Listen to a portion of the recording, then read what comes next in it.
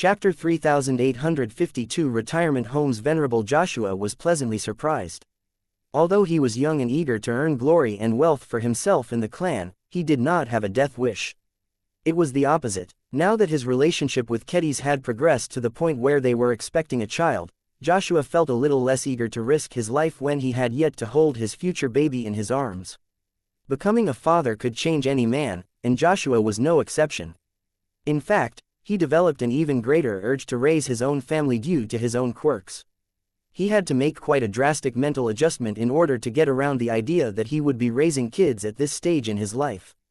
However, that did not stop him from looking forward to the years to come. If he had a choice between raising his kid in the middle of an alien-infested conflict zone in a more peaceful region, Joshua would definitely choose the latter. He did not want to put his child under any more distress than necessary. Just the thought that alien warships could come and attack the ship hosting his wife and kids made him feel uncomfortable. Venerable Joshua smiled even as he made sure to pay enough attention to piloting his expert mech. Returning to Davut in order to settle down and grow sounds great. How many years will we stay put exactly?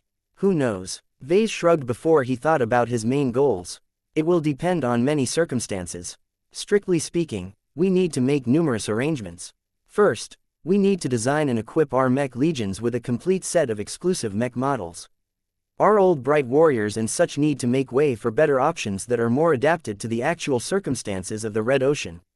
Second, we need to acquire more carriers. Our mech capacity is too low at the moment. Third, we need to establish a thriving mech company that has at least obtained a foothold in Davuti's mech market. Only after we have met these goals will we be better equipped to face the challenges of the new frontier. And that will take 5 years, I think. Any sooner than that and I don't think we will be able to acquire enough combat carriers. They're really difficult to get a hold of and they take time to build. Any later than that and I am afraid that a lot of our clansmen will become too comfortable with their more sedentary lives. I don't want everyone to forget the motto of our clan. Per Angusta ad Augusta. Vase twitched a smile. That's right, Everchanger. It's not just a fancy phrase. A motto succinctly encapsulates our identity, or at least it is supposed to do that. There are so many people trying to get ahead in society that normal means aren't enough to stand out and become successful. We need to get off the beaten path and find opportunities like the one we are attempting to grasp right now. Normal people would never think about taking the risk to head deeper into purgatory, but that is exactly what makes us different. I don't want to wake up one day and find out that our clansmen have lost their ambition and their fighting spirit. This was why Vase did not want his fleet to sit around for longer than 5 years. In fact, settling down for 5 years was already a considerable risk. A lot of people would grow up and mature over this period of time. The patterns they developed during these quiet times would take up a significant chunk of their lives. Vase needed to make sure he could shake this complacency by throwing right back into the fire after the time for rearming and rebuilding was over. A strong clan needed a strong army. Vase did not invest a huge amount of funding and resources into his mechs and mech pilots just so that they could function as glorified guards. They needed to retain their fighting spirit, and be willing and able to fight all kinds of threats, no matter whether they were mechs, alien warships or giant exo-beasts. All of this was for the purpose of getting ahead. He did not want to give up on massive discoveries like Purgatory. If there was one phase whale enclave in the Krakatoa Middle Zone, then there were doubtless other ones in the region. Since phase whales were arguably the most powerful alien race in the Red Ocean, their space pockets should never be too shabby. Perhaps the giant aliens stashed the majority of their wealth in these hidden areas. Although Vase wasn't sure what means he could use to track down and open these phase whale enclaves, he had several years to come up with possible solutions. If he failed to find a good way to plunder these lucrative pocket spaces, then he could always adjust his goals afterwards. As for finding the hidden areas, Vase could just leave that job to the Black Cats. In any case, Calabast had taken a lot of MTA credits from him in the name of building up a regional intelligence network. It would only be right for him to expect a return on his investment. As Vase and Joshua talked about how they would spend the following years if the Larkinson clan took a 5-year break, the Everchanger suddenly joined their conversation. Earlier, you said you intend to replace our older mechs with newer ones based on better designs. What will you do with the mechs that have become obsolete? The Everchanger applied a bit more pressure to the cockpit, signaling that this matter was of considerable importance to the expert mech. Vase adopted an awkward expression. If an ordinary person asked this question, then he would have replied that his clan would do what it had done before. There was no room for redundant mechs on his fleet. Continuing to carry them around when they took up space that could have been occupied by mechs that were 30, 50 or even 100% stronger was foolish. However, Vase reminded himself that he had just promised to treat living mechs better. The Everchanger was apparently highly invested in this topic and would not regard Vase in a favorable light if he expressed his determination to slaughter redundant living mechs en masse like before. He lightly coughed. In the past, our options were limited, but now that we have gained a bit more room for ourselves, we don't have to dispose of our older mechs. One of the plans that I have in mind is to buy a large plot of land in Davut or another planet so that we can build an extensive base and industrial compound. It shouldn't be too difficult to add additional storage halls where we can mothball the living mechs that we do not need anymore. He never thought about doing this in the past because he wasn't ready to extend the presence of his clan outside the fleet. Now that he had decided to adjust his strategy, the problems that had plagued him in the past no longer sounded like a big deal to him anymore. After acquiring an abundant amount of territory on a planet or two, the Larkinsons would have more than enough storage space to store as much miscellaneous goods as they wanted. The Everchanger was evidently satisfied with this response. The so-called second-order living mechs in our fleet may not be worth much to you over the passage of time, but they have faithfully served their purpose. I do not want them to meet an ignoble end just because their use to the clan has come to an end. If they cannot meet an glorious end in battle, then at least let them retire with honor. I agree, Venerable Joshua said in support. I was always bothered with the way we treated our old mechs before. They're not as alive as the Everchanger and the other masterwork mechs in our hands, but that shouldn't change the fact that they still deserve to be treated with dignity. I think every living mech in our clan would become happier if they knew that we have set up a retirement home for their kind. A retirement home for mechs. Normally, people referred to them as junk yards or debris fields. The only value that old mechs held was the amount of valuable raw materials that recycling companies could squeeze out of their old and outdated frames. To change all of that and provide mechs with a lot more welfare than at any point in human history sounded bizarre. Vase started to feel weirder and weirder about the treatment he was prepared to offer to his living mechs. Still, it felt right to Vase and aligned with the values and principles he held dear in his heart. Though he did not have many qualms about violating them when they got in the way, this was not an urgent situation. The only problem he had with this solution was what would happen if this kept happening. If the design department came up with another batch of mech models, would the Larkinson army have to place another batch of tens of thousands of living mechs in their new, retirement homes? The bigger the scale, the bigger the burden. If the Larkinson clan grew to the point where it was able to field millions of mechs, that meant that Vase would probably have to reserve an entire planet to make sure there was enough space and that the locals didn't get greedy and try to steal the old machines. Vase frowned as he tried to think on what he could do to prevent the living mech retirement homes from overflowing. Eventually, he came up with an acceptable idea. The living mechs that eventually age and fall behind our stands don't have to stay that way forever. He said with a smile. For example, the Bright Warrior Mark I version B that we have used for years may have fallen behind these days, but the concept behind this model is still sound. I will definitely revisit the design and update it so that I can complete a Mark II edition of this easy and dependable mech. Both Joshua and the Everchanger perked up when they heard this. They both knew what this meant. I learned that upgrading an old mech to modern standards is a lot more difficult and time-consuming than building a brand new mech. Joshua remarked, will the clan be willing to invest all of that extra effort into upgrading all of the mothballed living mechs? Why not? While there is an undeniable cost to doing so, the trade-off is worth it. These living mechs have already grown from their starting point and have become more formidable in their own way. It would be a waste to set aside all of this accumulation and start over from scratch. By upgrading their physical shells so that they can keep up with all of our newer mechs, these veterans of the battlefield will be able to make a considerably greater difference on the battlefield. It is like giving every loyal and dutiful living mech the opportunity to undergo nirvana. None of them will waver in their willingness to fight for the Larkins on clan if they learn they can keep fighting in better and better forms.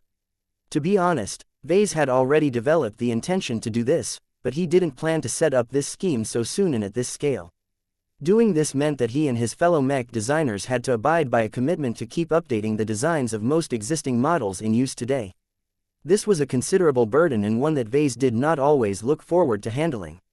Revising his old work just wasn't as exciting as pioneering brand new mech concepts. Nonetheless, the strength of his design philosophy was highly related to growth.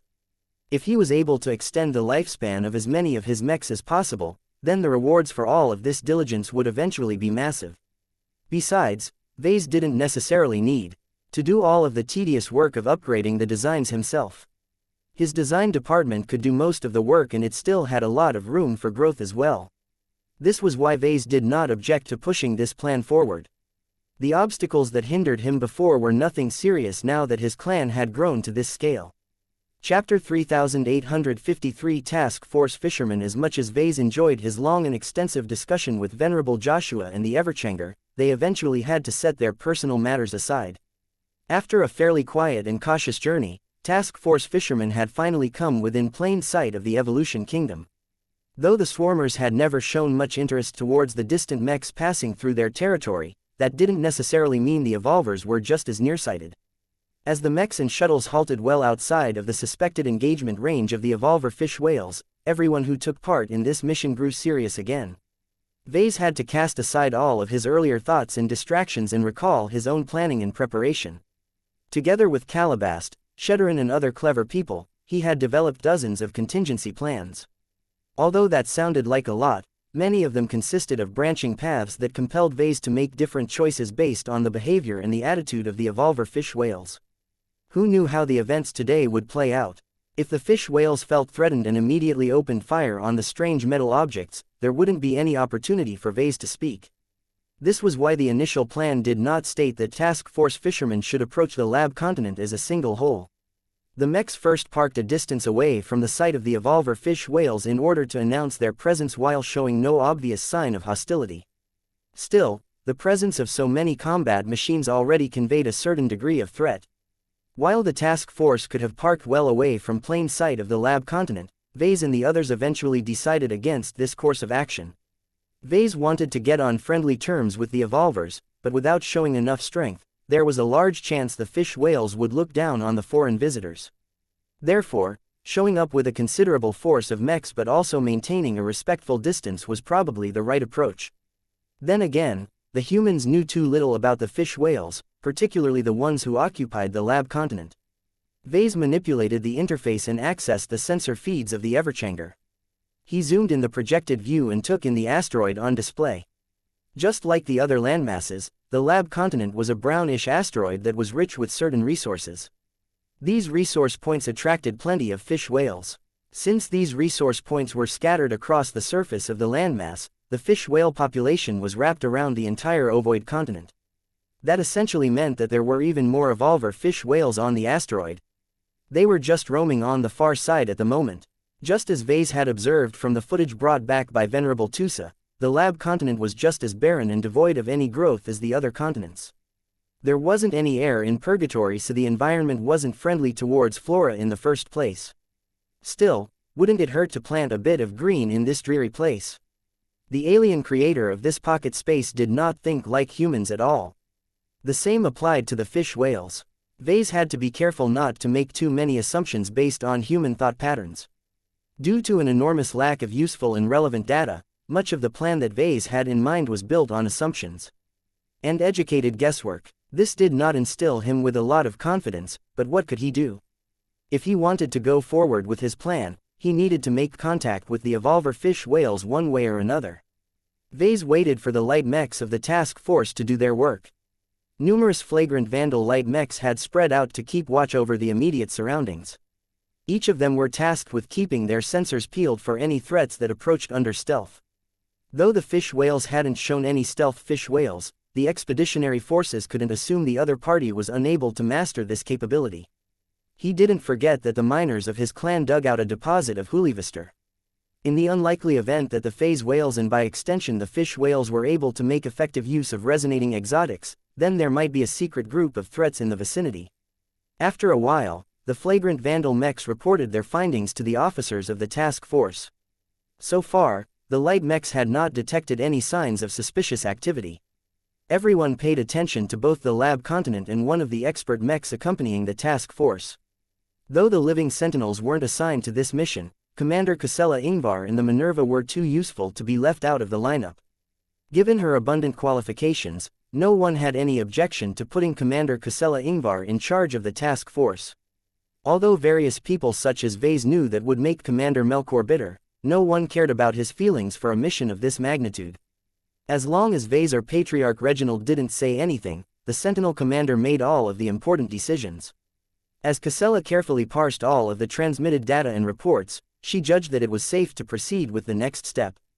Tusa, are you prepared to approach the Evolution Kingdom and greet the King Fish again?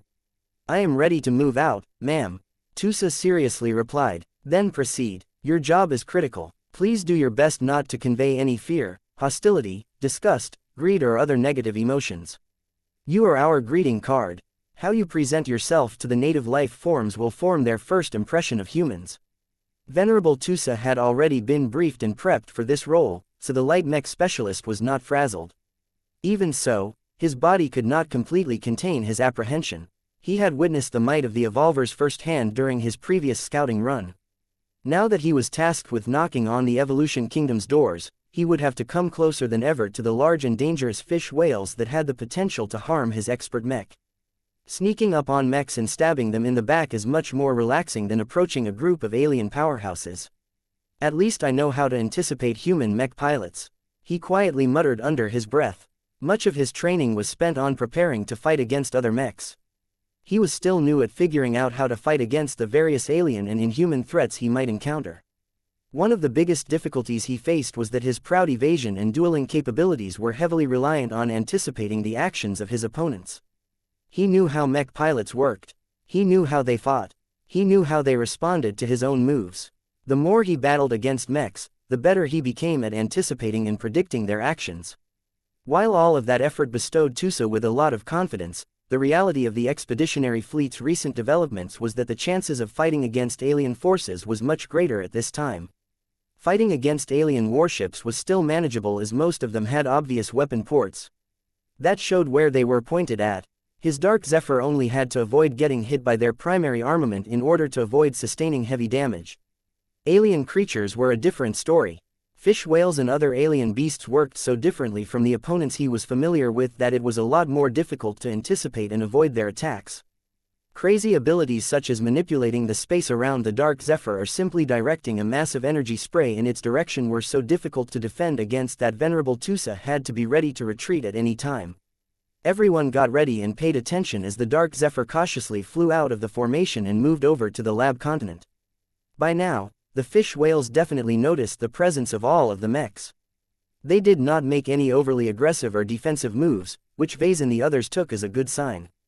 The way the Evolver fish whales had stopped in order to look up and stare at the new presences in the distance looked a bit silly. They had never seen or heard any outsiders entering this space before. Purgatory had probably remained completely closed for all of these years. This had caused the fish whales to grow into a highly insular race that didn't know anything about the wider cosmos. From their perspective, the appearance of these bipedal metal machines were so far away from their own experiences that they might think that they were being approached by the whale equivalent of angels or demons. The kingfish has emerged from its lab. Vase shifted the live feed. He focused intensely on the slow-moving kingfish as it left one of the giant labs. Now that he was physically closer to this titanic fish whale than before, he felt a lot more intimidated by its size. It is at least as strong as a juggernaut or a warship. This was what he felt, not just what he saw. The kingfish projected power in a way that an ace mech displayed its absolute majesty over its surroundings. It was just so obvious to people who were sensitive towards these manifestations. Although Vase wasn't close enough to get a sense of the powerful fish whale's emotions, he could already pick up a few clues. The information he gained was incomparable to what he got when rewatching the Dark Zephyr's old footage. Some elements could only be conveyed in real time. Vase carefully studied each and every movement made by the kingfish. Although he was not an exobiologist who possessed a deep understanding of the physiology and personality of fish whales, he felt he was right to suspect the massive creature was the top dog in the Evolution Kingdom. The creature conveyed so much power and authority that it would probably be able to make a good impression of the Iron Emperor if it had turned into a dwarf. Few other evolvers on the lab continent could come close to exuding so much authority. A few such as the bladed fish whale came close, but it was like comparing a star to a planet. The magnitudes were too far apart.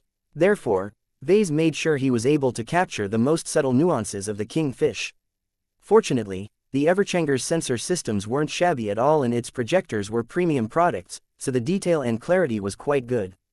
As the Dark Zephyr came close enough that it could get attacked by the fish whales with long-ranged attack methods, the critical moment had come. If the evolvers held any suspicion towards the newcomers, this would be the time for them to repel the intruder and raise their defenses. The king fish is moving forward.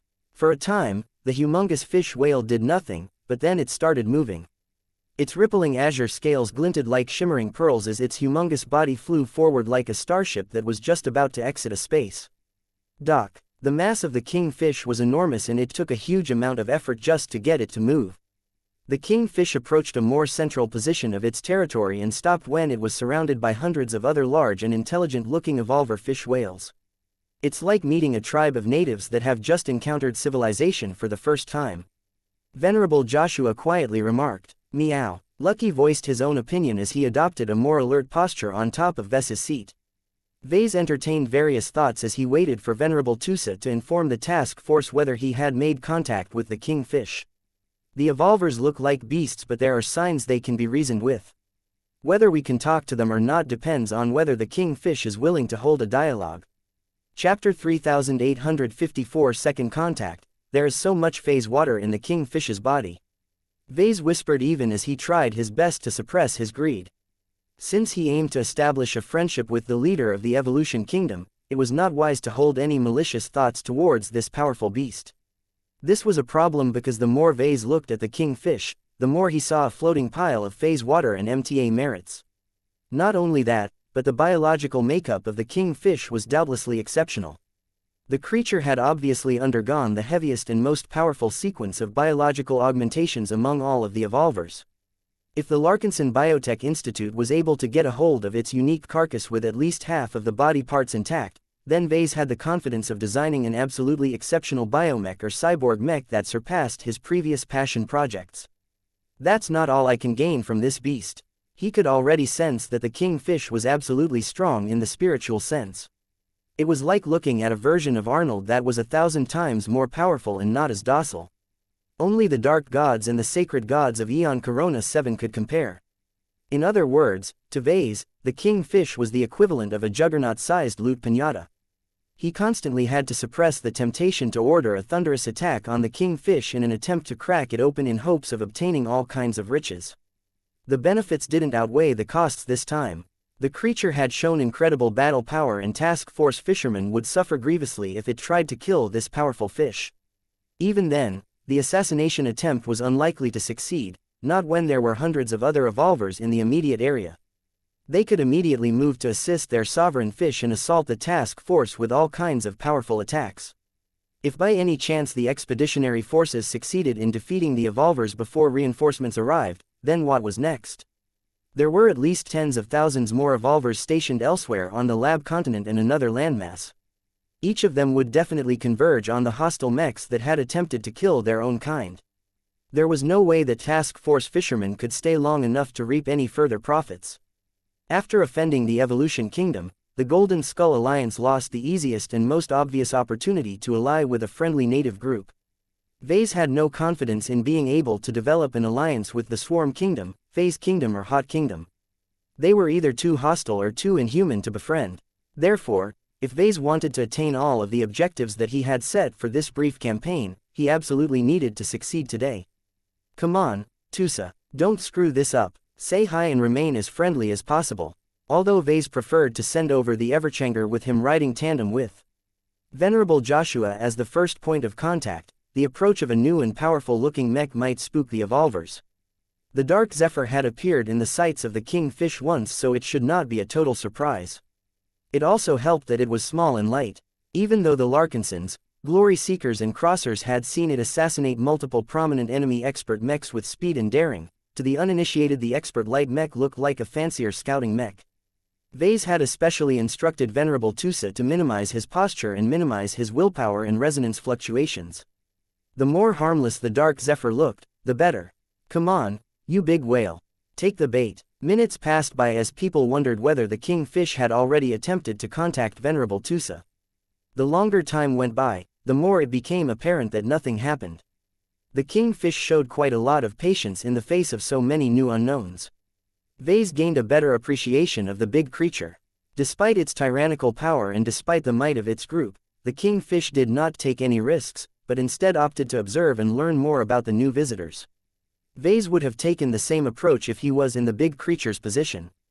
Go closer, Tusa, he eventually instructed. Are you sure about that, Vase? Even though the expert pilot expressed his doubt, the dark zephyr continued to move closer to the surface of the lab continent. Venerable Tusa was quite aware that his expert mech entered the range of more and more dangerous evolver fish. If those dangerous fish attacked at once, not even his celebration evasion abilities could save his mech from getting damaged. When the dark zephyr reached a distance of 8 kilometers, the mech suddenly froze in place. What happened, Tusa? It took a few seconds for the light mech specialist to transmit a response. The kingfish, talk to me again. It used the same communication method that it used before. I can't understand its words, though. It's all gibberish to me. Can someone come up who can actually understand the fish whale language? The mood among the people in the task force had lifted a bit. The fact that the fish whales chose to communicate rather than to attack was already a hopeful first step. Vase didn't grow complacent, though. A successful first step was not indicative of a smooth journey. He needed to make sure that they made as little mistakes as possible. For now, he wasn't in a hurry to step up and speak please like and follow the Cultivation Audiobooks channel to the dangerous fish in person. Don't focus on interpreting the alien words, he told the expert pilot. Focus instead on the emotions and feelings behind them. Can you sense any? If so, describe them to me please. Tusa recalled what he had just experienced and tried to explain them as best as possible. I haven't picked up any strong emotions from the kingfish as it communicated with me, but if I concentrate closely enough, I think I can make a few guesses. Tell me, what kind of emotions is the kingfish projecting to you at the moment? The expert pilot struggled to find his words. I sense curiosity, caution, vigilance and more. I can't really describe the other feelings. Maybe concern for others of its kind. Vase grinned. That is exactly what we needed to hear, Tusa. Thank you. What you have told us already provides us with a lot of clarification.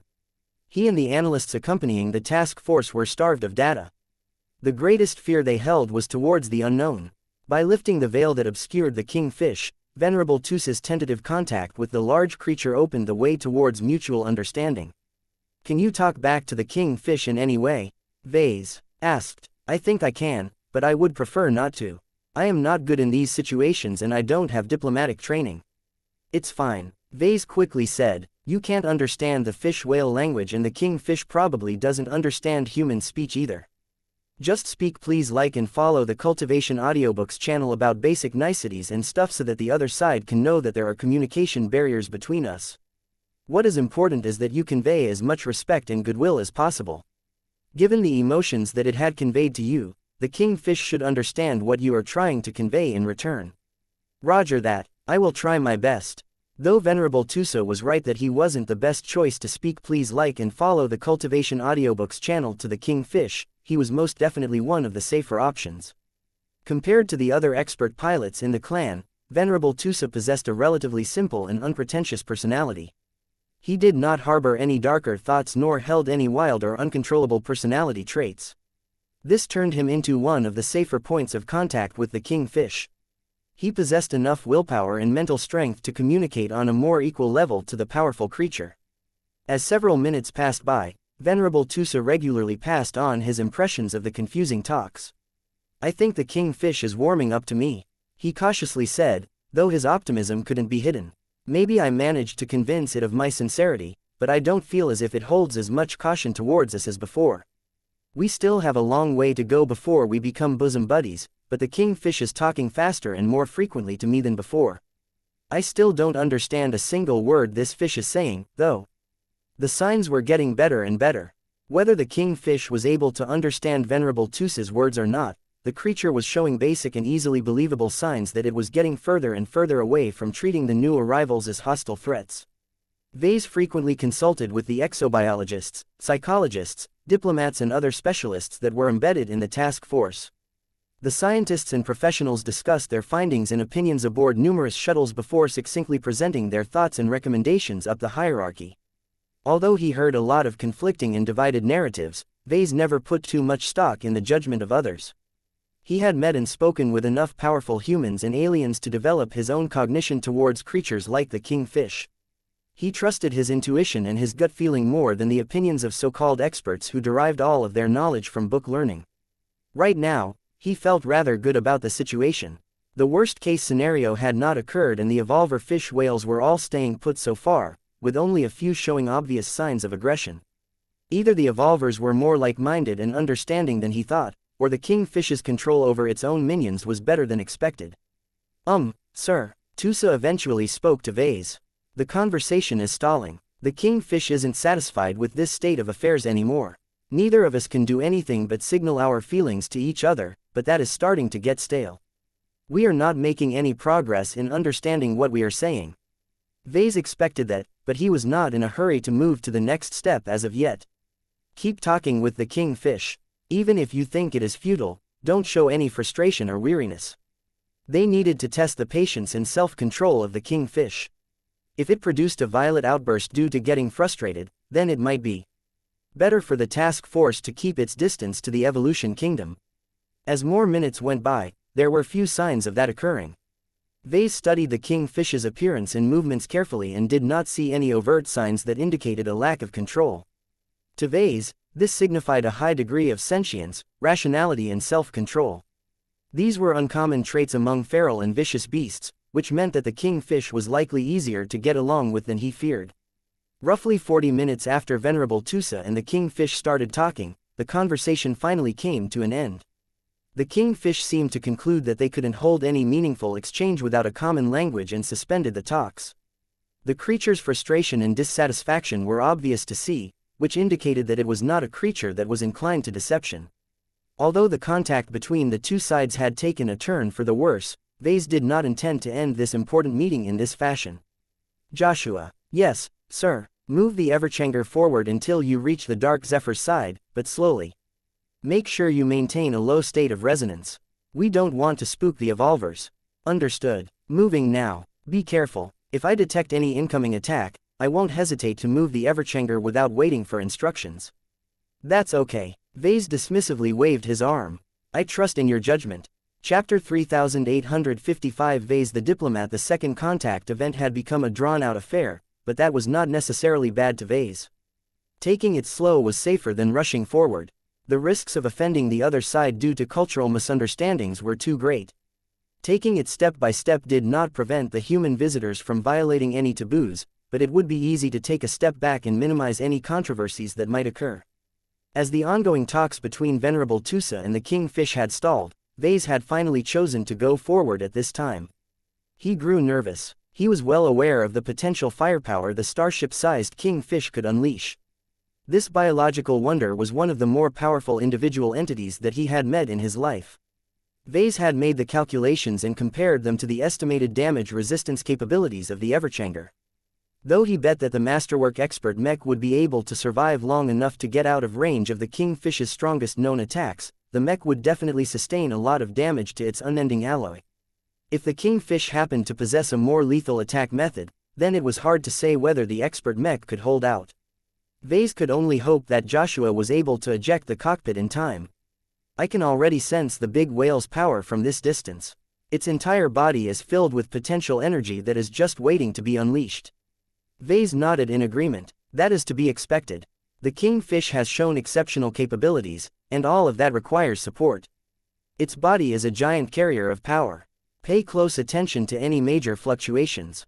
If the kingfish wants to unleash any intensive attack, it has to accumulate energy from its body. That will be a telltale sign that it may turn on us in the next few seconds. Of course, the kingfish might know about this weakness and develop moves that didn't telegraph its attack patterns. The task force couldn't do anything about it except hope that the massive fish whale wasn't able to fell too many mechs at once. It felt strange for Vase to voluntarily approach a creature that already exuded the strength that was equivalent to an ace mech. When the Everchanger had finally reached the Dark Zephyr's side, Vase was able to get an even better sense of the kingfish. Right now, the Massive creature had shifted its massive eyes from the dark Zephyr to the newly arrived Everchanger. Right now, Vase had instructed it to switch its design spirit to the Golden Cat. Although she had little influence on other humans and aliens, the mascot of the Larkinson clan possessed a bright and positive vibe that presented a friendly and relatively harmless front. Was it deceptive? Vase didn't think so. The Golden Cat truly represented the Larkinson clan's demeanor and was meant to prove that Task Force fishermen did not come here to raid the Evolution Kingdom. Vase waited for a response from the Kingfish. The Kingfish has become vigilant again, he observed. It is not entirely comfortable with the approach of another mech. This was a natural response. Compared to dispatching just one mech, the addition of a second one presented a marginally greater threat towards the evolver fish whales. Vase still found it necessary to move forward, though. If the circumstances were different, he didn't mind spending a few days or even weeks to slowly earn the Evolution Kingdom's trust. Unfortunately, the tight schedule curtailed his options and forced him to maintain a faster pace than he thought was prudent. He needed to fulfill as many of his objectives as possible within a week. There was no way to persist after that, as the MTA's reinforcements would finally arrive to take over his discoveries. This was why Vase was not willing to slow down this process too much. There was a time for caution, but there was also a time for boldness. So far, the signs were good. The Kingfish and the surrounding evolvers were more on guard, but they did not look as if they were a single trigger away from blasting the two expert mechs with lethal attacks. "Are we going to communicate with them soon, sir?" Venerable Joshua asked with a hint of tension in his voice. "If the fish whales don't get anything positive out of talking with us, they might choose to ignore us or push us away. No one likes a foreign army squatting right next door." Vase nodded in agreement but maintained his stance. "You're right, we should hold proper talks soon. Make sure you keep yourself contained, Joshua. With your sensitivity and special strengths, I'm sure you can listen in and maybe even talk to the Kingfish, but no matter what is going on, I am the sole point of contact from our side. Your job is not to negotiate or befriend the fish whales. Your job is to protect me and be ready to respond to any outbreak of hostilities that might occur. Do you understand?" "I understand." Venerable Joshua had already been briefed on what he was allowed to do, but a part of him definitely felt left out of the party. As someone who befriended numerous design spirits and other odd creatures, Joshua developed a liking for meeting new and strange life forms. His willpower quickened as he studied the different evolver fish whales floating above the surface of the lab continent. Each of them could probably tell a lot of stories about themselves and their culture. If they were not on such a critical mission, Vase might have been willing to indulge Joshua a bit. It was unfortunate that he could not risk the relationship between the expeditionary forces and the Evolution Kingdom. Minimizing contact and controlling all communications through a single channel was the best way for Vase to control the situation. Nothing could be allowed to ruin his plans for this campaign. His eyes glinted for a second before he purposefully withdrew his aggressive tendencies. He closed his eyes and made a small connection to Lufa to reset his mind in order to make absolutely certain that any thoughts about harming or exploiting the evolver fish whales had temporarily vacated his mind. After that, he briefly considered his choices before donning a spiritual mask that caused his demeanor to undergo a significant change. The use of spiritual masks to distort his mentality, thought patterns, body language and spiritual expression was an old technique of his. He rarely used it as of late because it wasn't necessary for him to engage in this deceptive trick towards his own clansmen. That didn't mean that spiritual masks turned obsolete. They were still highly useful in dealing with all kinds of outsiders. By consciously shaping his outward personality and behavior, he could consciously manipulate the impression that others would form of him. In a situation as critical as opening up a dialogue to a powerful alien fish whale, such an old and relatively simple trick came in quite handy at the moment. The spiritual mask he chose was not an average one, of course. None of the ones he prepared were rush jobs. In order to make sure they did the job without any flaws or shortcomings, he had spent hours on refining them. He did not hesitate to borrow the spiritual energies of numerous design spirits in order to take advantage of their spiritual attributes. From now on, I am just a mech designer with an interest in exploration and science. In order to reduce the risk of exposure, Vase did not adopt a completely different personality from his normal self. Instead, he chose to isolate and emphasize a facet of himself, which in this case happened to be Vase the passionate mech designer. The spiritual mask he had donned a moment ago was based on ingredients based on himself, Vulcan and the Solemn Guardian. He had carefully chosen this mix to generate the demeanor of a mech designer that was passionate and dedicated to his work without paying much attention to other concerns. Vase wanted to downplay his greed, his responsibilities as a leader and his exploitative attitude towards the fish whales and other native alien races hailing from the Red Ocean. At no point should he ever show disdain or disrespect towards the king fish and its fellow evolvers. From now on, Vase had to see them as fascinating biological organisms that could provide him a lot of inspiration for his next mech designs. Vase purposefully stimulated his mind so that he became a bit more scatter-brained. As he shifted his sight to various different evolver fish whales, he gained inspiration from several of them and began to imagine how he could translate their biological traits into innovative new mech designs. Normally, he would try his best to push away these distractions when he met with other important people, but this happened to be a situation where being passionate to the point of getting a little absent-minded was a positive development. He smiled. "Bring the Everchanger closer, Joshua. It's time to talk." The expert hero Mech had conspicuously stayed by the side of the Dark Zephyr so far. This put them at an equal level and made the king fish uncertain who to contact. The advance of the green-coated expert Mech cleared up the confusion. Under Ves's direction, the Everchanger did not raise its resonance shield or other defenses. Joshua purposefully had to lower his guard in order to present the Everchanger as positively as possible. With the glow of the golden cat, the expert Mech exuded a friendly, protective and family-oriented aura that was unlikely to provoke any hostility from the evolver fish whales. Whether all of this was enough to initiate a proper dialogue would soon be clear. Vase breathed a little heavier as the Everchanger continued to close the distance. The mech approached the lab continent and made itself more and more vulnerable against attacks. "Stop. This is close enough." Getting any closer was too risky and would make it far too easy for the fish whales to prevent the Everchanger's retreat. Vase wanted to show that he was willing to communicate, but that did not mean showing weakness. With the backing of 1,000 mechs, Vase had put himself well within the king fish's talking range. Now, he just had to wait for the massive creature to reach out with his powerful mental communication method. Vase had heard Tusa describe the sensation of getting contacted by the king fish by remote. The method was similar to how designed spirits were able to speak please like and follow the Cultivation Audiobooks channel to people, and that gave him a reference to the magnitude of the king fish's spirituality. This creature is not only powerful on this front, but also fairly proficient in its use. How many years has it spent on training its abilities? The king fish was obviously an old or even ancient creature. Every fish whale's genetic code was derived from phase whale DNA, and that bestowed them with extraordinary strength and vitality. When combined with many targeted genetic treatments and biological mutations, Vase wouldn't be surprised if the king fish had lived over 1,000,000 years. This was the inherent unfairness of life. While some organisms such as humans struggled to live beyond half a millennium due to all of their racial shortcomings and deficiencies, large and massive races such as astral beasts did not need to undergo any artificial procedures to live thousands of years. After reminding himself that he might be dealing with an old and incredibly wise creature, Vase further tried his best to restrain his wild side. His disguise was so good at the moment that anyone who did not know him well would definitely dismiss as an overeager nerd. As another 30 seconds went by, both Vase, Joshua, the Everchanger and even Lucky froze in their tracks. A distant but massive presence had descended onto them. Although it did not bear any hostility or aggression, the other side's wariness was hard to miss. After the powerful presence scanned each of them, it eventually directed most of its attention towards Vase, as he had tried his best to reach out to the powerful entity. Then, the alien communicated. What others interpreted as a bunch of alien gibberish, Vase was able to interpret the actual meaning of the mental transmission. If Vase was correct, the king fish had just greeted them with a single word. Outsiders. Chapter 3856 Outsiders. Interesting.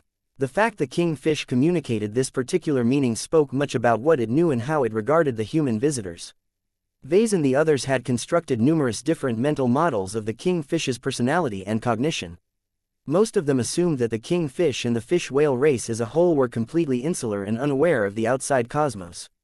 Purgatory was their entire universe, and the concept that races other than the fish whales could exist should be non-existent. An individual's knowledge and views shaped their vocabulary. The king fish shouldn't be able to communicate word, outsiders, unless it had a clear idea that there was life outside of this phase whale enclave. Vase rapidly made a few conclusions based on these thoughts and adjusted his strategy. Now that he decided to initiate actual contact, he did not leave the kingfish hanging this time.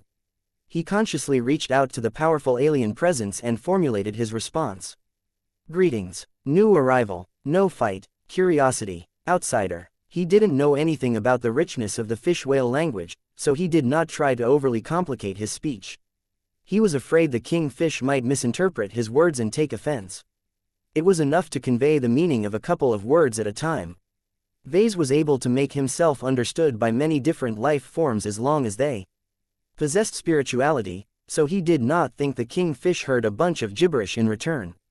From the small spike in the massive presence enveloping the Everchanger, Vase knew that this step was a success. Not only did the kingfish respond more actively than when it talked to Venerable Tusa, the underlying emotions of the creature had also changed. Vase carefully studied the kingfish's spiritual presence and sensed an increase in excitement and curiosity, but also vigilance and wariness. Whether these emotions were truly reflective of the kingfish or merely a smokescreen to hide its actual attitude, Vase couldn't tell.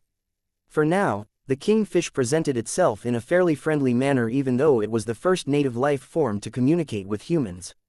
Perhaps this was because the kingfish was confident in its own strength. As a powerful fish whale whose strength had reached the top of the primitive hierarchy of this pocket space, it had spent much of its life dominating others. It shouldn't be easy for it to put down its airs in the presence of other individuals. If Task Force Fisherman didn't bring so many mechs and if the Everchanger didn't exude enough power, perhaps the kingfish would have shown less scruples towards the outsiders. Having received a clear reply after an extended period of fruitless exchanges, the other party soon conveyed another set of meanings. Identity, origin, intention. Vase smiled wider. Human, outside, learning, exploration, discovery, learning, science, research, development, production, clarification, willing, exchange, closer, friendly, not dangerous, reassurance. The two kept swapping meanings like this for a few minutes. Their communication was so stilted and unnatural that Vase found it stressful to pick the right words to convey without sparking any conflict. Still, the effect was pretty good as the emotions projected by the kingfish became more and more positive. In order to increase the richness and specificity of his own speech, Vase made the bold decision to upgrade the complexity of his responses by formulating them in simple sentences. His armed hand pressed against his chestplate. Entered by accident. Fought against different fish whales. Too many of them. Want to find friendly fish whales. Not hostile to you. Want to exchange knowledge. Knowledge exchange. What knowledge? I propose a simple exchange. You tell me about yourself and your race. I tell about myself and my race. Not enough. More knowledge. Need more. Vase raised his palm. Slow down. Not fast. Learn about ourselves first. More exchange of knowledge later. Must be careful first. Agreed. Knowledge exchange. Now. Careful. Move closer. Maintain a safe distance. Away from soldiers. Suggest location. Safe distance. Follow. Location here. So far, it appeared the kingfish did not have much trouble interpreting what Vase was trying to communicate. It fully showed it understood what Vase had just conveyed as it distinctly moved away from its fellow evolvers and approached a nearby hill that was not as busy. The kingfish looked at the surrounding evolvers and did something to disperse them a bit. The fish whales moved further and further away and were no longer as tense as before. It seemed that the kingfish's prestige was impressively high among its own kind. There were no dissenters among its crew. Every single fish whale retracted their aggressive tendencies, though it was obvious that many of them were still on guard. However, even if the Everchanger was slowly moving towards the site that the kingfish had designated, the evolvers did not show any fear that the mech would harm their leader. Each of them had witnessed the kingfish defeat so many enemy fish whales with ease that it was hard to imagine that this smaller metal object could pose any threat. It helped that the Everchanger did not look particularly dangerous at the moment. It had holstered both of its primary weapons on its back and kept its hands empty. Its uplifting green color scheme and its overall theme as an inspiring machine reinforced the Everchanger's friendliness. This was a contradictory phenomenon to Vase. Mechs were first and foremost war machines. They were engines of destruction that had been responsible for the deaths of an uncountable amount of humans, many of which were merely innocent civilians who were caught at the wrong place at the wrong time. A part of Vase felt as if the Everchanger turned into a deceitful scammer. Its current facade was not a complete falsehood but definitely a distortion of the truth. Vase may have designed the Everchanger with the intention of turning the expert mech and its pilot into inspirational heroes, but they were both killers at their core.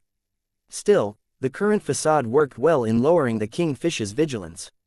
One of the observations that Vase and many others had made was that the more powerful fish whales tended to possess bigger bodies as well. Bigger bodies and greater mass offered more carrying capacity for powerful organs. It was probably hardwired in their mentalities that smaller individuals were also weaker. With that in mind, the Everchanger flew closer to the lab continent until it gently touched down on the rocky surface. The modest gravity of the artificial landmass forced the expert mech to expend energy at a constant rate in order to keep levitating. Vase felt this was wasteful and silently instructed Joshua to set foot on the lab continent even if the other fish whales rarely did so themselves. The move not only explained why the humans possessed legs, but also emphasized the differences between the two groups. When Vase briefly directed his attention to the other fish whales, he noted that they had begun to show a lot more curiosity towards the unknown visitors. They didn't look as wise and astute as the kingfish, though. Vase couldn't really explain it, but he noticed a clear difference in intelligence and awareness between the leader fish and its subjects. The evolvers are all sentient, but the kingfish is definitely smart on another level. Together with the way the conversation had proceeded so far, Vase raised his estimation of the kingfish's intelligence. As the Everchanger and the big creature stopped at a distance of roughly 120 meters from each other, both of them paid careful attention to their counterparts. With the kingfish's powerful and polished spiritual intelligence, it had already detected that the Everchanger actually contained multiple life forms. The huge fish should have been able to differentiate between Vase, Joshua, Lucky, the Everchanger and the golden cat. All of them were stuffed inside a fairly small metal machine from the perspective of the kingfish. Who knew how the kingfish interpreted this odd and unheard of combination to the fish whales? The native alien races had not shown any instance of using vehicles or combining themselves on a deeper level. After the staring game had gone for several minutes, the kingfish finally broke the silence. Human, explain. The important part had come. Vase had thought long and hard how to explain the existence of humans in the context around his race. On one hand, he had to hide as much about humans as possible. Information asymmetry is a valuable advantage. Even if the kingfish was aware of the concept of outsiders, it clearly didn't know anything about humans or the threat they posed. Vase did not want to spill the beans and reveal so much that the kingfish could gain more parity in the conversation. On the other hand, the kingfish clearly did not want to reveal anything about itself and its race unless the human visitors were willing to reciprocate. Fairness and equal trade was one of the many commonalities of sentient races. While not all of them respected these concepts as much as everyone wished, they should at least be able to understand them to a degree. The way this massive creature stared down at the Everchanger betrayed its expectation of receiving information. It would probably stop the expert mech from leaving if Vase did not satisfy the giant fish's curiosity. Humans are life, different from fish whales. We come from outside, bigger space outside. We are visitors. I am leading the visitors. My goal is to explore and learn.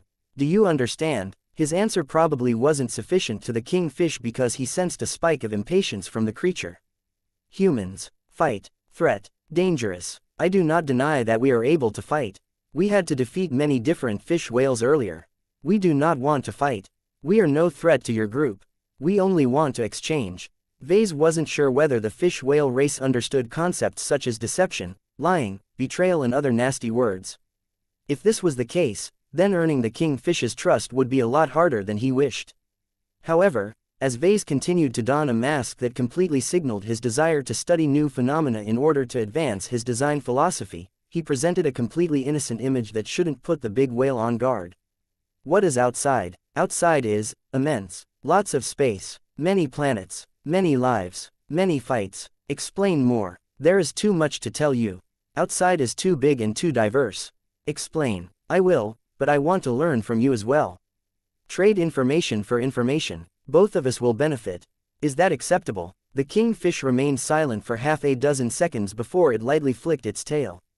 Acceptable. Want to learn. Must learn outside. Apparently, the kingfish's attention was mostly centered around what lay beyond purgatory. Vase understood the massive creature's sentiment. If it possessed any awareness that this pocket space was only a tiny isolated slice out of a greater whole, then he would also develop a lot of curiosity towards what lay beyond the familiar.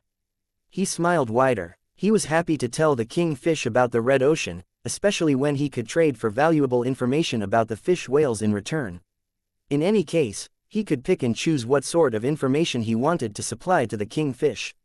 He could say anything as long as he made sure he did not reveal any hint of humanity's domineering invasion of the Red Ocean and his society's intense animosity towards other alien races. Before we speak, let me learn who you are. What is your name? Vase carefully asked. Name, identity, title, status. Kur Garanine. That's a nice name. Can I call you the Cerebral King instead? As a powerful leader, it is only right to refer to you by your majestic title. Chapter 3857. A name. There was no way that Vase could call the king fish Kurgairanin. He wasn't a giant artificial hybrid organism, and didn't possess the mouth and organs to pronounce all of the subtle harmonics and other sounds that accompanied the name. It took a bit of convincing and explaining for the king fish to supply Vase with alternative labels for itself. I, cerebral, strongest. I, protect, free, kin. I, inheritor, legacy. The king fish conveyed quite a lot of information at once this time. Much of that was because the creature couldn't help but puff itself up this time. It raised its massive head and radiated clear pride and confidence in its own identities. As the king fish announced its roles and identities, Vase did not forget to transcribe what he received in a text format, which he instantly passed on to the analysts embedded into the task force. The various exobiologists, linguists, psychologists and other professionals were enthusiastically applying their own expertise on the ongoing contact event. Each of them transmitted a running stream of commentary and advice that Vase idly browsed in order to enrich his understanding of the current situation. This was the strength of humanity. Humans had always been a cooperative race, just like most successful races in the Milky Way and the Red Ocean. The achievements of a single individual could never surpass that of a collective. Even the powerful and mighty phase whales were not exempt from this role. In comparison, his alien counterpart appeared to be going at it alone. So far, it appeared the king fish enjoyed a high prestige among its fellow fish whales, but that also meant that its subordinates did not play a useful role in talks at this level. This was a severe disadvantage and one that Vase fully intended to exploit. Vase entertained various thoughts as he contemplated the words conveyed by the king fish. According to the advice of his analysts, the first sentence represented the greatest source of pride of the king fish. Interestingly enough, the massive and immensely powerful beast chose to emphasize its intellectual excellence first. This was a massive clue that revealed how the beast saw itself. It was just as Vase had predicted. It was impossible for the evolvers to develop their varied augmentations naturally, so the fish whales here definitely made use of artificial intervention. The reason why Tusa called this landmass the lab continent was because of the presence of those conspicuously large artificial structures not too far away from this location. If Vase was right about the character of the king fish, then this big fellow was actually the chief experimenter among its people. Its role was similar to that of Vase in the Larkinson clan, though there were numerous differences. The biggest one was that it reserved all of its best efforts for itself. While mech designers were unable to pilot their own work due to their lack of genetic aptitude, the same rules didn't apply for biological augmentation. Many biotech experts from the Life Research Association did not hesitate to tinker with their own bodies in order to make them smarter, healthier and more resilient. Even director Rania Woden applied her own experimental procedures to her physique early on, causing her hair to become half plant that possessed photosynthetic properties. If the biotech researchers of humanity were already lacking in constraint, then what about a fish whale that lived in a much more primitive society where combat strength reigned supreme? Not only was the king fish able to gain supremacy over its people by augmenting itself to an extreme, but it was also able to augment the other fish whales under its command. It was because Vase happened to be a mech designer who also led his own organization that he understood the king fish's perspective so well. He comprehended the challenges and difficulties that an individual in such a prominent leadership position had to endure. Vase consciously amplified this sympathetic attitude in the hopes that his shared understanding would resonate with the king fish. Figuratively, of course, I will call you the Cerebral King. Is that acceptable? Names are important to humans. They announce identities and determine how to treat each other. Cerebral King. The word king was a human construct that did not always have straightforward equivalents in alien languages and cultures. There were alien civilizations that only used the words with the meaning of patriarch or matriarch to refer to their highest leaders, but there were also other alien societies that possessed an extremely rigid hierarchy based on bloodline and inheritance. Vase tried to figure out how he should explain this word. A king is a leader, a decision maker. A king is strong. When a king speaks, others must listen. You are a king, are you not? You command these other fish whales. Yes. The kingfish conveyed this meaning with pride and not a little bit of ferocity. Despite being proud of its intellect, the only way for fish whales to dominate over each other was to possess bigger muscles than the competition. Then you are a king. Vase flatteringly replied, you are the strongest, the smartest and the most qualified fish whale to lead the fish whales. A king is a title that formally establishes your dominion over the others. Only other kings can speak. Please like and follow the Cultivation Audiobooks channel to you as an equal. King, yes, I am king. Despite the creature's age and formidable knowledge base, there was only so much that it could learn in a barren and desolate place like Purgatory. Tusa's scouting trip had not revealed any places with a more advanced fish whale society. As such, Vase bet that the kingfish might be incredibly smart in numerous areas, but also incredibly naive and inexperienced in other areas. There was a chance that the kingfish was staging an elaborate show. Vase did not think the creature was so skilled at deception, especially when it wasn't necessary to develop this skill in a simple fish-whale society where strength decided everything.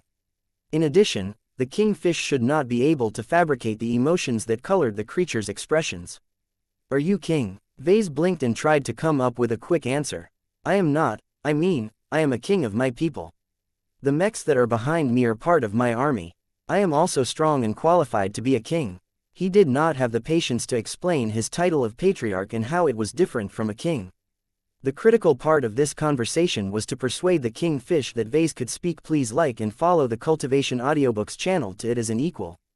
However, Vase could already sense a hint of skepticism from the massive fish whale. You, king, you small, you weak. Vase did not get flustered due to this accusation. He had expected it already and already prepared a response. Small does not mean weak. Vase smiled. I am a king. I have gathered followers. My army fights on my behalf. Incomprehension. King is small and weak. Stronger human must become king.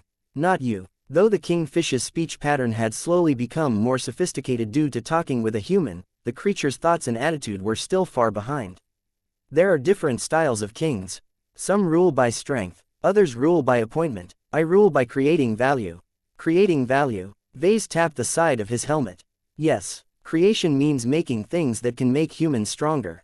You see these large metal objects with 4 limbs and a head? They are mechs that I have created myself. Mechs can make weak humans stronger. Because I am the best mech maker in my kingdom, I have become the king of my people. The fish whale did not respond for a time. Vase had exposed quite a lot of information and the fish whale had to try its best to interpret his words. This was all part of a test. How well the fish whale was able to keep up with the increasing complexity and profoundness of his speech would tell a lot about the giant creature's adaptability, open-mindedness and learning ability. Right now, it seemed that it had trouble wrapping its head around the idea that a weak individual could become a king. It was as if the beast was a hexer who just heard that boys could become a leader and rule over women. Cultural dissonance would happen sooner or later. If the kingfish did not get bothered over this particular issue, then it would have shown the same reaction to another issue. This was especially problematic to more isolated cultures. The Hexers and Ilvanans were typical examples of this in human society. Here in Purgatory, Vase was afraid that none of the fish whales were able to cope with cultural differences. However, the kingfish's age and curiosity eventually won out. Although it clearly looked as if it did not understand why weak human was in charge, it was too fond of the information that Vase provided to risk breaking up this fruitful exchange. Vase was the first outsider to speak. Please like and follow the Cultivation Audiobooks channel to the Cerebral King. There was no guarantee that the other humans could speak. Please like and follow the Cultivation Audiobooks channel to it. The kingfish had already tried and failed to talk to Venerable Tusa, so it should know that humans that could talk to it were rare. Speak more about humans. Ah, not so fast. Vase responded. I have spoken much about humans. You must reciprocate by speaking about fish whales. Let us conduct a fair exchange. Exchange, acceptable. The kingfish fell silent again. It was as if it didn't know where to begin. It had never imagined that it would have to explain its own race to those who were vastly different. We are The children of Ooruganios. Up to this point, the cerebral king spoke as if it was the biggest fish in the pond. Yet as soon as it conveyed this alien name, it had suddenly converged its arrogance and displayed so much respect that it was practically indistinguishable from religious worship. Vase immediately understood that this name was exceptional. Who is this individual? Vase cautiously asked. The cerebral king arced its massive body, causing its majestic scales to ripple. Flesh Conqueror. The giant fish whale arced towards the cluster of giant lab structures. Secret Keeper. The creature then looked up in a disturbingly reverent fashion. God. Vase quickly figured out the identity of Ooruganios. If his suspicions were correct, then this name referred to the source of everything in purgatory. What the cerebral king had said about Ooruganios matched everything that Vase and his people had figured out from their own findings. This was valuable information. Not only did he confirm that the fish whales, the abandoned labs in the various continents were created by a powerful fish whale, but he also gained greater confidence that the giant skeleton in the royal tomb happened to be a remnant of this ancient figure. Of course, there was no hard proof Ooruganios was the clean whale that left those massive bones behind, but it should at least be related to this mysterious name. Tell me more about the Flesh Conqueror. Ooruganios is God and Creator. All of us are children of God. We exist because of the will of God. Quote. That is nice. God is nice. Vase should have expected it. Primitive and underdeveloped societies were more likely than not to hold religious beliefs. This was common in both human and alien civilizations. If the fish whales had at least some idea that they were part of an artificial race that had only come into existence due to the efforts of a maker, then it was not unreasonable for them to worship this individual as their literal god. How do you know all of this? Vase asked as he remained skeptical of what he heard. How do you know that the Flesh Conqueror is your maker and your god? Who taught you this belief? The cerebral king grew more intense all of a sudden. Its pressure had raised, making it difficult for Venerable Joshua and the Everchanger to remain indifferent at this time. I saw Ooruganios made me and others. Ooruganios is God. Vase froze. He had become shocked by what he heard. If the cerebral king wasn't lying, then it was older than he imagined. It had witnessed its very creator at work. Chapter 3858. The cerebral king Vase still couldn't get his head around the idea that he was talking to a living fossil. Although he already had an inkling that the cerebral king had experienced a lot of events and grown old, it was still a stretch to believe in the claim that it had actually lived in a time where its phase whale creator had brought its own race to life. This was amazing. The cerebral king was not just a relic from the past, but a creature that had witnessed the slow but drastic transformation of purgatory. From a prosperous enclave to a fallen and degenerated home to mutated fish whales, the king fish was a living history book of the evolution of the pocket space. In fact, having first-hand experience of the creator back when this ancient phase whale lived and conducted his studies in purgatory was even more valuable. Everything here was set up by this mysterious ancient figure. As outsiders, Vase and his fellow humans knew precious little about purgatory, the royal tomb and the Garamal system. Therefore, it was crucial for the expeditionary forces to obtain solid information about this Flesh Conqueror as the king fish called their supposed god. Vase struggled to suppress his frown or displeasure. He had bad experiences with religion. He looked down on any ignorant individual that believed that gods existed and that they should mindlessly worship their deities.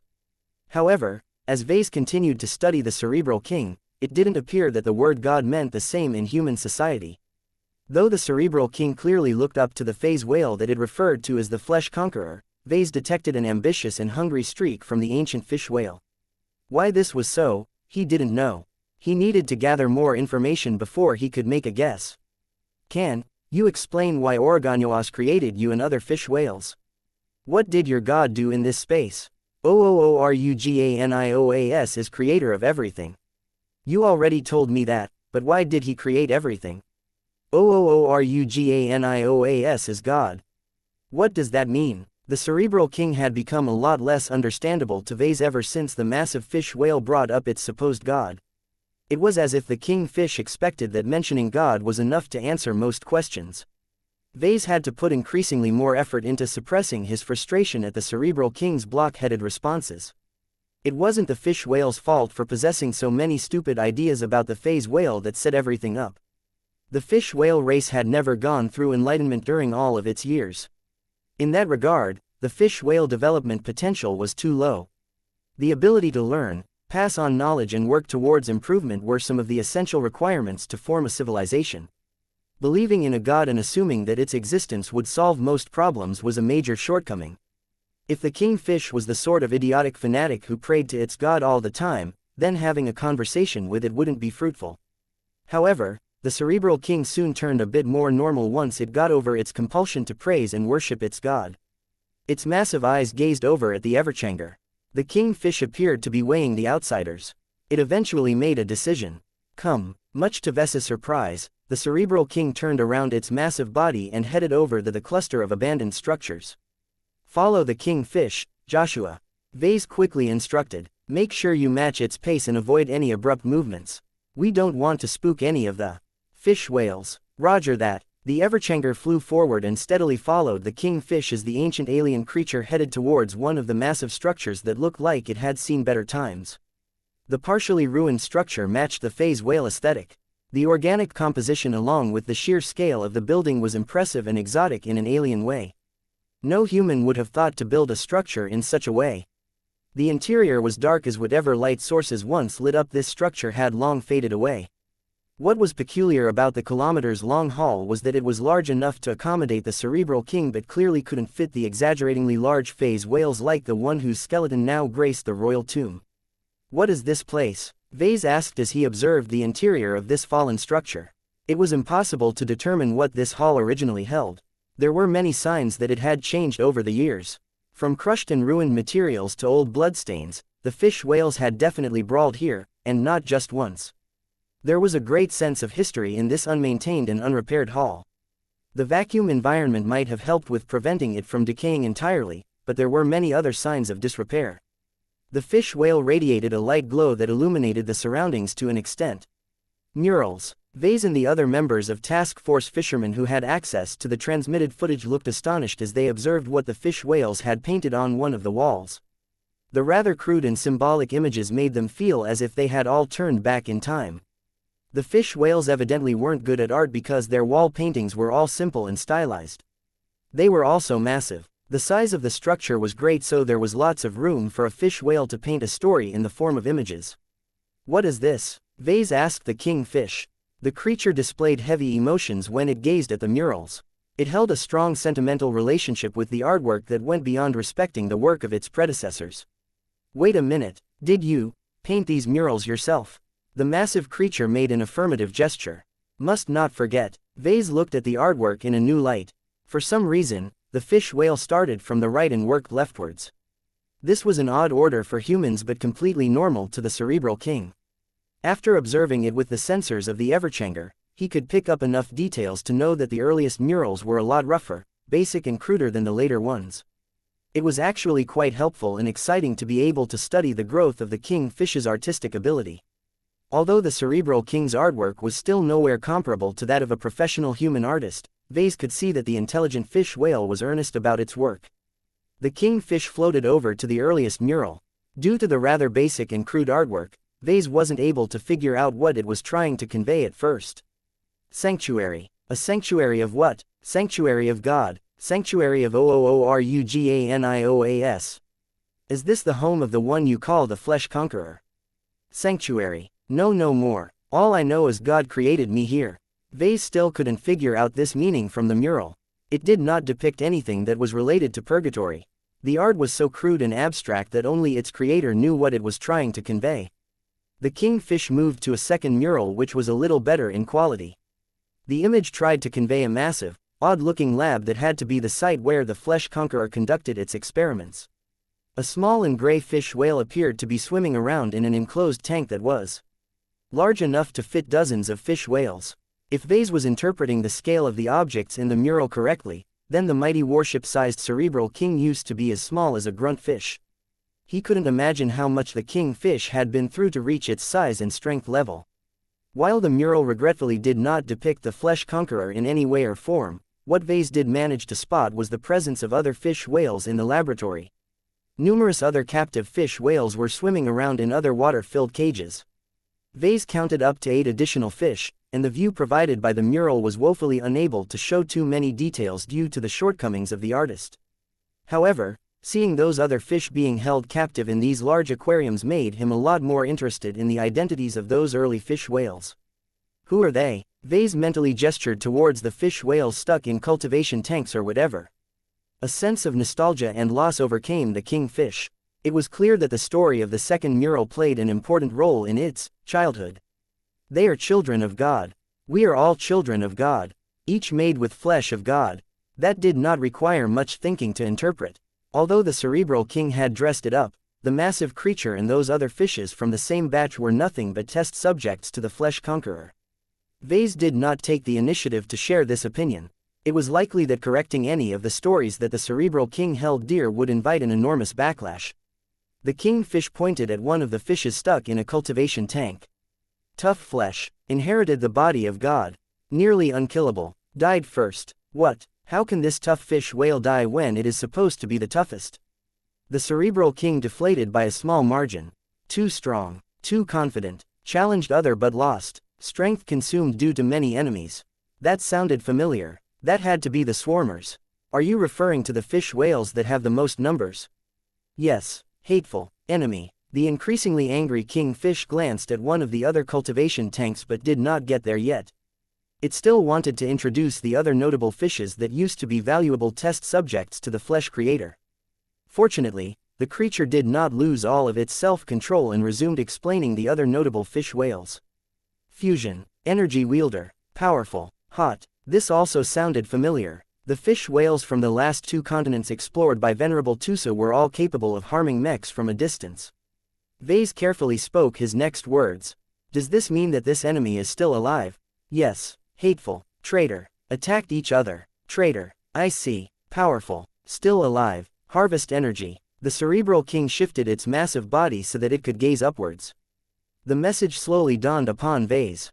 You mean, this, brother, of yours is still alive?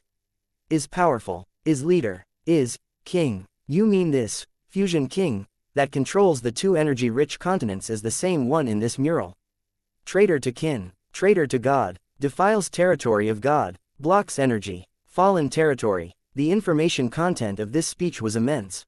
The cerebral king's hatred against the fusion king was so big that it did not think about revealing his grievances, thereby giving the human visitors a much clearer image of what had happened in the past.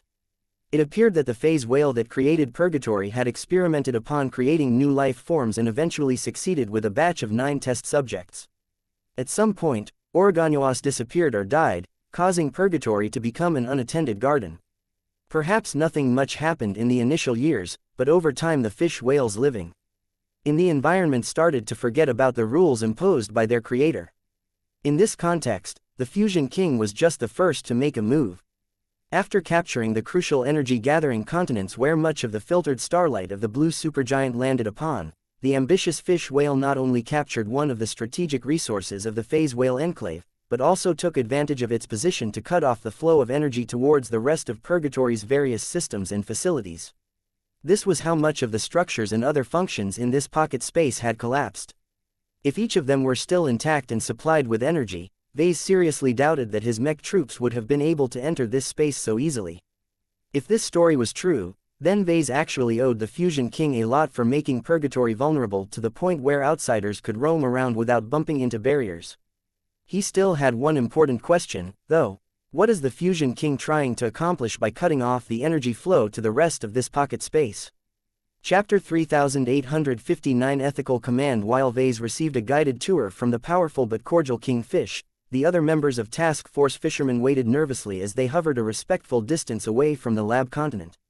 The mech pilots had never put down their vigilance towards the evolvers.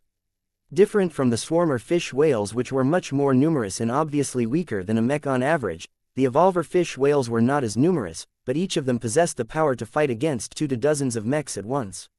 Certain champion figures among the evolvers, such as the bladed fish whale and the silver fish whale, could even challenge expert mechs and gain the upper hand in a duel.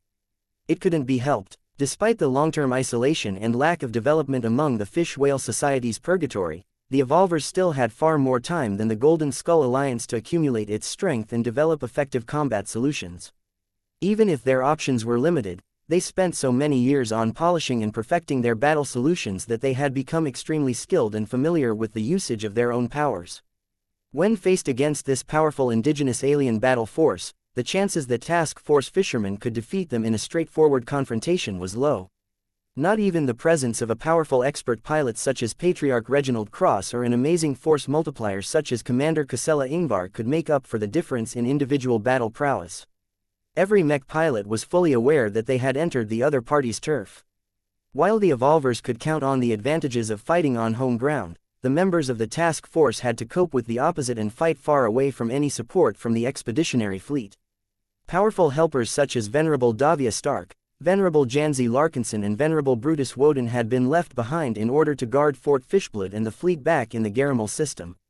Although many people like Commander Casella understood the necessity of retaining strength in their home base, she still felt that they had traveled to this place on a precarious basis. She at least wanted the Amaranto in her lineup so that she had an asset that could quickly snipe the threats such as the phase water-rich silver whale that were most likely able to block their retreat. The Everchanger and that big fish whale have entered a structure. Imon Ingvar commented, "What if it's a trap?" "It's fine," Vincent Rickelin confidently said. "Vase is an old driver. He knows how to handle situations like these, and he has Joshua by his side." Imon grew concerned. "If this meeting really turns into a fight, we'll be hindered even more. The Everchanger is powerful, but it is only a single machine. It can't possibly hold its own against that powerful kingfish.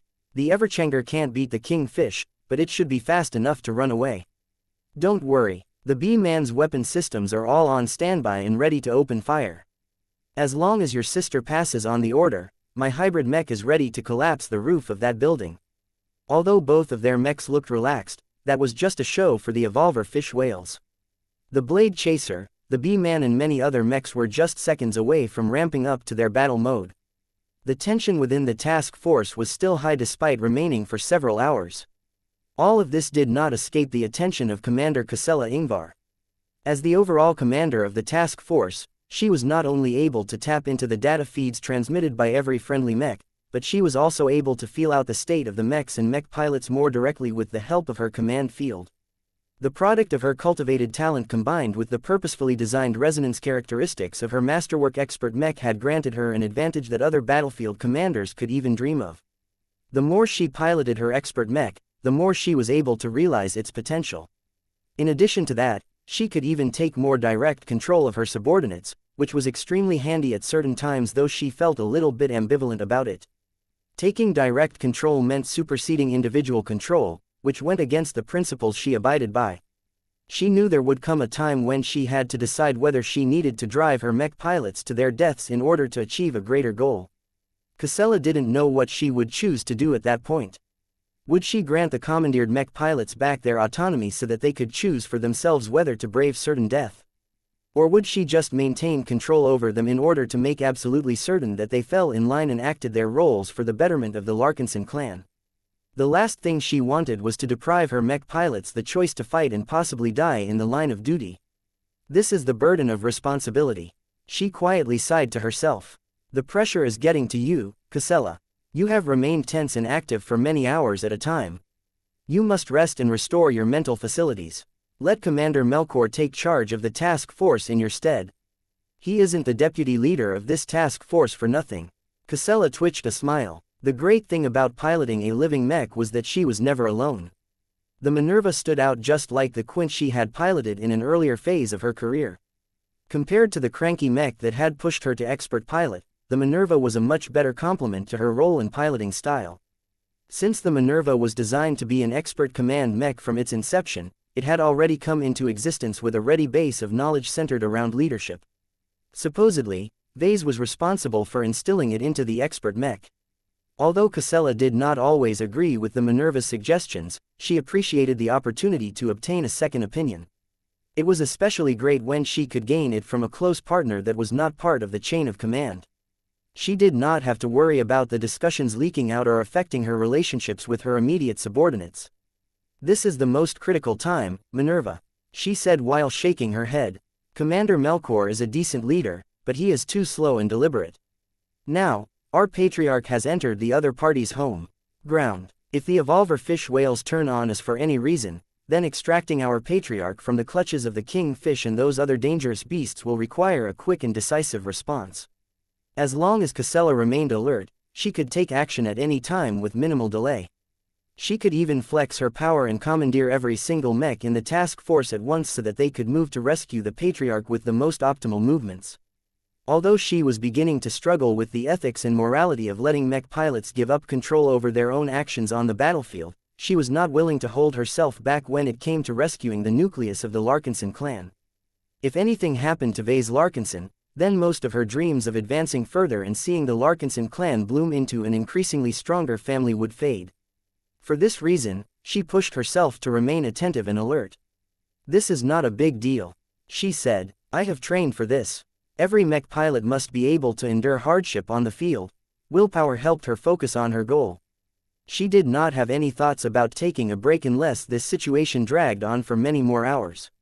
Right now was too early for her to think about taking a break. As the minutes went by, she did not forget about paying attention to the activities taking place on the lab continent.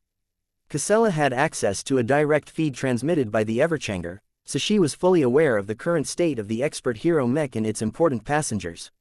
What concerned her more was the behavior of the hundreds of evolver fish whales that had never stopped staring up at the mechs floating above their continent. Despite belonging to two completely different species, the humans and fish whales both regarded each other with plenty of vigilance. As Casella zoomed in closer to observe the large but remarkably clear eyes of the different fish whales, she thought she could sense numerous different emotions from them that wouldn't look out of place in human gazes. She saw plenty of fear, suspicion, protectiveness and repulsion from them. Even if they never saw human mechs before, they could recognize the threat these metal machines posed to their lives. However, what Casella found interesting was that the proportion of fish whales that looked like they wanted to push the human mechs away were in the minority. A lot of fish whales held less negative emotions. If her ability to read their eyes and body language correctly, then there were plenty of them that were curious, challenging or even playful. One of the fish whales that was part of this second group was the bladed fish whale. This organic killing machine was larger than almost every other fish whale. It needed all of that body mass to support its unusual fighting approach and withstand all of the forces acting against the machine. Though the bladed fish whale had retracted its characteristic bone blades into its body, it was still able to project a dangerous presence. The more Casella looked at the fish, the more it attracted her attention. There was something of a spark in the bladed fish whale's eyes. She did not like the look in its alien eyes. "Alert, one of the fish is moving in our direction." Much to Casella's surprise, the bladed fish whale took action on its own. The large beast ascended from its place and flew directly towards Task Force fishermen, making no secret of its intended destination. "Inform the Patriarch, spread out your formations, do not come within 200 meters of the bladed fish whale. Ranged mechs, stand by to fire warning shots. If the bladed fish whale insists upon getting closer, then try your best to avoid getting close while not allowing it to push you away from the lab continent. Right now, our highest priority is to preserve the Everchanger's escape route." The reaction from the mechs clearly showed that they were reacting to the bladed fish whale's actions. Everyone tried to figure out what it was doing. Was the powerful fish whale closing the distance because it was curious, or was it preparing to launch an attack by getting into range? The formation of mechs quickly adjusted in response to this unannounced and unanticipated approach. While tight formations were ideal when fighting against the swarmers, it was better for the mechs to spread out when fighting against the evolvers. The fish whales of the Evolution Kingdom had spent a long time strengthening their ability to kill tightly packed enemies en masse. A lot of their ranged fish whales were able to bombard wide areas while their melee fish whales could easily fight against multiple enemies at a time. Of the latter, the bladed fish whale was the most exemplary fighter among them. Its organic bone blades were so hard and sharp that the ordinary mechs in the task force wouldn't be able to resist if they relied on their armor systems alone. "It's slowing down. Remain alert and do not let down your vigilance. Look at the fish whales behind their champion. They're moving towards us as well. Our patriarch needs to ask the king fish what the hell is going on. Have we truly fallen out with the evolvers? The patriarch tells us not to worry. The kingfish hasn't shown any hostility towards humans so far, and it enjoys a lot of respect among its subordinates." "Are you sure about that? Because it looks as if these fish whales have other ideas." Chapter 3860 True Man. The bladed fish whale stopped roughly halfway between the task force and the lab continent. It continued to hover in place while directing an ambiguous look towards the human visitors. The other fish whales that had come closer as a group slowed down as well. It didn't look as if they were ready to launch an all-out offensive at the moment. While this reassured the mech pilots to an extent, neither side were comfortable with the, "What is it doing? I don't know. None of us can talk in fish whale language." A lot of tension and confusion emerged as the members of the task force wondered what the bladed fish whale was doing. This precarious situation continued until the Balvo's rage suddenly flew forward. "What are you doing, Patriarch?" Commander Casella frowned. "I know what it wants. It wants to test our strength. Let's oblige the fish whale." "Are you crazy, sir? We're in a high-stakes situation right now. Patriarch Vase has the situation under control, but that might change if your actions cause our relations with the evolvers to deteriorate." Patriarch Reginald made a dismissive snort. "I will take responsibility for whatever happens, but I will not let this challenge go unanswered. This fish has the eyes of a warrior. It wishes to test its strength against us while also observing our combat prowess in return. The relationship between our two groups will become a lot clearer once this fight is over. Trust me on this. I have experienced similar scenarios back in the Garland Empire. This isn't Vicious Mountain, Patriarch. This is Purgatory, an alien phase whale enclave that is occupied by a completely alien race. How can you be certain that the bladed fish whale is challenging us to a duel? I just know. Call it a warrior's intuition. This bladed fish whale is an all-out fighting enthusiast. It won't stop bothering us until we oblige it with a fight." There were so many things wrong with this situation that Commander Casella was tempted to call the Everchanger back so that the task force could retreat from the lab continent. The main concern she held was that a possible duel could easily cause the situation to spiral out of control. There were many written and unwritten rules surrounding duels in human society. Since humanity is so diverse, the way that duels between mechs were fought also differed from place to place. This problem was even worse for cross-species duels. A fight between two combatants from dramatically different species and cultures could easily lead to dangerous misunderstandings. Who knew if the fish whales would take offense to an attack that humans considered acceptable? In addition, when was the duel supposed to end? The fish whales might find it common to fight to the death. No matter whether the Balvo's rage gained the upper hand or the bladed fish whale pressed its opponent to its limits, Commander Casella did not want the Balvo's rage lose its battle effectiveness before it participated in any proper fights. At the very least, they needed Patriarch Vase to come forward and negotiate the rules with the king fish. Without defining and agreeing to a common set of rules surrounding the duel, the upcoming confrontation between the two champions could easily lead to one of them going too far and dealing permanent damage to their dueling opponent. As Commander Casella frantically waited for Patriarch Vase to mediate the duel on behalf of the task force, she was shocked when the bladed fish whale and the Balvo's rage charged at each other without consulting anyone else. They just went at each other as if they were bulls who saw red. Patriarch Reginald Cross, disengage from the bladed fish whale and abort the duel. You are initiating an unsanctioned duel against an alien group that we are contacting for the first time. I know, that is what makes this so exciting, haha. Patriarch Reginald laughed as his expert mech's resonance shield reflected his battle lust.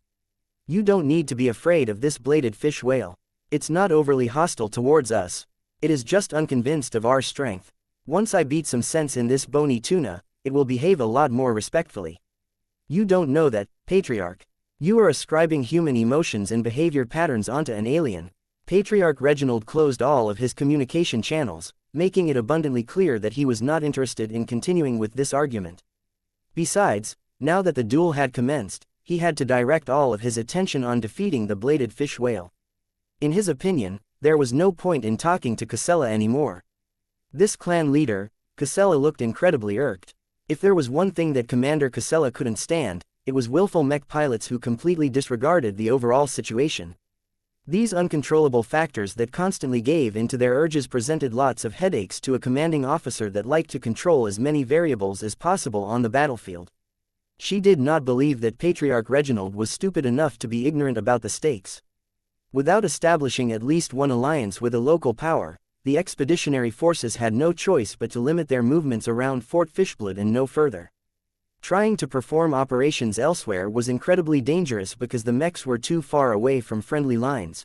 CO, it would have been better if the spatial portal was large enough to fit a carrier vessel, but since that wasn't the case, the expeditionary forces had to be a lot more careful where they moved. If they could turn the lab continent into a safe harbor, then that would make it a lot safer to engage in any subsequent operations in this pocket space. In addition, the only way for them to succeed in any attack against the Phase Kingdom was to work together with the Evolution Kingdom.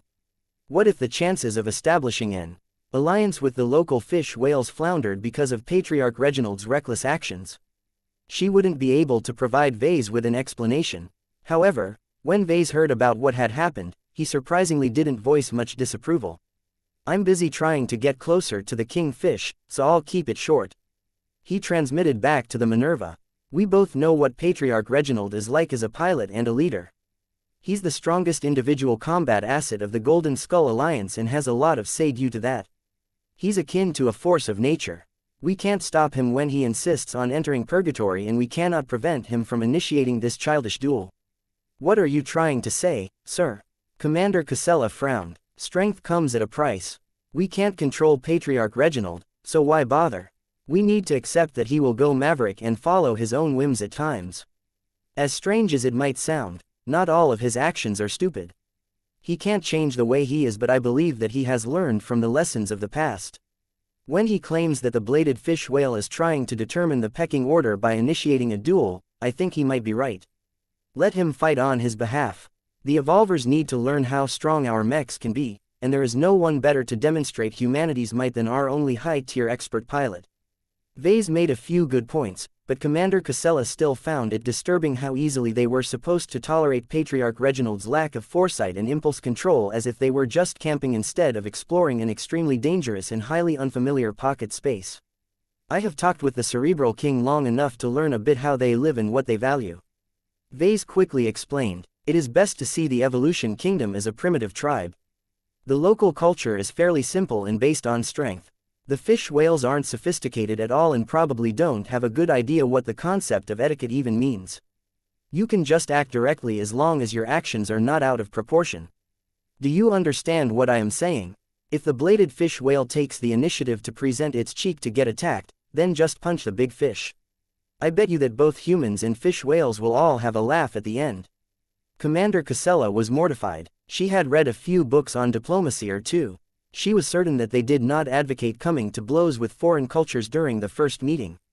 Patriarch Reginald completely disregarded the carefully crafted diplomatic plan and strategies that the experts had formulated after spending many hours of their time. Although the plan wasn't fast or exciting, it accounted for many different scenarios which helped minimize the risks. She couldn't understand why Vase was so willing to derail this safe and steady plan after he had only spent a short time talking to the kingfish. Whatever he learned from the alien leader during this interval was no guarantee that the expeditionary forces had already figured out the evolvers. While she lamented the change of course, most of her subordinates didn't worry as much as she did. They had become completely engrossed in the first real duel against a mech and a fish whale. Of course, the evolver fish whales were incomparable to the swarmer fish whales.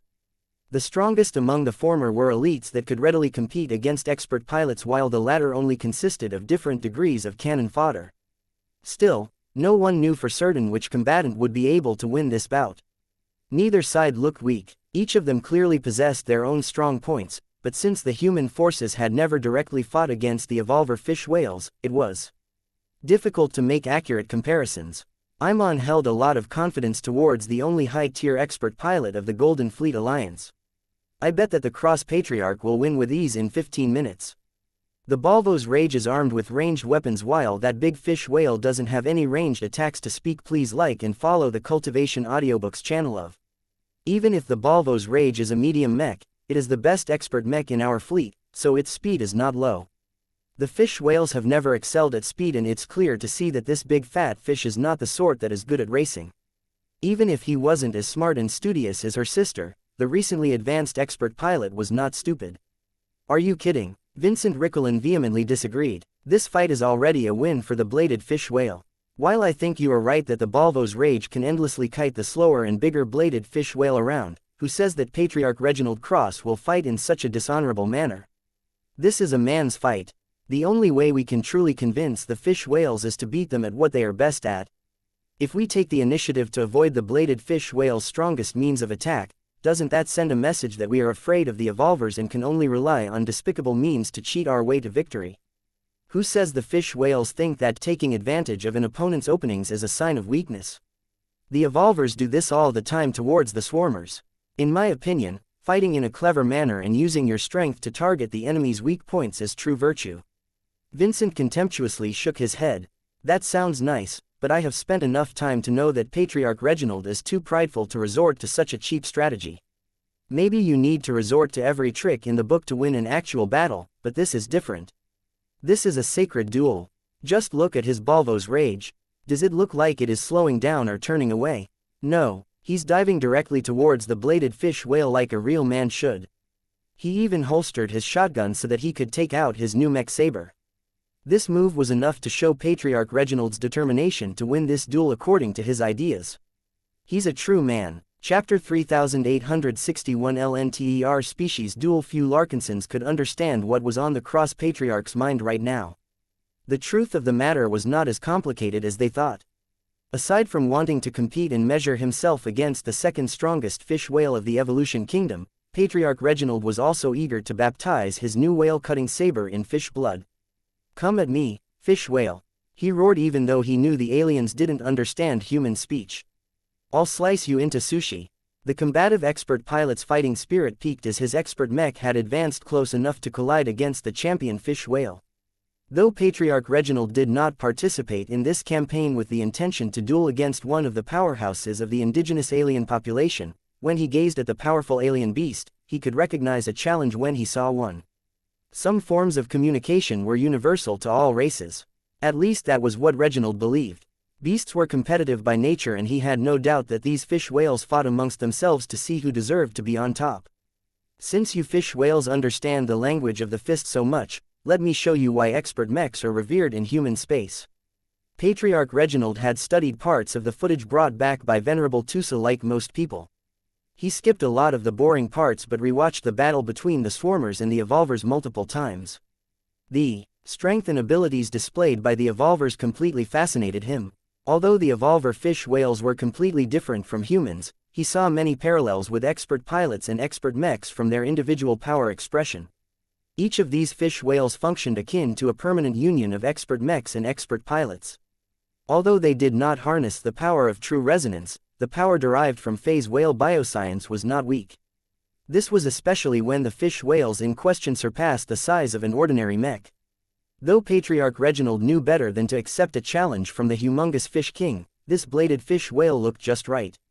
At 10 times the size of a mech, the creature that excelled at chopping enemies apart up close exuded pressure that was akin to a powerful expert pilot, but did not surpass it to the point of entering the range of an ace pilot.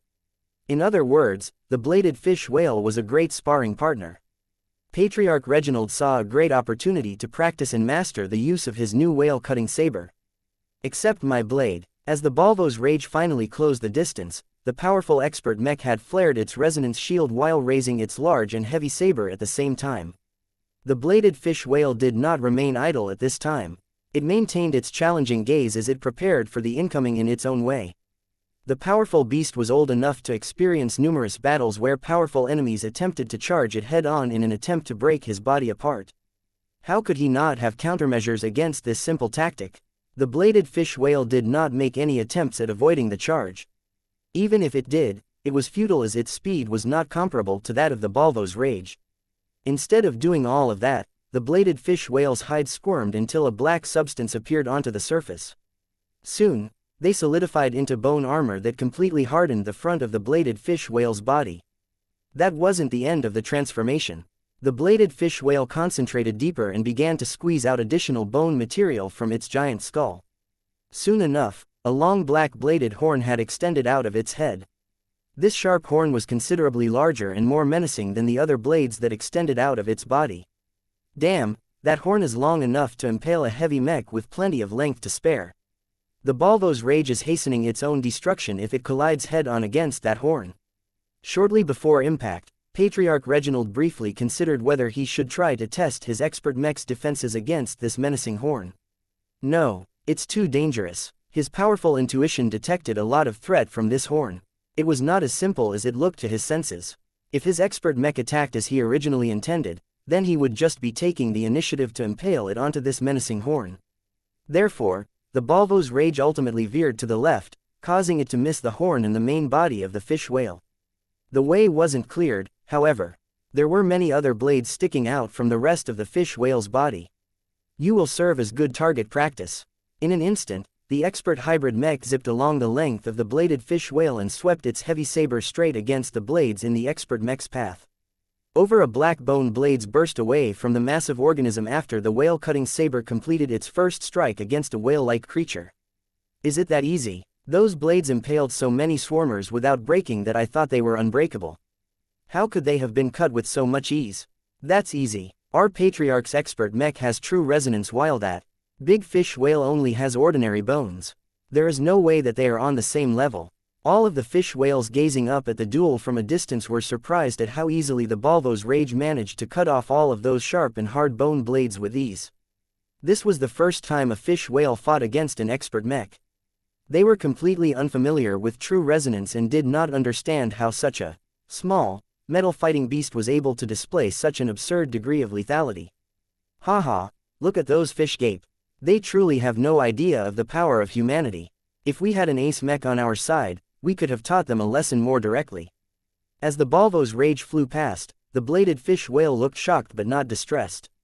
It turned its massive body around and exerted a strong energy field onto the separated bones.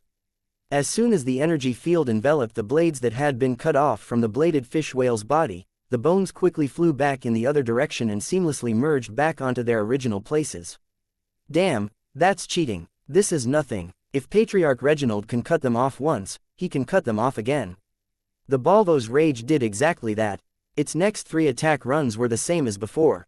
Since Reginald was not eager to impale his expert mech against the exaggerated horn of the bladed fish whale, he could only steer his expert pilot to the sides of the massive creature in order to avoid its sharpest edge. The problem was that every bone blade his expert mech damaged quickly restored to normal as if they had never been cut. Other than expending a bit of energy and other resources, the bladed fish whale did not actually suffer a lot of losses. Patriarch Reginald did not miss the lack of progress he was making. With the size of the bladed fish whale's body, his dueling opponent probably had an enormous reserve of energy to draw upon. There was no point in trying to win the fight by turning it into a battle of attrition. I need to inflict real damage. This time, he adjusted his tactics. He no longer tried to charge nearly straight towards the bladed fish whale but instead opted to circle around the massive creature. As a fish whale that was at least 10 times the size of a regular mech, the bladed fish whale's ability to move and turn around was a lot more limited, especially when it clearly didn't excel at mobility. The bladed fish whale looked aggrieved as it tried and failed to keep up with the circling expert mech. Under normal circumstances, this rarely became a problem. Even if an enemy fish whale reached its less protected rear or bottom side, so what? Every part of its body was protected by wicked blades that could straightforwardly pierce through most fish whale bodies. The expert mech it was facing was different, though. Even though Patriarch Reginald did not possess any passion for swords and sabers, he was proficient in the use of many different weapons. He was able to resonate with his new whale-cutting saber to a decent degree, causing its resilience and extremely sharp edge to reach another level. This was the saber that Kedis and Professor Benedict had invested a significant amount of time, effort and resources in developing. The original purpose of this blade was to be as hard as possible so that Patriarch Reginald maximized his chances of cutting through the giant phase whale bones in the royal tomb. With such an ambition target in mind, how could the whale-cutting saber's sharp edge be defeated so easily? In addition to its sharp properties, the whale-cutting saber also provided Reginald with another benefit, one that he was just starting to appreciate during this duel. While Kedis was just a young and inexperienced journeyman, her swordmaster powers were no joke. She had embedded a basic but highly effective set of extraordinary techniques onto the whale-cutting saber. Reginald had already come in touch with them and learned them earlier, but did not notice how much easier they allowed him to cut through obstacles until he tried the cutting techniques onto the blades of his opponent. The techniques actually maximized the potent cutting potential of this saber. This was an incredibly useful benefit that instantly allowed the whale-cutting saber to surpass the cutting power of his old heavy axe. The difference between performing an extraordinary technique and not was quite massive.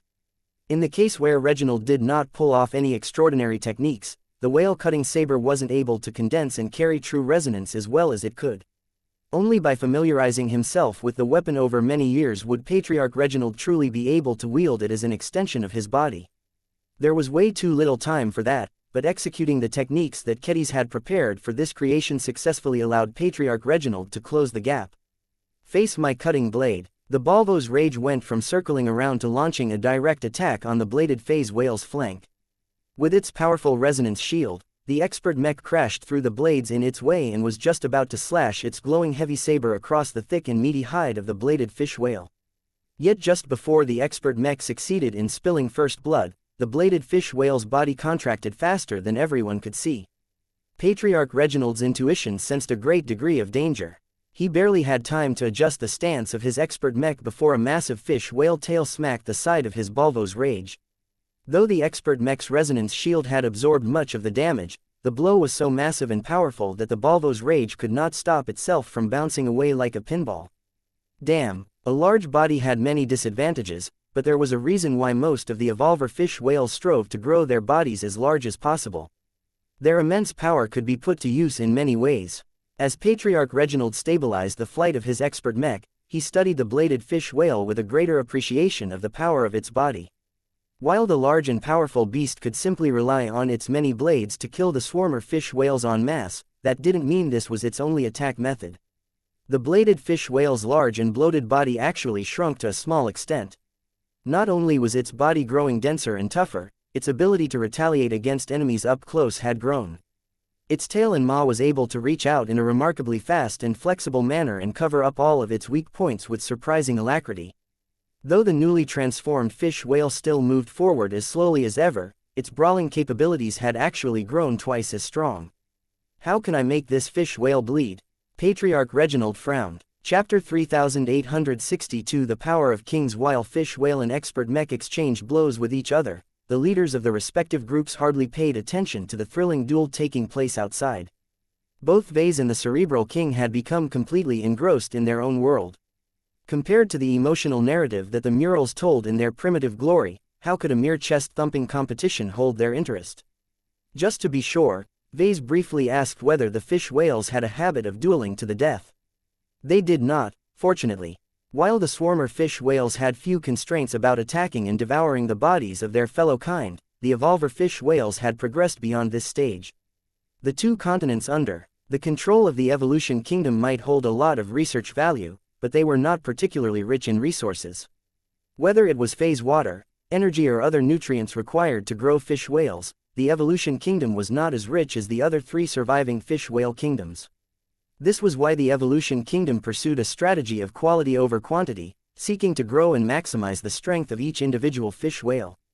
While the Cerebral King did not explain all of this to Vase, the analysts who pored over the footage of Venerable Tus's scouting run were able to deduce this much after analyzing the resource endowments of every landmass. With this in mind, Vase had long bet that the Cerebral King was an all-out researcher who was extremely interested in learning new curiosities. So far, that prediction appeared to be accurate. Of course, that wasn't enough for them to treat each other as friends and happily exchange knowledge as if they belonged to the same kind. If either of them possessed the strength to crush the other, Vase had no doubt that either of them would resort to force in order to extract information more directly. Vase decided against doing this from the beginning while the kingfish had made its own judgment of the situation. Both of them weren't that familiar with each other, but they were both capable of estimating each other's strength. Vase knew that the evolver fish whales were incredibly powerful individual combatants and that many of them could match the power of an expert mech. The Cerebral King might not have encountered mechs before today, but the rather compact frames were made of dense metals and possessed a lot of energy for their dimensions. They were absolutely not simple and wouldn't succumb as easily as the swarmer fish whales. With that basic estimation of each other's strength, neither of them were able to put themselves above the other. Instead of letting that be a source of competition, they treated each other as equals and engaged in a fair exchange of information. Both of them prized knowledge over many other concerns. Vase eagerly wanted to learn about the history of purgatory and the development of the fish whale race. The Cerebral King eagerly wanted to hear what lay beyond the pocket space. Neither of them paid a direct cost to revealing different pieces of information. On the premise that neither of them sought to deceive or cheat each other, they both became increasingly more comfortable with sharing what they knew about matters of interest to the other party. There was also a second reason why the two leaders got along with each other. There was not much reason for competition between them. Vase was not a fish whale and did not belong in purgatory. He did not come here to conquer the entire pocket space. With an MTA research team and other assets on the way, this amazing phase whale enclave would fall into the hands of the Mechers sooner or later. Since this was the case, Vase purposely put down his airs and constructed an image of a harmless nerd who also happened to lead his own organization. Vase couldn't lie too much about the strength of his Larkinson clan. The duel taking place above along with the strong intelligence of the Cerebral King meant that any blatant lie would soon be exposed. It was just as well. Vase was a mech designer by profession and it was against his nature to undersell the strength of mechs. Comprehension. Mechs are constructs designed to give weak humans the power of strong whales. Power comparable to whales. Vase corrected the big fish. Mechs actually pursue a different kind of strength from you fish whales or phase whales. Your tech base is centered entirely around powerful biological organs. Our mechs derive their strength from a combination of physical machinery and human power. Explain human power. Not so fast. It's your turn to tell me more about your history and the history of your race. Earlier, you explained the traitor that has caused this phase whale enclave to fall into disrepair. What of the other kin in your batch? Are they still alive today? The Cerebral King turned a bit morose at the mention of its so-called kin. Once, the fish whales of the first successful batch had all been as thick as thieves. They grew up alongside each other and reached maturity at roughly the same time. As experimental subjects, each of them possessed different advantages. The Fusion King excelled at absorbing and manipulating energy and had grown increasingly more proficient at it over the years. The ruler of the Hot Kingdom fully deserved this name. This was because when the Cerebral King described the first traitor among the group, it also described how much destruction it could unleash in a fight. Fusion King depriving us from energy. Fought war in the past. All brought armies. How did this fight proceed? Vase tentatively asked even though he could already predict the answer. Destruction. Overwhelming destruction. Fusion King harnesses power of stars. Too much energy. Irresistible. Vase looked shocked. Perhaps it was wrong for him to dismiss the Fusion King so quickly. This energy-rich phase whale might be the strongest individual fish whale in this pocket space. If the Fusion King is so strong, why hasn't he killed you all yet? Why does it only control 3 continents? The massive eyes of the Cerebral King revealed a surprising amount of emotions. Even though a huge amount of years had passed, the old fish whale was much more emotionally attached to the memories of its childhood. Those formative years not only shaped its initial personality, but also guided its subsequent actions.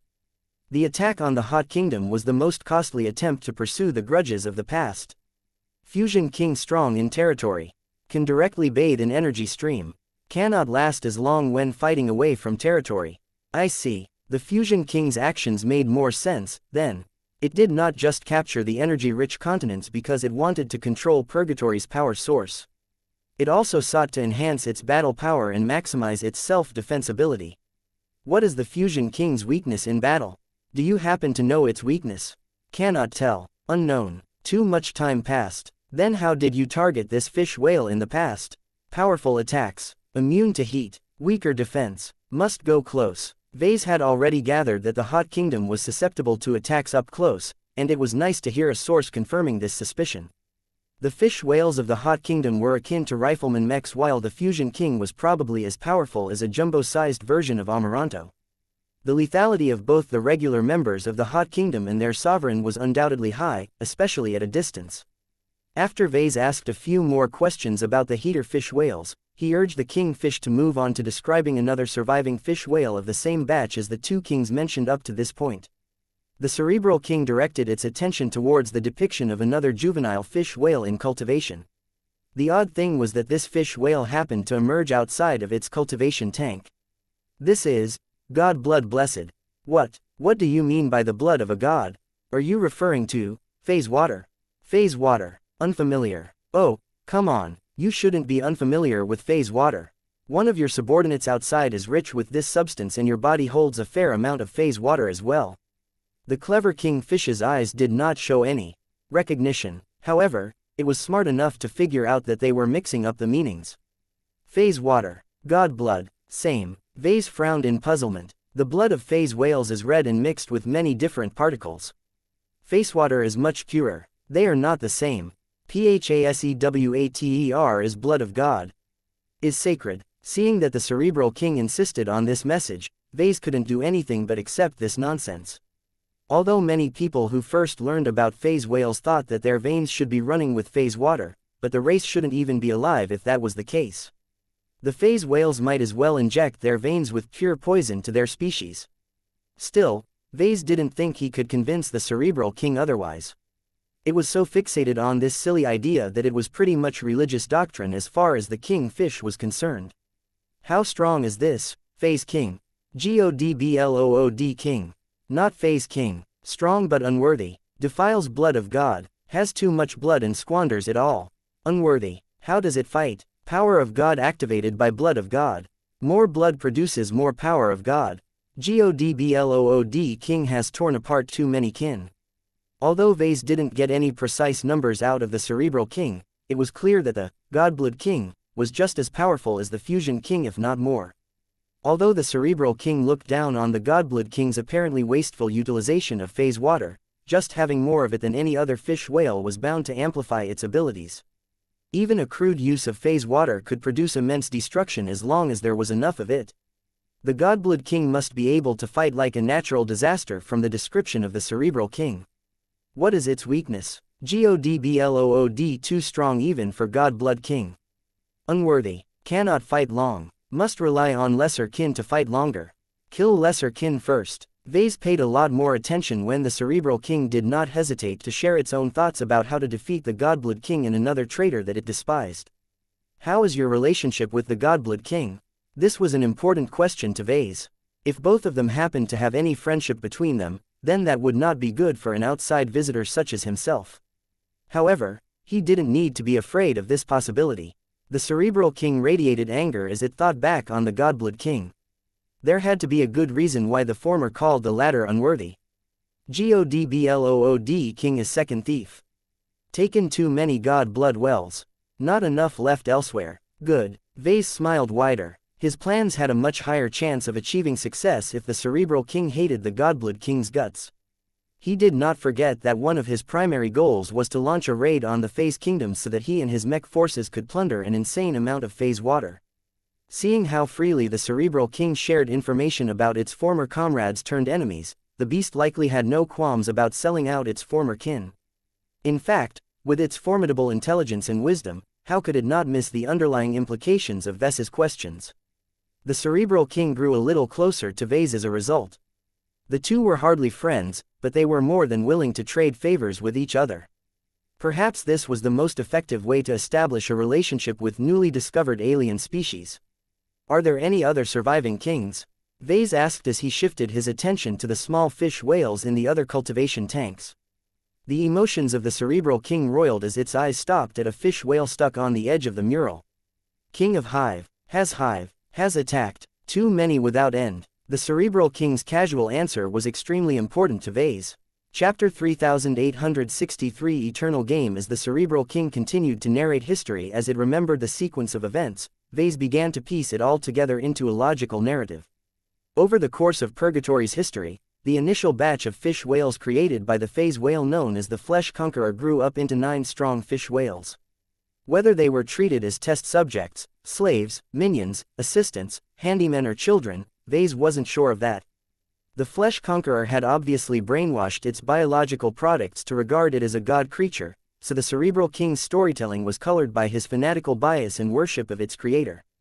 This was an annoying factor that caused Vase to question the reliability and accuracy of the kingfish's recollection of events. If not for the fact that the cerebral king was a gigantic fish whale that was more than 20 times the size of a mech and possessed enough power to match a juggernaut, Vase would have ordered Venerable Joshua to beat up this unreliable narrator. Still, it wasn't as if this was the first time that Vase encountered the nonsense of religious idiocy. Due to his wife, he had plenty of practice filtering out the superstitious elements of what he heard. According to what he managed to piece together, Purgatory was like a slow-moving game of survival. After the disappearance of the Flesh Conqueror, the 9 Feet Kings, among the fish whales slowly realized that they had an opportunity to take over the abandoned pocket space. Multiple kingdoms once existed that each ruled over several different landmasses. Over time, the weaker ones had fallen while the stronger ones persisted. The Hot Kingdom and the Phase Kingdom managed to withstand the test of time due to two distinct advantages. First, they both occupied the continents that contained two key resources, namely energy and phase water. Through the arrangements of the original creator of the Phase Whale Enclave, both the Blue Light Continent and the Lake Continent happened to be the ones that generated the most of these respective two resources. The forces that could take over these two continents could quickly build up their strength. With an abundance of energy or phase water, the occupiers held a clear advantage over their rivals. However, this story did not quite add up yet to Vase. Hearing how powerful the Hot Kingdom and the Phase Kingdom had become, how come their powerful leaders failed to expand their territories time and time again? Not enough soldiers, not enough food. Hive King holds most food. Ah, that makes sense. Every kingdom in Purgatory held on to a key advantage that served as their strongest pillar of support. The Swarm Kingdom that had roughly conquered half of Purgatory did not possess a lot of energy or phase water, but it had become the most successful of the surviving fish-whale kingdoms by leaning on one overwhelming advantage. The Swarmers captured the greatest sources of nutrients produced in Purgatory. Most spawning pools, most food sources, many soldiers, too many soldiers to kill, many kin devoured, too strong, cannot be defeated. The expeditionary forces had become quite familiar with the Swarm Kingdom's disgusting reliance on quantity over quality. Even if their fish whales were not that exceptional due to the limited amount of energy and phase water as available resources, it didn't matter as long as a tide of grunt fish whales could exhaust and overwhelm a lot of defenders. This had led to the Swarm Kingdom rising up as the largest of them all by holding on to 9 resource-rich continents. Each of them produced resources that allowed the Swarmers to produce even more of their own kind, thereby causing them to develop an overwhelming numerical advantage. How strong is the Swarm Kingdom compared to the other surviving kingdoms? Vase curiously asked. Too strong, stronger than the rest, can crush any of us. Too many soldiers to kill. The immensely long survival game had already reached the later stages by the time humans first arrived in the Phase Whale Enclave. The balance between the kingdoms had long shifted to a situation where the Swarm Kingdom alone had made so many conquests that it was able to mop up its rivals at any time it wanted. The Cerebral King did not care to hide how formidable the Swarm Kingdom and its Hive King truly were. Though the Swarmers were little more than drones to their sovereign, they obeyed and fought to the death without scruples. Even if hundreds of thousands of Swarmer fish whales died in a single battle, as long as the enemies suffered enough casualties, the balance between the kingdoms would definitely shift in the favor of the Swarmers in the long run. Erosion. Swarm soldiers kill others. Others kill Swarmers. Bodies left behind but strong soldiers also killed. Not worth it. Lost too many strong soldiers. Weak soldiers remain. Must make them stronger as fast as possible. Cannot let Hive King erode my kingdom. So the fish whale raid that attacked you the other day, the Cerebral King stared down at Vase with a desolate expression. Erosion. Unstoppable. The kingfish conveyed those words with a strong sense of defeat and futility. It was as if the Cerebral King was put in the position of Sisyphus who kept trying to roll a boulder up a hill, only for the rock to fall back down each time. Vase sympathized a bit with the Cerebral King. How would he feel if he was put in the same position as this fish whale?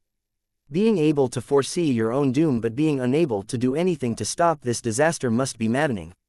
However, he didn't believe the Cerebral King had consigned itself to its fate. It was still fighting against the Swarmers and still holding out hope for a change. Perhaps the fish whale was clever enough to recognize an opportunity today. The arrival of outsiders broke the stale game of survival that had played out in Purgatory for over 1,000,000 years. Vase did not mind playing the outside context factor that could help the Cerebral King break its unwinnable situation. The premise was that the Evolution Kingdom was able to provide enough benefits in return. The strategy he had adopted so far and the way he approached his conversation with the Cerebral King was therefore tailored to encourage cooperation. So far, the two hadn't brought up any topics relating to cooperation, but Vase believed it was only a matter of time before they discussed joining forces.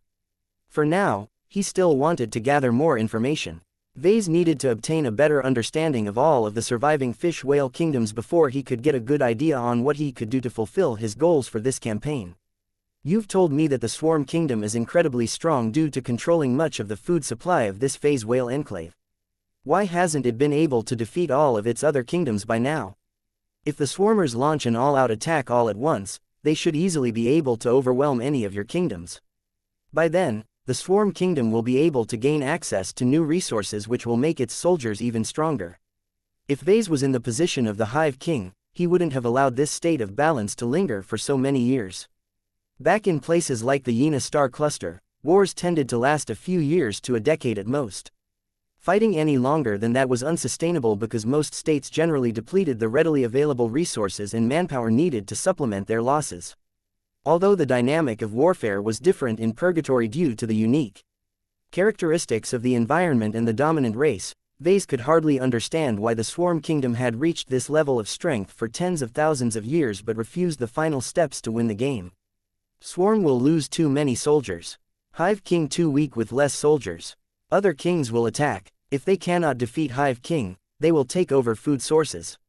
Other kings will have more soldiers with more food sources. Hive King knows this. Better to consume our strength slowly. Hive King must not show weakness. I see. The Swarm Kingdom's greatest strength was its massive amount of cannon fodder, but its over-reliance on the grunt fishes also happened to be its handicap.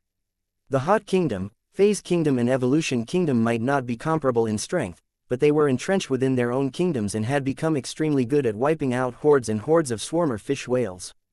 If an all-out offensive caused the swarmers to lose 6 million soldiers, then the remaining cannon fodder was not enough to protect all of the continents that had fallen into their hands.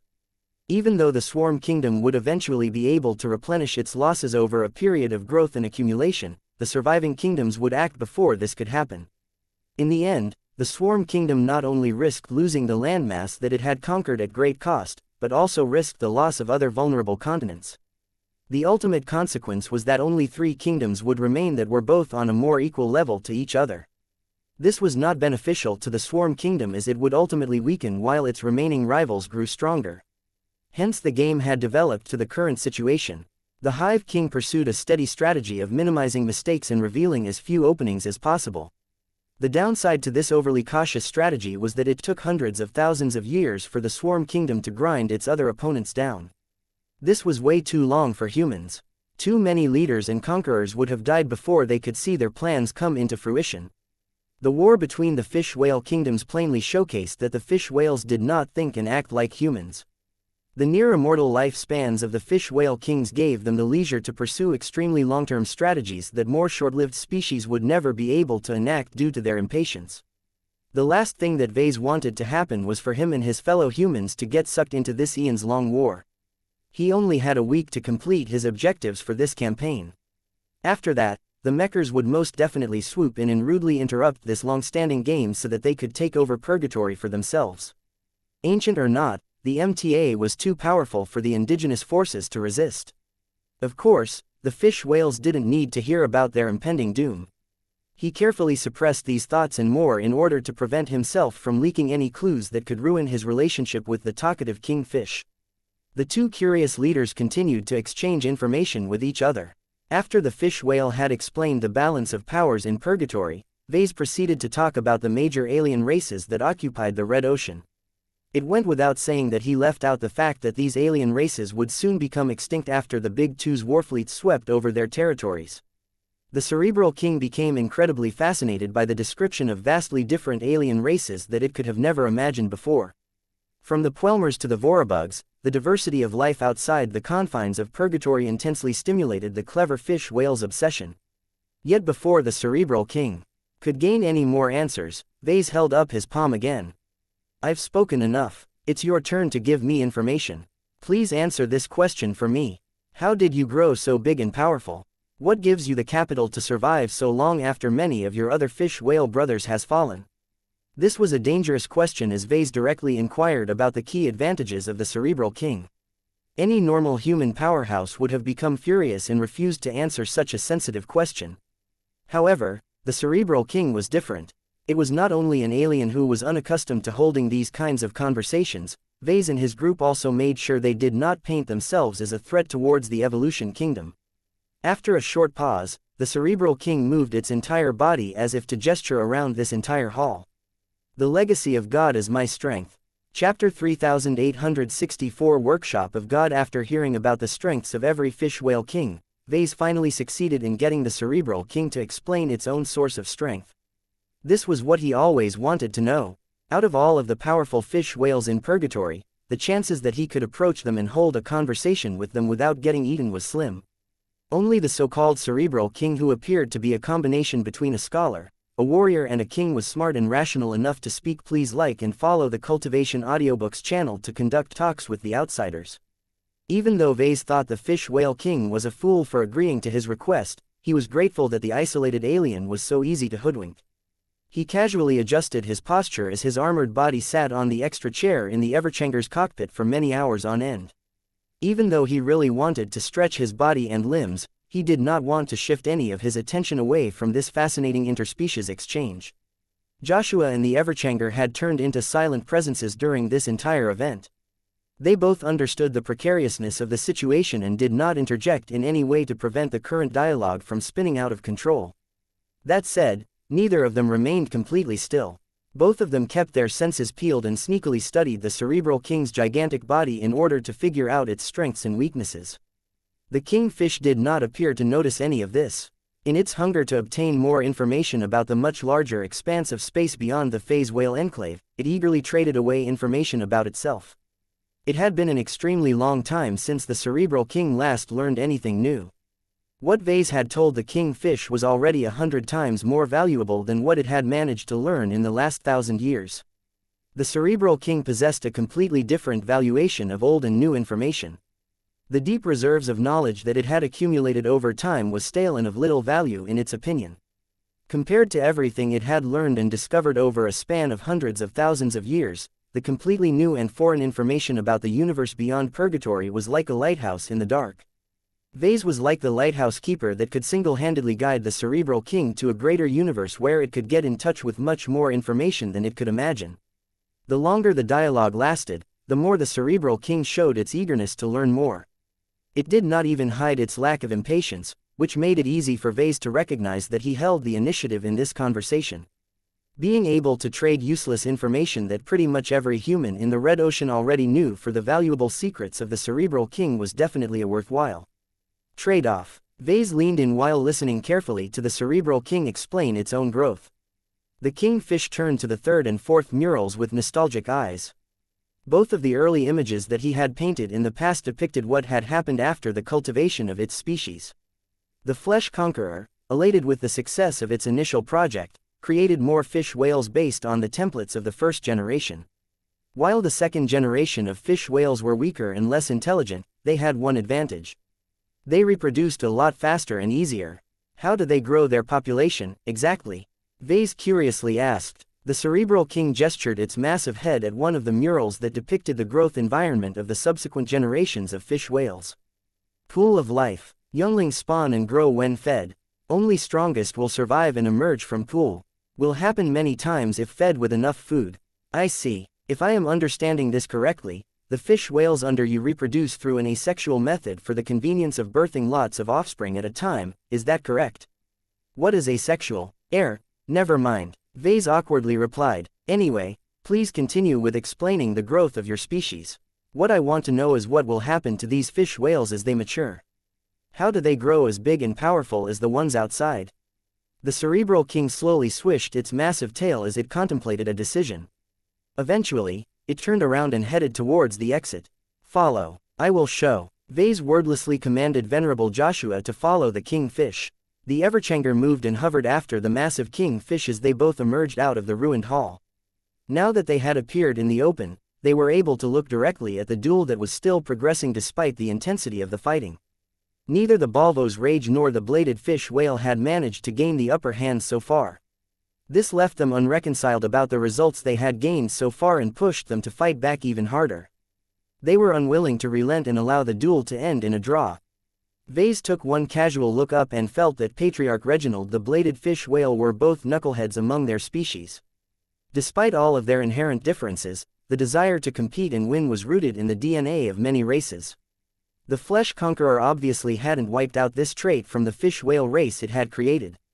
Perhaps the maker of this species had even reinforced this tendency, which had led to the Fusion King betraying the rules and undermining the foundation of purgatory. Vase wasn't too worried about the outcome of the duel. From what it looked like, neither side was weak. The duelists also looked like they possessed a high degree of control over their own attacks, which gave him confidence that they possessed at least a decent sense of proportion. He did not detect any desire to kill from the expert pilot or champion fish whale. The chances that the Balvo's rage would suffer serious damage should be fairly slim as long as neither side went overboard. When Vase glanced at the Cerebral King, the creature also didn't look concerned. It hadn't even thrown a serious glance at one of its most powerful subordinates. The powerful fish whale had much more important concerns in mind at the moment. The Everchanger and the Cerebral King continued to move until they reached one of the central structures. Although it looked a little small, Vase soon discovered that it was actually a gateway to a massive underground compound. As they slipped through the entrance, the first humans to enter this hallowed space became fascinated by the amount of decay and destruction that had marked the interior. The degree of destruction was much greater in this space. It was as if a stampede of fish whales had squashed every piece of furniture and fixture inside this underground hall. The traitors showed no respect towards our Creator. They dared to defile the works of God. Each of them deserved to die. I see. The scope of the devastation was much greater than Vase anticipated. As they passed from one underground hall to another underground hall, he was unable to figure out what purpose they originally served. The walls were cracked. The floors were riddled with craters. It didn't help that the entire facility was made out of organic materials. While the bone materials managed to withstand the test of time, the softer items made out of more vulnerable flesh had all disappeared for the most part. Since this was still a vacuum environment, Vase assumed that a bunch of hungry fish whales had ignorantly eaten it all. The species weren't exactly picky about their diet. Their digestion system could pretty much absorb any kind of flesh. Perhaps it was not impossible for them to eat bone as well if they grew particularly hungry. Vase continued to study the surroundings until the Cerebral King stopped in front of a broken gate. Is this the source of life? Enter but do nothing else. Do not defile the tools of God. We won't touch anything, Vase quickly promised. The Cerebral King had finally led him to a key site. He tried his best to suppress his excitement as the Cerebral King reluctantly passed through the broken gate. The massive chamber past this opening looked vaguely familiar to Vase. After observing the surroundings a bit, he soon spotted the broken cultivation tanks that had once contained numerous powerful fish whales. This was the lab where the so-called Flesh Conqueror had originally created the fish whale kings. While the underground laboratory was built to be large enough to accommodate massive life forms, Vase was surprised that the Cerebral King could barely fit through the middle. He frowned. Now that he thought about it, the gates, the corridors and numerous halls were too small to fit a massive phase whale. Did the phase whale whose remains were buried in the royal tomb possess a different identity than the Flesh Conqueror? Perhaps the creator of Purgatory and the fish whale race also happened to be the creator of the powerful clean whale that had once dominated the Red Ocean. Of course, the other possibility was that the Flesh Conqueror possessed such an excellent mastery over its biological form that it was able to shrink the size of its body. The Cerebral King approached one of the broken cultivation tanks. From the murals that Vase had studied earlier, he immediately figured out that the clever king fish had originally emerged from this very construct. Does it still do anything? No. Broken. Attempted to heal but failed. That is regrettable. Too much in this lab has been destroyed. Not all. Follow. The Cerebral King slowly led the Everchanger to the far side of the laboratory. The degree of destruction was much less here. There were actual giant lab machines that still looked intact to a degree. While Vase did not see any markings nor spotted any obvious buttons or control interface, he had a strong suspicion that a couple of the lab devices were still intact and usable. There, still alive. This was the first time since entering Purgatory that he actually came across organic technology that was still alive to his senses. Not even the ancient space gate registered as alive to Vase. The device may have retained some of its functions, but it had lost much of its former glory. What remained intact was probably a backup option that the creator had added in the case of a calamity.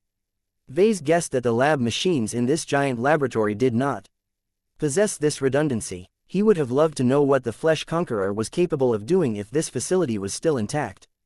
The Cerebral King approached the biggest intact lab machine. It looked like a superfab with rounded edges that was scaled for phase whales. The sheer size and mass of this device was impressive to the tiny humans. The kingfish suddenly activated the device through unknown means. Light sources reluctantly turned on while a projected interface started displaying many different alien glyphs. The fact that this ancient lab machine was able to boot up was already amazing to Vase. What surprised him even more was how the Cerebral King deftly managed to operate the device. Soon enough, the Kingfish activated a single command that opened a giant port. Is this the device that is responsible for augmenting your bodies? Yes. Blessed machine of God, I am the only operator. Only I have inherited the knowledge of God. I cannot create new life, but I can make myself more perfect. This is a great machine. How much can you change? Anything can be changed as long as I understand. I do not understand everything. Much knowledge of God has been lost. Traitors have destroyed too much. This explained a bit more why the Cerebral King hated the other kingfish whales. The violent breakout attempt had led to the destruction of almost every lab machine. The only reason why this massive device was intact was because it was located on the opposite side of the exit. When the first generation of fish whales originally broke out of their confinement, they likely wanted to leave as soon as possible, so it was natural that they neglected to move to the rear. As Vase studied the lab machine, he noticed that the Cerebral King grew more emotional and less stable. The significance of this lab machine to the alien creature was massive. Chapter 3865 Resource Shortage to the Cerebral King. This massive underground laboratory was literally the workshop of God in its eyes. This was where the big fish initially came to life and spent its childhood years. The days when the Cerebral King and its powerful siblings grew up in this laboratory had turned into cherished memories that still affected the kingfish after all of this time. The importance of this enormous lab machine to the Cerebral King was immense. For the creature to bring Vase and the Everchanger all the way to this large machine said much about the alien leader's sincerity. There were numerous signs that the Cerebral King spent a lot of time here.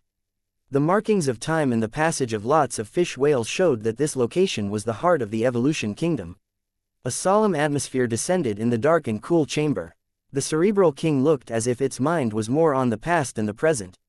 Eventually, the kingfish resumed his speech. Organ Forge, instrument of God, neglected by traitors, fools. So this, Organ Forge, is the machine you use to augment yourself and your fellow fish whales into stronger and different organisms. Correct. Organ Forge's legacy of God can only be operated by learning secret knowledge. What secret knowledge? The secret of our flesh. I see. Can you explain this secret? Secret knowledge belongs to God and children. Humans not related to God cannot share, cannot exchange. Vase grimaced. This was the first time the Cerebral King directly said no to his request for information. He stepped too far this time, it seemed. While the big whale was willing to share plenty of information, it was clear that knowledge concerning its core heritage was off limits. To be fair, Vase would have done the same if he was in the kingfish's shoes. The ability to research, grow and apply targeted biological augmentations must be an extremely powerful advantage in purgatory. I am not asking you to pass on your secret knowledge to me. I only want to understand the power of this Organ Forge and how strong you are for your ability to operate such a powerful device. You were created in this lab. How were you able to master the usage of its surviving tools? Inheritance. Learned from inheritance. Out of all kin, I received gift of learning. Only I can master inheritance of God. Traitors ignore legacy of God. Only I embrace the lessons left behind. Vase constructed a narrative from the Cerebral King's halting and unreliable narration. According to his guess, when its traitorous brothers broke out from this lab, they couldn't wait to get as far away from it as possible. This lab might have been the site of their creation, but they must have been trapped in this place for so long that they had developed a lot of resentment towards their prison. If the Flesh Conqueror had indeed gone missing, then the lab may have fallen into neglect. If the fish whale kings remained stuck in their places without having any ability to leave, they would definitely yearn to leave this cursed place as soon as possible. The only anomaly was the Cerebral King. Whether it was due to its heightened intelligence or its abnormally high reverence towards the Flesh Conqueror, but the kingfish had clearly remained behind and spent a huge amount of time harvesting whatever intact gains were left. Whether this inheritance the Cerebral King was referring to was actually meant to educate the fish whales or not, Vase had the sense that the test subject had caught up to the experimenter. After all of these years, the Cerebral King's diligent studies along with its increasing mastery of the Organ Forge had pretty much turned the kingfish into the closest thing to a successor of the Flesh Conqueror. Vase listened carefully as the Cerebral King described its augmentation cycle. Our bodies are flawed, full of flaws, must improve. Organ flesh can make us closer to God. Have made many kin stronger, but far too weak. Too difficult to improve. Inheritance incomplete. Destroyed by traitors. Traitors must die. Lessons from others can only make you better up to a point. Vase said, eventually, you must step beyond your inheritance and make your own accomplishments. Did you start with performing your own research by augmenting your fish-whale subordinates? The cerebral king stared down at the Everchanger as if it was trying to understand how the human understood it so well. Yes, lesser kin are too weak. Too many flaws, more than I. Must be improved, but too difficult. Many successes but more failures. The weak die and the strong survive. Now only strong have survived, but cannot improve further. My body cannot improve further. Vase frowned. Why can't you improve yourselves further? Is your knowledge and experimental data too limited? Resources. Cannot improve without resources. Current resources not enough. Ah, I understand. It was the same as with humans. Access to resources was the root to the power of a state. A resource-rich state could easily build up a formidable infrastructure and strong military force. A state with fewer access to resources had it much more difficult. In the old days, the Bright Republic always fell behind the Vija Kingdom because the latter was larger and held more resource-rich star systems. The Hexadric hegemony occupied the best territories in the Komodo star sector and was nominally stronger than the Friday Coalition. These were just a few of the examples that emphasize the relationship between resources and power. The latter could not be sustained without the former, and the former could not be secured without the latter. Of course, resources weren't everything. The Friday Coalition understood pretty early on that it could never beat the Hexadric hegemony in a straight fight. This was why the Fredaman put a lot more effort into fostering greater trade with other second-rate states and annexing the high-level strength of as many third-rate states as possible. By borrowing the help of others, the Fredaman effectively managed to overcome one of their biggest disadvantages. It was the same story for the Evolution Kingdom. The Cerebral King used its smarts to further enhance and optimize the combat potential of its body and its subordinates. It was actually quite amazing to witness how much of a difference this had made. To Vase, the Cerebral King truly had a lot in common with Mech designers. Although their tech and applications were completely different, there were still a lot of parallels to their work. Vase wanted to know more about the specific style of the Cerebral King. What sort of design philosophy had he developed after so many years of utilizing the same methods? I admire the work you have accomplished with your organ forge. Out of all of the fish whales in this pocket space, only yours give me the impression that they have exceeded the limitations of their initial bodies. In what direction are you trying to improve their combat strength? The Cerebral King lifted its massive body as if to show off his enormous bulk.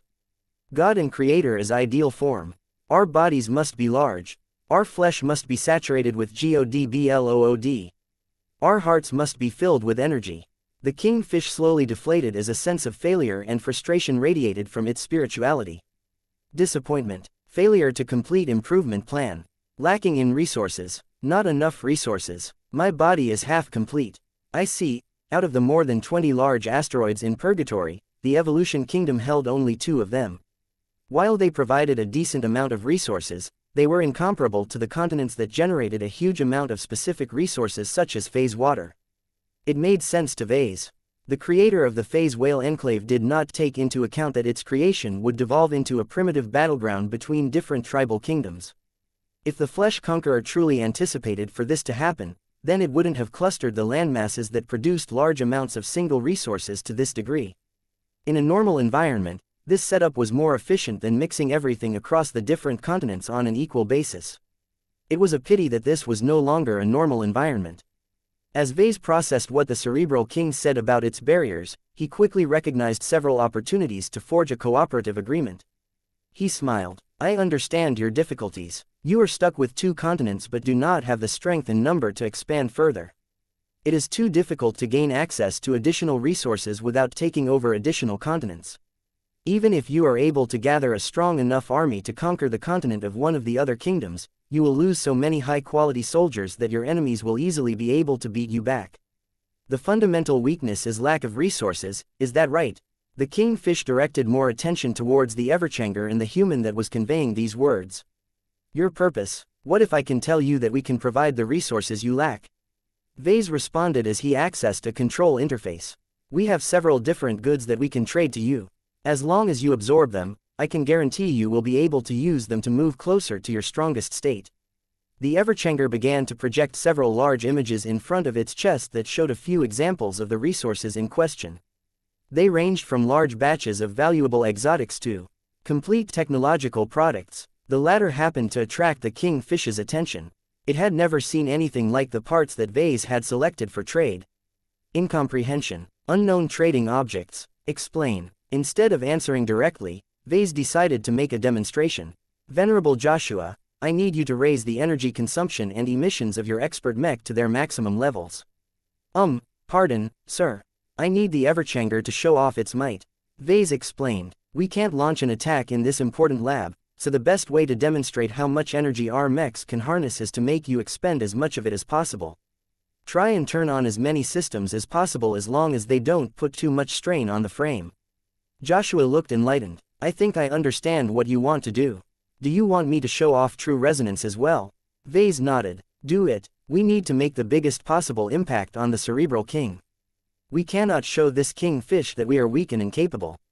Roger that. The Everchanger no longer remained in a low state. Its power reactor became more active and began to channel much of its juice to one of the most hungry systems in its design, its compact energy shield generator. Although the Everchanger's shield generator was not comparable to the larger one integrated in the shield of Samar, it was still capable of blocking strong attacks as long as it received enough power. Unfortunately, the shield generator model was not known for its efficiency. In order to block a powerful strike, it had to consume way too much energy. It was not sustainable for the Everchanger to rely on it as its main form of defense. This was a different situation, though. The properties of the shield generator just happened to make its performance more dazzling to the Cerebral King. In just a minute, the Everchanger turned from a quiet presence to a radiant expert hero mech that exuded an abundance of power. Its frame heated up as its power reactor struggled to supply enough energy to its fully activated shield generator. Two different shields appeared around the Everchanger, causing it to reach its most defensive state. Venerable Joshua tried his best to fulfill his superior's demands.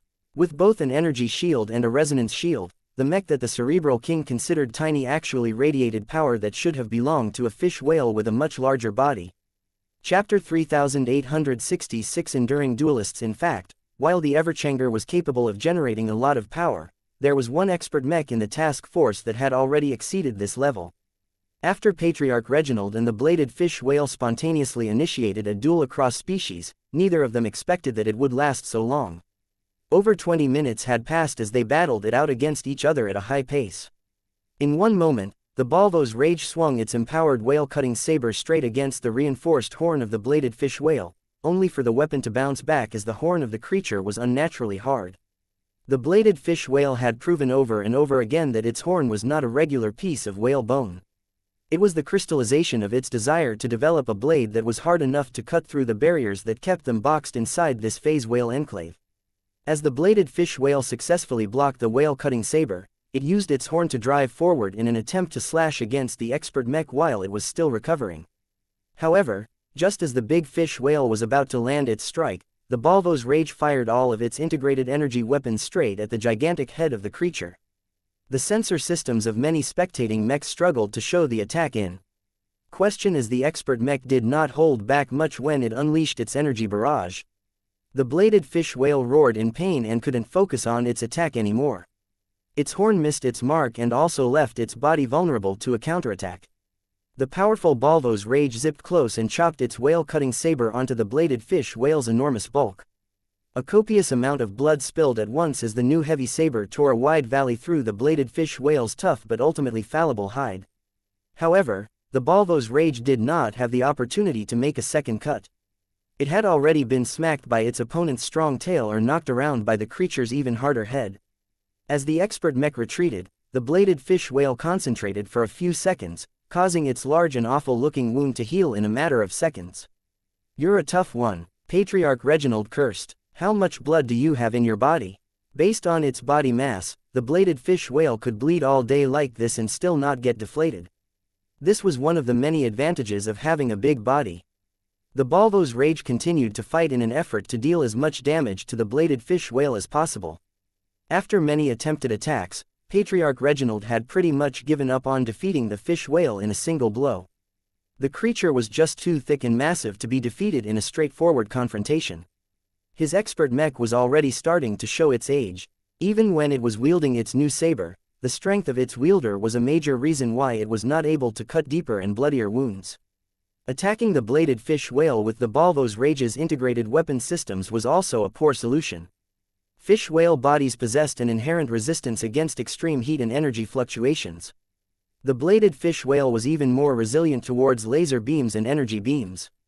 Any flesh damaged by the expert mech's ranged weapons quickly regenerated to the point where they no longer displayed any marks. Faced with such a frustratingly tough opponent, Patriarch Reginald had little choice but to turn this duel into a battle of attraction. As boring as it sounded, Reginald still understood the necessity of approach against particularly tough shells. The bladed fish whale did not show any exhaustion despite its body getting abused in so many different ways. From how its fighting spirit constantly escalated as the duel went on, some of the humans even thought that it was enjoying the punishment. Don't you think that bladed fish whale looks crazy by now? Just look at its eyes.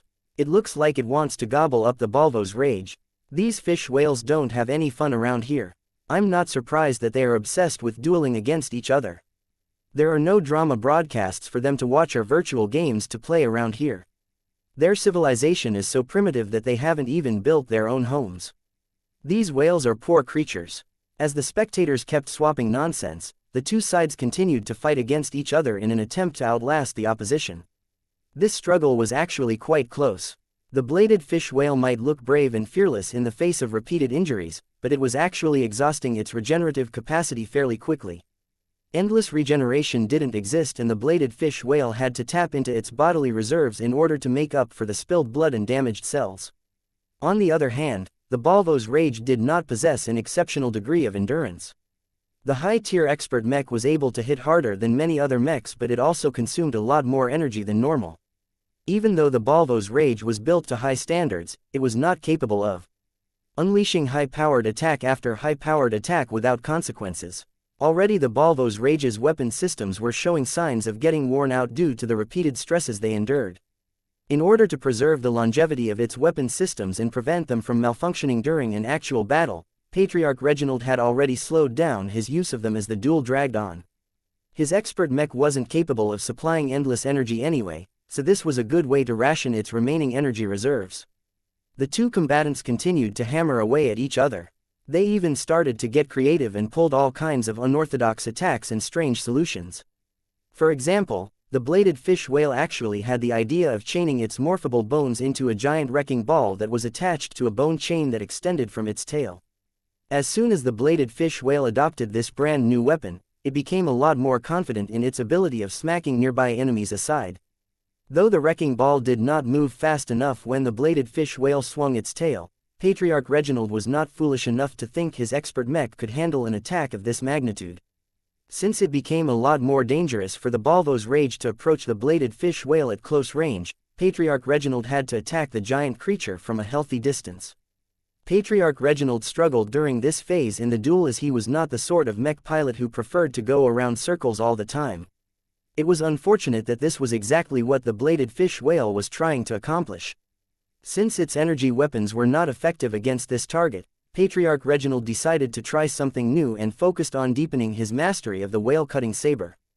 After landing many powerful strikes on the resilient fish whale, Reginald had quickly gained a deeper appreciation of the extremely sharp weapon and the extraordinary saber style that Kedis had embedded in the weapon.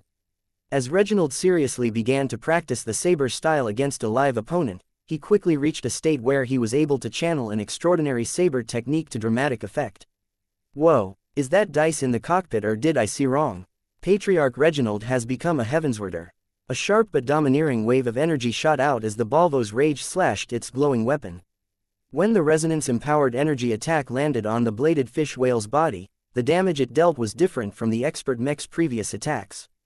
The Balvo's Rage's more normal saber attacks only dealt shallow wounds that the bladed fish whale could easily heal, while its ranged attacks were easily dispersed and absorbed. The extraordinary energy attack behaved in a different manner by sinking deeper and cutting through much more layers of flesh and bone. The bladed fish whale silently wailed in pain. This time its wounds were serious. Ha! Reginald laughed as he recognized the charm of the saber style that Kedis had imparted to him. No wonder Venerable Dice is so confident that she'll be able to surpass me one day. As long as her willpower and sword practice have become strong enough, her first sword can cut through any matter. As a hybrid mech specialist, Patriarch Reginald generally did not dive too deeply into melee combat. However, he still spent a decent amount of focus on this aspect as high-tier expert mechs were easily prone to exchanging blows up close. The whale-cutting saber opened up a new possibility to Patriarch Reginald. His Balvo's Rage could gain an additional means of attacking from range, and it was different as well.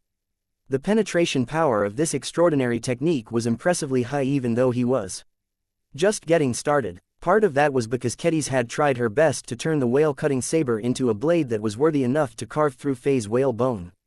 Another part of that was because Patriarch Reginald was a high-tier expert pilot that possessed a monstrous degree of resonance strength when compared to his peers.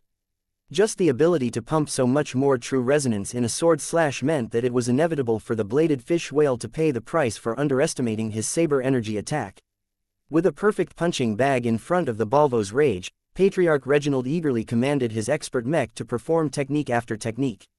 After sending out a dozen sharp and intensive saber energy attacks, Reginald had roughly figured out the conditions and a portion of their principles. His will needed to align with the purpose of the whale-cutting saber in order to achieve the greatest effect in battle. With one powerful slash after another, Reginald consciously got a greater feel of the saber. He even developed the impulse to put down the axes that he favored in the past so that he could fully commit himself to wielding a heavy saber. Reginald quickly regained his wits and did not allow himself to get attracted by temporary matters. He had a duel to win. How long will you last? Your bones are sticking out, big fish. Those saber energy attacks are not that easy to block. The bladed fish whale was riddled with wounds, but its strong and comparative spirit had never faded. The wrecking ball attached to the bladed fish whale's tail had turned into a deadly weapon that looked useful against certain opponents, but was still too crude. This was why the bladed fish whale constantly came up with new plans. It had never been pressured by previous opponents to this degree. The creature apparently possessed a lot of control over its body and was able to alter its body functions whenever it wished. The bladed fish whale had a penchant for bone. As long as it was able to get its hands on supplementary bone material, the champion fish could easily reach another level. Look out, its body is changing even more. Bladed chains extended out of its body. They stuck out like sore thumbs and featured plenty of sharp edges, making them ideal for chopping enemies that dared to get too close. The Balvo's Rage may be strong enough to endure numerous attacks, but even Reginald had to think twice about exposing his expert mech to a continuous rain of blows. When the bladed fish whale rolled its body around, its sharp chains began to swing through a wide area. Patriarch Reginald was amazed when those swinging bone chains partially blocked and weakened the saber energy attacks he unleashed. Damn, that works. The two duelists continued to adjust their approach while evolving their various methods. It had been too long since they had fought against different but powerful opponents. The collision of new and unfamiliar techniques sparked an arms race where both sides tried to exceed each other by relying on their ingenuity. I won't stop until you admit your defeat, Fish Whale. Chapter 3867 External Trade. As the duel between Patriarch Reginald and the bladed fish whale entered a terminal phase after both approached their limits, their leaders had come to an important point in their dialogue. After a lot of fruitful exchanges, Vase had learned enough from the Cerebral King to figure out a framework for cooperation. The most basic level of this framework centered around the direct exchange of goods. The Golden Skull Alliance was not poor in resources and other goodies. Its fleet was well equipped and filled with all kinds of high-value materials and spare parts. Many of these goods were completely foreign to Purgatory and the fish whales and could provide substantial boosts to fish whales who had never come into touch with them before. The Evolution Kingdom was not as rich or well endowed, but that was only what was obvious on the surface. Even though the fish whale society here was shabby and primitive, Vase recognized that the Evolvers actually held a lot of unique and valuable goods. The most prized possessions in the Cerebral King's hands were its intact lab machines and its vast pool of knowledge on alien biotechnology. Unfortunately, the Kingfish had been adamant about holding onto both of them to its dying breath. Inheritance belongs to children of God and no one else. Humans not allowed to learn secret knowledge. Can you allow me to gain access to your organ forge? This is a fascinating piece of alien technology, and I am incredibly eager to understand how it works. No. Organ Forge is heritage of God. Humans cannot defile Organ Forge. Vase grimaced when the Cerebral King stood its ground on this matter. The reason why he persisted in making these demands was because both of his requests were extremely important to his development and the development of the clan. When Vase listened to what the Cerebral King had done to strengthen so many fish whales and tried out new mutations on them at the same time, a lot of fish whales under its command had died due to complications arising from faults in the organ designs or lack of compatibility. The Cerebral King had performed so many experiments through trial and error that it must have accumulated an incredible amount of theories on how to augment powerful fish whales. To Vase, this was highly similar to how mech designers continuously iterated on their designs. No mech was perfect, and even a fantastic cost-effective product would fade out of popularity sooner or later. This pattern resulted in the need to continue designing newer and more impressive mechs. It was a never-ending arms race as mech designers constantly sought to develop mechs that were a little stronger and a little more valuable than their previous works. This was why Vase saw many parallels between mech designers and the Cerebral King.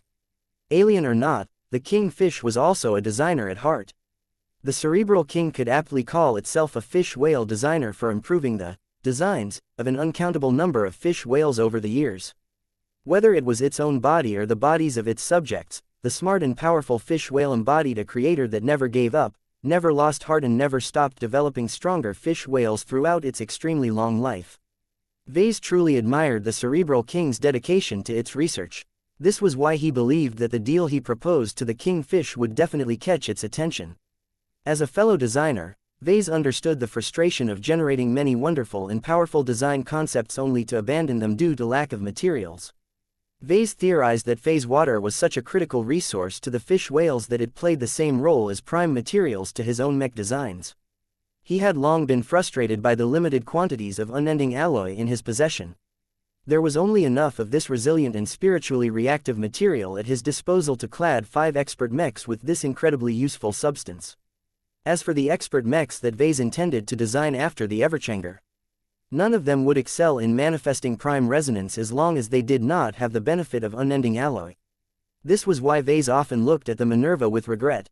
While he was proud that he had been able to turn it into a natural masterwork mech without relying on any gems or other shenanigans, deep in his mind the expert mech wasn't as perfect as he wished. There was nothing wrong with its design and implementation. Vase, Gloriana and the rest of the contributing designers all tried to make the best out of the limitations they were working under. Budget contracts, time constraints, technological constraints and so on couldn't prevent Commander Kusela Ingvar from receiving a highly compatible expert command mech. Yet, even if she never said anything, the Sentinel commander could not have missed the fact that her expert mech was much more fragile than that of her peers in the Larkinson clan. The lack of unending alloy or a material with comparable properties integrated in her design was a source of tension and regret that would not just affect Kusela, but many other Larkinson expert pilots that emerged afterwards, such as her brother. It was because Vase experienced these regrets that he believed that the Cerebral King would not be able to resist the temptation to grab a huge amount of phase water.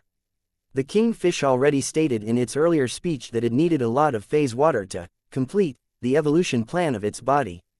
With the Cerebral King's own future and power progression at stake, it shouldn't matter whether the big fish was an alien creature that did not think like humans.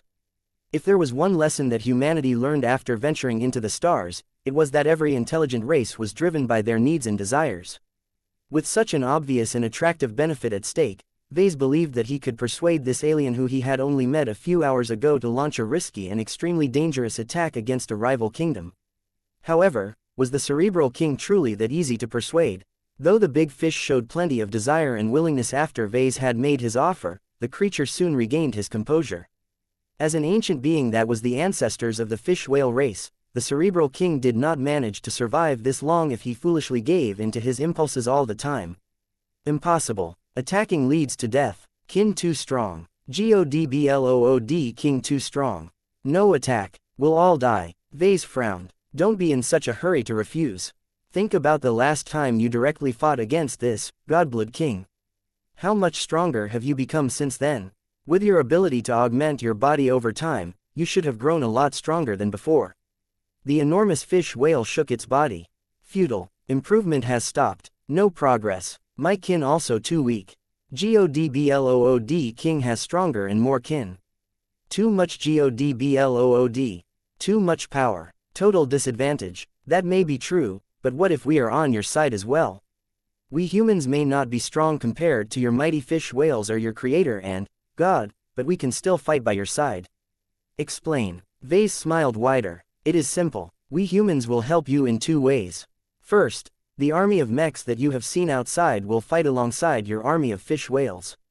We have enough mechs to defeat hundreds of phaser fish whales, and we also have a few strong mechs that can fight against champion fish whales such as your strongest deputy.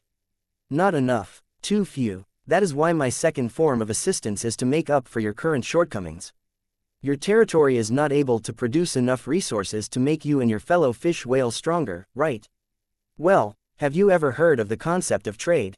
What is trade? We have already been trading, you and I. Vase spoke as he held his hand against his chest plate. I provided you with information about humans while you reciprocated by telling me about your history. Now, I want to conduct a more physical form of trade. You can give me an item of value to us, and if we are satisfied, we can give you goods and resources that come from outside this phase whale enclave. Unlike you, fish whales, we are not limited by the resources produced in our own space. We have access to much more materials and more diverse varieties of them as well. We can even trade you completed products such as a power reactor similar to the one that provides endless energy to this mech before your eyes. The Everchanger had already wound down from its fully powered state by now, but Venerable Joshua still kept it at a relatively active power level. Heat continued to radiate from the expert mech, giving it the illusion that it held the power of a star inside its frame.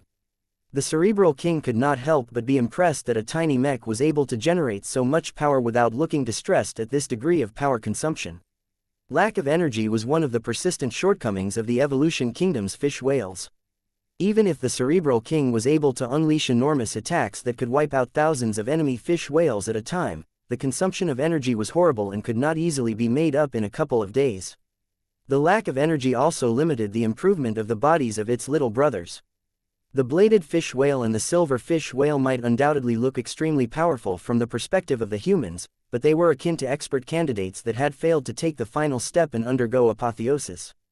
If the humans were truly able to provide additional sources of energy, then wouldn't these two powerful champion fishes be able to move one step closer to reaching the level of a king fish whale? With 3 king fishes belonging to the same camp, the chances of defeating the Phase Kingdom or at least pulling off a successful raid was much greater. As the Cerebral King rapidly thought about the feasibility of this ambitious plan, it soon generated a bit of doubt due to one point of uncertainty. The giant fish whale stared at the projection of the power reactor. It was a metallic object that was just as unfamiliar to it as the mechs used by humans. It was based from a completely different tech base than what it had inherited from its god and creator. Doubt. What are you doubtful of? Is it this power reactor? Unknown. Cannot understand. Usable. Oh, it's very much usable. Vase quickly replied. I know it must look confusing to you, but think of it as an organ. Instead of being made out of flesh and bone, it is made out of alloys and composites. Other than that, it functions the same as the organs that are in your body. You don't need to understand how it works or how to make it. Our intention in providing you with a complete and functional power reactor is for you to connect to these power ports here. Once you do that, this metal organ will provide you with a continuous stream of electrical energy. Oh, and don't worry about being unable to control its output. You can push these buttons here to control how much energy they provide at any time. The Cerebral King's massive eyes shook. How much energy? How much control? One of our larger power reactors can double the energy that you consume during battle. Vase boasted even though he did not know whether this was true at all. Our smaller power reactors aren't as powerful, but they are much smaller, which you can easily implant in the bodies of your subordinate fish whales. As long as we provide enough power reactors, we can completely upgrade the combat prowess of you and your troops. This should be enough for you to challenge the Phase Kingdom. If the Evolution Kingdom didn't take the bait this time, then Vase would seriously question whether the Cerebral King was actually smart. Chapter 3868 Alien Persuasion. The Cerebral King had fallen silent after Vase elaborated on his offer of cooperation and explained the gist of the concessions that humans were willing to provide to the Evolver fish whales.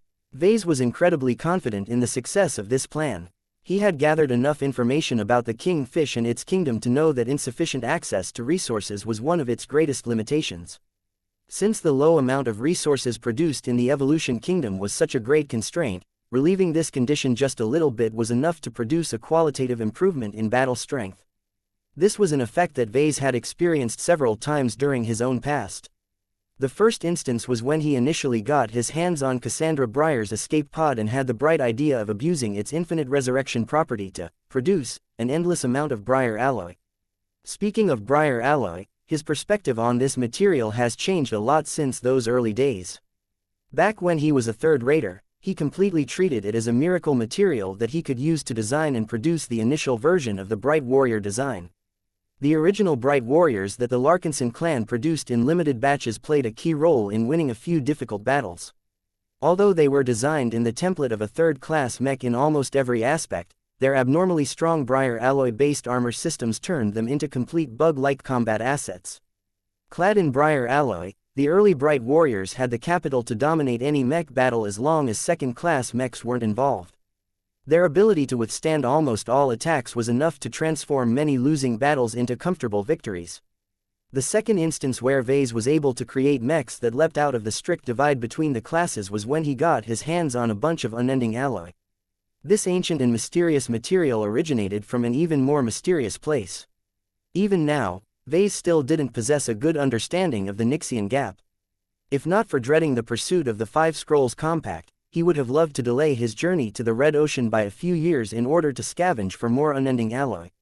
Sadly, events rarely played out as he wished. The short reunion with his parents and his battle against the most powerful spiritual sorcerers that he had ever come across had produced massive repercussions that cut his hopes of conducting a treasure hunt short.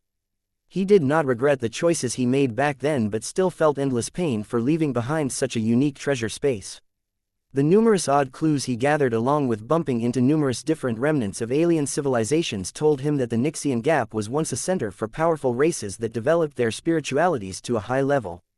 An artificial material like unending alloy did not emerge from nothing. A powerful alien civilization must have formulated it in the past after many generations of research and development. If Vase could have played archaeologist in the Nixian Gap for a decade, he was confident that he could have traced the origin of unending alloy and maybe even obtain the original formula to produce more of it himself. He quietly sighed. It was such an enormous pity that he had to abandon this chance and find different opportunities in the Red Ocean. It was because of this experience that Vase became more determined not to miss the current opportunity before his eyes. As long as he was able to forge a successful deal with the Cerebral King, he would be able to obtain a harvest that was far greater than obtaining a few chunks of unending alloy. As the kingfish deeply contemplated the proposal that Vase had offered, its mentality continued to undergo a lot of turbulence. Fish-whale society was still stuck in an extremely primitive stage. The need to hide or deceive information from different fish whales was not necessary as there wasn't much they could fight for. The Cerebral King had always been the top dog in the evolution kingdom by virtue of its superior biology. Because of these circumstances, there was no need for it to learn how to hide its mood swings. This granted Vase a huge advantage in his negotiations with the kingfish. Being able to read exactly what the other side thought about his offers and clarification allowed him to fine-tune his terms without giving up too many concessions. This was a dream scenario that would never happen in human society. Vase continued to smile even when he sensed that the Cerebral King still lacked confidence in the offer it received. The might and prestige of the Phase Kingdom had left a deep mark in its psyche. Although the massive kingfish hadn't fought against the Phase King and its subordinates often, it had been deeply traumatized by their powerful and unstoppable phase water-derived abilities. Cannot fight. Traitor too strong. Power of God blood too great. Only God blood can defeat Godblood. Too many kin will die in attack. Cannot defend against other traitors. This was a legitimate concern, and one that Vase needed to address in order to get over this hurdle. Facewater is a powerful reagent, but it is not the only source of strength that we can leverage. Vase replied, most of humanity's mechs have become powerful without relying on this valuable material.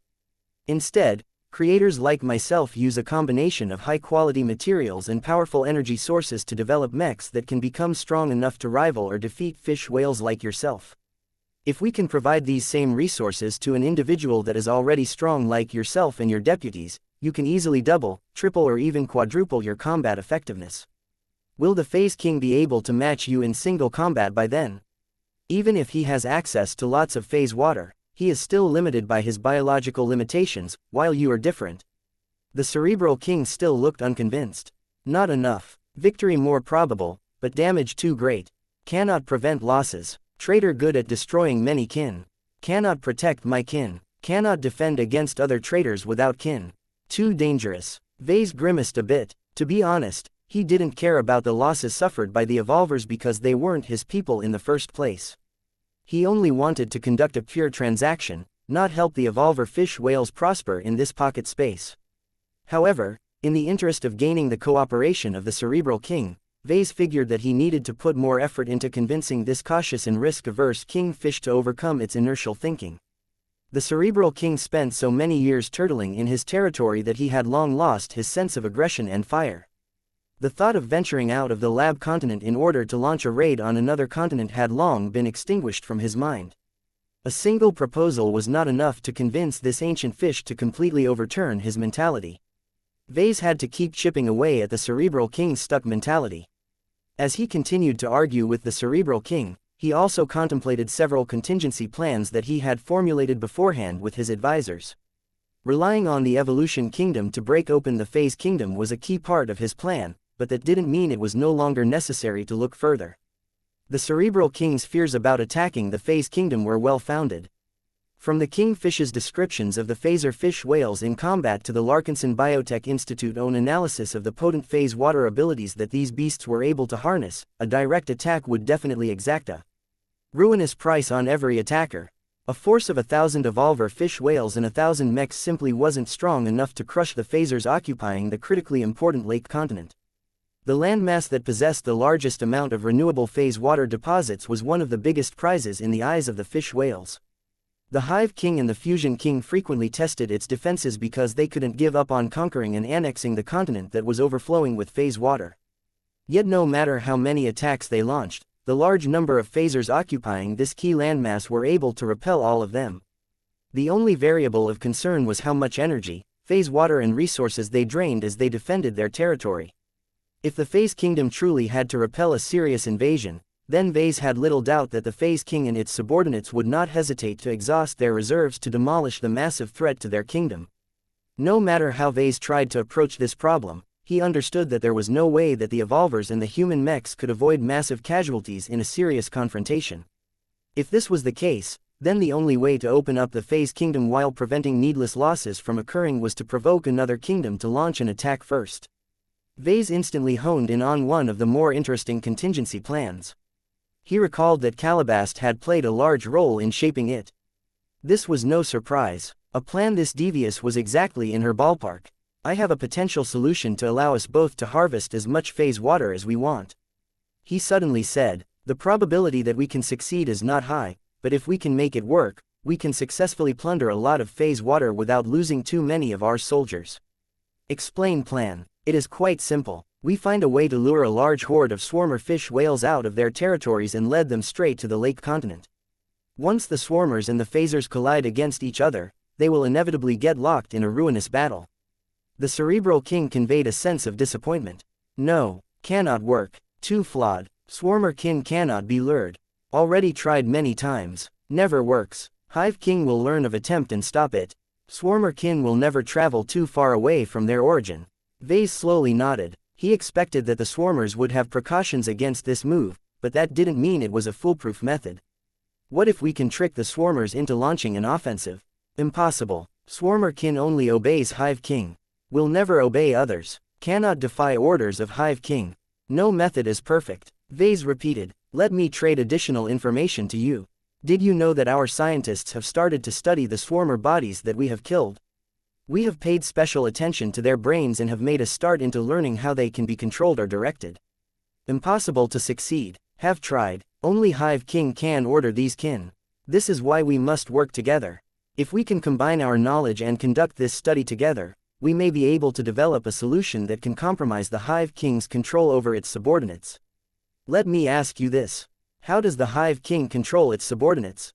Power of mind. Inherited from God. Hive King is sole and powerful controller. No one else can match this power. I beg to differ. Vase shook his head. I have a potential solution that we can use that may temporarily allow us to take control over the swarmer fish whales. Impossible. How? Vase turned to Venerable Joshua again. Please switch the Everchanger's glow from the golden cat to the titania and try to resonate with her. Let's give the kingfish another show. With pleasure, sir. Soon enough, the Everchanger's aura shifted dramatically. It went from exuding a warm and welcome vibe to gaining a weaker but more domineering air that did not camouflage its compulsion to take control over certain forms of life. It was as if the Everchanger had turned into an alien mirror of the Minerva.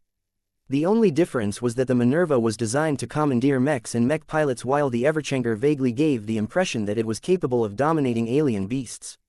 Chapter 3869 Initial Accord. When Vase and the Cerebral King eventually emerged from the underground lab continent, the duel between the Balvo's Rage and the bladed fish whale had already ended. That didn't mean the humans and fish whales had stopped competing against each other. In fact, it was the opposite. Much to Ves's surprise, the space above the lab continent had turned into a giant practice yard. Over 100 mechs were sparring against numerous different fish whales. It was incredibly jarring to see how much the relations between the two forces had changed. Before Vase entered the underground compound, his troops treated the evolver fish whales with a great degree of vigilance. The expeditionary forces knew so little about the alien creatures that any action could be interpreted as a faux pas to the fish whales. Such an accident could easily trigger a conflict that could easily escalate into a full-blown war.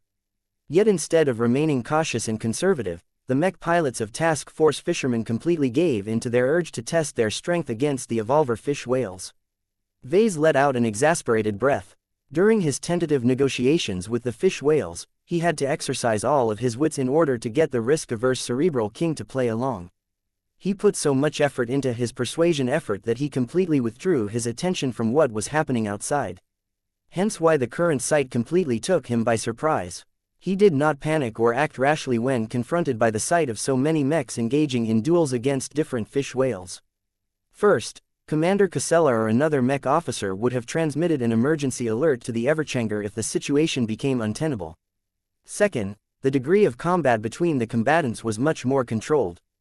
The evolver fish whales did not unleash their most destructive attacks, while the mechs did not employ their most lethal tactics and attack methods.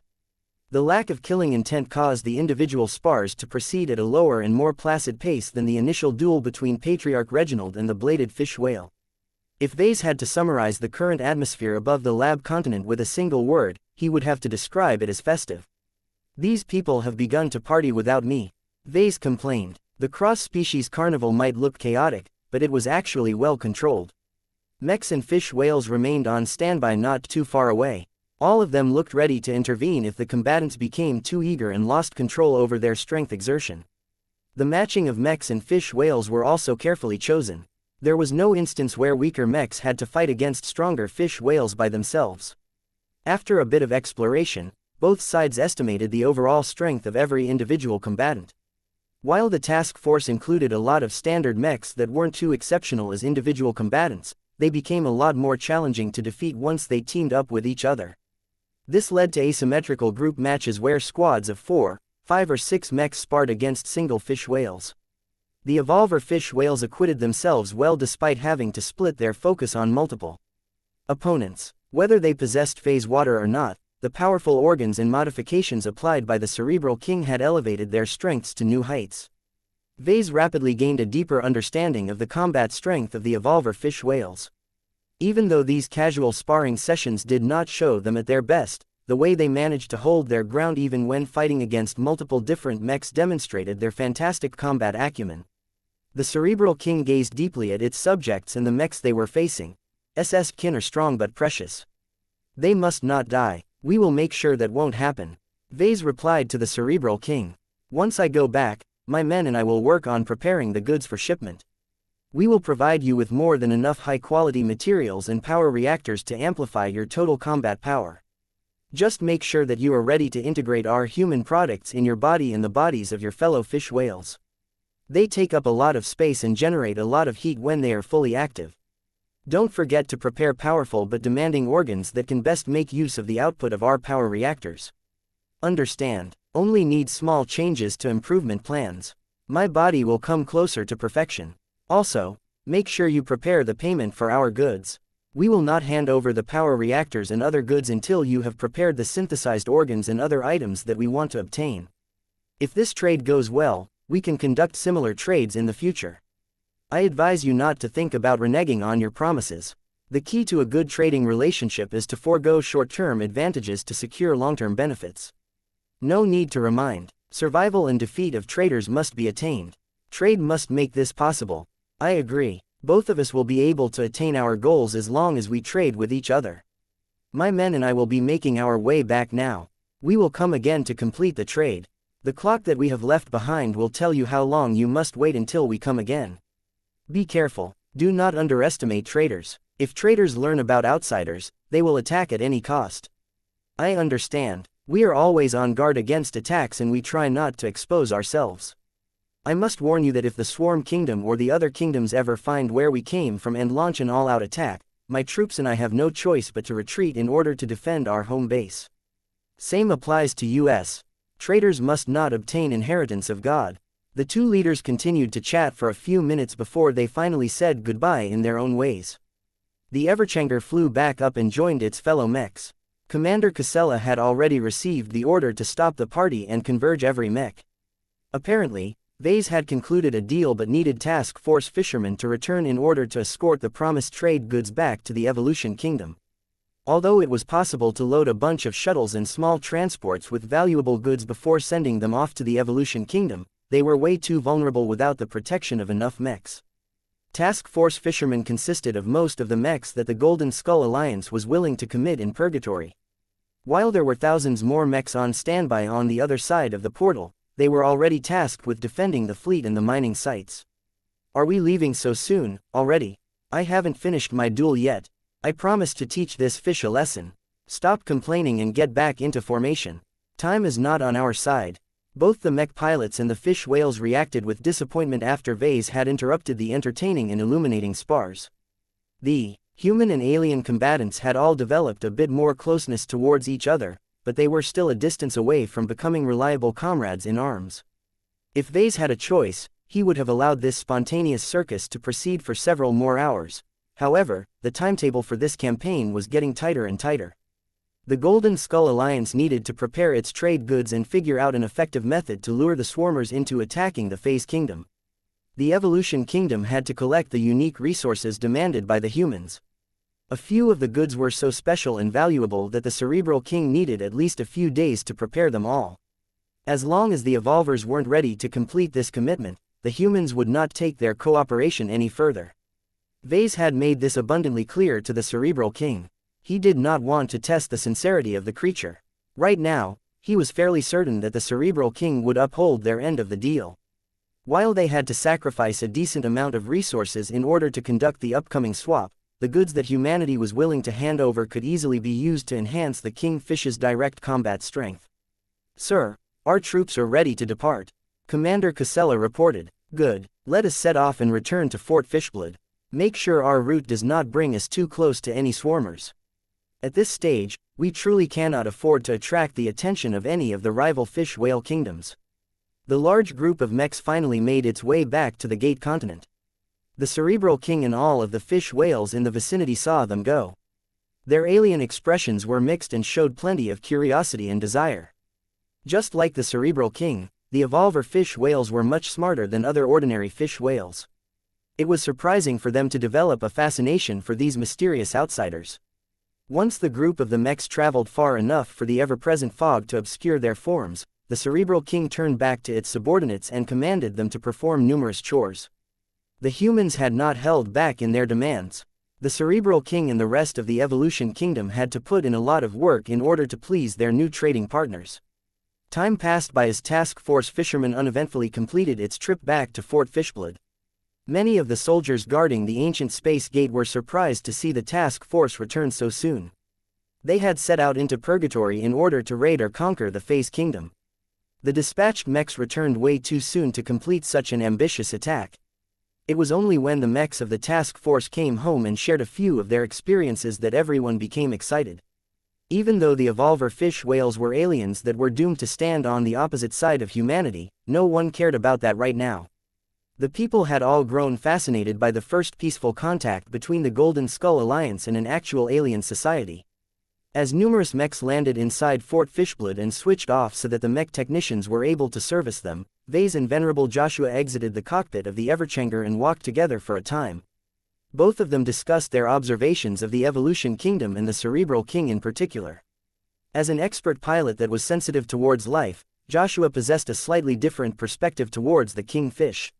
"Sir, that Cerebral King, or however you call it, is not simple," Joshua said with a touch of concern. "I always get the feeling that the fish is holding back how smart he is. For example, it always understood your speech even as you began to string increasingly longer and more complicated sentences. Meanwhile, the fish whale always stuck to short and simple phrases."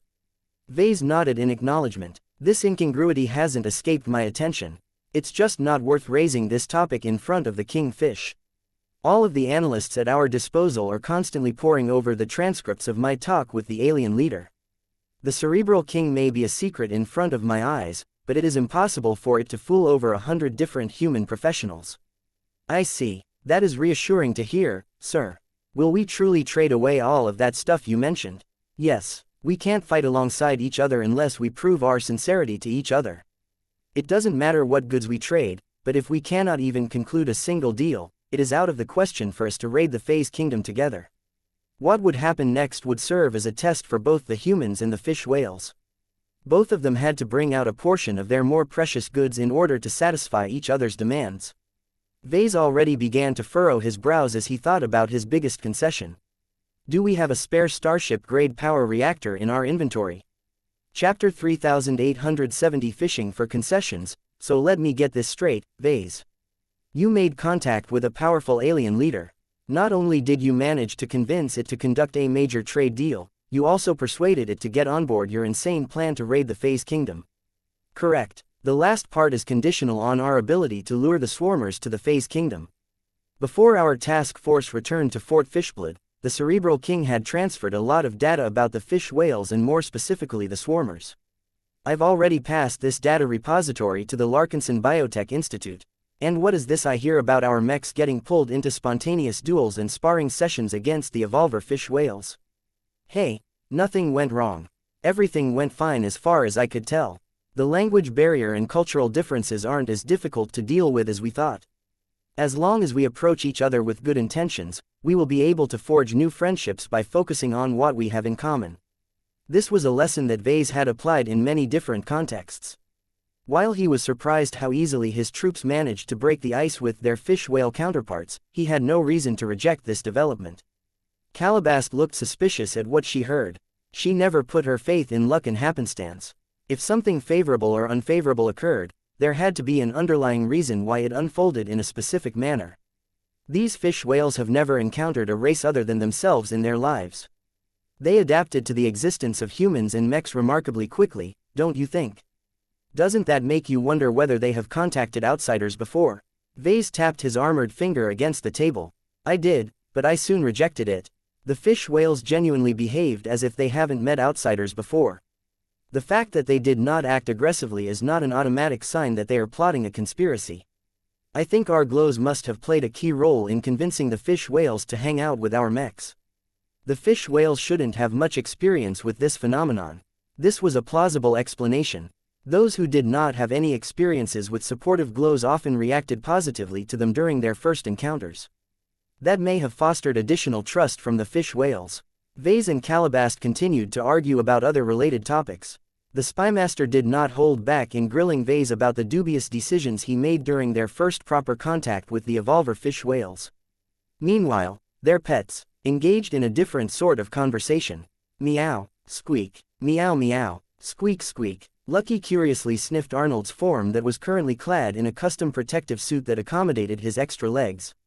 The mutated beast-turned-design spirit had done well since the Larkinsons adopted him. His chubby form had grown a little fatter, which was a sign that he was not short of nutrition these days. What was more impressive about Arnold was how his spirituality had grown by leaps and bounds. Not only did he possess more spiritual weight, he also became affected by the high-quality spiritual feedback provided by Venerable Tusa Billingsley Larkinson. Squeak squeak, meow meow, squeak, meow. When Lucky jumped on top of Arnold's suited body, the gem cat acted smugly as he pretended to ride the mutated Arganid Clysanta. Arnold initially tried to shake the annoying cat off his back, but the cat was too good at staying in position. Squeak. 3 different copies of Arnold appeared in the blink of an eye. No matter how good Lucky was at sticking onto an exobeast's back, there was only 1 of him and 3 of Arnold. The identical copies Arnold did not last long. They barely appeared for a second before 2 of them disappeared.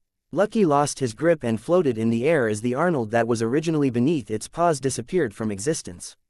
Squeak, squeak, squeak. The Arnold that had initially appeared to the left couldn't help but gloat. He had become a lot more proficient in his abilities as of late. The 2 pets continued to fool around. Their owners began to discuss the deeper repercussions of the first dialogue between the expeditionary forces and the evolver fish whales. Calabast picked up a secure data pad from the table and scanned through the list. This trade deal you've managed to negotiate with the Cerebral King requires us to transfer a lot of valuable goods to the Evolution Kingdom. Let's see what you have promised. I see you have already taken the initiative to transfer a basic map of the Red Ocean as well as short encyclopedia descriptions of all of the major races that occupy it. You even threw in additional entries related to phase whales in the information package. Vase looked confused. What's wrong with that? We don't have to pay anything to pass off information. You idiot. You are reducing our greatest advantage over the fish whales. The knowledge that we hold of the galaxy outside of Purgatory is one of our most desirable negotiating chips. How could you have given it away so easily? There are several reasons why I chose to give the Cerebral King an idea of what is outside. Vase calmly explained. The alien leader didn't sound like it, but I could sense the intense curiosity and fascination he held of the outside universe.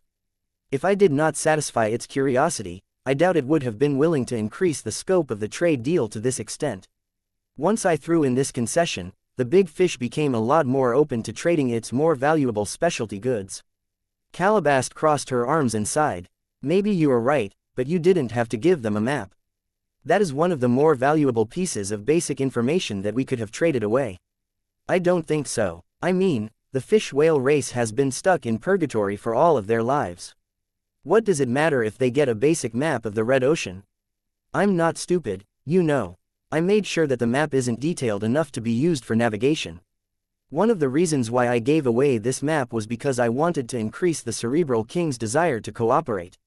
If I dangle the hope of escaping Purgatory in front of its fish head, the creature will have extra reasons to cooperate with the only party that has managed to breach the divide. The map was like an appetizer to the alien. Vase intended for the transmitted information to satisfy the Cerebral King's demand for information but at the same time generate even more interest towards the wonders of the Red Ocean. Giving them additional information about the phase whales was a calculated move on Ves's part. He wanted to give the fish whale hope that he would one day be able to meet one of his gods in the flesh. Of course, Vase also reminded the Cerebral King that the phase whales weren't that easy to find. The elusive organisms were good at hiding and had a habit of disappearing into pocket spaces. Vase hinted that the only way the Cerebral King could seek them out was if it absorbed a huge amount of phase water. That is actually quite clever on your part. Calabast smirked. Lying about the amount of phase water it takes to achieve warp travel is a devious lie. There is no way the Cerebral King can gather enough phase water by relying on the meager sources in its own territory. Its desire to escape this pocket space and seek out its creator will fuel its desire to obtain more phase water. To be honest, Vase wasn't sure whether the Cerebral King bought this story. Even if the creature doubted that it needed so much phase water in order to travel across the stars, there was no harm to possessing too much phase water. The more phase water the kingfish possessed, the faster it moved and the stronger its phase water-based abilities. The information package that Vase had handed over to the Cerebral King made it clear that the outside universe was not a safe place. Even though Vase had conspicuously left humanity's invasion out of the picture, the dwarf galaxy had never been a paradise of peace and civilization. As Calabast listened to Vase as he explained his reasoning and motivations, she tentatively nodded. I wouldn't have resorted to such direct measures, but then again you didn't have much time on your hands. The choices you've made are forgivable since you had to resort to haste and immediate benefits in order to convince the Cerebral King to agree to a more extensive deal. Still, these other concessions are not trivial either. Let's see what you have promised. Aside from the information package that you have already transferred over, you also agreed to transfer 2,000 tons of low-grade exotics, 2 million nutrient packs, 30 mech-grade power reactors and a single starship-grade power reactor. Do you have a problem with that? Vase asked. This is way too much, Vase. Calabast snapped. The information you have transferred to the evolvers has reduced our information advantage. The materials that we are in the process of shipping over will skew the balance of power between us and the fish whales. The Cerebral King can quickly make use of the power reactors and other materials to increase its battle strength. The goods that the King Fish has promised in return are much more difficult for us to convert into advantages. It will take years of dedicated research before they can be used to empower our mechs. That won't help us in the short term. You have a point, but it shouldn't make a difference. The reason why I agreed to give them those power reactors is because it is to our benefit that they gain an immediate power boost. The stronger they become, the greater their confidence. You should have seen how reluctant the Cerebral King looked whenever I talked about attacking the Phase Kingdom. Only by boosting the strength of the evolvers can we convince them to overcome their institutional inertia and accept that the circumstances have changed. Giving the evolvers power reactors was like giving wings to a tiger. As long as the Cerebral King was smart enough to make proper use of the energy output of the reactors, the fight against the phaser fish whales shouldn't be as one-sided as before. Calabast scrolled through the list displayed by the data pad. Let's move on to the concessions that you have extracted from the fish whales. In exchange for the concessions that you have made, the fish whales promised to provide us with basic information about fish whale organ design and production. The Cerebral King has also agreed to supply us with 50 sets of partial evolver fish whale skeletons, 30 normal fish whale organs and 1 Foot King grade fish whale organ. That's right. Do you have any questions regarding these demands? Let me ask you this. Why the fish whale skeletons? They're not actual phase whale bones, you know. This is literally bio-junk. Maybe you're right, but I beg to differ. Vase replied, the bones of the stronger fish whales are quite tough and hard. They are also decent carriers of my design philosophy. Even if they aren't as useful as I hoped, I can still use them as raw materials for totems and other remarkable products.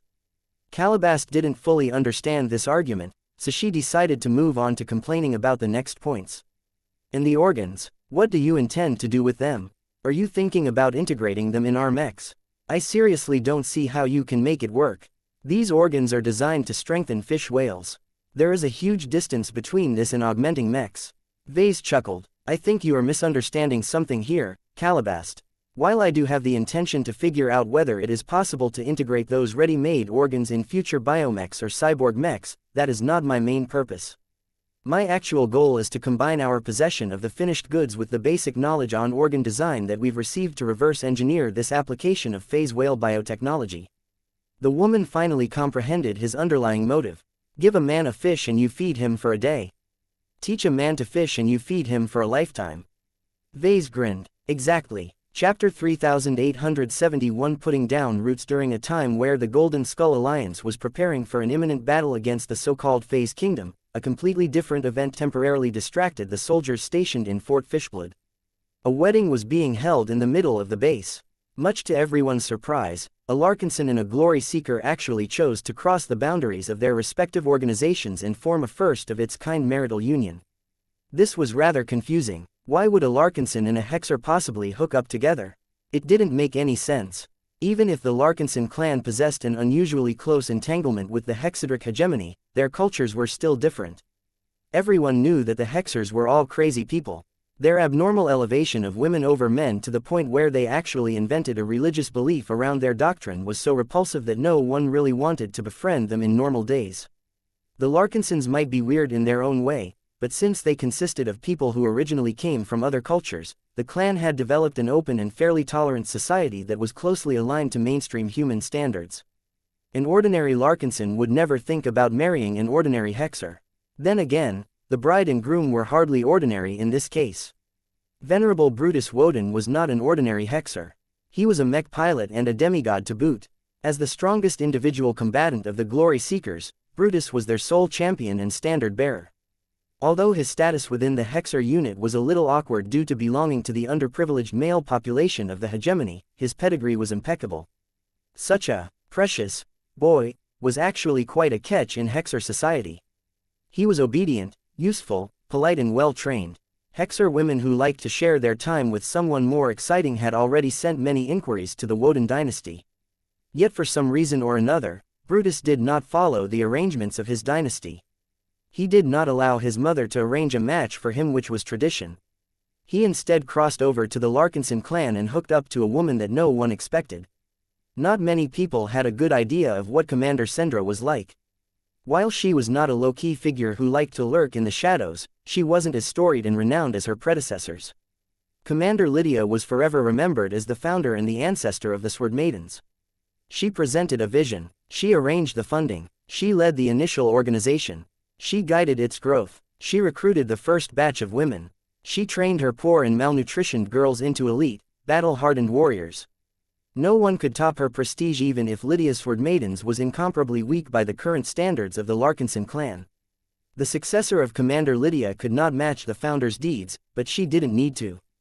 By dedicating herself to elevating her martial strength, she had broken through and become an expert pilot that served as the example and the goal that every other Sword Maiden mech pilot strove to reach. If Commander Lydia played the role of a deceased ancestor to the Mech Legion, then Venerable Dice served as its living ancestor. Unlike the Sentinel Commander, Venerable Dice did not focus her efforts on leadership and command. While she had taken numerous leadership roles over the years, that was only because the Sword Maidens naturally respected strong mech pilots and powerhouses. There was no benefit to letting her get distracted by the minutiae of running an expanding Mech Legion, so another figure had to take over the mantle. That mantle currently rested on the bride of the unexpected wedding. Commander Sendra was not as historically significant as Commander Lydia nor possessed the inhuman willpower of Venerable Dice. She was Sendra Larkinson, a Sword Maiden that led her fellow sisters and did a decent job at that. Though she was not as inspiring or competent as Commander Casella Ingvar, a figure like that only emerged once in 100 years. Every Sword Maiden was pretty much satisfied with Commander Sendra in charge. She was part of the original band that had survived all the way up to these times. Unlike many of her rougher and cruder sisters, Commander Sendra also adapted a lot better to the drastic changes over the years. She had become a fixed presence in the upper echelon of the Larkinson clan and adequately represented the interests of the Sword Maiden Mech Legion. Even if a handful of other Sword Maidens spent more time in training and became stronger than Sendra on the battlefield, none of them thought about initiating a challenge. There was no reason to replace Sendra. The warriors whose skill and valor exceeded that of the Sword Maiden commander had set their sights on apotheosis instead of a glorified desk job. Even if their chances of breaking through was minuscule, they never wavered in their goals and did not intend to give up until they were physically unable to interface with Mech. Besides, the Sword Maidens of today had already changed a lot. Though the women cherished their traditions and tried to preserve them whenever possible, that did not mean they rejected the demands and expectations of the Larkinson clan. As long as they became stronger, then it was not such a bad idea to adopt new customs. As the head of the Sword Maidens, Commander Sendra played an undeniable role in furthering the harmonious cooperation between the Mech Legion and the Larkinson clan. Her support and her steady leadership contributed a lot to the integration process. This was why Vase and Calabast cared a lot about her future. The patriarch of the Larkinson clan and the secret mastermind that moved a scion of the Glory Seekers into the eager arms of the Sword Maiden commander both stood at the periphery of the wedding celebration at this time. Brutus and Sendra were the stars of the show today. No one should deprive them of their limelight even if the wedding was hastily organized. Only a Sword Maiden would have come up with the bright idea to hold a wedding in the middle of a military base located right inside a dangerous pocket space infested with millions of hostile alien beasts. This is one of the strangest weddings that I've attended, Vase quietly remarked as he held a glass of champagne while wearing his unending regalia which he had embellished for the occasion. If I didn't know any better, I would have thought that the Sword Maidens were intent on holding a martial ritual that will give them extra blessings in our upcoming battle against the Phase Kingdom. The wedding was held in a center square that was ordinarily used to station a lot of mechs. Most of them had been moved away, but a few of the Second Swords and Bright Warriors stayed behind in order to enhance the atmosphere. The thousands of wedding guests that received permission to attend the wedding were overwhelmingly servicemen. There were significantly more women than men in the crowd, and many of them carried great swords on their backs. None of the people attending this wedding wore suits or dresses. The location was too dangerous and the alert level was still high, which meant that everyone was obliged to wear protective, vacuum-sealable suits at all times. Fortunately, the members of the Golden Skull Alliance did not have to leave their helmets up all the time, or else Vase would have to drink his glass of champagne out of a straw. It was under all of these odd and abnormal circumstances that Brutus and Sendra kissed each other while looking as if they were ready to hop into the cockpits of their mechs at any time. Calabast. Yes, Do you think they will be happy together, or is this purely a politically motivated match in your eyes? The spymaster shook her head. It's both, of course. Did you think I would only pick one when I can have both? Commander Sendra is a key figure in our clan and she still has potential. Pairing her up with a husband will do a lot of good to her. Not only will she be able to balance out her life by raising a family, she will also be sharing her life with an actual man for a change. And that is important because... Calabash turned to face Vase. Let me ask you this. In the years that have passed since the Sword Maidens joined the Larkinson clan, how many of its female members have started relationships and entered into marriage? Exactly. While the members of other mech legions such as the Avatars of Myth and the Living Sentinels are beginning to breed like rabbits, the cold women of the Sword Maidens are more attached to their great swords than the ones that require the protection of a codpiece rather than a scabbard. Vase looked back at the crowd of enthusiastic Sword Maidens and other wedding guests and noticed that few of the Sword Maidens were accompanied by men. It was clear to see that they were all unmarried. If they had any relationships, then they were more likely to hook up with their fellow sisters than anyone else. I see what you mean, he said. Calabash smiled. When I learned that Venerable Brutus urgently needed to get married, I just saw a good opportunity to improve the continuity and long-term health of our clan. Facilitating a union between a prominent Sword Maiden and a man that many women still regard as a good catch will serve as a good example to the remaining bachelorettes. I expect a lot more Sword Maidens will enter the dating scene in our fleet after the current campaign has come to an end. This will coincide nicely with my intention to bring the fleet back to the Davut system and settle down for a few years. We should more actively encourage relationships in our clan so that many more Larkinsons have an opportunity to put down their roots in the coming years. Our clan will become a lot more turbulent once we have completed our extensive fleet expansion and mech rearmament programs. I hope that all of the newlyweds enjoyed their honeymoons in a time of relative peace and calm by then. I am not content with laying low all the time. Once we have the strength to match our ambitions, I intend to go deeper into the Red Ocean. Calabash didn't say anything about that. She knew what Vase was like and how he would never be able to enjoy decades of boring and familiar routine. She was already glad that Vase had come to his senses and agreed to do a proper job of upgrading the expeditionary fleet. Even she underestimated how far behind they were. The Golden Skull Alliance was too fragile and would become easy prey once the MTA escort ship left the fleet. As Calabash thought about all of the drastic changes that the Patriarch was plotting, she asked a pertinent question. Will you leave any families behind in whatever super base you intend to build on a planet? That was an important question. It was also a sensitive matter. Vase had struggled about what to do about this ever since he came up with the idea of building a major fortress and industrial compound on a planetary environment. I haven't decided yet, Vase replied. I am thinking about setting it up as a branch of the Larkinson clan. What do you mean by that, exactly? Calabash curiously asked. It will be like the scheme that I set up back in the old galaxy. In my opinion, the Larkinsons that are rooted in our fleet are the true members of the clan. Those that choose to live a different life and wish to pass years at a slower pace will be free to relocate to the branches that I intend to set up in the future. However, once they make this choice, they must leave the core of our clan. What do you think about this setup, Calabash? I think it is a good approach, she praised. It doesn't sound fair enough, though.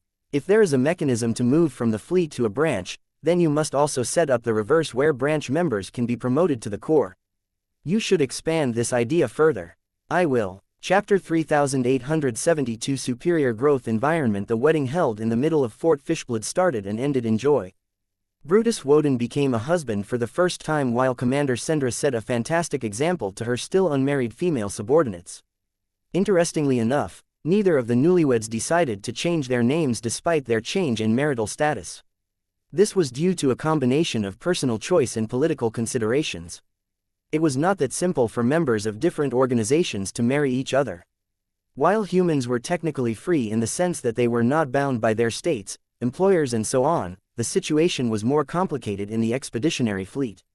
The Glory Seekers all pledged their loyalty to their organization and the Woden dynasty that funded and supported the Mech force. Leaving was not easy as they had all signed contracts that bound them to the organization for the long haul. The Larkinsons dedicated their lives to the clan they had signed up for. It was not a state where they could leave its borders whenever they wanted.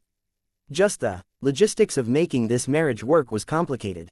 It wasn't as if the Star Dancer Mark II could casually enter the hangar bay of the Wild Torch without warning. It also wasn't simple for a Larkinson Legion commander to randomly visit the Indigo Tremor and spend the night with one of the key mech pilots of the Glory Seekers. Although the Glory Seekers and the Larkinson clan were fairly reasonable and already set a few ground rules, they were far from ready to allow for free and unrestricted movement between their ships. In short, even if Brutus and Sendra became wife and husband, they were still active servicemen that needed to put their duty above their personal lives. Fortunately, neither of the two were unreasonable in this regard. When Vase spoke to the couple and talked about how they would spend their lives together in the future, they sounded fully cognizant of the limitations they had to endure due to their tangled union. I needed to get married with haste in order to get my mother to end any attempt to arrange a match of her choosing. Brutus told Vase after most of the festivities had ended. Now that I have completed my objective, I do not have to accelerate my schedule anymore. We can progress our new relationship at our own pace. Commander Sendra smirked as she bumped her elbow against her new hubby's side. Hey, don't act like I don't exist anymore. I'm your woman now. Do you think you can just go back to your job of piloting mechs like before? What do you mean by that, Sendra? A lot of people are having kids these days, hee. Do you think that I want to be left out? If I have my way, you're going to be a father soon. What? Brutus looked distressed. We haven't even broached this topic yet. We have only been together for little over a week. It is far too soon to think about having children. Why not? Your sister, who is younger than you by the way, is already raising a baby of her own. As her older brother, how can you tolerate the fact that you are falling behind? Face it, Brutus, we're going to have a baby soon. This development was too fast. Brutus couldn't adjust to Sendra's desire for haste. Why was she in such a hurry? Didn't she have her own career to worry about? Sendra, your body, the woman dismissively huffed. It won't be a problem. Keddy's already explained the ins and outs to me. We just have to scrounge a few hundred MTA credits and contract a genetics company like wuxia and Uneka to formulate a designer baby that my body can safely bear. I'm willing to throw in 1,000 MTA credits or so. Vase spontaneously offered. Consider it a wedding gift of mine. It's the least I can do for my brother-in-law and one of my key military commanders. Thank you, Patriarch. That is great news. Did you hear this, Brutus? We'll have many more options for our designer baby than before. The Larkinson clan had yet to reach a level of prosperity where Vase could casually fling away enough money to casually buy 8 limited edition two-toned lavender and white Puelmer leather Jarna handbags. However, it was worth it for Vase to show his sincerity and magnanimity by investing in 2 key mech pilots. The happier they became, the more likely they were willing to fight and die on his behalf. If their wonderful and precious child was born as a designer baby, then Brutus and Sendra would have even more reason to fight at their hardest and sacrifice their lives if necessary. Although Vase did not deliberately scheme to encourage the 2 newlyweds to raise an expensive designer baby in the hopes of increasing their commitment to defend the fleet, it would be a nice bonus if that happened. Will your first kid be a boy or a girl? Vase casually asked. Girl, of course. Sendra immediately replied. We can discuss having a boy as our next baby, but the first one absolutely has to be a girl. I need someone to follow my footsteps. Will she grow up as a Larkinson, then? All of our children will become Larkinsons first. If they want to join their dad over at the Glory Seekers when they are old enough to make their own decision, I'll let them, but that is for the future. While Sendra announced all of her decisions as if they were already decided, her new husband raised his hand in protest. Sendra, you should talk to me about these important matters first. The new wife snorted. And what? Raise our children among hexers instead? I don't want my daughters to grow up as carbon copies of Gloriana. The Larkinson clan is a much better place for children to spend their childhoods. We have access to complete facilities in our fleet. There are schools, mech academies, abundant living and recreation spaces, biomedical experts that are good enough to keep our designer babies healthy and more. What can the Glory Seekers offer that is better than what our clan can already provide? That was a good argument and one that instantly squashed Brutus.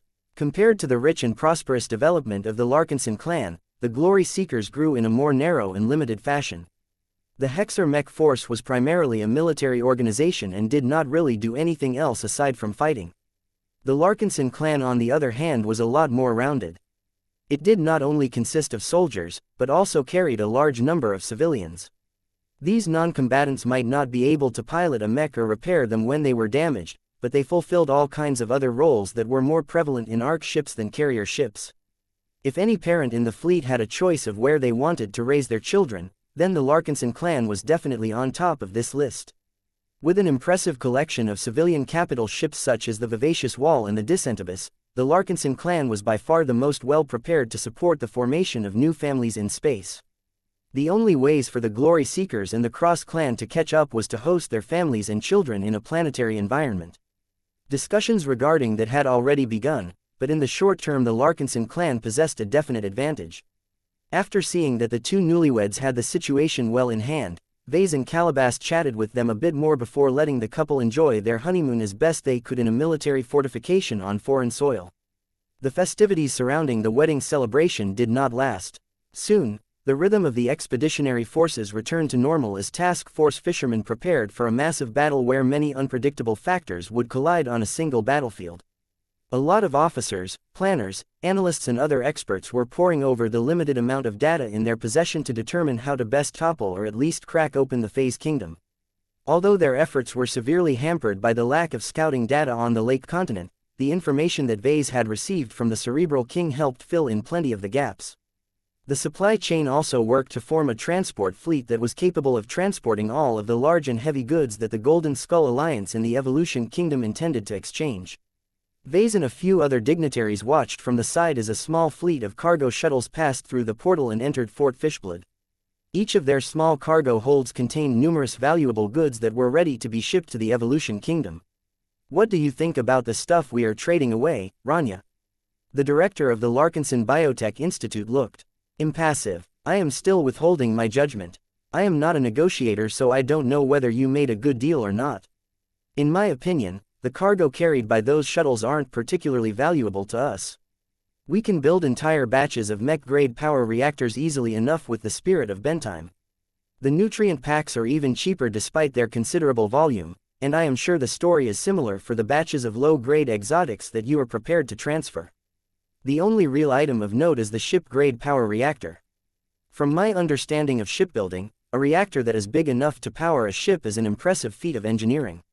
"You're correct." Vase nodded. "To me, the Evolver fish whales and the Cerebral King are sort of like mechs or biomechs if you will. Their bodies are their mech frames and their powerful organs play the same role as mech parts. While the phase whale bioscience inherited by the Cerebral King possesses a lot of unique advantages, energy generation is a persistent limitation due to the lack of technological development and lack of resources in Purgatory." Rania nodded in understanding. "I've read the reports and watched the footage. I truly envy the Cerebral King for gaining access to a portion of the scientific accumulation of the ancient phase whale race. Civilizations that pursue a pure biotechnology route are rare, but the biggest among them have developed a lot of impressive applications that would be considered high technology in our industry. Phase whale technology is impressive, but the Cerebral King only has limited access to it. The fish whale organs responsible for generating energy are highly optimized, but their base is too low. Our power reactors are much better off in that regard. There are massive industries in human space that support the development of power reactors, and producers have access to a much wider variety of materials to build more impressive products.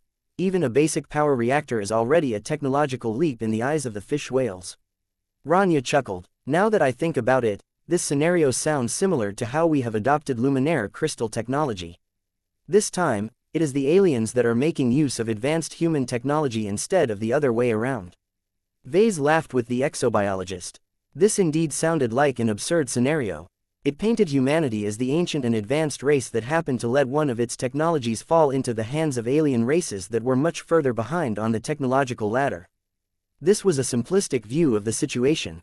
While it was true that he looked down on the lack of development of the fish whale race, the Cerebral King still had plenty to teach to the humans if it was willing to share the so-called inheritance of God. The fact of the matter was that neither side were clearly ahead of the other. Combined with the fact that the Cerebral King was likely over 1,000,000 years old, it remained to be seen who were the savages in this relationship. Chapter 3873 Being on top. "Are you sure you want to come with us for our second trip to the Evolution Kingdom?" Vase questioned. "The journey is risky and you will have to ride in a cargo shuttle that isn't designed to operate on a battlefield. It is much safer for you to wait in Fort Fishblood, or better yet return to the Dragon's Den on the other side of the portal." The Larkinson Biotech Institute should have lots of qualified biotech experts on payroll. Why not send them out instead? For the same reason as you insist on meeting with the fish whales yourself. There are certain jobs that you just need to do yourself. Vazen director Rania Woden looked out at a small fleet of cargo shuttles that had been especially prepared to transport delicate and valuable bioproducts. Both of them had conducted a quick inspection to make sure that the vehicles were properly configured to bring back the highly valuable fish whale organs that the Evolution Kingdom promised to exchange. Did you consult your husband before you made this decision? Rania chuckled. Tusa is an open-minded mech pilot. He doesn't object to my decision, mostly because we will be returning to Fort Fishblood under escort as soon as we have concluded the trade. It helps that he will be present to protect me should the swarmers launch an unexpected attack. I see. How is your marriage with him doing these days? It's doing okay, she replied in a calmer tone. Neither of us intend to move as fast as Brutus and Sendra. We spend time together whenever possible, but those moments are few and far in between. There is just so much for us to do that we have only met less than 10 times this month. Vase frowned. He knew that this was partially the fault of the current events in the Garimal system and the Phase Whale Enclave, but it was also because of the heavy responsibilities shouldered by husband and wife. He turned to one of his most trusted advisors. You always comment about your heavy workload whenever we meet and talk about various topics.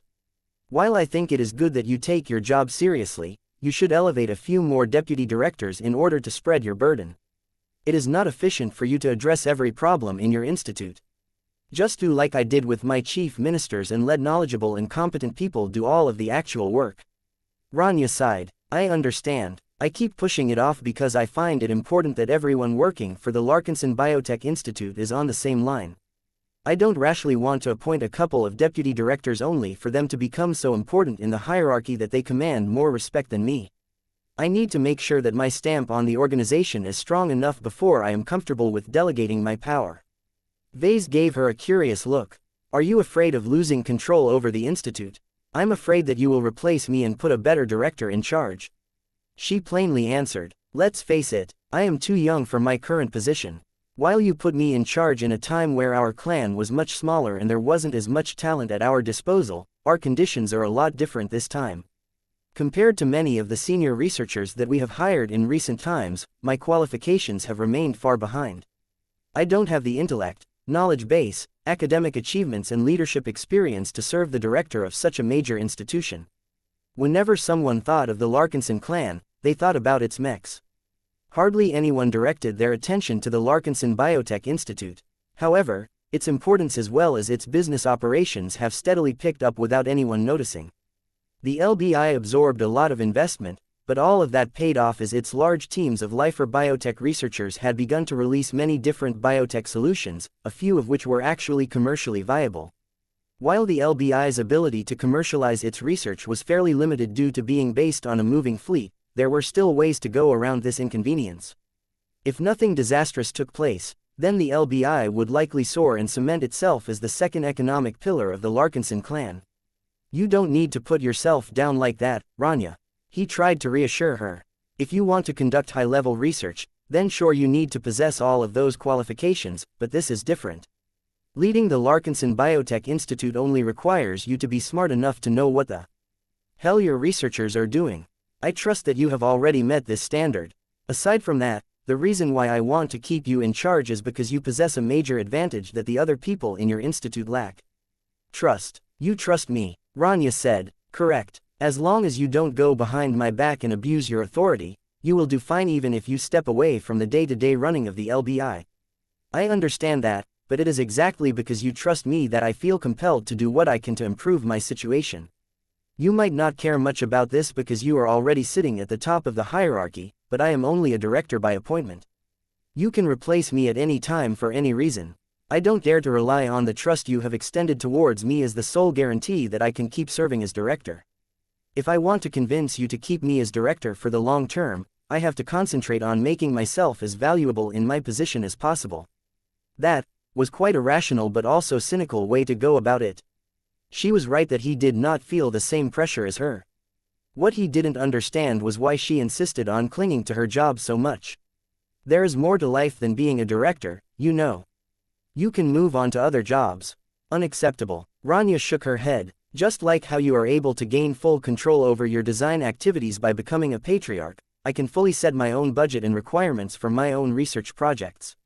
As soon as I leave the director's chair, I will have to answer to someone else, and that will make it much harder for me to conduct my more ambitious research projects. Vase wanted to scratch his head. It sounded as if the two had a lot more in common than he expected. They were both filled with ambition and needed enough power, wealth and authority to make their dreams come true. He decided to branch out from this heavy topic. Does your research also encompass the fish-whale organs that the Evolution Kingdom is willing to exchange?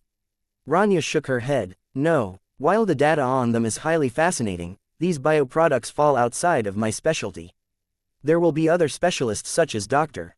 Paris that possess much more relevant knowledge. I will leave the task of studying, reverse engineering and reproducing the alien organs to my other researchers. Ah, I recall. You are much more interested in studying exoplants. Have you made any solid gains?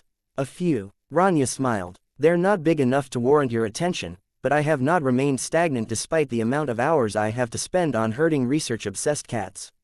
That reminds me, have you worked on the new coin trees that I have come up with? They're a bit odd, but they play an important role in my research. How much have they grown? The good news is that the ones that we are cultivating are all growing quickly and healthily. You won't have to wait too long before they can begin with growing coins. It is a pity that my expertise is not enough to understand the full depth of these odd trees. That's what the Tea Institute is for.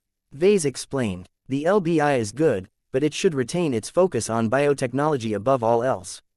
The Tea Institute that I have in mind will assist me in conducting research on more metaphysical applications. The new coin trees are an important proof of concept to my research efforts.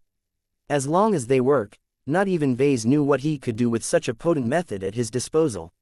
While living mechs and growth mechs would always remain his primary focus, he did not want to give up on coming up with a means to improve the norms of his clan. Of course, Director Rania didn't look too happy at the moment. Vase hadn't founded the Tea Institute yet, but the clan had already made a lot of preparations. The MTA had already dispatched a potential candidate to lead this new research institution as soon as it opened its doors. Although Vase was not comfortable with putting a goon of the MTA in charge of such an important and sensitive group, he cared more about obtaining useful research results than keeping his gains a secret from his overlords. Vase was confident that even if the Tea Institute produced groundbreaking results, he would probably be the only person who could make full use of the new applications. I hope it is worth it for you to put someone affiliated with the Mechers in charge of one of your key research organizations. It will be fine. The two eventually completed their discussion and separated. Rania went on to board the most well-equipped shuttle. Meanwhile, Vase floated over to the Everchanger and hopped into the cockpit before sitting down at his familiar elevated seat, but not before performing one necessary action. Lucky, that's my chair. Get out, please. Meow. The gem cat lazily dozed. Vase grew annoyed. If you don't get your furry butt off my chair, I'm going to sit, is that clear? Meow. Okay, that's it. You asked for this, Lucky. Vase turned around and plopped himself down on his chair. The cat underneath him instantly yelled as the backside of the unending regalia pressed him down on the cushioned seat. Meow wow. If not for the fact that Lucky was tough enough to handle the pressure of getting sat upon and if not for quickly turning his body intangible, the precocious cat might have suffered a lot more. As it was, Lucky was deeply pissed off by Ves's rude action. The cat quickly phased through the underside of the seat and floated up to eye level before giving the clan patriarch a piece of his mind. Meow meow meow meow meow. Vase merely rolled his eyes. Serves you right for napping in places where you don't belong. Whenever you pull something like this off, I have to keep picking you up and placing you somewhere else before I can take my seat. I'm tired of doing that, so consider this a lesson to do better next time. Meow meow meow. It's not animal abuse. I would have relocated Clixie if she was dozing at the same spot. Meow. What do you mean? That's not gender or species discrimination. Her body is built differently from yours. You can probably survive having a mech step on you. Clixie on the other hand will definitely get squished to pieces. Meow meow. Lucky was tired of arguing with Vase. The cat petulantly turned around and settled his body on the only other available seat instead. When Venerable Joshua entered the cockpit 5 minutes later, the expert pilot briefly stopped and stared at the gem cat that was in the way. Lucky, could you do me a favor and move so that I can sit down? You can rest on my lap if you want. Meow tilde. Much to Vessa's surprise, Lucky had no problem with following this instruction. The cat obediently floated off the chair, giving Joshua enough room to take his place on his throne. Lucky dropped his body onto Joshua's lap a second later, causing the two to look like a harmonious whole. Meow. Vase grew jealous at the sight. Chapter 3874 Metal Organs Task Force Fishermen departed Fort Fishblood with much greater fanfare than before. After gathering all of the trade goods and adding additional escorts to the supply caravan, the large group of mechs snuck through the Swarm Kingdom's territory once again. The mechs and shuttles moved a lot more carefully than before. Vase and many others were concerned that their larger and more imposing movement increased the chance of triggering the surrounding swarmer fish whales to raid their convoy. In order to reduce the chances of that happening, the task force split itself in half. Whether this made a difference or not, the swarmers did not pay any particular care towards the distant mechs this time. The humans arrived in front of the Evolution Kingdom without incident once again. Everyone relaxed now that they reached their initial destination. Though the evolver fish whales roaming above the surface of the lab continent most certainly noticed all of the human mechs and vehicles parked above their territory, they did not show any excessive degree of caution or vigilance this time. It appeared that the evolvers still recalled the friendly roughhousing from before. A couple of the bolder alien beasts such as the bladed fish whales even took the initiative to flip their tails in greeting. They look more active than usual. Could it be that they have been preparing to attack the Phase Kingdom as well? Maybe. It must be incredibly frustrating for aggressive fish whales to stay on the defensive all the time. No one wants to keep repelling attack after attack without any hope of breaking the deadlock. The fish whale race was aggressive and combative by nature. This could be seen from the swarmer fish whales who exhibited this behavioral pattern the most. As the most primal variant of fish whales in purgatory, the swarmers possessed the least rationality, so they acted closest to their instincts. The evolvers were much more sophisticated in that regard, but that didn't mean their savage side had disappeared. It was much more likely that they buried all of their desire to attack and plunder because they knew quite well that it would only be self-defeating in the end. It was only after the arrival of the strange humans with their large metal machines that the game had changed. For the first time, the Evolution Kingdom could finally emerge from their territory and fight to their heart's content. When Vase observed the reactions of the evolver fish whales, he nodded in satisfaction. The Cerebral King is sincere about his desire to cooperate with us. That's good. Although he was confident that he had managed to sway the Cerebral King to work together with the expeditionary forces by relying on both logic and mutual self-interest, who knew if the big fish was willing to go through with the deal? As a primitive species that apparently had no experience with trade and alliances, Vase had to be careful that the fish whales didn't pursue immediate short-term gains over long-term satisfaction. Fortunately, it appeared that the Cerebral King was still clever enough to know that the Evolution Kingdom had no chance of winning its eons-long contest against the other fish whale kingdoms if the status quo persisted. As the shuttles began to land on a relatively flat area next to the cluster of giant lab structures, a group of fish whales carefully approached and seemed to inquire about the trade goods brought by the humans. There was no easy way to communicate with the fish whales, but the mech pilots figured out a few basic ways to convey a few meanings during their previous meeting. A handful of mechs raised their palms in order to make sure that the fish whales didn't get too close and scare away the personnel that were about to bring out the promised goods. It was quite interesting to see the various reactions from the fish whales as one crate after another emerged out of the cargo hatches. Of course, not all of the shuttles unloaded their cargo at this time. So far, the fish whales hadn't brought any of the items that they agreed to exchange with the expeditionary forces. Wouldn't it be stupid to pass on the power reactors and materials only for the fish whales to stall and pretend they didn't agree to provide anything? If the evolver fish whales really dared to scam the humans, there was no good way to rectify the situation. The lab continent was the adversary's home turf, and the total combat strength of the nearby fish whales were considerably stronger than the entire task force. Damn, what is taking the fish whales so long? Are they really planning to screw us over? Shut up and be patient. The fish whales don't experience time like us. They live a lot longer than us, and there is no day-night cycle in this pocket space. Remain on guard but don't do anything. Let us see what happens when their king fish appears. It did not take too long for the Cerebral King to appear from the entrance of his underground lab compound. Although it was a bit worrisome to see that the evolver fish whales still made no effort to bring over their own trade goods, the Cerebral King did not show any suspicious or dangerous behavior. The Everchanger flew out of the group of mechs and met the Cerebral King halfway. "Greetings from humanity," Vase said and mentally conveyed as soon as he felt the powerful mind of the opposite fish make contact with his own. "Did you remember the conversation we had last time? We concluded a trade deal.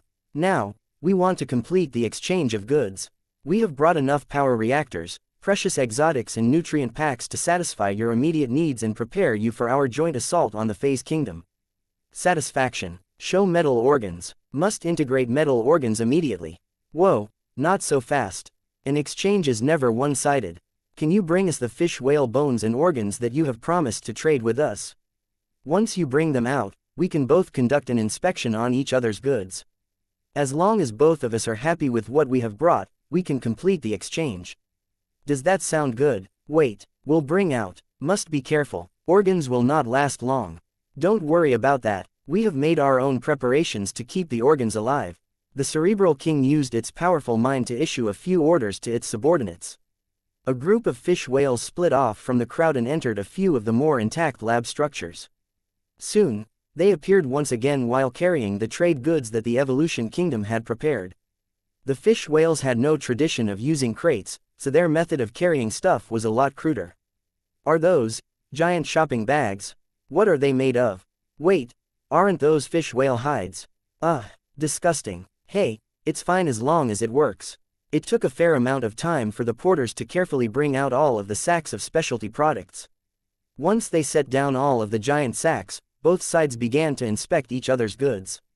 Not anyone was qualified to check up on the bones and organs prepared by the fish whales. A team of exobiologists and other biotech experts led by Dr.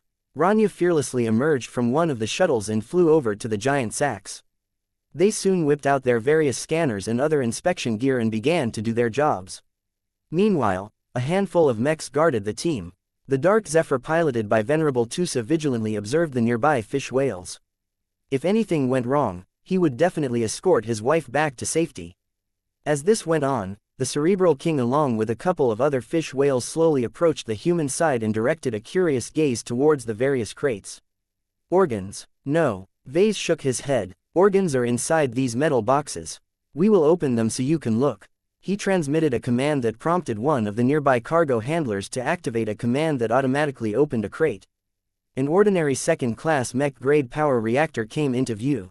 Though the expeditionary forces did not scrape the bottom of the barrel this time, they did not bring out their premium goods either. Vase and the others had made a careful choice on which model of power reactors they wanted to trade. Out of all of the members of the Golden Skull Alliance, they eventually decided to trade away the ones that the Cross clan had in inventory. The power reactors that the Larkinson clan tended to favor for its current models were able to support peak performance but were not particularly long-lasting. In contrast, the ones used by the Cross clan were a lot more stable and could endure considerably more abuse without compromising their output. Now, one of those steady power reactors graced the Cerebral King. "Energy, organ, correct. Let me show you how it works. You need to form a connection with at least 2 ports. In order to help you make use of it, we have marked the ports with bright and obvious labels." Vase briefly explained the basics of electrical theory to the kingfish. No matter whether the creature already knew all of this or not, it didn't hurt to give the creature a refresher course. The last thing he wanted to see was the Cerebral King accusing the humans for wanting to backstab the Evolution Kingdom after one of its fish whales short-circuited itself due to incorrectly integrating a power reactor. After issuing repeated warnings and remember, he finally let the Cerebral King take a mech-grade power reactor to its underground lab compound. One of its larger fish whale subordinates also followed after the kingfish. No matter what, the Cerebral King needed to see with its own eyes whether the metal organs that were capable of providing a constant output of energy actually worked. The wait was shorter than Vase expected. The 2 fish whales reappeared only 10 minutes later. The smaller fish whale still exhibited a cut on the flank of its body that was healing even now. Its large abdomen looked a little more bloated than before, and it was easy to guess the reason for this change. "Please monitor and scan this fish whale. Can we detect the power reactor implanted inside its body?" "We can. The volume of the creature hasn't grown too much but its mass and density are higher. The creature is radiating more heat than normal and we have detected a higher metal content from its body. All of these signs conform to a successful installation of the power reactor." Vase looked quite impressed. He was afraid the Cerebral King would screw up the implantation process or forget one of the many warnings that he had issued. It turned out that he had underestimated the Kingfish's intelligence and ingenuity. Even if it was the first time that the Cerebral King worked with a metal component, it was not that complicated to make use of the power reactor. Of course, the humans deliberately simplified the parts and locked out a lot of settings and features in order to prevent the fish whales from triggering anything dangerous. The results appeared to be good so far, but the fish whale had yet to demonstrate what it could do with the new metal organ inside its body. Demonstration. The strange fish whale opened its giant maw and shot out a laser beam that was not that different from the ones fired by the fish whales of the Hot Kingdom.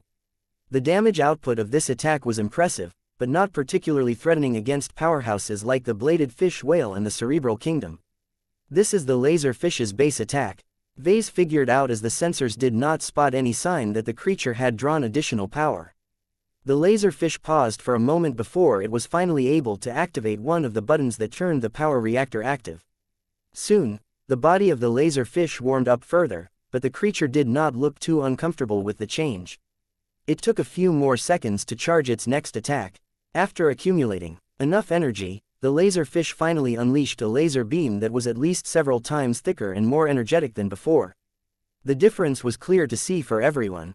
Whoa! The Cerebral King grew excited at the sight. Even though the power amplification wasn't dramatic, any increase in strength was precious. Satisfaction. Trade the rest. Must obtain energy organs. Show large energy organ. Okay. Don't rush too much. They're all here. Chapter 3875 King Grade Organ. While the Cerebral King happily inspected the remaining power reactors brought by the expeditionary forces, the humans did not sit still either. A team of biotech experts studied the giant fleshy organs prepared by the fish whales. Rania enthusiastically inspected the data provided by the specialized scanning gear that her subordinates had brought for the occasion. While it was difficult for these portable scanners to penetrate deep into the organs, the biotechs had already anticipated this outcome. We need to bring out the lab scanners. They requested a Mech to bring out a larger scanning module from one of the shuttles. While it was a lot more troublesome to use this device, its power was enough to give the biotech researchers the data they needed to verify the functioning of the organ in question. Half an hour passed by as the researchers investigated multiple organs and sets of bones. While they didn't have the time or heavy-duty equipment to perform thorough verifications, they could at least make a preliminary judgment on the soundness and authenticity of the organic products. They spent a lot more time examining the contents of the biggest sack brought out by the fish whales. The king organ contained within exuded far greater power than the other organs. It was such an impressive specimen that the biotech researchers had become completely fascinated by this marvel of phase whale bioengineering. The Everchanger soon floated to their side in order to check up on the fish whale goods. Venerable Joshua, the Everchanger and Vase both used their own extraordinary senses to survey the different organs. While none of them were proficient in biotechnology, they were all sensitive towards slightly different aspects of life. They were quite capable of detecting whether any of these organs were sick or unhealthy. "They look fine to me, sir," Venerable Joshua said after he finished going over the different organs. "This big one is definitely stronger than the rest. In fact, it gives me the feeling that it possesses its own consciousness of sorts. There's something odd about this thing." Vase briefly frowned. "I know what you mean. We'll have to conduct a more thorough investigation of them once we ship them back to the Dragon's Den. We should let the professionals do what they do best." Speaking of professionals, Vase wanted to hear what the biotech experts had to say about the precious bioproducts. He opened a communication channel to Director Rania. "What's your verdict so far, Rania? Are the organs the real deal? We have not gathered any evidence that suggests that they are counterfeit products." She answered, "What we have observed so far largely line up with what we have observed from the bodies of the swarmer fish whales. This is a good sign as the biological makeup of the organs of different subspecies shouldn't diverge that much. The age, health and quality of these fish whale organs suggests that they are all freshly grown through an automated process. Although they need to be fed and given additional time to reach their mature states, I believe that they are all usable." Vase smiled. "That is good to hear. What can you tell me about the consistency and the probable functions of these organs?" "The organs all look as if they were grown by an advanced biofactory, sir. They are highly consistent and share many similarities to each other. As for their functions, we cannot determine them as our conditions are too suboptimal to perform any proper studies." Can you give me a preliminary judgment, at least? I just need to hear your overall sentiment on whether the cerebral king secretly screwed us over by tampering these organs. Vase didn't sense anything amiss when he studied the organs with his own senses, but he wasn't the expert here. Biotechnology was still a prominent gap in his knowledge base. Director Rania did not want to make any mistakes, so she carefully gathered her thoughts for a moment. As I have mentioned earlier, the organs appear to be sound and our scanners have detected no red flags. That doesn't rule out the possibility of foul play, but if there are any, the tampering should be subtle and deeply hidden.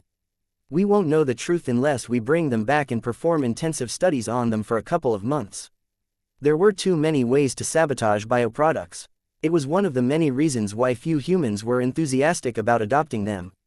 Conventional metal parts were much easier to verify, which was one of the many reasons why humanity favored them over organic alternatives. Neither Vase nor Rania underestimated the cerebral king. The big fish was not only smart but spent a huge amount of years learning how to develop new fish-whale organs. This immense knowledge and tech advantage gave the alien a lot of different ways to tamper with the organs that were not that obvious. After asking a few more questions, Vase knew that it was difficult to obtain more answers. Okay, I intend to proceed with the exchange since the organs all look fine on the surface. We can perform more thorough studies when we bring them back home. Don't worry, sir. Even if the organs are not as sound as they look, we can fix that afterwards. Rania smiled in a mysterious fashion. He knew what she meant. They had discussed this issue beforehand. The main purpose in trading so many fish-whale organs was to perform many different experiments on them. They were all experimental materials in Rania's eyes. The Larkinson Biotechnology Institute could perform much deeper and more extensive experiments without worrying about ruining the organs. With 30 specimens, there was enough redundancy to get to the bottom of their organic construction.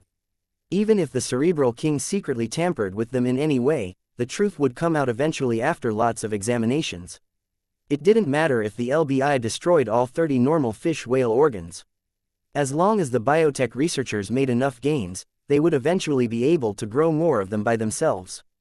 This was the strength of humanity. While humans originally did not excel in any form of technology, they were quite talented at stealing alien tech and reverse engineering their principles so that they could make their own versions of products. Although this was not exactly the most ethical or proper way to advance the technological standards of an entire civilization, it didn't matter as long as it worked. Vase tried to suppress a smirk. It wasn't appropriate for him to gloat at the moment as he was still in the middle of a fish-whale stronghold. Can you tell me more details about the king-grade organ? This is the single most valuable concession that we have managed to obtain from the cerebral king. Rania bloomed a smile this time. While we cannot verify whether it is authentic and unadulterated, we already have a high confidence that it is a proper bioproduct. When we compare the data that we have gathered of this powerful organ with the data obtained from observing the cerebral king, we have found many matches. I am quite certain that the organ here can seamlessly integrate in the kingfish's body. The only hurdle is that the recipient needs to free enough capacity in his body to accommodate the extra organ. It was just like slotting in new parts into the frame of a mech. Part of the reason why the cerebral king was so powerful was because his body was larger than any of the other evolver fish whales. This granted him an immense amount of capacity, allowing him to fit far more organs in his body. The king-grade organ stood out because it was especially developed for the cerebral king. While it was considerably larger and more cumbersome than the normal organs, its power level was at least 10 times greater according to the preliminary conclusions of the biotech experts. Have you figured out what it can actually do? Vase asked. Not exactly, sir. Rania shook her head. We have gathered numerous clues that can narrow down the possible options. First, there is no phase water in the organ, so it is unlikely that it has anything to do with the substance. Second, our scans have revealed a large amount of organic tissue that relates to absorbing, converting and transferring bioelectricity, so we presume that the king-grade organ is incredibly power-hungry. My team is currently in the process of studying its core tissue, which we assume is responsible for activating the main effect, but we haven't been able to narrow down the possibilities extensively yet. All I can state for now is that the clues lean towards a defensive application, which matches our demands. What if it's an offensive organ? That is a possibility, but unlikely, sir. There are no obvious ports or other features that look as if they are meant to output destructive energy. Okay, hopefully you're right, because we'll be in deep trouble if this massive organ turns out to be a giant biolaser weapon. Although Vase would be happy to obtain an organ that could spit out lasers of doom, the problem was that the big two wouldn't be as happy. A weapon as big as this definitely violated the taboo on overly powerful weapons. While Vase believed he could tentatively get away with it if the king-grade organ was smaller, this was impossible because it was just too large. After all, the Cerebral King was a fish whale that was equivalent to a juggernaut or a small warship. The weapons and other core systems integrated in its massive body were also similar to the components of those massive constructs.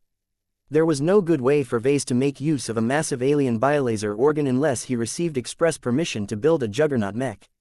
The MTA didn't hand out those permits on a casual basis.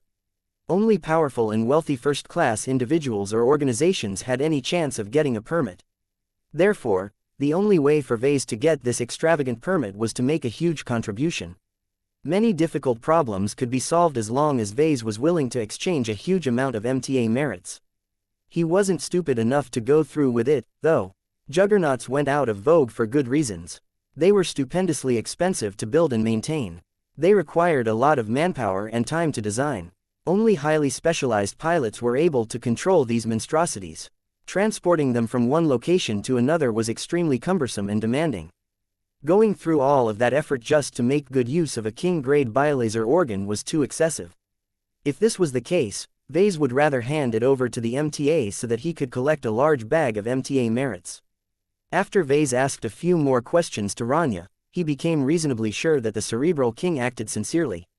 Even if there was anything wrong with the valuable bioproduct, he wouldn't think about making use of it until the Larkinson Biotech Institute succeeded in reverse engineering fish whale organ design and production.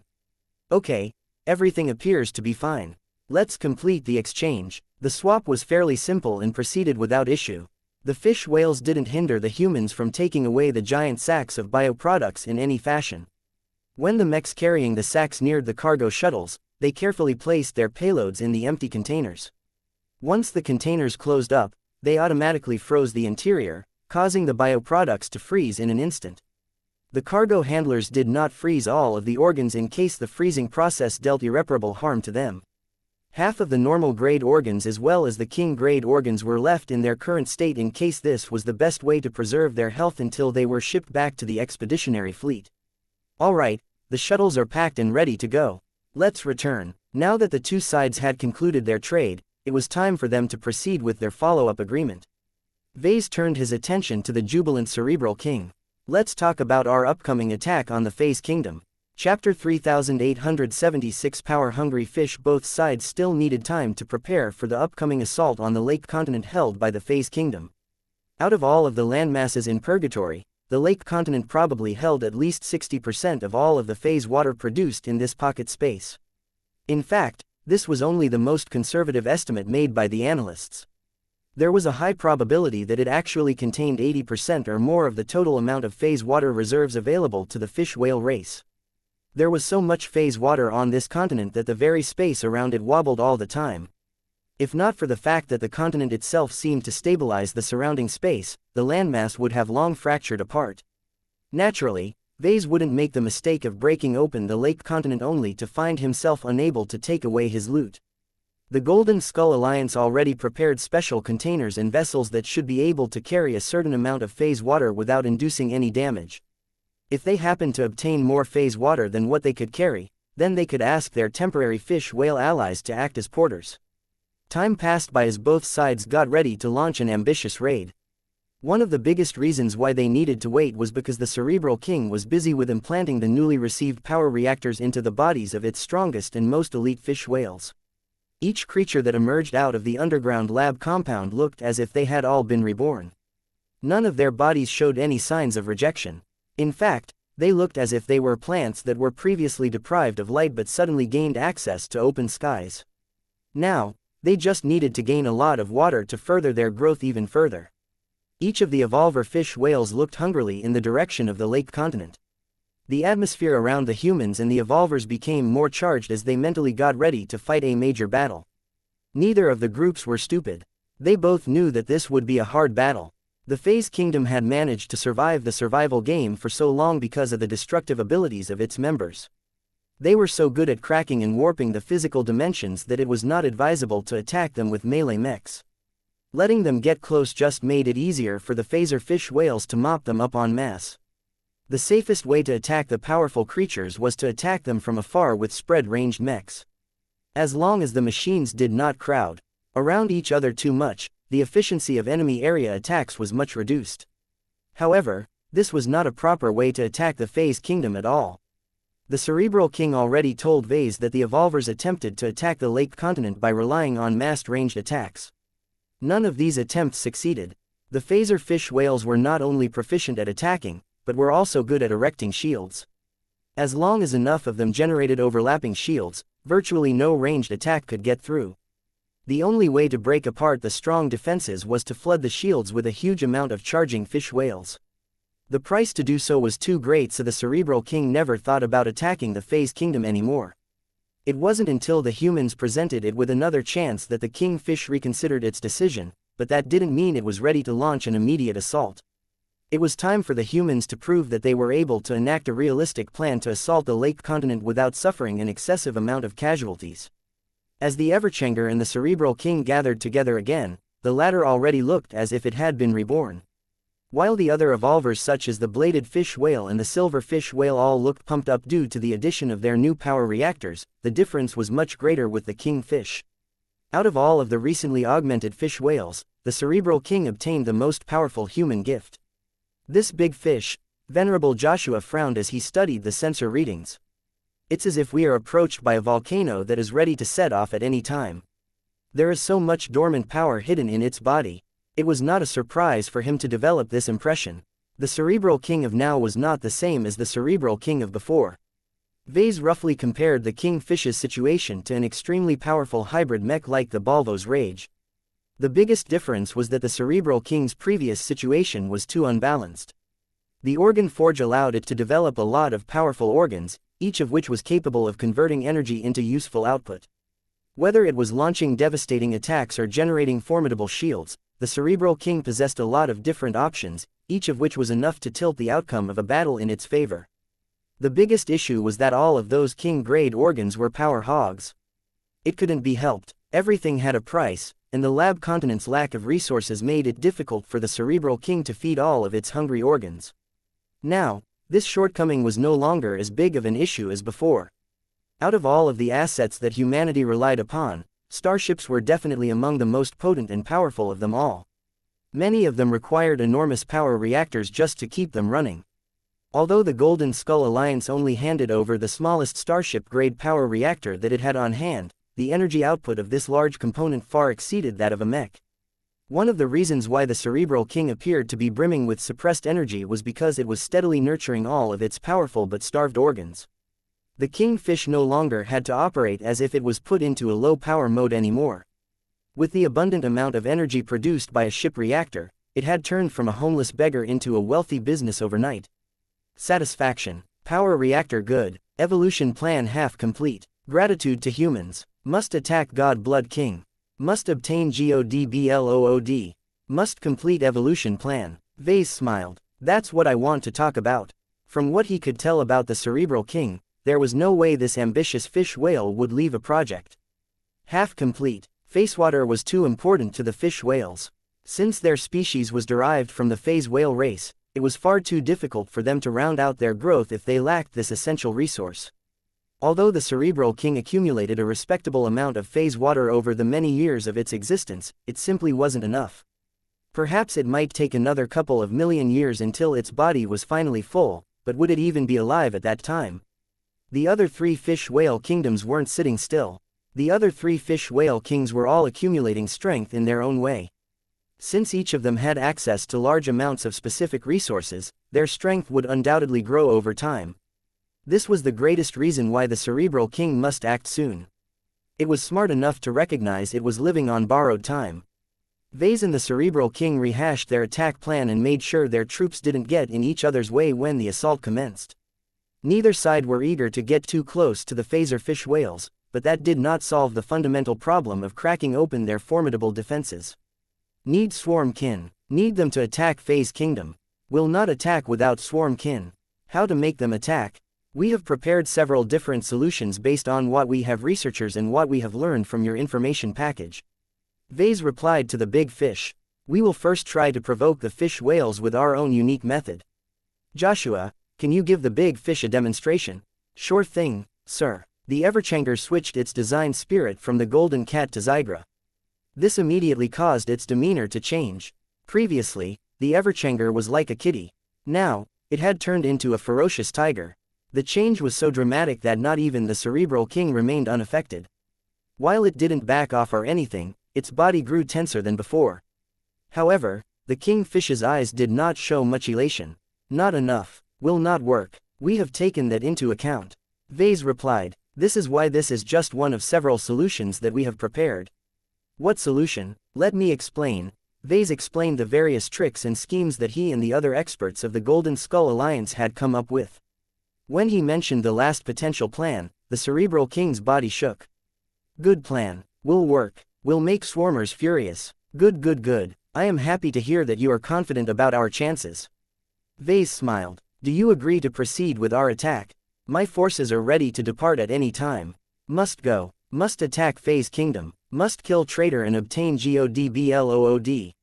With the Cerebral King's enthusiastic assent, the alliance between the humans and the fish whales agreed to cooperate with each other. Both groups had set their sights on the lake continent. However, before they reached this heavily defended place and launched their offensive, they first needed to pick up their batch of cannon fodder. This was why they diverted to another landmass that just happened to be situated next to the Phase Kingdom. The continent wasn't that remarkable among the ones in control of the Swarm Kingdom. When Venerable Tusa made his scouting run, he called the medium-sized asteroid the Spiral Continent because of the peculiar shape of the landmass. One of the interesting parts about the Spiral Continent was that it hosted a lot of swarmers. The landmass bordered both the Evolution Kingdom and the Phase Kingdom, so the Hive King made sure to station extra troops in order to raise the price of conquering this strategically located asteroid. Now, it looked as if one of the concerns of the Hive King was about to come true. Although the allied force composed of human, mechs and many different evolver fish whales did not get too close, the swarmers should definitely notice that something was wrong soon. The Everchanger flew out of the group and approached the Spiral Continent under escort. The Dark Zephyr and a particularly fast evolver referred to as the Redline Fish accompanied the expert hero Mech. Vase went over the plans one last time before he was ready to start luring the fish whales out of their places. Okay, Joshua, let's try a couple of experiments. Start with stimulating them with Zygra's glow. Roger that, but, are you sure you want to remain in my cockpit? I don't think it is necessary for you to stay anymore. We already made a deal with the Kingfish and we both agreed on what we should do. Our task force can complete our objectives without your help. I'm not going anywhere. Vase shook his head. The attack on the Phase Kingdom must succeed. I need to be there when it happens because we might be able to plunder other valuables aside from Phase Water. I also need to make sure that we can keep communicating with the Cerebral King in case the situation spins out of control. He never thought about leaving the cockpit. Although the risks were considerable, the Everchanger wasn't weak by any means. He trusted his machine to keep him safe. Besides, how many times would he be able to experience a massive battle as exciting as this? While ordinary mech designers would definitely scream and run away as far as possible, Vase was the opposite. His body grew hotter as his blood circulated faster in his body. His mind grew more active and his imagination already conjured up new ideas for mech concepts that would be able to contribute even more to this battle. Chapter 3877 Frontline Mech Designer, this is it. What happens next will be fraught with danger. We need to be at the top of our game here, or else we will most certainly suffer. The combined group of humans and evolver fish whales had reached the periphery of the Spiral Continent. Each of the mech pilots and fish whales exhibited a variety of emotions. Fear, apprehension, excitement, hope, ambition and so on drove them to this point. The repercussions of the next series of actions were grave. To the Golden Skull Alliance, the upcoming battle would likely be the culmination of the Purgatory campaign.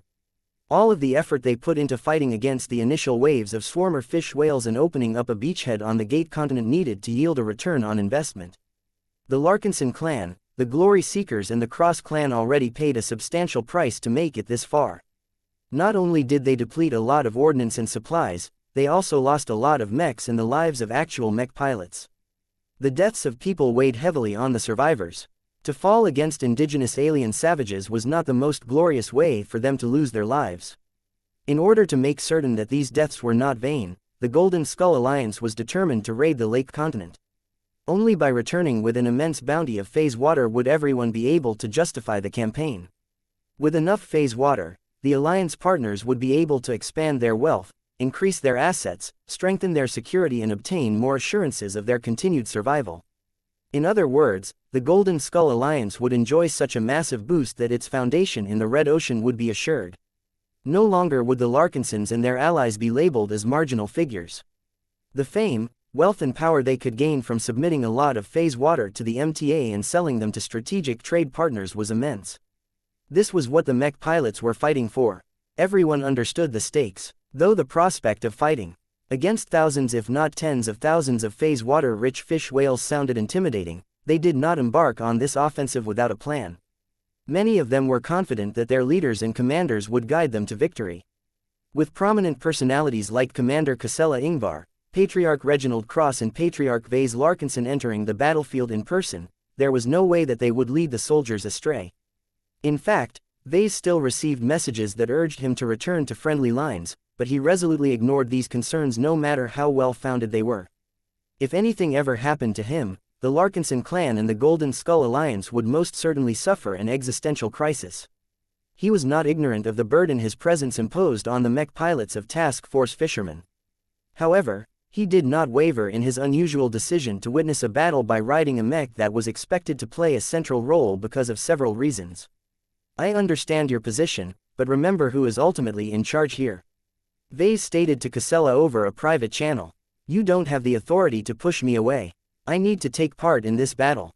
It's not just about being able to maintain communications with the Cerebral King or being present to issue new orders.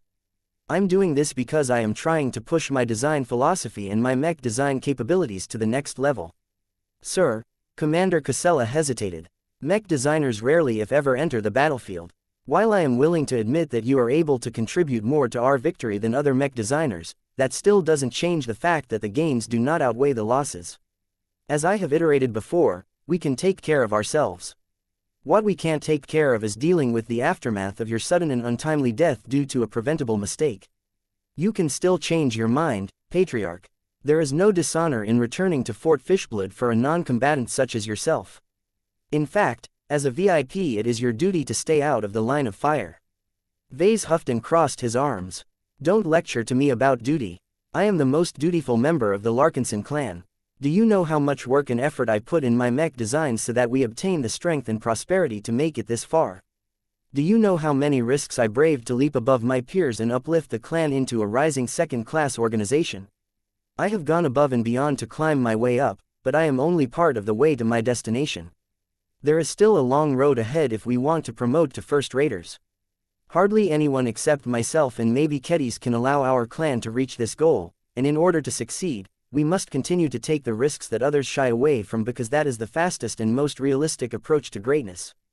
The Red Ocean was a dwarf galaxy filled with opportunity, and Vase was not about to waste that. Stumbling into Purgatory was an unexpected event, but one that provided him and his clan the most promising and lucrative opportunity to leapfrog decades of development and hard work. Aside from that, Vase truly wanted to witness a battle between his mechs and a formidable opponent up close. Although taking part in a mech battle in the cockpit of a mech was not actually a novelty to him anymore, the various mastery experiences he enjoyed in the past were all lacking for various reasons. First, he didn't really have a strong stake in the struggle. He couldn't care less about the affairs of people like Ivan Barley or Eloise Pelican. Although other people such as Ryan Aiden and Axelar Strian were not as easy to ignore, Vase ultimately wasn't on their side. The lack of friendship, camaraderie and shared goals made it difficult for him to appreciate their motivations. Second, the mechs they used and the enemies they fought against were complete strangers as far as he was concerned. He did not deny the benefits of experiencing how different mech pilots fought with mechs that were different from his own designs, but that left a lot of relevant aspects untouched. Vase anticipated that he could gather a lot of rare and unique insights if he observed his work in battle from this distance. He had spent a long time theorizing and imagining how mechs such as the Everchanger dealt with different battle situations. He witnessed a lot of his mechs in action from a distance. Yet how often did he have the privilege of seeing his work fulfill their intended purpose while sitting in one of the front seats of the entire show? He would be able to enjoy the best possible view if he stayed in his current seat. There was something indescribable about entering into battle while sitting in the cockpit of one of his proudest works. He felt more alive than ever, and that was not because Venerable Joshua and the Everchanger exuded a lot of vitality. He felt more alive because he believed he could design better works if he exposed himself to the same risks and danger as the mech pilots he was serving. This was an argument that convinced few people, and Vase did not blame them for thinking he was crazy. It was too bad that the Larkinson clan did not have a rule that prohibited crazy people from becoming its leader. Ha ha ha ha, I truly can't wait for us to crack open an ancient fish whale kingdom and plunder all of its accumulated phase water reserves. Vase cackled as the excitement got the better of him. There are so many old and new mechs taking part in this battle that I will definitely get a lot of ideas on how to improve them after today. Meow. Lucky became spooked by Ves's outburst. He abandoned his previous perch and flew closer to Venerable Joshua as if to take refuge in the expert pilot's stability. Ahem, ignore that please. Once Vase managed to regain his composure, he checked the readiness of his troops and waited to receive the final word. Commander Casella eventually got in touch again. Our task force is ready to proceed to the next phase. Can you confirm if the Evolvers are also ready to take action? The Cerebral King and his army of fish whales are already waiting for us to finish our business. They are more than ready to take action, Commander. That was an understatement. The Evolvers had a much more personal stake in this fight. Even though it was extremely risky to attack the heart of another fish whale kingdom, the cost of foregoing this opportunity was greater. The Evolvers could either wait for their enemies to grind them down to nothing over time or take the initiative and break the current pattern with one powerful blow. Vase briefly glanced towards the Cerebral King. The powerful fish whale made certain that his fish whale troops followed his arrangements in the upcoming fight. Charging forward and fighting the phaser fish whales head-on was the last thing they should do. Only by fighting against their instincts and following a specific strategy would they be able to obtain victory without paying too much of a price. Perhaps not all of the fish whales were smart enough to understand the greater implications of their actions, but the Cerebral King definitely knew what was at stake. Seeing that the Evolvers were truly ready to take action, Vase briefly closed his eyes before he decided to pull the trigger. Start the operation. Commander Casella, make sure our mechs aren't close enough to attract the attention of the swarmers that are about to pass through. Venerable Joshua, please approach the spiral continent. Yes, sir. Every human and fish whale became more alert as the Everchanger finally flew out of the main formation. The masterwork expert mech attracted a lot of attention as it openly soared towards the spiral-shaped continent that was claimed by the Swarm Kingdom. Switch the glow to Zygra. Are you sure, sir? The Cerebral King said that it is unlikely to work. I understand that, but let us test that out for ourselves before we resort to our other solutions. Consider this an experiment of sorts. To Joshua, switching the Everchanger's glow was as easy as turning a dial. Though Vase was already familiar with this function, he gained a new appreciation of how quickly and easily his best expert mech was able to call upon other design spirits. The Everchanger instantly gained a more ferocious, aggressive and predatory demeanor. Although the mech itself was still capable of inspiring friendlies on the battlefield, the tone of its aura had definitely taken a more offensive turn. As the expert mech finally approached the nearest cluster of swarmer fish whales, Vase spotted immediate reactions from the grunt fishes. The white fish whales hardly noticed the Everchanger beforehand, but from the moment the glow of the expert mech stimulated their minds, the stupid creatures instantly got riled up. It didn't matter if they had never encountered a mech in their dull and forgettable lives. All they knew was that a potential enemy had come close. The grunt fishes were genetically programmed to defend their territory and defeat any enemies that didn't belong to their subspecies, and that was exactly what they did when provoked by the swooping expert mech. There are thousands of fish whales on your tail, Joshua. Keep going forward and don't slow down. I'm already trying, sir. Since gathering enough cannon fodder to consume the strength of the Phase Kingdom was an essential part of the offensive plan, Venerable Joshua did not ignore the larger hordes of enemy fish whales and boldly flew over their heads. The fish whales were all provoked. The space behind the Everchanger became filled with fish whale after fish whale as each of them sought to bite or smash the enemy intruder into pieces. Ha ha ha, that's it, that's the spirit. You're doing great, Joshua. We've almost attracted the animosity of 100,000 fish whales, but that's not enough. Keep going until you have spit on the faces of 500,000 fish whales. That should be sufficient for the next phase of our plan. Chapter 3878 Existential Threat. Sir, we can't keep provoking more swarmers. Our maneuvering space keeps getting smaller. The enemy fish whales aren't blindly chasing after the Everchanger anymore. They have begun to employ more sophisticated tactics such as trying to encircle us. The longer we stay here, the greater the chance we'll get surrounded. It did not take as long as Vase thought to rile up the swarmers milling about on the spiral continent. Large amounts of white fish whales interspersed with the occasional elite fish whales had entered into a rabid frenzy as soon as they discovered the presence of a foreign element that was definitely not on their side. It was as if the Everchanger had killed their mother and taunted them by dangling her corpse in front of their eyes. When Vase gazed at the projected map, he spotted so many red dots pressed together that they looked like a tide of red. He grimaced a bit when he saw that they were still short of their target of attracting 500,000 swarmer fish whales. If they didn't lure enough cannon fodder to the Phase Kingdom, then the humans and the evolver fish whales would have to make up for the shortfall with their lives. Arlight, you can pull away from the spiral continent, but before you leave, expand the Everchanger's glow to the maximum possible range you can reach. What? Didn't you theorize that this will attract the attention of the Hive King? Look at the increasing degree of coordination displayed by all of these swarmers. I think it is safe to say that we have already attracted this powerful mastermind's attention. The original plan called for trying to provoke the swarmers into chasing the Everchanger without alarming the Hive King, but Vase had already taken into account that they would fail in the latter goal.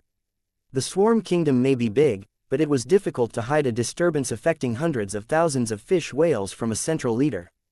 The shift from instinctive reactions to purposeful maneuvers was not obvious at first, but when the fish whales started to circle around instead of trying to chase after the Everchanger, even a fool could see that the swarmers were being directed by an overarching leader. A gigantic tide of fish whales didn't necessarily pose a threat to Vase. No matter how numerous they became, as long as they only behaved instinctually, then how could they possibly stop any mech from coming and going?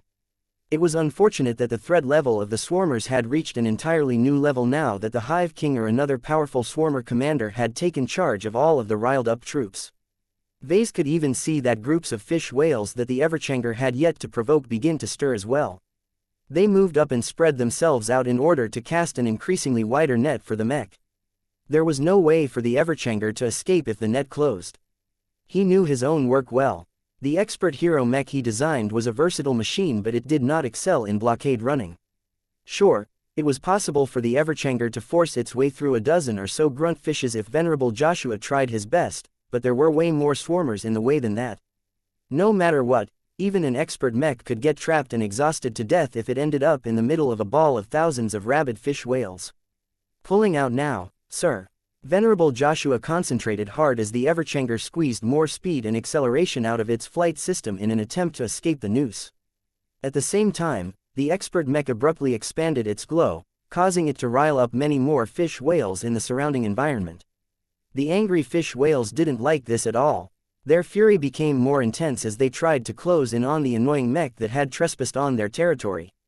Haha, we're out. Fortunately, the Everchanger made its way out of the spiral continent well before the fish whales could complete their envelopment.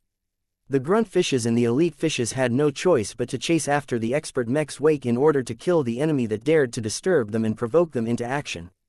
When Venerable Joshua noticed that the tide of swarmers were beginning to fall behind, he slowed down the Everchanger's advance in a gradual and controlled fashion. This made it seem as if it was getting tired and that it had lost a bit of steam. The distance between the expert mech and the hundreds of thousands of angry fish whales no longer widened. As Vase kept studying the expressions of the fish whales in order to see if he could gather more clues, he noticed that they were already beginning to calm down. Most fish whale varieties didn't excel at speed. The swarmers did not even possess a single variant that was able to fly faster than the sergeant fish whales, and that was mostly because the blue fishes needed to build up a large amount of momentum in order to deal a lot of damage when their skulls collided against their targets. Slow down a bit more, Joshua. Give the swarmers the illusion that they can catch up to you if they chase long enough. Try and wobble your flight path a bit and make the Everchanger look less pristine in its performance. They can't give up this soon. I will try, sir. The Everchanger soon made the adjustments. Venerable Joshua was skillfully pulled off the subterfuge and truly made the expert mech seem as if it had overloaded itself and was starting to reach the limits of its stamina. If the Hive King and the swarmer fish whales were unfamiliar with the properties of mechanical constructs, then they should assume that the Everchanger behaved like an organic creature that could grow tired over time. Let's hope the Hive King isn't too smart or knowledgeable about mechs. The chase continued for a couple of minutes. Over 400,000 fish whales had joined the chase. Each of them crowded each other so much that Vase pretty much only saw white if he looked at the rear view. Joshua also put up a better act of pretending that the Everchanger was on its last legs. The expert mech's surface fizzled as its thrust power dropped by more than 50% all of a sudden. This stimulated the humongous amount of grunt fishes, causing them to see red and squeeze more speed out of their bodies. When the distance between the Everchanger and the chasers kept shrinking, the yellow fish whales took action. Hundreds of spitter fish whales launched globs of corrosive projectiles. Although the Everchanger could have easily dodged or evaded the spit, Venerable Joshua deliberately downplayed the maneuverability and responsiveness of his machine and only made a lackluster attempt at evading the incoming projectiles. While most of the spit projectiles missed anyway, half a dozen of them still managed to splatter onto the resonance shield of the expert mech. This sight excited the swarmers. The yellow fish whales enthusiastically spit more projectiles towards the Everchanger. With hundreds of them firing at the expert mech from different angles, it became more difficult for Joshua to evade the entire rain. More and more corrosive spit landed on the resonance shield, but the actual damage dealt to it was minimal due to its inherent resistance against normal attacks. The shield kept going even after it got hit more than 100 times. As Vase kept observing the swarmers, he frowned. The spitter fish whales did not look like they were starting to run empty, but they were already slowing down. Drop the resonance shield, let their attacks hit your frame.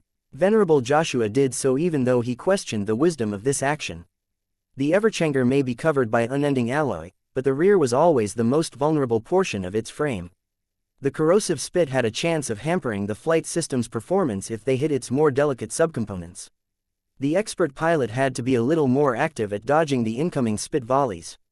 Any globs of foul and corrosive liquid that reached the expert mech inevitably splashed on the arms, lower back or legs of the machine. The unending alloy did its job. It did a fine job at resisting the corrosive substance that kept accumulating over time.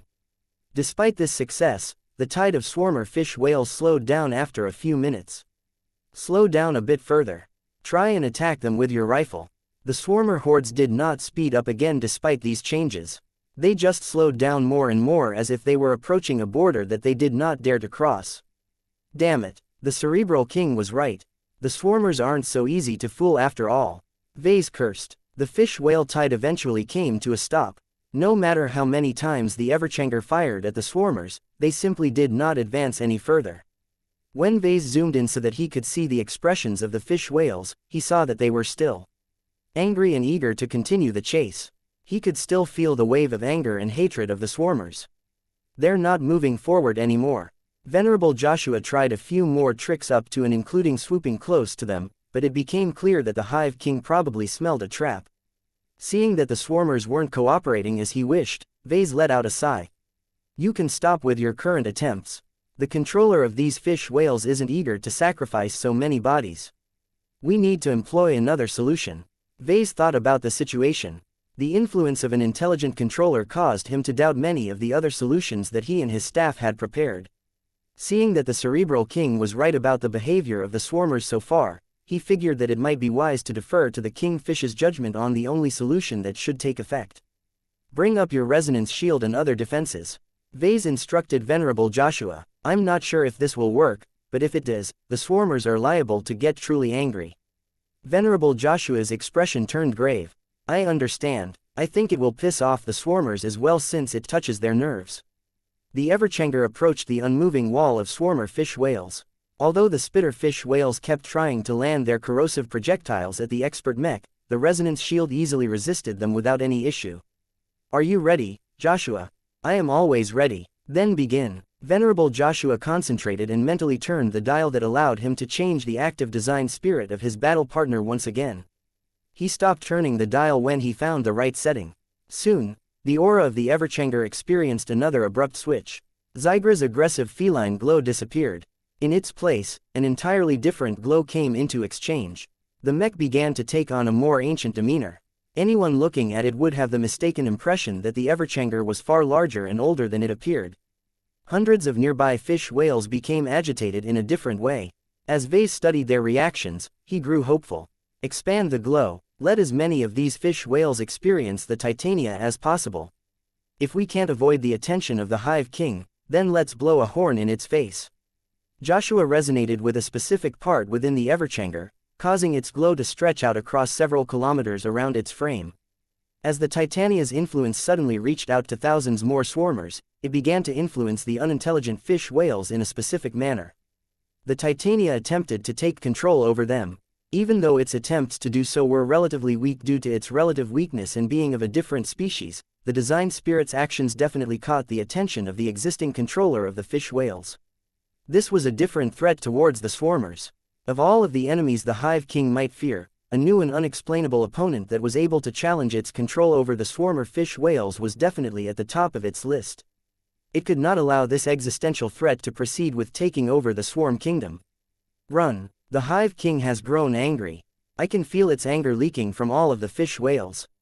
The Everchanger fled just as the fish whale hordes completely became subsumed by the Hive King's fury.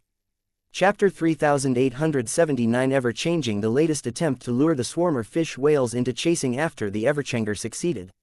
It yielded so much success that the fish whales did not hesitate to cross the border that they were ordinarily not allowed to cross. The reason why the swarmers behaved so differently was because the Everchanger's latest violation crossed the line as far as the Hive King was concerned. This distant and unfathomable brother and rival to the Cerebral King was probably the most successful fish whale in the phase whale enclave. The disparity in territory was the most obvious indicator. While the Swarm Kingdom did not manage to capture key landmasses such as the Lake Continent and the Blue Light Continent, the fact the swarmers managed to overtake the other three kingdoms and swallow up almost half of the available territory was an undeniable sign that they were on the winning side. At this point in time, the threat posed by the remaining three kingdoms was not as great as before. Though it would still cost the swarmers a lot if they tried to attack the heavily defended strongholds of the other kingdoms, the Hive King's advantage only grew over time. If the status quo continued, the Hive King would definitely be able to overtake the others as the others failed to keep up. Purgatory's game had lasted for so many years that waiting a bit more to guarantee the demise of the other fish whale kings made a lot of sense. Just when the Hive King thought that it could sit back and relax while its chances of beating its remaining rivals rose by the day, the Everchanger's latest provocation risked upending the game. Vase found it rather amazing that the Hive King cast aside all of its caution. Instead of remaining rational and sticking to its well-reasoned formula of slowly grinding the other three fish whale kingdoms to death, it completely switched to an all-out strategy of attack. The Everchanger was no longer just a weird metal enemy to the swarmers anymore. It had turned into an existential threat that could one day rob the Hive King of its foundation. What a weak-willed loser. Vase insulted the sensitive enemy. Can't even take this challenge like a real leader. This is the downside of ensuring obedience through direct control. The Swarm Kingdom was set up in a completely different fashion from both the Evolution Kingdom and human organizations.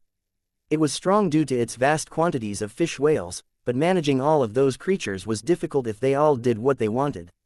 By designing them so that they received all of their higher-level instructions from a wiser and more intelligent leader, they could put their collective strength to much better uses. Yet this model of governance also had its downsides. There were many famous stories in human history where power-hungry leaders refused to rely on a workforce consisting of chaotic and selfish humans. Instead, these control freaks relied entirely on automation in one form or another to take complete control over their own empires. Being able to run a company, a city, a planet or a state by issuing orders to unflinchingly obedient bots and ICE sounded like a great way to avoid failures and undesirable variants. The more perverse leaders even resorted to taking more heavy-handed control over their human workforce. Whatever minions they chose to do all of the dirty work, the arrangements they set up worked great until they didn't. Nothing ever lasted forever. No system could remain perfect. Even the best-laid plans had a way of tripping over after a time. By centralizing governance to the point where a single connection could completely change everything, enemies and malcontents could easily target this vulnerability and wrest control from the leader. Once this happened, all manner of disasters could unfold. From the downfall of entire states to the downfall of transgalactic corporations, there were no limits to how extensively someone's empire could collapse like a house of cards. Eventually, humanity learned the hard way that the most solid foundation was to spread out power and incorporate many redundancies in human Societies. The Evolver Kingdom was the closest to following this relatively egalitarian model. The Evolver fish whales gained the most autonomy and self-awareness out of all of the fish whale species and could take care of themselves if the Cerebral King died one day. Of course, the situation over there wasn't ideal, as the Cerebral King was clearly the only fish whale smart enough to operate the remnant lab equipment left behind by the creator of the race. However, Vase would still pick the Evolvers over the Swarmers any day. The latter was so dependent on a single alien individual that tweaking the Hive King's emotions completely caused the rest of the kingdom to go mad. The fear and fury the Hive King held towards the Everchanger with its current glow was so out of proportion right now that it looked as if it had completely lost its mind. These heightened emotions also bled through the swarmer fish whales that this unseen king controlled through unknown means. That meant that while Vase couldn't look at the Hive King in the face, but he didn't need to. He just had to look at the expressions of its minions to make a rough approximation of what the leader of the strongest kingdom was feeling at the moment. This guy looks angry enough that he is probably summoning the minions of his other continents as well. If that happened, then the raid on the Phase Kingdom would take on an entirely new dimension. The ideal situation was that the Everchanger lured a fixed group of swarmer fish whales over to the Phase Kingdom so that both groups wasted all of their combat power on each other.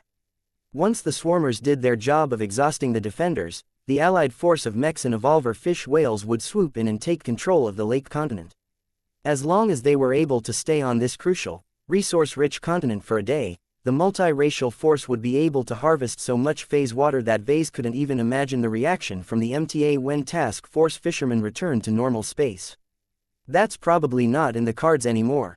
Vase frowned. One of the reasons why he had been so reluctant to resort to the latest solution was because he didn't know how hard the Hive King wanted to destroy the new and unexpected threat to its authority. Given that there were plenty of signs that the remaining fish whales on the spiral continent were madly dashing over to the fleeing Mech, Vase feared that he had truly painted a bullseye on the Everchanger's back. You're doing a good job leading the swarmers over to the lake continent, but the Hive King is completely obsessed with us instead of the Facers. We need to adjust our plans. Vase told Joshua. What do you want to do? The pilot asked as he remained tense in his seat. Meow. Lucky attempted to reassure the pilot but could not do much to alleviate the stress of being in this position. Just like Vase, Venerable Joshua was also sensitive enough to notice all of the hostility directed towards his expert Mech. The smoldering stares of hundreds of thousands of fish whales were pinned right onto the Everchanger. We need a way to transfer the heat from your expert Mech to the Phase Kingdom. If we can't do that, then the swarmers won't attack the lake continent seriously enough to exhaust its defenses. The way we can do that is to give the impression that the Everchanger is an ally or even a direct member of the Phase Kingdom. Vase patiently explained. Aren't we allies of the Evolution Kingdom? It will be difficult for us to fake a friendly relationship with the Phaser fish whales. Don't they try to scramble anyone and anything that gets close to their territory? I am aware of that. Vase sighed. You either need to brave those initial attacks or we need to figure out another solution. It is important that we make a decent effort at convincing the Hive King that we are truly aligned with the Phase Kingdom. The cockpit fell silent as both humans fell into thought. In the meantime, the journey to the lake continent continued. While the Everchanger may have gotten spat upon a few hundred times, much of the corrosive fluid sticking to its rear surface had long flung away or lost effect, so the damage to its frame was minimal. Venerable Joshua could even activate a resonance ability to restore the damage to the armor, but that would induce a substantial drain to his reserves, so he let it be for the time being. The swarmer fish whales never let up on their haphazard chase. So many fish whales were following after the expert Mech that it looked as if a river of white was cutting through the void between asteroids. So far, the swarmer fish whales did not show any signs of cooling their fury. The fishes, and more specifically the Hive King, looked as if they were determined to strangle the threat while they had the chance. Sir, the lake continent is within sight. We are getting closer and closer to it. What should we do once we enter the range of those phaser fish whales? Should we ask for help from the Cerebral King or the rest of the task force? No, that will risk exposing the truth to the Hive King. As angry as this touchy fish appears to be, there is always the chance that it will regain its sobriety if there are too many suspicious elements. Our forces need to remain out of sight for this phase of the plan. Let me think this through. Vase made a lot of mental calculations. He thought about the powers exhibited by the phaser fish whales and tried to figure out whether the Everchanger could survive a pass at close range. He felt that this was a dead end. While the population of phasers was not that great, each of them were powerful with few exceptions. They had so much phase water at their disposal that even their clumsiest attacks could induce an enormous stress on the Everchanger's frame. Venerable Joshua made a suggestion. We need to fool the phaser fish whales into treating us as friends. How do we do that? Vase complained. Most fish whales might be dim-witted, but they are still designed to identify and fight hostiles. An unknown mech soaring right into their territory will definitely be repelled with extreme prejudice. Can't we make use of a glow that can do the opposite to what we have done to the swarmers? If we can employ a glow that can rile the fish whales up, there has to be a glow that can encourage the fishes to hold their fire. Let me think, Vase said as he quickly went through his collection of design spirits. Loofah. Use loofah. I'm not sure if his glow has the same effect on the phaser fish whales as humans, but we don't have time to experiment. Just switch to this design spirit and blast its glow at maximum range, understood? On it, sir. The distance to the lake continent was shrinking by the second. The phaser fish whales had already noticed the mech and the massive horde of swarmers approaching the key territory of the phase kingdom. The Everchanger's cockpit beeped an alarm as the mech detected the phasers beginning to prepare their devastating attacks. Vase tried his best to keep his mind cool as he was more than aware of how badly this could end for him. He no longer felt so good about his decision to take part in this operation in person. However, as soon as the Everchanger switched its design spirit and amplified the range of the new glow, the expert mech acquired yet another demeanor. The machine exuded a sense of calm as it seemed to look a lot more solemn and quiet than before. The entire space around the Everchanger seemed to have turned into an invisible sanctuary as the new design spirit quietly imposed its own presence. The Angel of Tranquility had descended into purgatory. Chapter 3880 Mirror of Vase. At this moment, Vase had the sudden realization that the Everchanger truly was his quintessential work. With Loofah's glow strongly imposing a sense of calm in the surrounding environment, Vase found that he had gained additional clarity on his existing work. Out of all of his mech designs, the ones that managed to become masterworks stood out. Each of the latter possessed a unique spark of ingenuity that made them brilliant and memorable even if 100 years had passed. It was not an exaggeration to say that Vase treated each of them as his children. From the bad boy devil tiger to the mother hen Minerva, each of them exemplified a handful of traits that Vase had always wanted to impart into his mech designs. The Everchanger was special, though. As Venerable Joshua braved the violent phase water fluctuations generated by the phaser fish whales and the phase water-rich lake continent itself, Vase experienced an illusion where time slowed down and where he gained a more thorough understanding of the Everchanger and its significance to his progression. The Everchanger is the closest mirror to myself, he realized. Many of its traits and functions are a reflection of my own traits and functions. I never noticed this before. Why did it take so long for me to recognize the similarity? As a mech, the Everchanger was defined by its adaptable nature.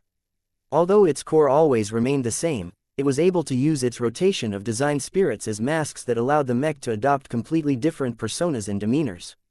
This sounded similar to what Vase was accustomed to doing when meeting with different people. He became bossy and willful towards his subordinates. He acted lovingly towards his wife and daughter. He projected strength and confidence towards his allies and trading partners. He lowered his head and tried to ingratiate himself towards the big two. Just as how Vase put a lot of effort into molding himself according to the situation, so did the Everchanger. The current engagement prominently showcased this feature as the Everchanger went from completely provoking the hatred of one group of fish whales to trying to pass himself off as a harmless friend towards another group of fish whales. And it's actually working. If Vase was known as the Devil Tongue, what kind of moniker would become associated with the Everchanger? The Devil Mech? No, Vase already had the Devil Tiger. The Shapeshifter? That wasn't quite right as the expert mech's physical form remained unchanged. Vase shook his head. This wasn't important right now. What he truly cared about was finding out how extensively the Everchanger reflected its designer. Did he subconsciously insert himself into a mech in order to make up for his regret for not being able to pilot a mech himself? It sounded like a ridiculous proposition, but who knew how much his latent desires bled through when he worked on this design project? As a highly passionate mech designer, Vase was accustomed to letting his emotions, instincts and gut feeling guide his design choices even if there was no obvious rationale for making them at the time. Perhaps the choices had always made sense to him. He just overlooked the underlying context in those instances. The Everchanger was completed a year ago, but it took a close experience like this for Vase to gain this crucial insight about one of his proudest works. Did he truly know his mechs as well as he thought? The question sounded silly. Why shouldn't a creator know every single detail about his own work? He led the design project and invested considerably more time, energy and passion in it than the other expert mech design projects he was working on at the time. With how much of himself he put into his expert mech, he thought he already knew how it performed like the back of his hand. I was wrong. Even a maker doesn't necessarily know everything about his product. There are still depths to the Everchanger that I can still explore. As Vase turned his attention to the Everchanger, Venerable Joshua completely invested himself into his expert mech at the moment. The burden on his shoulders was massive. Not only did he have to ensure that the pursuing swarmers got fooled into thinking that he was in the camp of the phasers, he also had to make sure that the Everchanger, himself and most importantly the Larkinson Patriarch managed to survive this brazen battle. Fortunately, Venerable Joshua was not the sort of pilot who crumbled under pressure. No expert pilot easily succumbed when faced with danger. Joshua stepped up and immersed himself even deeper into the Everchanger. Two almost became one as both of them became aligned by a common purpose. Both of them united in purpose and will as they navigated the space while still trying to radiate Lufa's glow as far as possible. Over 100 fish whales became affected by this new and completely unfamiliar phenomenon. Since the phaser fish whales weren't known for their intelligence, they were not on guard against this effect at all. Even if they felt there was something wrong, the tranquility effect caused them to become a lot less alert about their current conditions. It's working. The Everchanger in its current form successfully managed to approach the phasers without encountering overwhelming resistance. Many fish whales did nothing as the foreign mech flew over bodies. However, that didn't mean that Venerable Joshua and the Everchanger enjoyed a comfortable ride. There were plenty of phaser fish whales that were situated many kilometers away. Unlike the fish whales that were being affected by Lufa's grace, these more distant creatures weren't strongly affected. They only considered the Everchanger to be a little less threatening, but that didn't mean they would withhold their attacks. The space surrounding the Everchanger wobbled and cracked as if it was a clay pot that was being tossed around by a bunch of hooligans. Ag, Venerable Joshua uttered as his willpower became strongly impacted by the burden of resisting the dangerous spatial attacks. It's getting harder and harder to endure all of these attacks. It's like trying to swim through sand. Scores of phaser fish whales were exerting their phase water-derived abilities towards the mech in the distance that intruded into their territory. Their hostility was clear. The Everchanger did not belong here and needed to be destroyed or driven away as fast as possible. Vase could feel the space around him becoming tense and uneasy. A normal mech would have folded or shattered after trying to navigate through all of the spatial disturbances. The only reason why the Everchanger managed to remain minimally affected was because its resonance shield was openly resisting against the effects. The true resonance formed by Joshua and the Everchanger was capable of resisting nearly every form of harmful effect. Since the phaser fish whales did not employ true resonance themselves, their attacks which were ordinarily capable of devastating other fish whales had much less effect against the Everchanger at this time. Still, despite remaining intact for the time being, the drain to Venerable Joshua was considerable. As the weakest element of the pair, the expert pilot was still too new and underdeveloped to endure the rapid drain on his mental capacity. Seeing that his willpower was being worn out at a distressing rate, Vase no longer cared as much about trying to deceive the approaching swarmer fish whales as much as possible. If they stayed here for a minute longer, the Everchanger and its occupants might not be around anymore. Pull out, Vase immediately ordered. We've done enough. Ascend and try to circle around the lake continent. We can't go back the other way, but we shouldn't distance ourselves from this landmass either. We need to make sure the swarmer fish whales get close enough to the phasers to collide with each other. I know, I'm on it, Joshua replied while gritting his teeth. The Everchanger rapidly rose up, causing it to open up its distance to all of the phaser fish whales. Since the latter adopted a defensive posture, this meant that they had to exert their phase water abilities over an increasingly greater distance. This became an increasingly more difficult endeavor to the phasers. The nature of their abilities meant that they were at their most devastating at mid-range combat. It was difficult for them to maintain their power over longer distances as a lot of the energy they invested in their attacks were spread out in the surrounding environment. All of this meant that while the Everchanger's glow no longer affected any of the phaser fish whales, the burden on the expert mech lightened considerably. The space around the Everchanger was no longer as unstable as before. The phaser fish whales down below found it increasingly more difficult to exert their attacks on the fast but surprisingly tenacious metal machine. Vase no longer paid attention to the Everchanger's condition. The data already told him that the burden had dropped to the point where the expert mech was able to endure the weaker spatial disturbances. Even those were beginning to fade as the phaser fish whales no longer directed their attention towards the distancing expert mech. Compared to trying to attack a foreign mech that exuded an ambivalent vibe, the phaser fish whales became a lot more concerned about the tide of swarmer fish whales that appeared to be descending right on top of the lake continent. Even though the enormous flood of swarmer fish whales were still hellbent on chasing after the Everchanger, their pursuit inadvertently brought their vanguard to a height of less than 10 kilometers from the surface of the landmass. This distance already violated the Phase Kingdom's territorial integrity. With roughly 500,000 swarmers bearing down on the lake continent, the phasers made the inevitable conclusion. The Hive King sought to invade the lake continent. Even if the attack wasn't meant to destroy the Phase Kingdom outright, an attack of this magnitude would almost certainly deplete the strength of its occupants. The phasers had no choice. When one of their archenemies had come this close to their core territory, the defenders were compelled to take action. Each and every phaser fish whale on the landmass received an invisible signal that caused them to converge towards the invasion site so that they could do their part in blocking the tide of swarmer fish whales. Storms and other exotic phase water attacks enveloped the leading swarmer elements. The bodies of tens of thousands of fish whales immediately tore apart or got cracked beyond oblivion. A hurricane of red spilled in the space above the lake continent.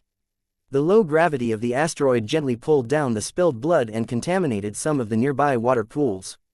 Surprisingly few chunks of flesh rained down, though. Before the remains of dead swarmers could fall that far, rabid groups of hungry grunt fishes eagerly devoured the free pieces of food. Hundreds of them began to slow down as their white hides began to grow blue, red and other colors. However, these figures were utterly insignificant compared to the tide of thousands more white fish whales that were diverting from their pursuit in order to approach the phasers that had sought to destroy their group. It's working. Vase grinned. The Hive King must have gotten fooled by the earlier display. The swarmers and the phasers are colliding against each other. The rapidly unfolding battle made for an apocalyptic display. So many angry swarmer fish whales were braving the unrelenting storms and other weird phase water attacks cast by their opponents. None of them managed to make it to the surface. The phasers were simply too good at destroying tightly picked groups of opponents.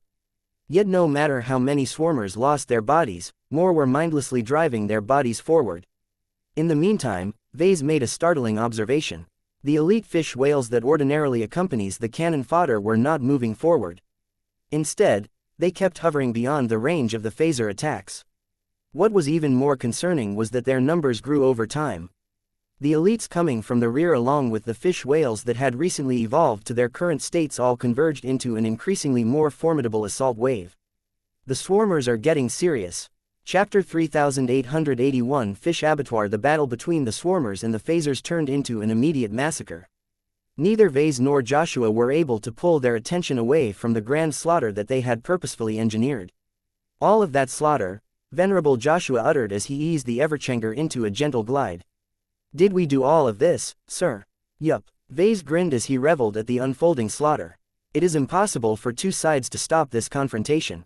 Both sides believe that the other has targeted them. The swarmers and the phasers aren't friends to begin with, so there is no chance for reconciliation at all. Both sides will fight until one of them has buckled. The two fish whale subspecies fought according to the methods that best fit their conditions. To the phasers, that meant exercising their phase water abilities without any restraint. Thousands of light blue fish whales converged upon the battle site and immediately stimulated the most important organs of their bodies. What distinguished the phaser fish whales from the other fishes was that harnessing phase water was baked into their genetic code.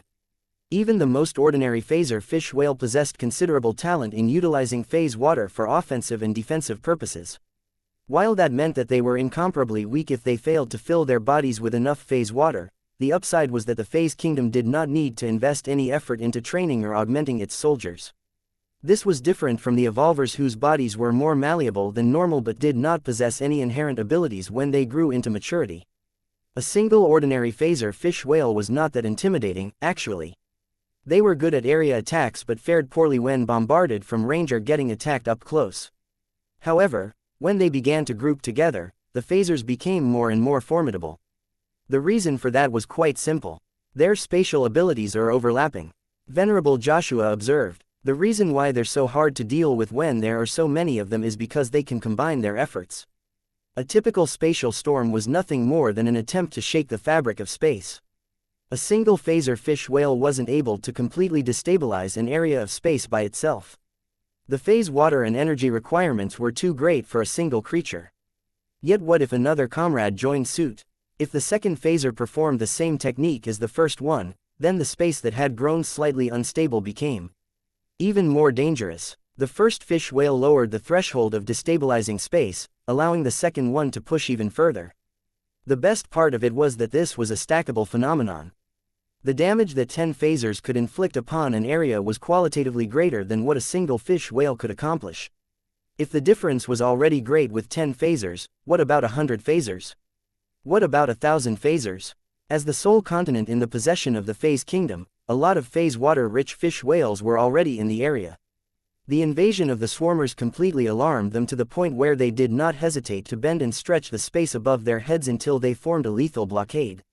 Even though the phaser fish whales had to spread out their attacks across a wider area in order to prevent the swarmers from circling around, a huge stretch had literally become a fish grinder as swarmer after swarmer continued to dive headlong into the destabilized areas of space.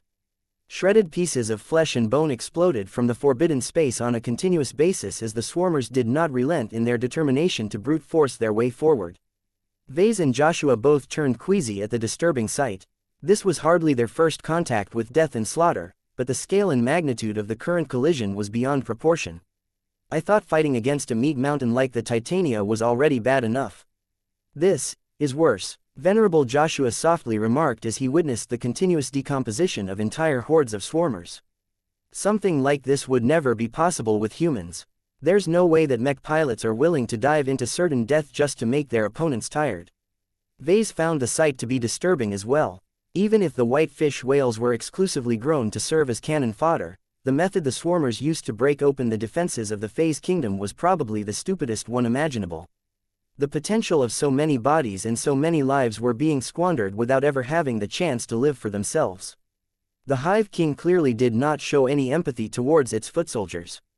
The elimination of thousands, tens of thousands and even hundreds of thousands of grunt fishes was not a serious loss in its eyes. As long as the sacrifices of so many bodies allowed the Hive King to obtain an even greater advantage, then everything was worth it.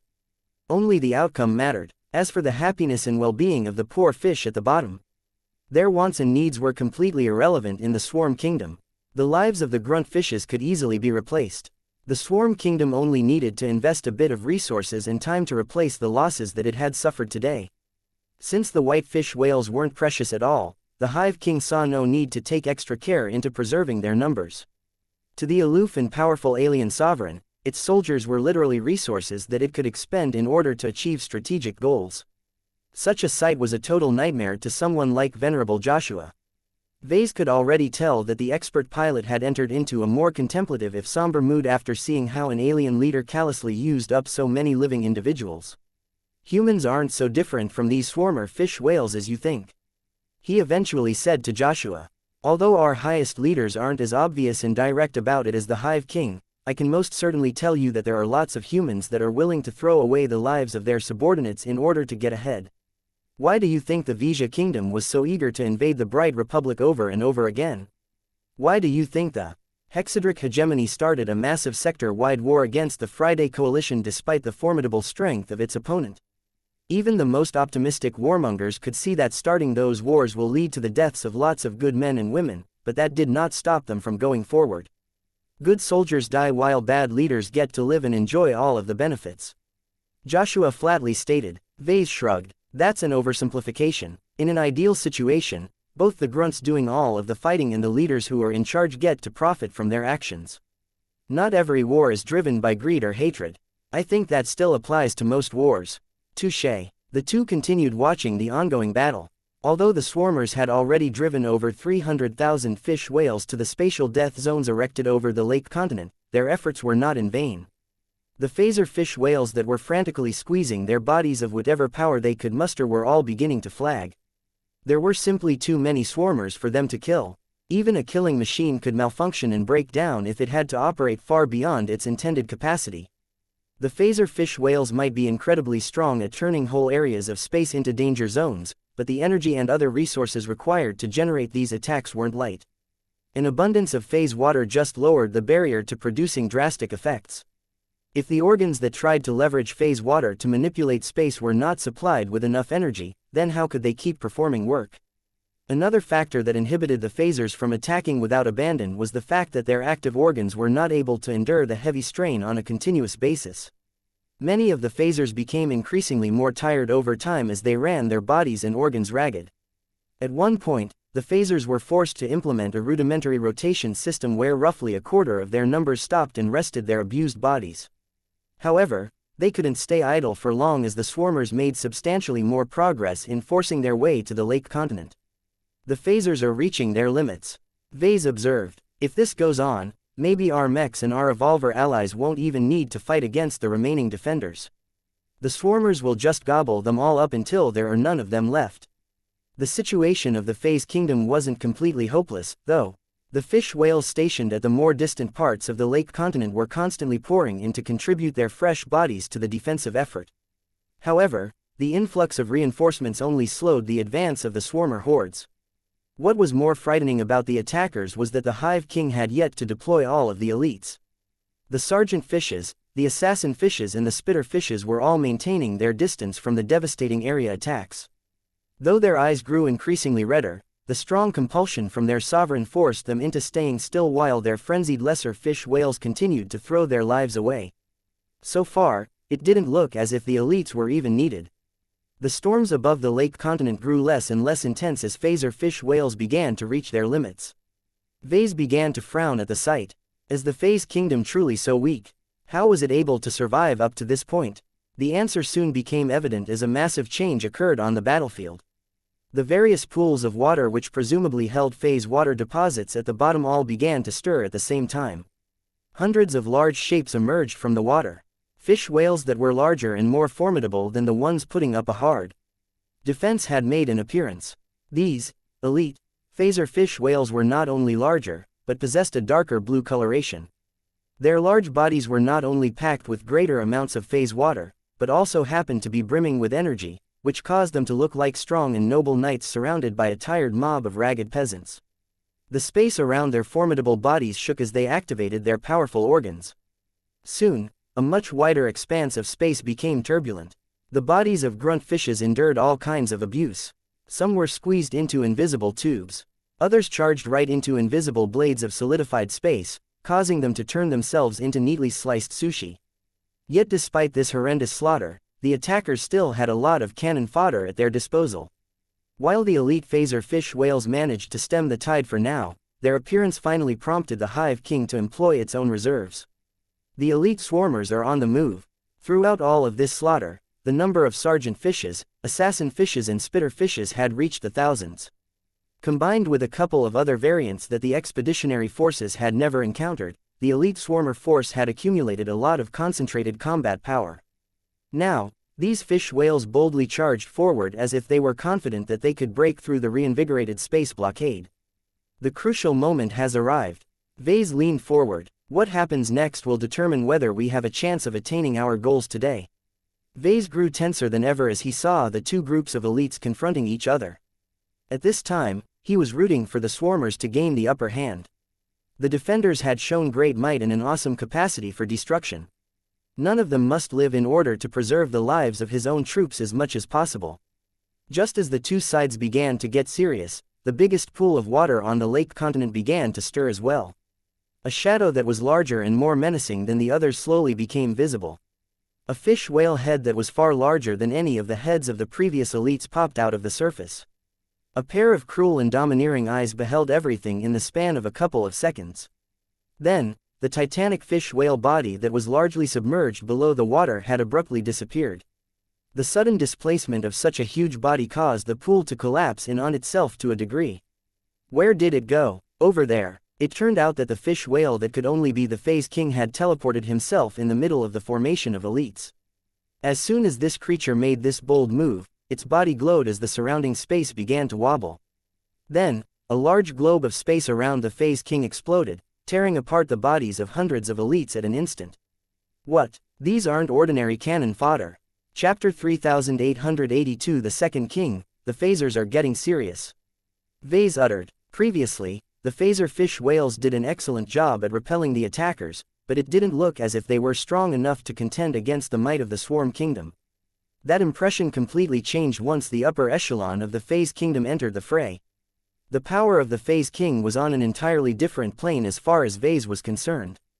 Just as how the Evolution King was able to wipe out half of an entire horde of swarmers with a single energy spray attack, the Phase King unleashed just as much destruction upon the stronger and much sturdier elites. The fabric of spacetime seemingly turned into the Phase King's toy as the massive leader exerted its prodigious strength against the surrounding enemy elites. The bodies of the sergeant fishes, and so on, might be more resilient than normal, but their defenses paled in comparison to the might of the Phase King. No swarmer fish whale could endure the devastating area attacks of this large and ancient powerhouse. Although the Phase King's body was not as large and dense as that of the Evolution King, it was still an existence that the swarmers weren't able to fight against. None of the elites stood a chance against fighting this titanic monster. Seeing it fight against the swarmer fish whales was like seeing a modern warship tear an entire force of mechs into pieces.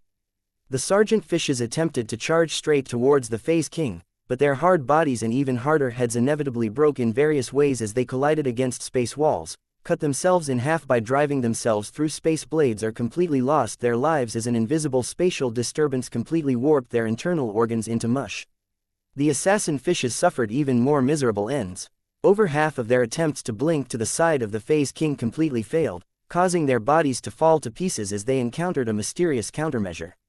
The other half of the red fish whales that managed to survive the jump weren't feeling any better. Before they could do anything to harm the midnight blue body of the Phase King, their bodies already bent before warping out of shape entirely. It turned out that the immediate space around the Phase King had already turned into a disaster zone. The assassin fishes that jumped headlong into danger accomplished nothing except tiring out the Phase King a little.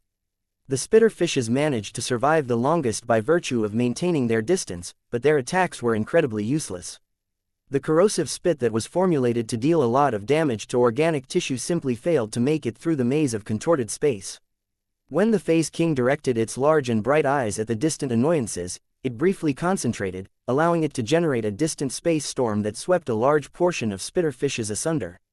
While the Phase King rampaged in the middle of the enemy elites, its prized subordinates did not remain idle either. The elite phaser fish whales soared upwards and threaded through the swarms of rabid grunt fishes like a hot knife through butter. Although it wasn't easy for them to fight their way through thousands of enemy cannon fodder, they were much more skilled and efficient about their usage of powers. After reaching the enemy elites, they relieved the Phase King of much of the burden of slaughtering the swarmers and began to attack in a coordinated fashion that maximized their results while wasting as little effort as possible. Even though the swarmers still had a lot of bodies left to throw at the enemy phasers, it was clear to see that the latter decisively gained the upper hand. This shouldn't have been a surprise, as this was the heart of the Phase Kingdom. The defenders were able to muster most of their combat assets while the Swarm Kingdom only dispatched a fraction of its total troops. If not for the fact that reinforcements from the rest of the Spiral Continent kept pouring in from a distance, it was conceivable that the Phase King and its powerful wizard army would easily be able to sweep the peasant horde aside. As the phasers continued to shred the swarmers by the thousands, Vase turned away from the bloody sight and surveyed the state of the battlefield. As Vase began to weigh his choices, Commander Casella Ingvar opened a communication channel. "Sir, we need to launch our offensive right away." "What, now?" "The phasers and swarmers are still in the process of fighting against each other. Their battle has only reached the middle phase. That's exactly why we need to take action, sir," Casella stated. "Think about it. If we wait for the fish whales to finish their fight, the swarmers will have probably disappeared while the phasers remain alive but battered." Vase slowly nodded. "That is what I think will happen as well. Isn't this the time where we swoop in and topple or at least repel the weakened survivors? According to my judgment, the phasers will still retain a lot of strength even after they have cleaned a lot more swarmers. There are too many phaser fish whales for us to fight against. It is completely unrealistic for us to defeat the defenders with our level of strength. Attempting to do so will be a costly endeavor that will ultimately result in the sacrifice of hundreds of lives, not to mention the mechs they pilot. Even then, we will have only defeated a portion of the Phase Kingdom. There is still their king and many other phasers that are still pouring in from different places. We should not fight against them all when they are free to concentrate their attacks on us. For better or worse, we need the swarmers to stay strong in order to occupy our more immediate enemy. Her arguments made a lot of sense.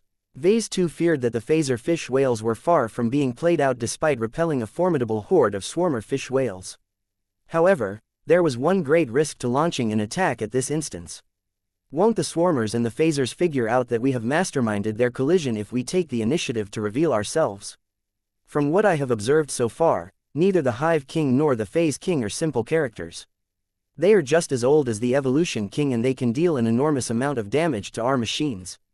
Commander paused for a few seconds before she made her reply. We can't know for certain what will happen. All we can do is take a risk and proceed with raiding the Lake Continent. Now that the Phase King has brought itself and its most powerful troops in the midst of the enemy formation, the rear of the Phase Kingdom is much less guarded than usual. This is a prime opportunity for us to extract large amounts of phase water from those water pools that the phaser elites have previously guarded with their bodies. Vase became swayed. The reasoning was sound and it took the current situation into account. The Sentinel commander was right in at least one area. The Lake Continent itself was only occupied by second-line troops at the moment. Better yet, all of the ordinary phaser fish whales had already expended much of their firepower on the swarmer hordes. Even though many of them were starting to rest and replenish their energy by gorging upon the shredded pieces of fish whale meat that constantly rained down from above. The recovery speed of the phaser fish whales weren't particularly good, so it would probably take a bit of time for them to return to an optimal fighting condition. What Commander Casella wanted to do was to launch an immediate strike when the backline phaser fish whales were still in their weakest state. Vase no longer hesitated. He saw now as well that this was indeed the correct timing. So what if it deviated from the plan? Battles were inherently fraught with uncertainty. What mattered the most was whether Task Force fishermen and their Evolver allies were able to adjust to the changes. Okay, Casella, you can launch our attack early. Make sure our fish whale allies follow suit. I know you probably can't talk to the Cerebral King, but the fellow should be intelligent enough to understand basic gestures. We don't have to worry about the phasers becoming too reluctant to attack. You can see the fury from the Cerebral King's expression. As long as we move forward, so will the Evolvers. Okay, then, proceed as you think is best. Just remember that our main goal is to leave with as much phase water that we can carry. Just behind the curve of the asteroid, a large group of mechs and fish whales had been waiting in place for a while. They had carefully kept themselves out of sight from both the swarmers and phasers as they did not wish to expose any unwelcome clues. Now, the time had finally come. The Minerva flew forward while glowing brighter. Commander Casella put more effort into resonating with her living mech. Her presence spread to the surrounding mechs and mech pilots, prompting them to become fully alert. Can we finally go forward now? Patriarch Reginald impatiently asked. Yes, we have a good window of opportunity at the moment. We need to strike while the main forces of the phasers and swarmers are still fighting against each other. Good, the powerful expert pilot boomed. I have been waiting for this. Let us raise their kingdom and make off with their precious phase water. The Balvo's rage rapidly became active and caused a lot of nearby mech pilots to become pumped up. Soon, the high-tier expert mech led the way forward. As Task Force fishermen finally entered the fray, the Evolvers weren't sitting around either. They automatically moved forward as well as the Cerebral King quickly figured out the situation. A few minutes passed as the swarmers and the phasers kept consuming each other's strength. Even though the losses suffered by the former were intense, the attackers weren't completely useless.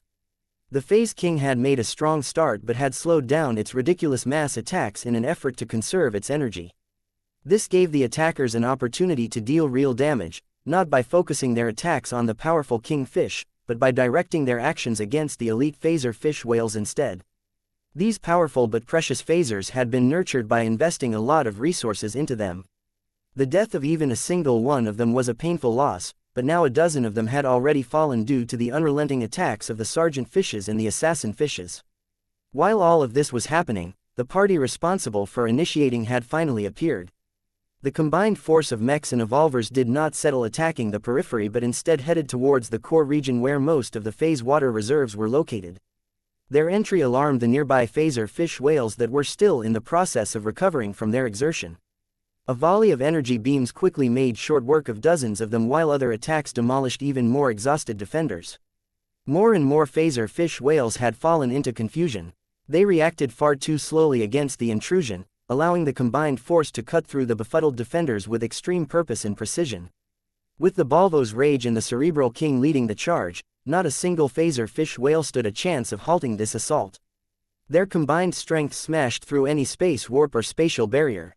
A lot of tired phasers suffered headaches as their efforts to halt these powerful arrivals completely backfired. The combined force did not even bother to hide their target. They were heading straight towards the largest lake on the continent, which also happened to be the place where the Phase King initially emerged. Get to that big lake and clear the surroundings of hostile fish whales.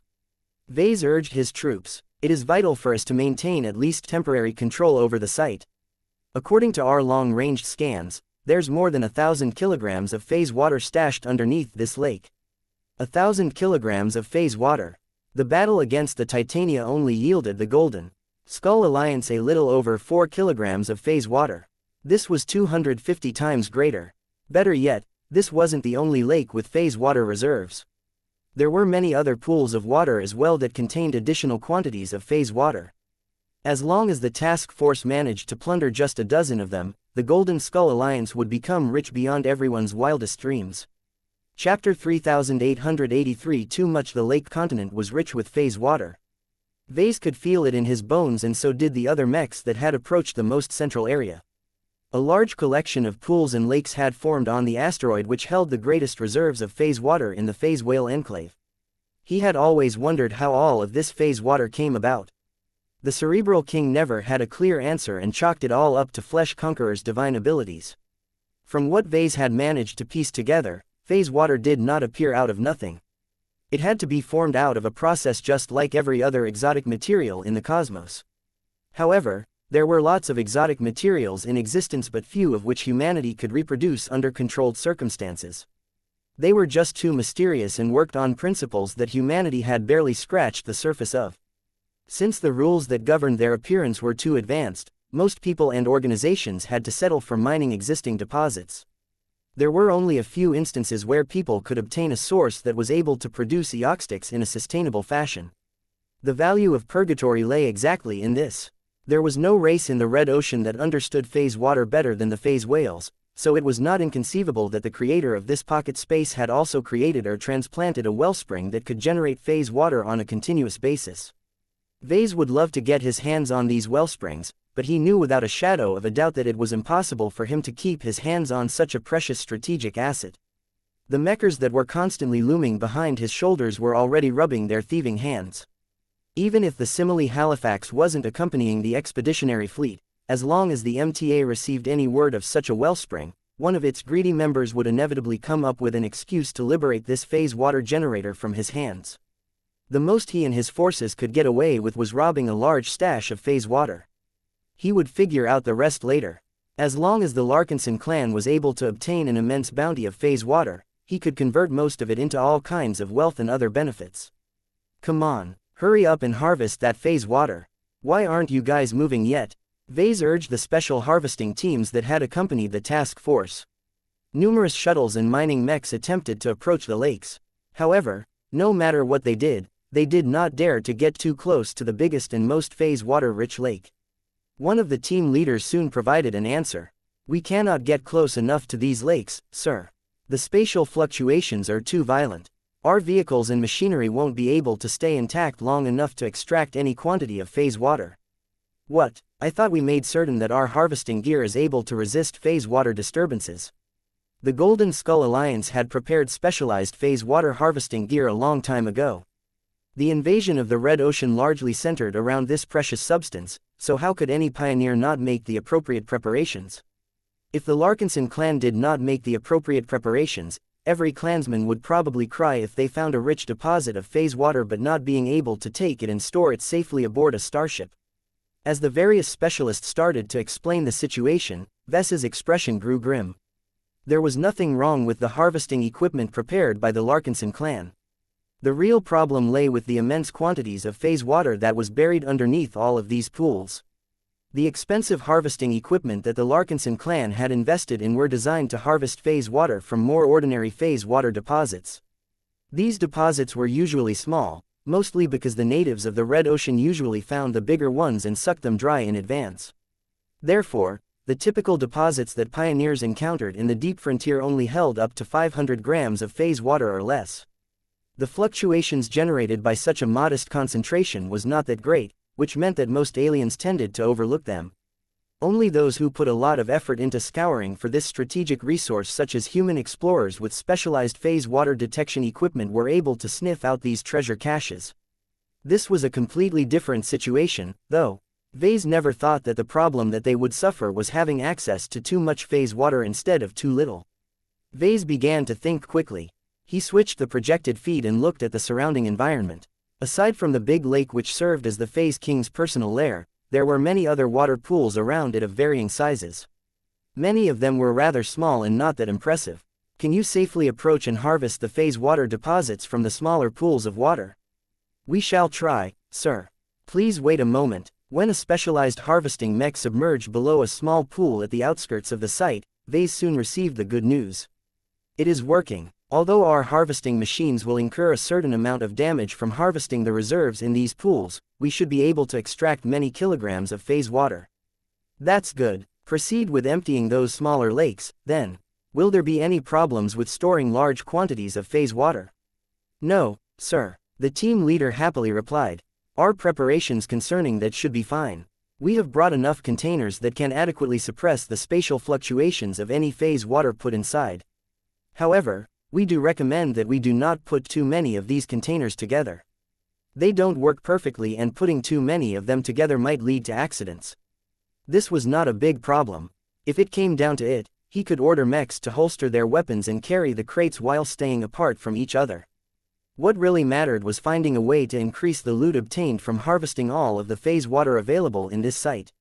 It was incredibly frustrating to come so close to thousands of kilograms of phase water, only to stay away from them because all of their mechs and vehicles would just get torn apart from all of the spatial fluctuations generated by this active and hazardous substance. However, just because the human forces had trouble with getting their hands on a lot of phase water did not mean the evolver fish whales suffered from the same problem. Much of their DNA was based from the phase whale race, and if there was one advantage that the powerful aquatic race possessed, it was that they possessed an incredibly high tolerance for phase water.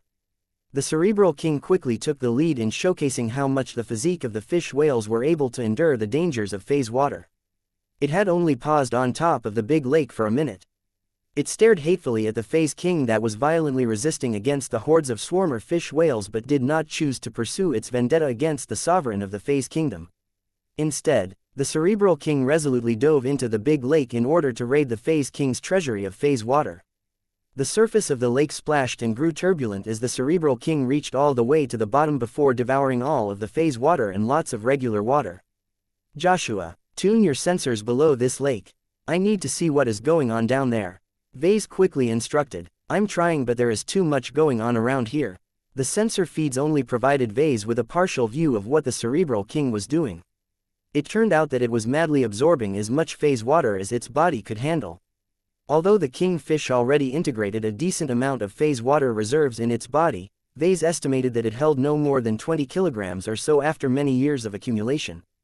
This was an impressive amount for any living organism, but the Cerebral King was equivalent to a pauper when compared to the Phase King. Now, the Cerebral King rapidly made up for this deficiency. It had already prepared for this raid beforehand, as its body contained numerous organs that were designed to hold and make use of phase water. Although these organs had always been operating at minimal strength due to lack of resources, the phase water supplied by the big lake was more than enough to meet the Cerebral King's demand.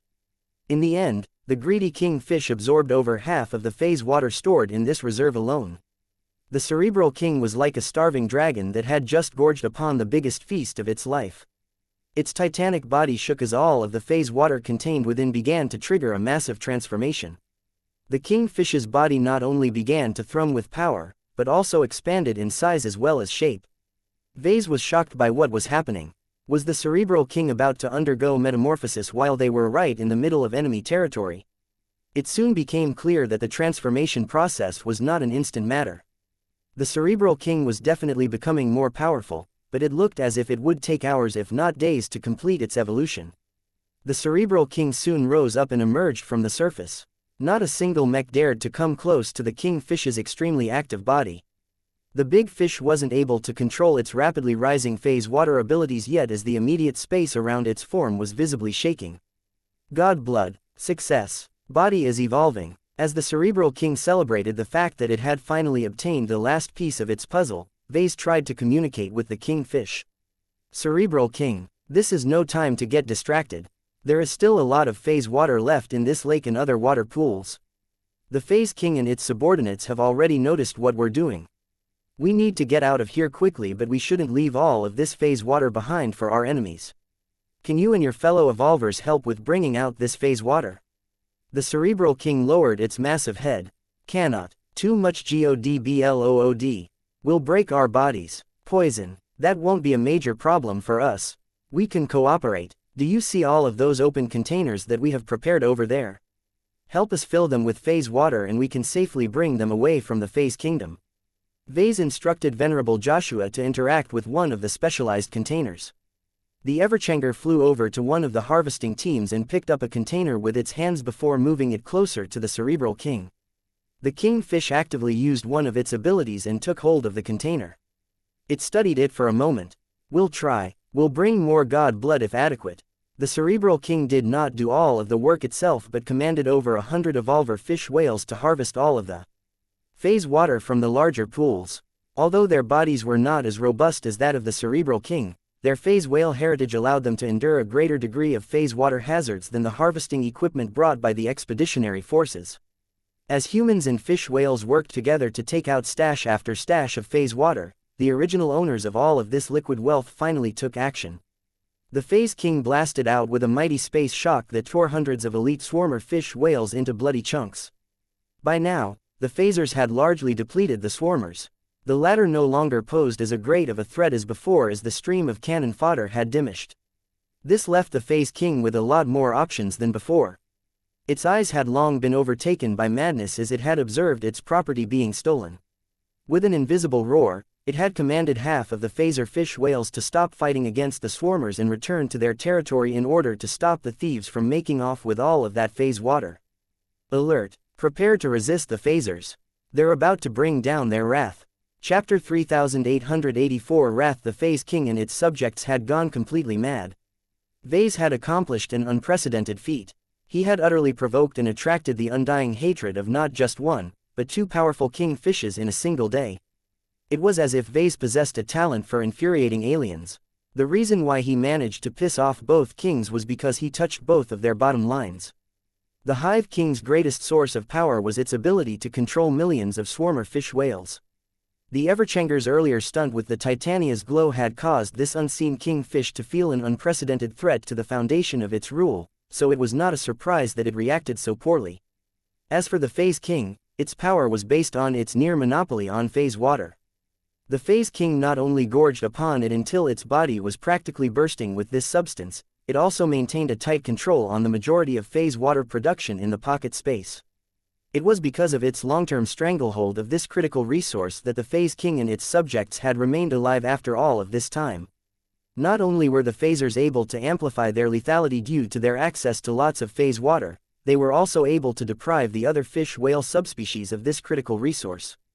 All of that was about to change if the raiders were able to succeed in their brazen plunder. The theft of the majority of the accumulated reserves of phase water from the lake continent largely wiped out the immediate advantages of the Phase King.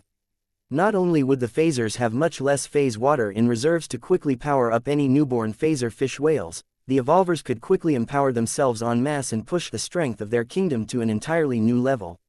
Even if the Phase King was not as smart as the Cerebral King, the ancient ruler of the lake continent should likely be able to comprehend how much it would lose if it let the daring plunderers get away with their deeds.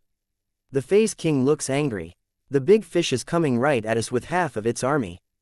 Damn it, what are the swarmers doing? Why can't they hold back all of these phasers? The swarmers have already lost too many of their soldiers. Their cannon fodder is nearly entirely gone. Without all of the grunt fishes trying to overwhelm the phasers, it shouldn't be a surprise that the remaining swarmers can't hold back the remaining defenders. The swarmers had not come with all of their armies.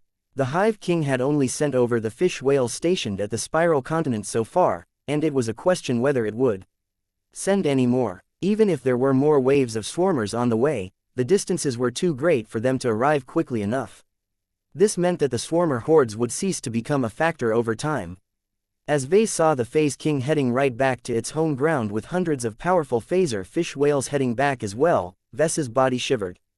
Commander Casella Ingvar didn't wait for Vase to issue any instructions. She made an immediate decision.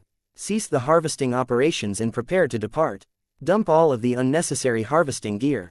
They're not important and will only slow us down. Mechs, prepare to hold back and repel the incoming hostile fish whales. Even though the combined force of humans and evolvers had only managed to gain access to the water pools for a short amount of time, they had managed to empty out a lot of the Phase Kingdom's accumulated reserves. This was because the phasers had the habit of harvesting phase water from numerous other wellsprings on the continent before bringing them back to this central site. This enabled the phasers to better guard and protect their precious resources. Unfortunately, who could have thought that a bunch of thieves took advantage of the preoccupation of the phasers? Their laborious effort into collecting a lot of phase water and storing them in a single location made it absurdly easy for the raiders to empty much of the Phase Kingdom's treasury. How much phase water did we manage to grab? Vase eagerly asked. Excluding the phase water absorbed by the bodies of the evolver fish whales, we have managed to gather around 2,346 kilograms of phase water. Ves's eyes almost rolled over. Over 2 metric tons of phase water. The vast majority of organizations in the Red Ocean would never have the opportunity to measure their phase water reserves with this unit of measurement. In contrast, the Golden Skull Alliance only entered the new frontier less than a year ago and already plundered a king's ransom worth of phase water. This was definitely an adventure that could become a legendary tale if the Larkinsons and their allies took the initiative to publicize their deeds. However, the risks to obtain all of this phase water were extreme. All of this wealth already belonged to another party, and now the reckoning was about to come. Alarms rang in the cockpit of the Everchanger as the space around the mechs began to wobble. Sir, our sensors are detecting increasingly dangerous spatial fluctuations. The phasers have begun their attacks. Even though the distance between the two sides was still considerable, this was not an insurmountable obstacle to a fish whale as powerful as the Phase King. The angry sovereign was so livid for being fooled that it did not hesitate to exert its strained body to unleash the mother of all spatial storms at the thieves. Spread out and keep pulling away. Commander Casella roared over the communication channel. Focus your fire on the Phase King. We need to stop it from unleashing its attack. Open yourselves up to me and I shall grant you my power. At this desperate time, the mech pilots did not show any doubt or hesitation and did what they were told. The Minerva unscrupulously spread out its characteristic command field and enveloped every single mech with Commander Casella's influence. Aside from a few exceptions, every mech pilot welcomed her power. Whether they were Vandals, Sword Maidens, Glory Seekers or Crossers did not matter at this time. The crisis they were facing did not grant them the luxury to stick to their own tribes. After all, their pride and confidence were not enough to guard them against the might of a kingfish. A glorious sight occurred. Almost 1,000 mechs glowed with the distinctive corona of true resonance. Even though the radiance on all of these mechs was fairly faint, it was undeniable that each of them had temporarily gained a substantial boost in many areas. Their mech frames were able to resist the spatial fluctuations a bit better now. Their weapons glowed with the blessing of a demigod. The mech pilots themselves also became more united in purpose. Casella did not commandeer them outright at this time as it was not necessary.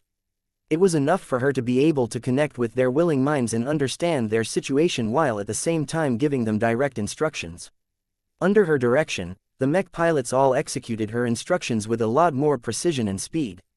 The ranged mechs all pointed their weapons at the distant Phase King and began to fire their weapons. Luminaire crystal weapons, Gauss weapons and other assorted firearms unleashed their destructive potential at the incoming kingfish. Immediately, the space between the two sides lit up as the various attacks broke through one spatial shield after another. Normally, these attacks shouldn't have been enough to break through so many defensive layers, but as long as Commander Casella infused them with a small hint of true resonance, their characteristics had already acquired a hint of extraordinary flavor. Perhaps a single attack enhanced with method might not make much of a difference, but when so many guns fired at once, even the Phase King had to take pause. A lot of the elite phaser fish whales that accompanied their sovereign looked pained as the barriers they put up had broken. There were still too many of them for their collective barriers to break entirely. This was one of the more disgusting aspects about fighting against the phasers. Their phase water wizardry made it far too easy for them to overlap their efforts. Keep firing. A second volley of lightly empowered attacks slammed into the remaining spatial barriers. The consumption on the part of the phasers was great because none of them were able to keep their space barriers intact when struck by so many powerful blasts. Notable mechs such as the Bee-Man and the Gold Beacon blasted at the overlapping spatial shields with abandon. However, with hundreds more spatial barriers to go, the time it took to wear them all down was too long. It was a good thing that the mechs fighting under Commander Casella's direction were not alone. Tear these shields to shreds, Patriarch Reginald boomed. The Balvo's Rage opened fire with all of its integrated weapons that it could bear. Aside from its shotgun, the high-tier expert mech opened fire with its energy weapons and its missile launcher that punched through spatial shield after spatial shield.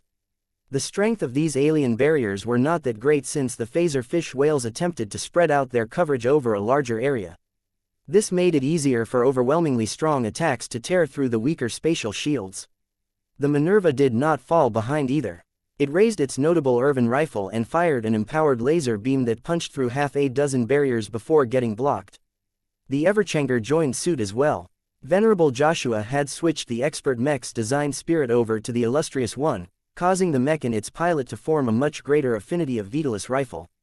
The weapon no longer bloomed to life, but also acquired a mysterious radiance as it shot out green rays of destruction that whittled down the collective defenses of the phasers even further. While all of these attacks were quite powerful, the phaser fish whales were still fine. More and more of the enemy fishes were beginning to harness their phase water-derived abilities to attack the thieves rather than defend their own bodies. They supplemented the effort of the Phase King and tried their best to summon a storm around the mechs and evolvers that risked shattering everyone and everything within range. I cannot defend against this effect for long. Commander Casella gritted her teeth. My control is slipping. This had become very evident once the mechs in the periphery of her command field lost their radiance. As soon as they lost their thin layer of protection, their frames began to warp and buckle as if giant exo-beasts were thrashing them in various ways. While the armor systems of the affected were not that easy to bend or break, the story was different when it came to their internals. Ah, my mech has lost power. My body is being squeezed to death. My power reactor has gone out of control. Eject. The mechs turned death traps were already doomed from the moment they became exposed to the attack methods of the phasers. Dozens of mechs exploded, fell apart or crumpled inwards as the Phase King's prodigious power defeated them in a manner that was difficult to defend against. The mech pilots of those machines weren't better off either. Their fragile human bodies were even less able to resist the dangerous spatial fluctuations. Yet before the phasers could crumple more mechs with their insidious methods, the evolvers had finally made a move. The Cerebral King was still in the process of integrating all of the phase water that it had plundered, but it had already gained a measure of control over its reinvigorated organs. Power exuded from its glowing body as the space around the combined force had become a lot more solidified. The shaking, warping and tearing effects that previously plagued the mechs and fish whales had become a lot weaker all of a sudden. Chapter 3885 Angry Fish. The Cerebral King was a powerhouse among the fish whales. It was not weak by any means before the humans had arrived.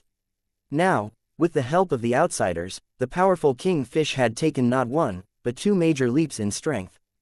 The first leap was obtaining a human starship-grade power reactor. This substantially increased the Evolution King's firepower and massively extended its endurance.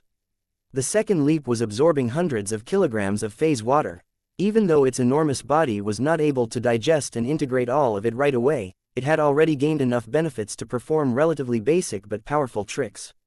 At this time, the Cerebral King took action in order to preserve the combined force, or more precisely its own soldiers.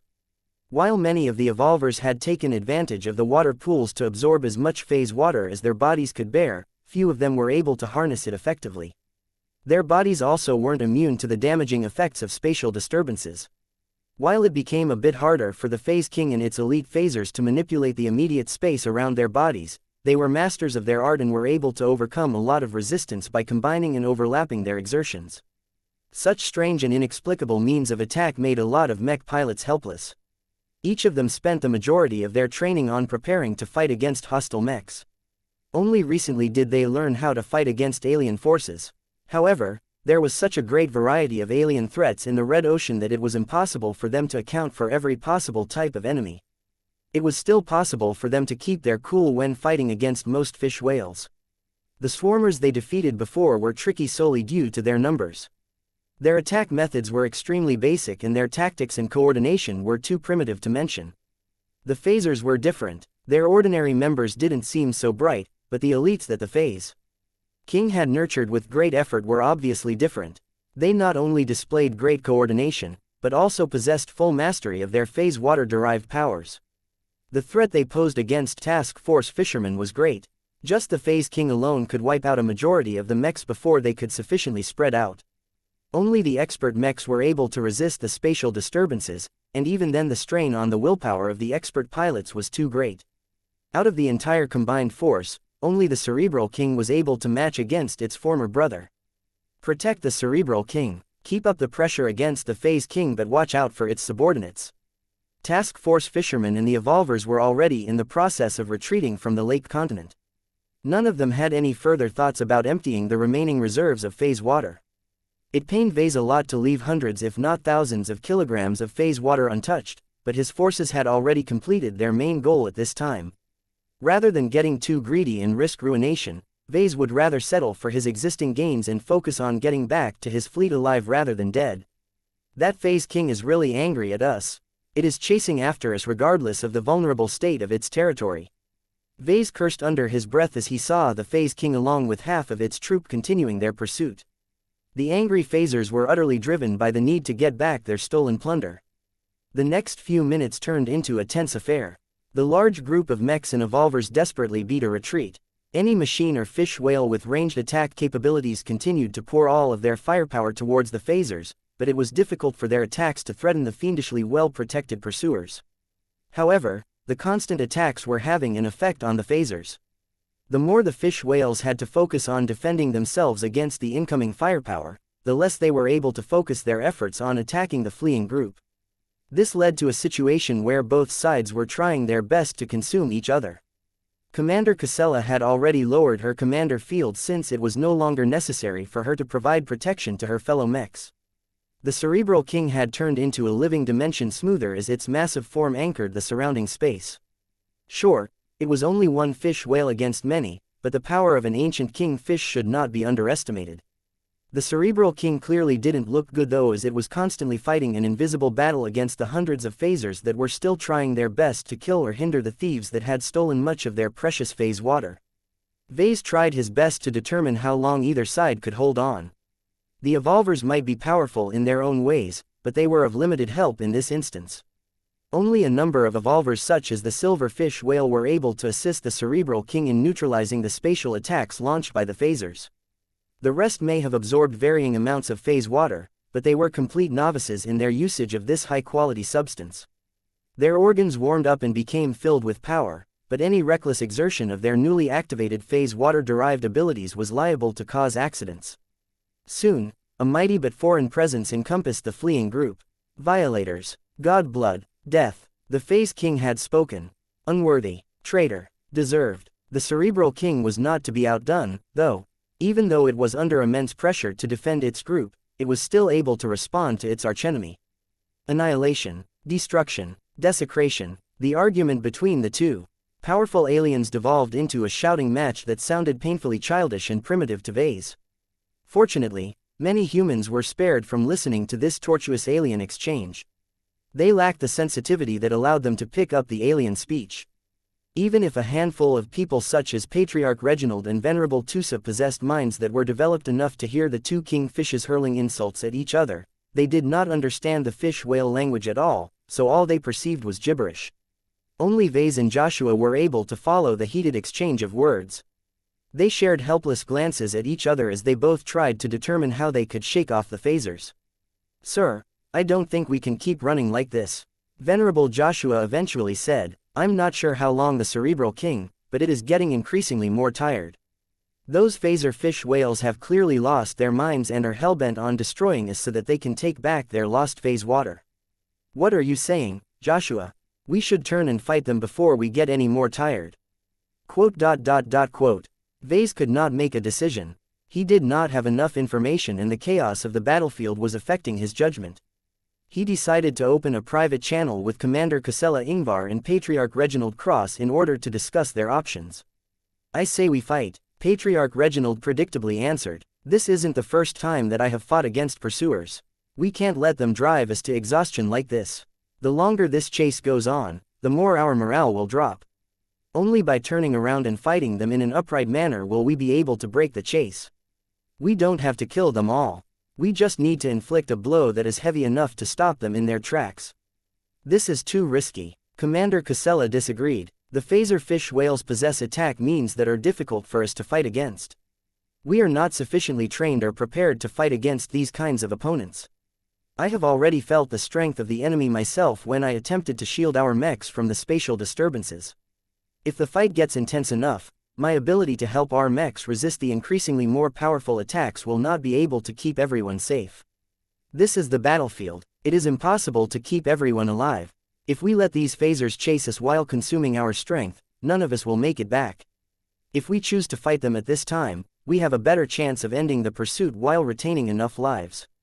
Vase frowned and tried to figure out whether it was worthwhile to stall for time or fight a decisive battle. While this was going on, the two kingfishes became increasingly more furious at each other as they traded alien barbs with each other. "Always weak, always foolish, pathetic, can only steal to survive. Traitor, heretic, too much god blood but too weak and stupid to absorb it all. Failed kin, untrue, much more god blood in my body than yours. True heir of God, lies, heresy, must die now. Our long feud will end today. Answer for your crimes." The cerebral king no longer ran away from the chasers. Instead, the massive creature stopped and turned around, much to the surprise of the humans. "What is it doing? Wait, is it going on the attack? Damn it, what do we do?" As the cerebral king chose to confront the phasers, everyone else had to stop as well. The other evolver fish whales no longer fled either. They all slowed down and gathered around their sovereign. The actions of the evolvers forced the humans' mechs to slow down as well. Even though Vase was tempted to order the task force to continue with its flight, he knew that was not a viable idea. Although the Phase King looked as if it wanted to do nothing more than to tear apart the Cerebral King, it was still paying a lot of attention to the various shuttles and mechs holding sealed containers of Phase water. The Phase Kingdom's main priority at this time was to get back the stolen goods. If the humans carrying a lot of plundered Phase water dared to flee without the help of their alien allies, a lot of elite phasers would definitely separate from their king and pursue the task force. Commander Casella soon issued a bunch of new orders. "Prepare for a serious round of battle. We can't leave without defeating the phasers. Melee units, try your best to accompany the Cerebral King without getting too close. The Kingfish's stabilizing field can shelter you from the enemy's spatial attacks. Take advantage of this protection and pressure the elite phaser fish whales when they are at their weakest. Ranged units, spread out and keep building up more distance. The phasers aren't able to attack beyond a certain range while our weapons are not so limited in this vacuum environment. I only need you to reach a sufficient distance and fire at the enemy at full power. Don't pay attention to consumption this time. If we cannot win at this juncture, none of us will return alive." As everyone got into position, the Cerebral King already took the initiative to charge towards its enemy counterpart. The Phase King did not charge forward but concentrated all of its efforts on attacking its rival. It knew that it needed to exert its full strength against its rival. The pressure on the mechs and evolvers diminished after that, giving them a much-needed reprieve. Although the elite phaser fish whales still kept up their efforts, their abilities were not as strong. Advance. Don't let the evolvers fight against the phasers alone. The melee mechs of the task force quickly flew forward in order to catch up with the Cerebral King and its soldiers. Leading this charge was the Balvo's Rage. The problem was that the powerful expert mech wasn't heading towards the cluster of elite phaser fish whales. Instead, it was following nearly the same as the Cerebral King. Ha ha ha, Reginald laughed as he completely became absorbed in the moment. Only you can be a worthy opponent. Give me a challenge. The high-tier expert pilot resolutely approached the coming collision between two titanic alien creatures without fearing the consequences.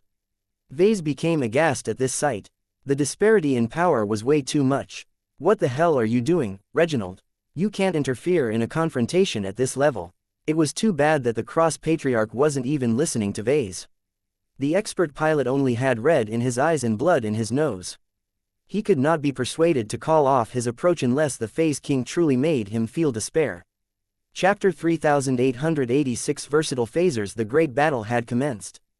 In an empty patch of space that was not too far away from the lake continent, the confrontation quickly grew heated as thousands of combatants traded blows against each other.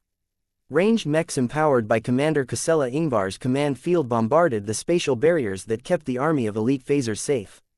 The fish whales under attack did not allow the strange metal enemies that reminded them a lot of their rivals from the Hot Kingdom to bombard them with impunity. They activated their phase water organs and channeled their efforts into focused abilities that were able to warp or tear regions of space. In front of the power of space, hardly any barrier could stop these spatial attacks from tearing the softer and more delicate internals of tough and resilient mechs. If not for the light degree of protection provided by Casella's command field, the fragile flesh and bodies of the mech pilots would have suffered grievous injuries from these atypical attack methods. This bought the ranged mechs enough time to spread out and distance themselves from the phaser fish whales. Although the bright warriors and other rifleman mechs were rather weak against the phasers, they possessed one great advantage. Their effective range was far greater than that of their opponents. Commander Casella and many others keenly recognized that the phaser fish whales experienced increasingly greater difficulties in manifesting their powers beyond 10 or 20 kilometers. In comparison, mechs in space frequently fired their weapons at targets that were more than 100 kilometers away. Although the difficulty of hitting small and agile targets such as light mechs increased exponentially, none of the phaser fish whales were built like this. They were slow and fairly big as they were accustomed to fighting against completely different opponents. However, were the phasers truly helpless against distant opponents? Several groups of elite phasers splintered from the main group and flew towards the annoying ranged mechs that kept bombarding and breaking their spatial barriers. Having fought against the heaters many times over the course of Purgatory's history, the phasers understood that the only way to make these energy attacks stop was to take the fight to the source. This was exactly what the phasers were doing. After they left the main group, they split up further into smaller groups so that they could chase after the individual squads of ranged mechs. What are these phasers thinking? They're too slow. They'll never be able to catch up to our mechs. The fish whale race may be strong in many aspects, but mobility was not one of them. Their traversal method could only be described as decent, but hardly sufficient against their current opponents. However, the phasers just happened to have a trick up their sleeves for occasions like these. Their bodies shimmered as they harnessed their spatial warping abilities in a different manner. Instead of destabilizing distant patches of space, they concentrated on warping the space that just happened to encompass their bodies. Watch out! Their speed! They're moving faster! What? How is that possible? It only took a dozen seconds or so for the elite phasers to accelerate to the point where their ability to speed forward exceeded that of light mechs. Damn it, they're moving as if they are organic starships equipped with warp drives. This phase water ability is like a miniature version of warp travel. Although the elite phasers weren't able to speed up to the point where they traveled at a significant fraction of the speed of light, they had become so fast that they rapidly managed to catch up to the squads of ranged mechs. Although the various mechs kept firing at the incoming fish whales, their potent fire mostly struck the spatial barriers that the fish whales kept erecting. The only upside was that the fish whales obviously weren't capable of performing any additional phase water abilities. Speeding themselves up and putting up spatial barriers was the limit of what they could do under these circumstances. It was enough. As soon as these phasers reached their targets, they did not bother to stop or return to activating their remote abilities. Instead, they lowered their heads and charged straight into the nearest mech in their path. They're charging at us like the swarmer sergeant fishes. Evade. Although a few mechs managed to dash aside, others weren't able to get away fast enough. Their relatively fragile frames inevitably got crushed or split apart as the heavy bodies of the fast and heavy fish whales crashed right through their positions. No, we need reinforcements. Where are our melee mechs? As the ranged mech pilots lost their cool and their coordination, a volley of powerful laser beams struck an elite phaser fish that had just demolished an avatar mech. Though the first powerful positron beam only struck a spatial barrier, the second one broke right through and scorched deep into the body of the distant fish whale. The stricken creature could no longer sustain its phase water abilities and abruptly slowed down as it was unable to maintain its pseudo-warp travel mode. A third positron beam quickly ended the grievously wounded creature. The Minerva had intervened. Following after the Minerva were several units of melee mechs that quickly moved to protect the ranged mech units. Commander Casella's command field became more active and established deeper connections to the minds of every mech pilot in range. Calm down and keep dispersing. The phasers attacking your units are fighting no differently from Lancer mechs. Each of you should already know how to deal with charging opponents. Focus on moving laterally and take advantage of the fact that the charging fish whales are forced to follow predictable trajectories. Several mech officers had already figured this out as well and were already in the process of adapting their units to the latest threat. Once the mech pilots all adjusted to the latest tactics of their immediate opponents, the elite phaser fish whales weren't able to destroy as many mechs per attack run as before. Each time their fast bodies charged towards their targets, the mechs in question no longer bothered to fire their weapons but put all of their effort into dashing aside or jumping upwards. They behaved similarly like matadors that confronted charging bulls head-on. The biggest difference was that they did not have a convenient red cloth to attract the hatred of their opponents. Instead, the mechs had to rely on their own frames to move aside at the last possible moment. The timing of their evasion action was quite tricky. The ones that moved too soon would get hit anyway, as the charging phaser fish whales had enough time to correct their course.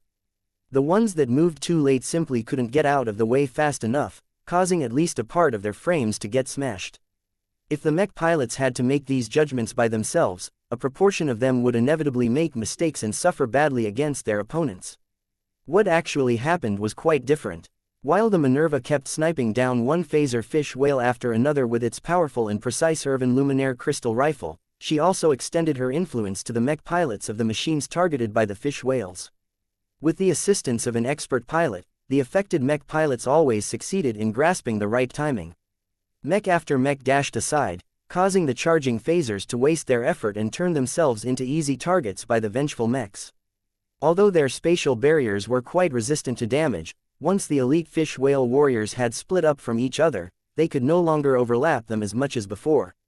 Concentrated fire from the ranged mechs quickly tore apart the defensive layers before raking the exposed bodies of the fat phaser fish whales.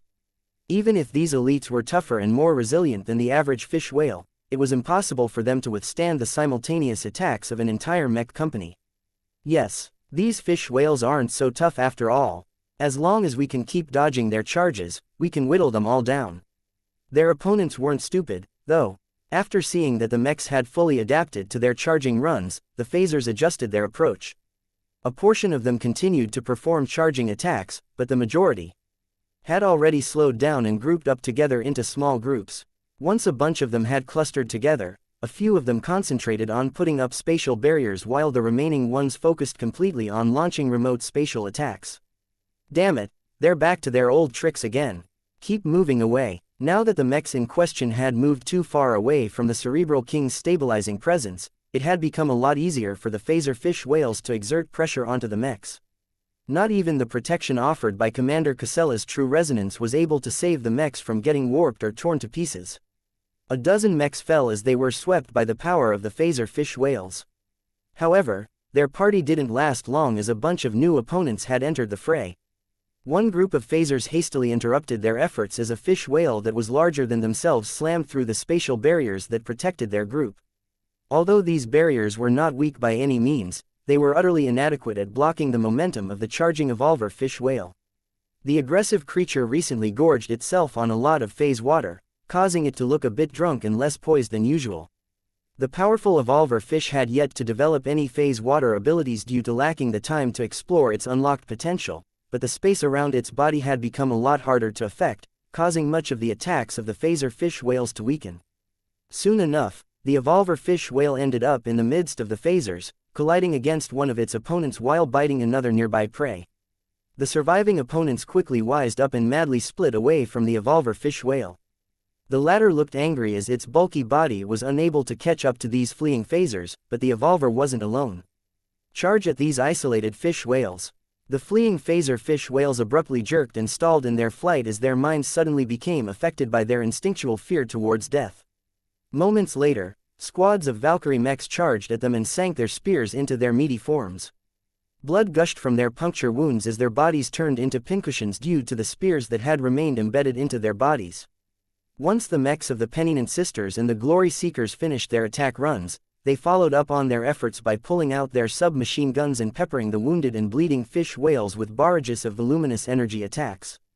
Despite their lackluster effectiveness against large and thick opponents, the mech pilots tried their best to focus their fire on key locations such as the eyes, the mouth, the belly and other vulnerable points. Since these phasers were too injured to activate any of their annoying phase water abilities, the harassing Valkyrie Redeemers and Valkyrie Interceptors quickly crippled them to the point where they turned into easy prey for the more powerful ranged mechs. Once their targets were shot to pieces, the Valkyrie mechs easily retrieved their spears before repeating the same tactics against the other alien targets. Work together with the Evolvers. Let them open up the phasers first before following suit. As the frantic battle continued, the humans and the Evolvers kept refining their cooperation with each additional success. The fact that they couldn't talk to each other did not hinder them from improving their teamwork. Both groups quickly learned what the other was capable of and figured better and better ways for them to combine their strengths. While the fight at the rear had begun to stabilize, the true focus of the battle was at the front. In the center of the battlefield, two titanic king fishes kept attacking each other with no abandon.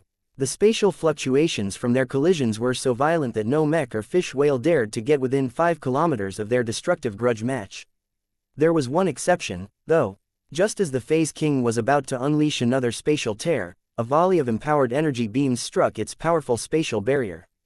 Ha ha ha ha, I swear that I will tear your belly open myself. Patriarch Reginald boldly taunted. The Balvo's rage was the only mech that dared to intervene in a duel between the rulers of Purgatory. Chapter 3887 Spatial Struggle. The centerpiece of the unfolding battle was the duel between the Phase King and the Cerebral King. Even though they were fighting in the middle of a busy battlefield, it was quite apt to call their fight a duel. The two beings were on another level compared to the other combatants on the battlefield.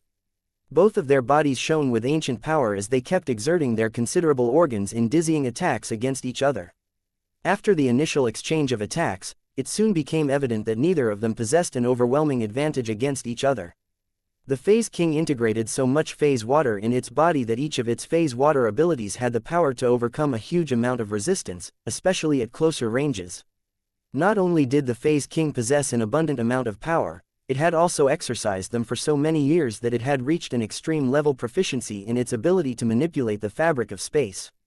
From warping its body to speed up its movements to bending space so that any energy attack inevitably curved aside, the sovereign of the Phase Kingdom almost fully showcased the limit to how extensively the fish whale race could employ phase water to its advantage. Thief, weakling, undeserving. The Cerebral King encountered one hindrance after another at first. Although it had recently made up for its enormous deficiency in phase water, it could never compete against the Phase King in terms of spatial manipulation. This was why the Cerebral King quickly stopped competing against the Phase King in this manner. It solely focused on stabilizing the space around it while resorting to its more traditional abilities to inflict harm. In one moment, it opened its maw and released a gigantic energy beam that burst through the toughest spatial barrier and raked the powerful body of the Phase King. If not for the latter's powerful physique and its attempt to divert the incoming beam by bending the space in front of it, the Phase King would have suffered greater injury. Not enough. Weak as before. Incompetent. Will show true power of GODBLOOD. The Phase King decided to change its approach and concentrated deeply before channeling all of its power in a line that went all the way to its target. A few seconds passed as the space along this line began to shake and crack. Any particles in the way inevitably splintered as an ominous black crack emerged in front of the Phase King and quickly lengthened towards the other kingfish.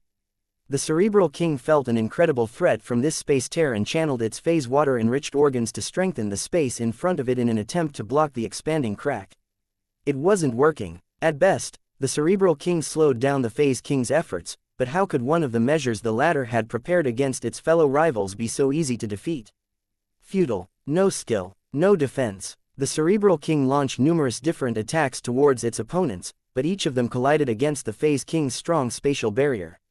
The burden on the latter was enormous, but it was so determined to inflict a heavy injury on the Cerebral King that it went all out right from the beginning. If not for its long and unrelenting efforts to master the ability to manipulate phase water, the burden of channeling phase water in two different but powerful manifestations would have caused a backlash. As it was, the Phase King was so driven by the need to fight and kill one of its powerful rivals that it did not hesitate to perform at its peak. Seeing as its initial attacks failed to interrupt the expanding space tear, the Cerebral King tried to evade it by moving to the side. Its huge, lumbering body moved to the side, though without the distinctive warp travel capabilities that many phasers seem to master. The Cerebral King actually had this ability as well, but it was forced to focus all of its effort into stabilizing the surrounding space lest the Phase King gained an even greater advantage. Futile. Cannot stop. Will gorge on your flesh. The space tear might look as if it could only go straight forward, but under the powerful and skillful manipulation of the Phase King, it turned in its trajectory and kept chasing after the Cerebral King. It was only after it reached the last few hundred meters that the progress of the space tear slowed down. The Cerebral King focused all of its effort into holding the space in front of it together, but the Phase King's might was still too overwhelming. The alien master of Phase Water even took the initiative to move closer so that it was better able to push its spear tear past all of the resistance. The Cerebral King's eyes shook as it kept backing away, only for the space tear to keep creeping closer. How can you be so strong? Secret of Godblood. Body transformation. Head start. True heir of God. Untrue. Heresy. Power of mind greater than yours. Useless. Godblood is ultimate power. Body is ultimate carrier of power. This is truth. Whether the Phase King was accurate or not, its words caused the Cerebral King to waver as it questioned its own beliefs and assumptions. This only exacerbated its crisis as the space tear more easily crept forward. Just as it was about to split a portion of the gigantic body of the Cerebral King, a mech suddenly crashed the party. A powerful salvo of resonance-empowered positron beam attacks struck the spatial barrier protecting its rear. Although the barrier was still fully intact, the power of this combined strike was significantly greater than the attacks of other mechs and fish whales. An aggressive expert mech that glowed red like a volcano thundered forward while unleashing another salvo of positron beams. This time, the spatial barrier rippled a bit more as it experienced substantial difficulties in mitigating the attacks amplified by an unknown quality that the Phase King had never encountered before. New threat, unknown form, metal surrounding flesh, outsider. Although the Phase King tried to quiz Patriarch Reginald through a form of mental communication, the high-tier expert pilot grimaced in annoyance before using his willpower to close his mind from external influences. I don't understand your stupid whale language, you stupid fish. All I need from you is to baptize my new saber with the blood of an alien king. Despite the danger and despite the immense disparity in power, Patriarch Reginald Cross never let his fear overtake his courage. The Balvo's rage kept firing with as much power that Reginald and his familiar expert mech could channel in their attacks. At the same time, the expert mech continued to advance forward until it had almost reached the spatial barrier. Just as the expert mech was about to collide with the barrier, it had raised its whale-cutting saber. The recently forged weapon glowed with crimson resonance as Patriarch Reginald prepared to execute a special technique. At the same time, the leader of the Cross clan summoned all of his desire to break through the obstacles in front of him and make the intimidating kingfish bleed. Shatter before my might. To the astonishment of both kingfishes, the glowing saber flashed brightly before it struck the spatial barrier that was strong enough to withstand the attacks of hundreds if not thousands of mechs. The barrier actually exhibited a tear. Even though the Balvo's rage ultimately failed to get past this powerful blockade, Patriarch Reginald did not get discouraged. He may be battle-hungry but he wasn't stupid. An opponent as powerful as the Phase King clearly couldn't be stripped of its defenses with just a handful of attacks. If I can't break down this barrier with a single strike, then I will launch 2 strikes. If 2 strikes aren't enough, then I will launch 4 strikes. One way or another, I shall strip you of your protection. The Balvo's rage almost went all out at this time. Aside from its missile launcher and its shotgun, the expert hybrid mech utilized its formidable arsenal to overwhelm the spatial barrier as much as possible. Resonance-empowered positron beams struck the barrier once every few seconds while whale-cutting saber kept battering at the invisible but resilient spatial blockade. Attacked from 2 different directions, the Phase King did not feel an immediate crisis, yet the persistent attacks from the rear forced it to keep diverting more focus and power away from its main attack. The spatial tear inevitably grew weaker, granting the Cerebral King a much-needed reprieve. Not alone. Friends. Allies. Useless. Too weak. Outsiders. Traitor. You are traitor. Not deserving of Godblood. Will strip it from your body myself. The Cerebral King no longer resisted as passively as before. It understood that it needed to do more to undermine the greatest strength of its opponent. The kingfish carefully attempted to study how the Phase King employed its spatial manipulation while doing its best to familiarize itself with its newly strengthened phase water organs. Normally, the highly intelligent alien creature would have taken weeks, months if not years to figure out how to harness the vast quantities of phase water it had absorbed into its body. However, with a ready-made example before its eyes and other senses, the cerebral king put its powerful cognitive functions to good use and derived numerous lessons and insights from its lethal foe. After a minute of struggle, the cerebral king changed the way it exerted its phase water organs and began to impose its power onto the spatial tear that kept threatening to split its body apart. Slowly but surely, the wound in the fabric of space began to heal and recede from the body of the cerebral king. As the kingfish saw the results of its efforts, it gained more confidence and channeled more of its improved abilities towards the spatial tier. An invisible tug of war occurred between the two kingfishes as both of them tried to impose their power onto the space between them. Although the Phase King still possessed an overwhelming advantage in this aspect, the cerebral king's tenacious resistance caused the attack to stall in its progress. While this struggle continued, the Balvo's rage kept pounding at the Phase King's spatial barrier without any pause. Despite the rapid drain on its energy reserves and despite the complete lack of apparent progress, Patriarch Reginald's aggression never faded in the slightest. Instead of seeing the power of the Phase King as an insurmountable obstacle, he took it as a challenge that he had to overcome in order to take another step forward in his progress towards attaining greater power. No defense is impervious, no weapon is ineffective, no space wizardry will deny me from spilling the blood of a king. As the Balvo's rage began to accumulate a lot of heat due to its repeated high-intensity attacks, Patriarch Reginald spontaneously figured out a way to leverage its saber technique in a more effective manner. Keddies may have set him up and pointed him in the right direction, but it was up to the expert pilot to develop his strength further. His eyes shone as his will manifested even deeper into his expert mech's weapon. The degree of true resonance amplifying the Balvo's rage slightly broke through its previous record as Reginald reached an unprecedented peak. Meteor Chop. The flaming whale-cutting saber seemingly turned into a soaring meteor as it struck the spatial barrier with unnatural force. Although the new technique did not exhibit the extreme cutting power of Kutiz's saber style, the latest attack fully aligned with Reginald's strengths, allowing him to use the whale-cutting saber as a vessel for desire to overcome the greatest barriers by force. The explosion of power, light and heat that resulted from this blow was so violent that the two kingfishes briefly shifted their attention to the expert mech. Much to their surprise, the Balvo's rage succeeded in breaking open a gap in the spatial barrier. Even though the Phase King tried its best to close this gap, the Balvo's rage quickly took advantage of the opening and plunged through the entrance without fear. Ha ha ha, take that, I told you that I will spill your blood. However, just as the Balvo's rage neared the gigantic body, the Phase King directed its full attention towards the approaching expert mech. Just a second after the Phase King locked onto the Balvo's rage, the entire machine became enveloped in a localized spatial storm. Ah, Chapter 3888 Two Kings in a Fly. How powerful was the Phase King? No human had a clear idea how much damage this powerful and ancient creature could inflict. Its attack methods were much more abstruse than those of the Cerebral King. As a kingfish that had long worked with phase water, its ability to utilize this powerful resource in lots of destructive means was unparalleled. Now, the Balvo's rage had successfully angered the Phase King to the point where it had directed its hatred against the expert mech instead of its old foe. The spatial storm that engulfed the space around the Balvo's rage was far more powerful and violent than the ones unleashed by its subordinates.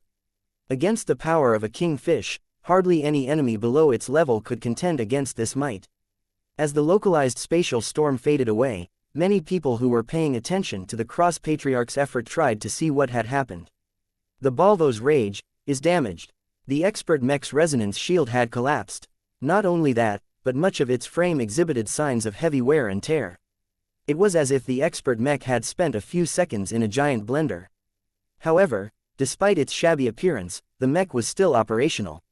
I'm not that easy to kill. Patriarch Reginald's burst of power was accompanied by the activation of a regular energy shield. Although its protective properties were not as unnaturally strong as that of a resonance shield, it was better than nothing. If the Phase King took the initiative to launch another serious attack on the Balvo's rage, then it would definitely be able to cripple if not outright destroy the damaged machine. Yet before it could finish the job, the Cerebral King took full advantage of the Phase King's temporary diversion. Only a short amount of time had passed since the Phase King directed its firepower elsewhere, but this was enough for the Cerebral King to regain the initiative. Knowing that it was at a disadvantage if it kept contesting against the Phase King in terms of spatial manipulation, the Cerebral King made a ruthless decision. Its massive body shot forward as it activated numerous organs that accelerated its massive bulk forward. As the Cerebral King surged forward, it opened its maw and struck the Phase King's spatial barrier with a lengthy burst of heat and radiation. The power of this massive was so great that the Phase King hastily had to shift its attention towards its original opponent. If it did not adapt and reinforce its spatial barrier further, the massive energy beam was liable to collapse the already destabilized defensive measure. Now that the Phase King was put on its back foot, it was unable to muster up enough power to stop the Cerebral King in the Balvo's rage. Foul outsider, weakling, be gone, ha ha ha, I still don't know what the hell you're saying, but the more you yell at me, the more I can tell I'm doing a good job. Taste my blade, you fish. The hot and glowing whale-cutting saber followed a blazing trajectory before striking the Phase King's tail. However, just before its flaming blade was able to pierce through the Phase King's hide, it halted just a few centimeters above the surface. It turned out that the Phase King covered its body with another spatial barrier. The Balvo's rage kept hacking at it with abandon, but it was just as difficult to shake as the previous barrier. Compared to the minor threat of the expert Mech, the Phase King was paying much more attention towards its main adversity. The Cerebral King may have exhausted its latest beam attack, but it had built up more than enough momentum to smash the Phase King's body. Treachery must be punished. In order to enhance the damage of its charge, the Cerebral King adjusted its body, causing its head to be covered by bone. Not only that, but a horn that looked similar to the one of the bladed fish whale poked out of its head. As the Cerebral King sped up even more, the Phase King threw a contemptuous glance at its old enemy. The Phase King's massive body instantly teleported half a kilometer away seconds before the Cerebral King could drive its horn through its target. Missed. The whale-cutting saber of the Balvo's rage cleaved nothing but empty vacuum as its massive target had been displaced. The Cerebral King's devastating charge also came to nothing as the kingfish was unable to correct its course at such an extreme angle. The king of the evolvers slowed down and turned around in order to prepare for another charge. The repeat move attracted even more contempt from the Phase King. Futile attack. Will never strike. Can move anywhere. Attacks never futile. Traitors shall always fall. The Cerebral King and the Balvo's rage both moved forward in order to make another attempt to bleed to the Phase King, only for the latter to teleport away long before a horn was able to impale its body. In the meantime, the Phase King did not forget about the need to take down its foes. It summoned one spatial storm after another, but neither of its targets were easy to damage anymore. The Cerebral King had learned how to harness its phase water abilities even more. It became easier for it to dampen the storms and solidify the surrounding space to a stronger degree. As for the Balvo's rage, now that Patriarch Reginald personally experienced the fury of the Phase King, he had become a lot more respectful towards its power. From the moment the Phase King intended to engulf the space around the Balvo's rage with its power, the expert Mech jerked aside and avoided the latest spatial attack. Your tricks have grown old, fish. I can spot your attacks before they even take shape. This was not an exaggeration. While his strengthened senses allowed him to detect specific areas that the Phase King was beginning to manipulate, his highly developed battle instincts never failed to issue him a warning an instant before the Phase King was able to manifest its power once again. The Phase King finally understood that this fight was not as easy to win as it thought. While this high-level confrontation continued to deplete the strength of the two kings, the other combatants weren't taking it easy either. A large amount of melee mechs as well as evolver fish whales had taken the fight to the enemy. With Commander Casella focusing most of her efforts on commanding the rear elements of Task Force Fishermen, it was up to other leaders such as Commander Melkor to lead the remaining elements. The gold beacon kept firing beam after beam towards one of the bigger elite phaser fish whales. Though the attacks kept hitting against spatial barriers, Melkor never thought that the attacks were futile. These phasers may look strong, but time is on our side. He reminded his fellow avatars. Take the fight to the enemy but don't take excessive risks. The phaser fish whales have already expended a lot of effort into killing the swarmers. The enemy fish are easy pickings as long as we push them to exhaustion. Let the evolver fish whales take the lead. Compared to the smaller and more fragile mechs, the evolver fish whales were considerably larger and more robust. Led by the bladed fish whale, the wave of advancing evolvers eagerly collided their bodies against the multitude of overlapping spatial barriers. Although the defensive measures succeeded in stopping the momentum of plenty of evolvers, more fish whales continued to slam against the barriers, overloading them all in rapid succession. We're through. This wasn't the first time the evolvers fought against the phasers, so the former already knew the best way to overcome the annoying spatial barriers. The damage of a charging fish whale was not comparable to many other attack methods. As the wave of evolvers were able to meet their opponents, the phasers reacted against this threat in different ways. Some erected a second energy barrier that stopped or at least stalled the incoming evolvers. Others generated spatial blades that caused the charging fish whales to cut themselves. A particularly powerful phaser fish whale even warped the space in front of two of its opponents, causing the evolver fish whales to inadvertently collide against each other. Most of the elite phaser fish whales preferred to pool their powers together in order to generate unstoppable spatial storms in the path of the incoming enemies. This again. They're not as strong as we fear. Just do your best to go around them. These fish whales are having a much harder time manipulating space in their favor. Take advantage of that and keep getting closer. The elite phaser fish whales were finding it difficult to channel their abilities. Even though many of them had moved away from the Cerebral King, the powerful evolver leader still exerted a residual stabilizing effect at this distance. This caused the phasers to take much more time to pull off their phase water abilities.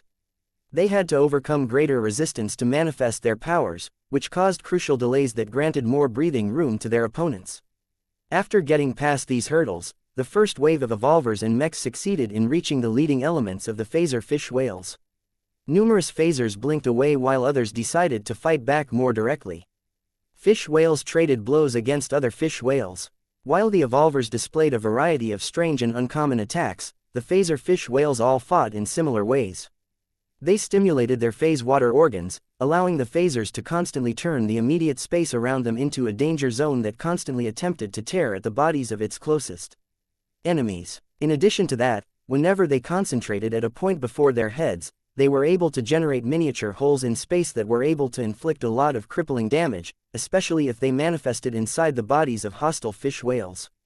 As the battle between the two sides kept unfolding, Commander Melkor and the others soon noticed that the elite phaser fish whales were being led by the largest of their subspecies.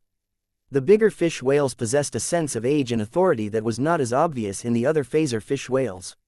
Task Force fishermen eventually decided to dispatch specific units to take down these apparent princes of the phase kingdom.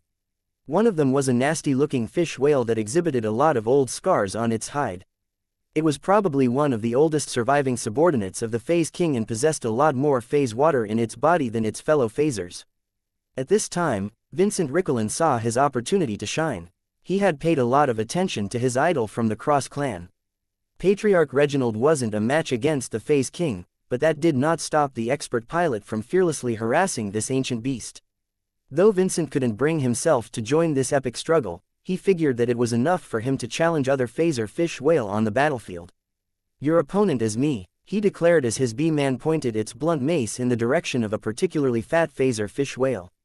In order to add more force to his statement, the brave expert candidate fired the integrated Gauss weapon modules of his custom mech, bombarding the spatial barrier in front of the phaser fish whale with powerful projectiles. The B-man shook as it repeatedly discharged projectile after projectile. Combined with the attacks of other mechs and evolvers, the phaser fish whales huddling behind the barriers readied themselves for a tough fight. Other notable mechs and mech pilots also picked their targets. The Quint piloted by Isabel Coden provided fire support from a distance while the various enlightened warriors piloted by the guests of the Larkinson clan boldly took part in the leading wave. Meanwhile, the Everchanger took up a central position, using its inspiring presence and its versatile glows to inspire friendly mech pilots and fish whales. The Dark Zephyr was nowhere to be seen, but no one thought that Venerable Tusa was shirking this battle. The battle between the two sides soon reached its most intensive phase. Chapter 3889 Poking Fish. As the battle between the Human-Alien Coalition and angry phaser fish whales continued to unfold, the battle lines began to get more blurred. The situation around the ranged mechs and fish whales was the most optimistic. The phaser fish whales didn't have enough good solutions to counter or contain the ranged units that could persistently fire at them from any range. The forward mechs and evolvers had to brave a lot more risks. The majority of phasers were still clumped together and provided constant support to each other. Defeating this main group of phaser fish whales was key to tipping the battle in the favor of the coalition. The phasers are putting up a tough fight. The Everchanger took up a position closer to the front of the battlefield.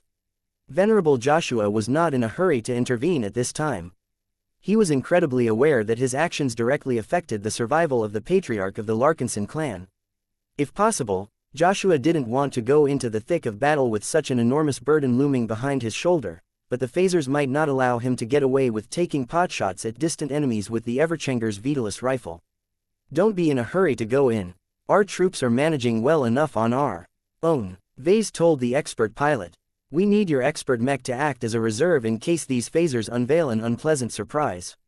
Vase also thought it was better to get a greater overview of the two sides before committing one of his strongest assets into battle.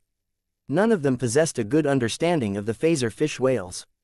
Before meeting them into battle, Vase thought that the phasers were much simpler and more uniform. This was because Vase and the rest of the expeditionary forces only had a limited amount of information at their disposal.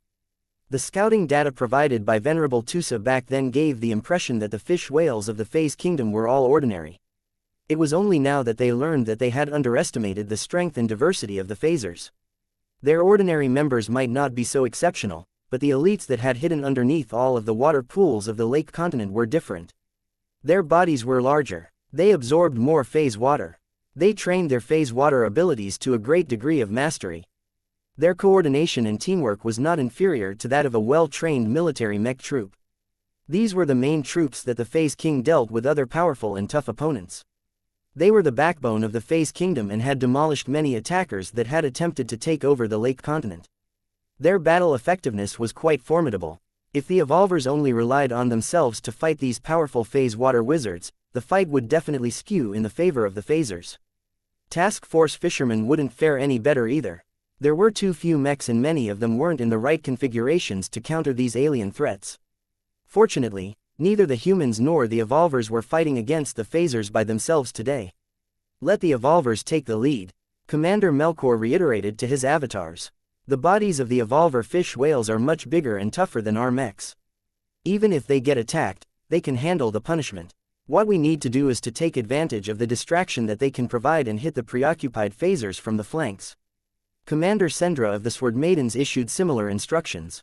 Our swords can cut through the bodies of the phasers, but if we go up first, the enemy fish whales will definitely smack our mechs with their tails or bite them in half. Let the big fat evolvers take the brunt of the blows. We'll play the part of the patient hunters that strike only when we see a good opportunity. Every human commander recognized that their mechs weren't suited to take on the body attacks of fish whales head-on. Their power was too great. Only defensive space knights with sturdy shields and even sturdier construction could tank the blows of the elite phasers, but it just so happened that Task Force Fisherman was lacking in these mechs. They were deemed too slow to take part in an operation that required a lot of mobility. Considering the current situation, everyone recognized that it was the right decision to have the evolver fish whales play the role of defensive knights in this instance. No one spoke anything about how it was dishonorable to allow their allies to take the brunt of the damage while their mechs picked off their targets at favorable angles. The fish whales were only temporary allies by circumstance.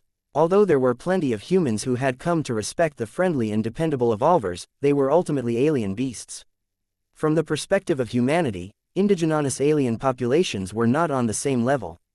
So what if the expeditionary forces exploited the evolver fish whales? It was better to risk their lives than the lives of precious human mech pilots. Due to this deliberate approach, the various mech units did not lose too many mechs at first. Bright warriors and second swords circled around but kept their distance until they spotted the elite phasers getting locked into battle against their evolver counterparts.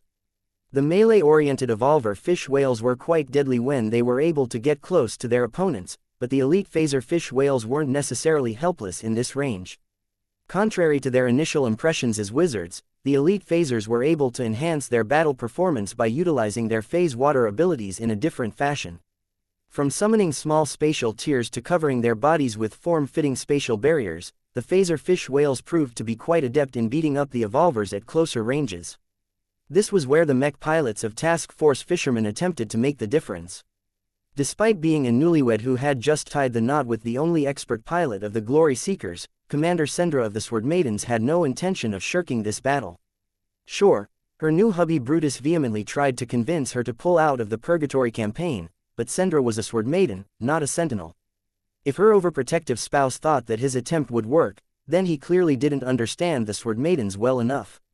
Even if she and her sisters shared many similarities with the Hexer people, the sword maidens were ultimately different. Right now, Commander Sendra completely put her sappy new husband out of her mind. She pursued and married Brutus for fun and to fulfill her ambitions, but these were matters that didn't pertain to the battlefield. Right now, Sendra held back her new second sword Mech and observed how her small unit of sword maidens were approaching their hunts. She became satisfied when she spotted that none of the Mech pilots under her command showed any impatience. They carefully chose their targets and stalked them while maintaining a low profile. It was only when the phasers truly started brawling against their evolver counterparts that the sword maidens struck. Their large great swords were normally considered to be too large and unwieldy to be employed in battles against other mechs, but in this situation their superior reach and damage potential happened to convey great advantages.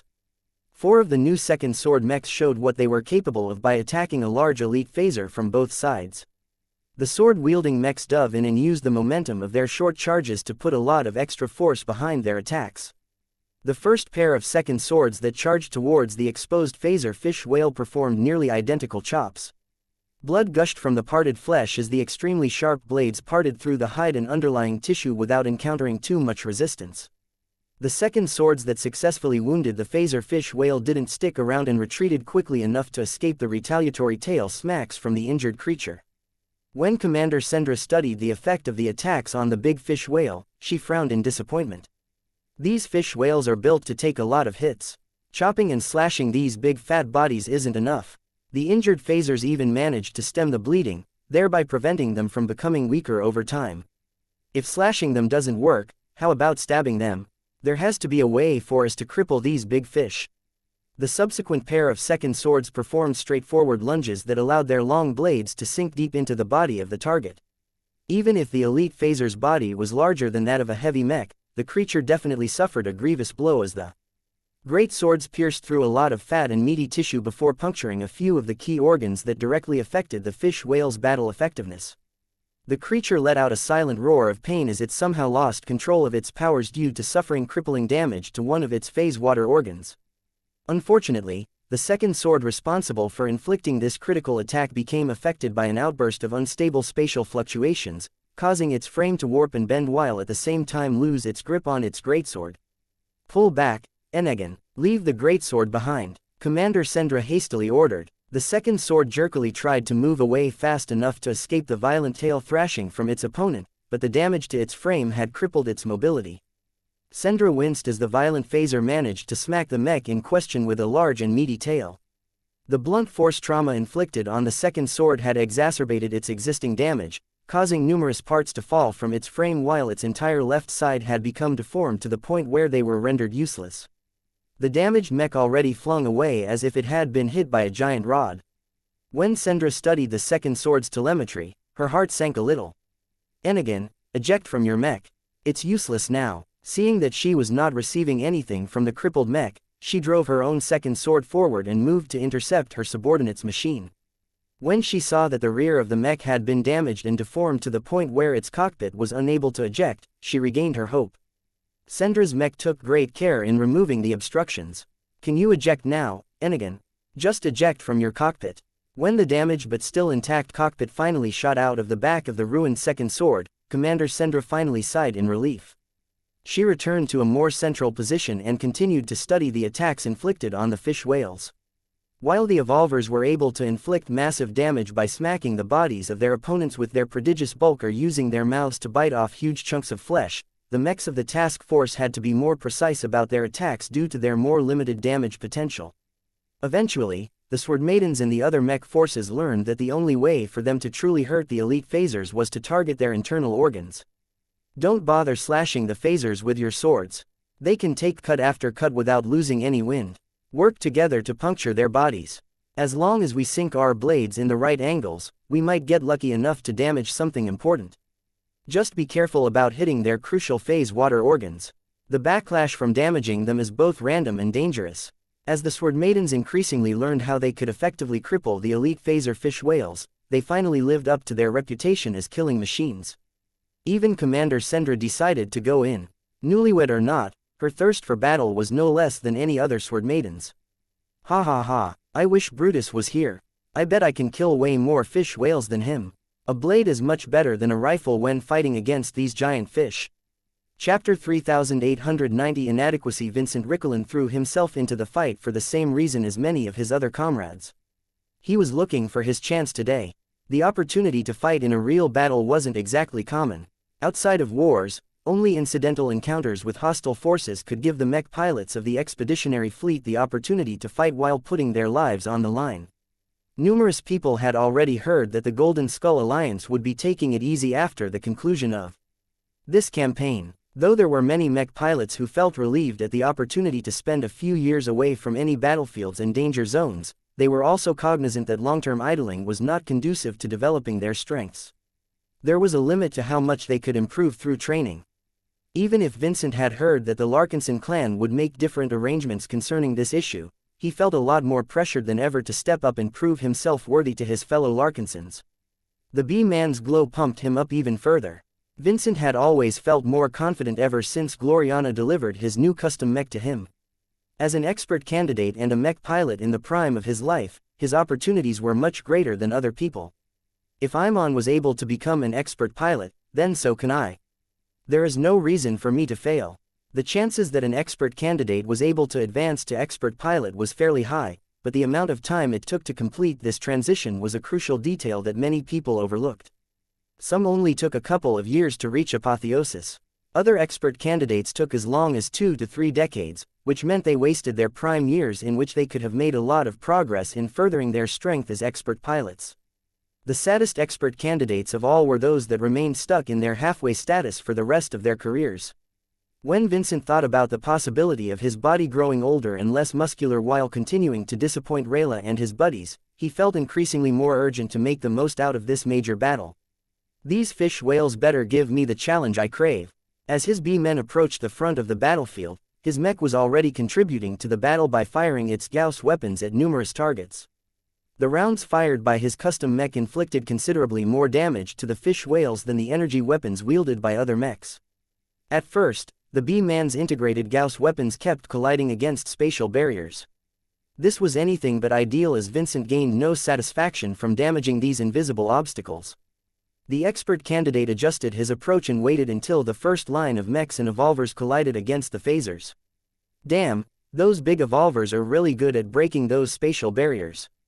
With the help of all of those friendly fish whales, the elite phaser fish whales became a lot more vulnerable than before. At the very least, once they became entangled by melee attackers, the phasers had no opportunity to focus on erecting overlapping spatial barriers anymore. The evolvers and the human mechs didn't allow the phasers to activate their greatest phase water abilities. Vincent's B-man began to strike these targets with carefully timed shots. In the past, he would have picked random opponents and let loose with all of the guns at his disposal. It was only after he received Patriarch Reginald's guidance that he paid a lot more attention to his timing and target selection. Each time a salvo struck a phaser fish whale, the beast inevitably jerked. If Vincent was lucky, one of his attacks managed to penetrate deep enough to damage an important organ. However, the phasers were so big and massive that they had too much buffer in the way. It was as if they had evolved to specifically deal with massed ranged attacks. It took dozens of rounds just for his expert mech to fell a single elite phaser fish whale. As the battle continued to heat up, Vincent barely felt any satisfaction from the results he accomplished so far. He felt too detached from the action as his B-man stayed behind and provided moderate fire support. Sure, his efforts were not in vain. He managed to save numerous mechs from getting bitten or thrashed by the giant phaser fish whales.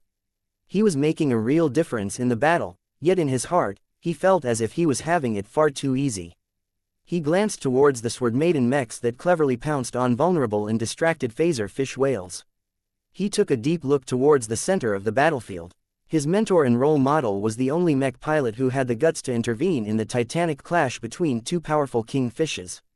Vincent looked on admiringly as the Balvo's rage boldly hacked its heavy saber against the Phase King. Patriarch Reginald could have adopted the same approach as Vincent and kept his expert hybrid mech at a distance, but the powerful expert pilot chose a different path, one that emphasized maximum aggression. Not every hybrid mech pilot preferred to fight up close, but those who did so often turned into fearsome combatants. Though the B-Man never stopped firing at targets of opportunity, Vincent's attention was no longer directed towards the battlefield. He started to think about his approach towards fighting. This was hardly the place and time for a mech pilot to become absent-minded, but the phaser fish whales were far too busy to care about a single hybrid mech firing at them from a distance. While it was difficult for human opponents to ignore the B-Man's muscular appearance and dazzling white and gold coating, the fish whale race possessed completely different aesthetic tastes. This granted Vincent enough room for him to do something extremely rare for someone with his air of confidence. He began to reflect on himself. Is this how I should fight? His journey as a mech pilot was much more irregular than the majority of the clansmen serving in the mech legions. The Larkinson clan generally preferred to recruit younger talents or those with existing military backgrounds. Vincent managed to squeeze in with the help of Rayla, but he knew in his heart that he would have never been able past the requirements if he tried to follow the normal procedures. Over time, the Larkinson army constantly revised its recruiting standards upwards, causing the quality of mech pilots to constantly improve. Vincent felt out of place with these soldiers. It was one of the many reasons why he did not join one of the mech legions and preferred to work in the clan's competitive scene. In fact, once Vincent left his past life behind, he never wanted to step onto the battlefield again. It was strange that the Larkinson clan had a way of drawing him back to the battles which he grew tired of. He developed a strong sense of belonging and felt compelled to do his duty. This was especially the case when he advanced to expert candidate. Becoming an expert candidate completely changed his role in the Larkinson clan. The old Vincent would have been able to get away with sitting on the sides. The new Vincent was expected to lend his strength for the good of the Larkinson clan. It was inexcusable for a powerful pilot and a potential expert pilot to continue fooling around in mech arenas. I miss those days, Vincent sighed. He had lost his passion for the Larkinson Championship Series as soon as he reached a new level of strength. There was no way for him to fight a fair duel against any of the mech pilots that took part in this engaging hobby. Was that the point where I have fallen astray? When Vincent recalled what he had done since he became an expert candidate, he did not feel satisfied with how he spent his time. Old habits die hard. He continued to fool around and never put in as many hours in training as the other expert candidates of his clan. While notable pilots such as Isabel Coden trained with the Quint to the point where she slept in its cockpit during marathon sessions, Vincent spent just as much time in the simulators as playing games or going out in Twilight City. Thinking back on how he squandered his time, Vincent grew slightly remorseful. Spending more time on training doesn't necessarily make a huge difference, but it is better than wasting my time on distractions. Expert candidates were still humans that had slightly exceeded human limitations. Vincent's ability to learn new piloting skills and improve his existing ones had skyrocketed, so he was not a bad mech pilot by any means. I still feel as if I'm missing something, though. Vincent frowned. What was he fighting for? Why should he invest more time in training? Was it truly worthwhile for him to struggle so much in the hopes of reaching apotheosis? His heart and mind fell in doubt. An ordinary mech pilot or expert candidate would never question his motivations. Becoming an expert pilot was a dream to them. Whether they were third-raters or first-raters, every human that had taken up the piloting profession yearned to become one of the heroes and protagonists of this age. Becoming an expert pilot wasn't even the ultimate endpoint for these ambitious mech pilots. They considered this stage to be their first step to attaining the rank of God Pilot. Vincent rarely if ever set his sights so far. How could a simple kid from a remote third-rate state possibly match the legendary feats of the few humans who had managed to make it to the top? He would already be satisfied for life if he was able to become an expert pilot. That had been his mindset for years. It wasn't until recently that he began to develop a hunger for more. The first turning point was when he received the B-Man. The B-Man was a much more impressive mech than the Adonis Colossus, but also preserved much of what he liked from his previous custom mech. Even now, the mech had a way of pushing him to go further. If he piloted a more ordinary mech, he wouldn't have felt so uncomfortable for adopting his current approach to this battle. The second turning point was getting in touch with Patriarch Reginald. Previously, Vincent admired the older but much more powerful leader from afar. As the patriarch of the Cross clan and the son of an ace pilot, Reginald lived a much more impressive life. Although his journey was filled with ups and downs, Vincent had watched enough action dramas to know that the main characters often succeeded in powering up after overcoming all of these challenges. While Vincent liked to boast about himself, he never really thought of himself as a main character of a long-running story. There were much more qualified people in the Larkinson clan that fit this role. Vase, Keddies and Joshua were the most obvious choices. No one would ever think about putting Vincent's name on this list. Normally, Vincent didn't have a problem with this. Standing out also meant taking responsibility, which he didn't like. He was quite comfortable with his current status in the Larkinson clan. He was strong enough to receive preferential treatment but not exceptional enough to carry the hopes and dreams of his fellow clansmen. I am truly satisfied with continuing to live like this. Vincent seriously questioned whether he was making the best of his life and career. When the expert candidate threw another glance towards the Balvo's rage struggling to injure the formidable Phase King, he became inspired by his mentor's bravery and ambition. Compared to a muddle-headed expert candidate like Vincent, Patriarch Reginald knew exactly what he wanted and what he needed to do to attain greater strength. How can I possibly compare to Patriarch Reginald? Vincent felt more inadequate than ever. Chapter 3891. Too careful. While Vincent fell into a rare, introspective mood, the other mech pilots of the Larkinson clan were not as consumed by their thoughts. Plenty of mech pilots invested their full effort into defeating the opponents in front of them. Space storms and spatial warping frequently struck their mechs and by extension their bodies, but these Larkinsons did not back down from the fight. The only concession they made was letting the Evolver fish whales take the lead in confronting their phaser counterparts. The Evolvers did not seem to notice the actions of their allies. All they focused upon was their old foes and rivals. The Cerebral King and its subjects had fought against the Phase King and the other phasers many times.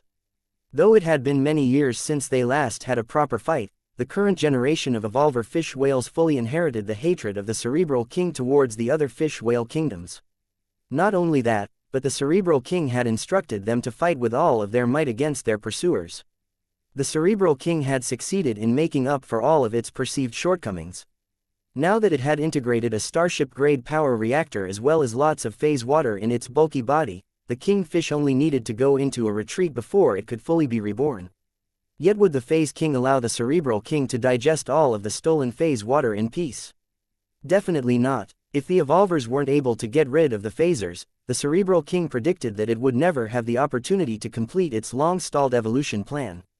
In order to realize the ambition that it had held for many years, the ancient Kingfish no longer prioritized the lives of its cherished subordinates.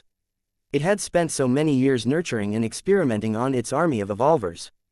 The army was the foundation of its strength and the reason why the lab continent remained in its hands.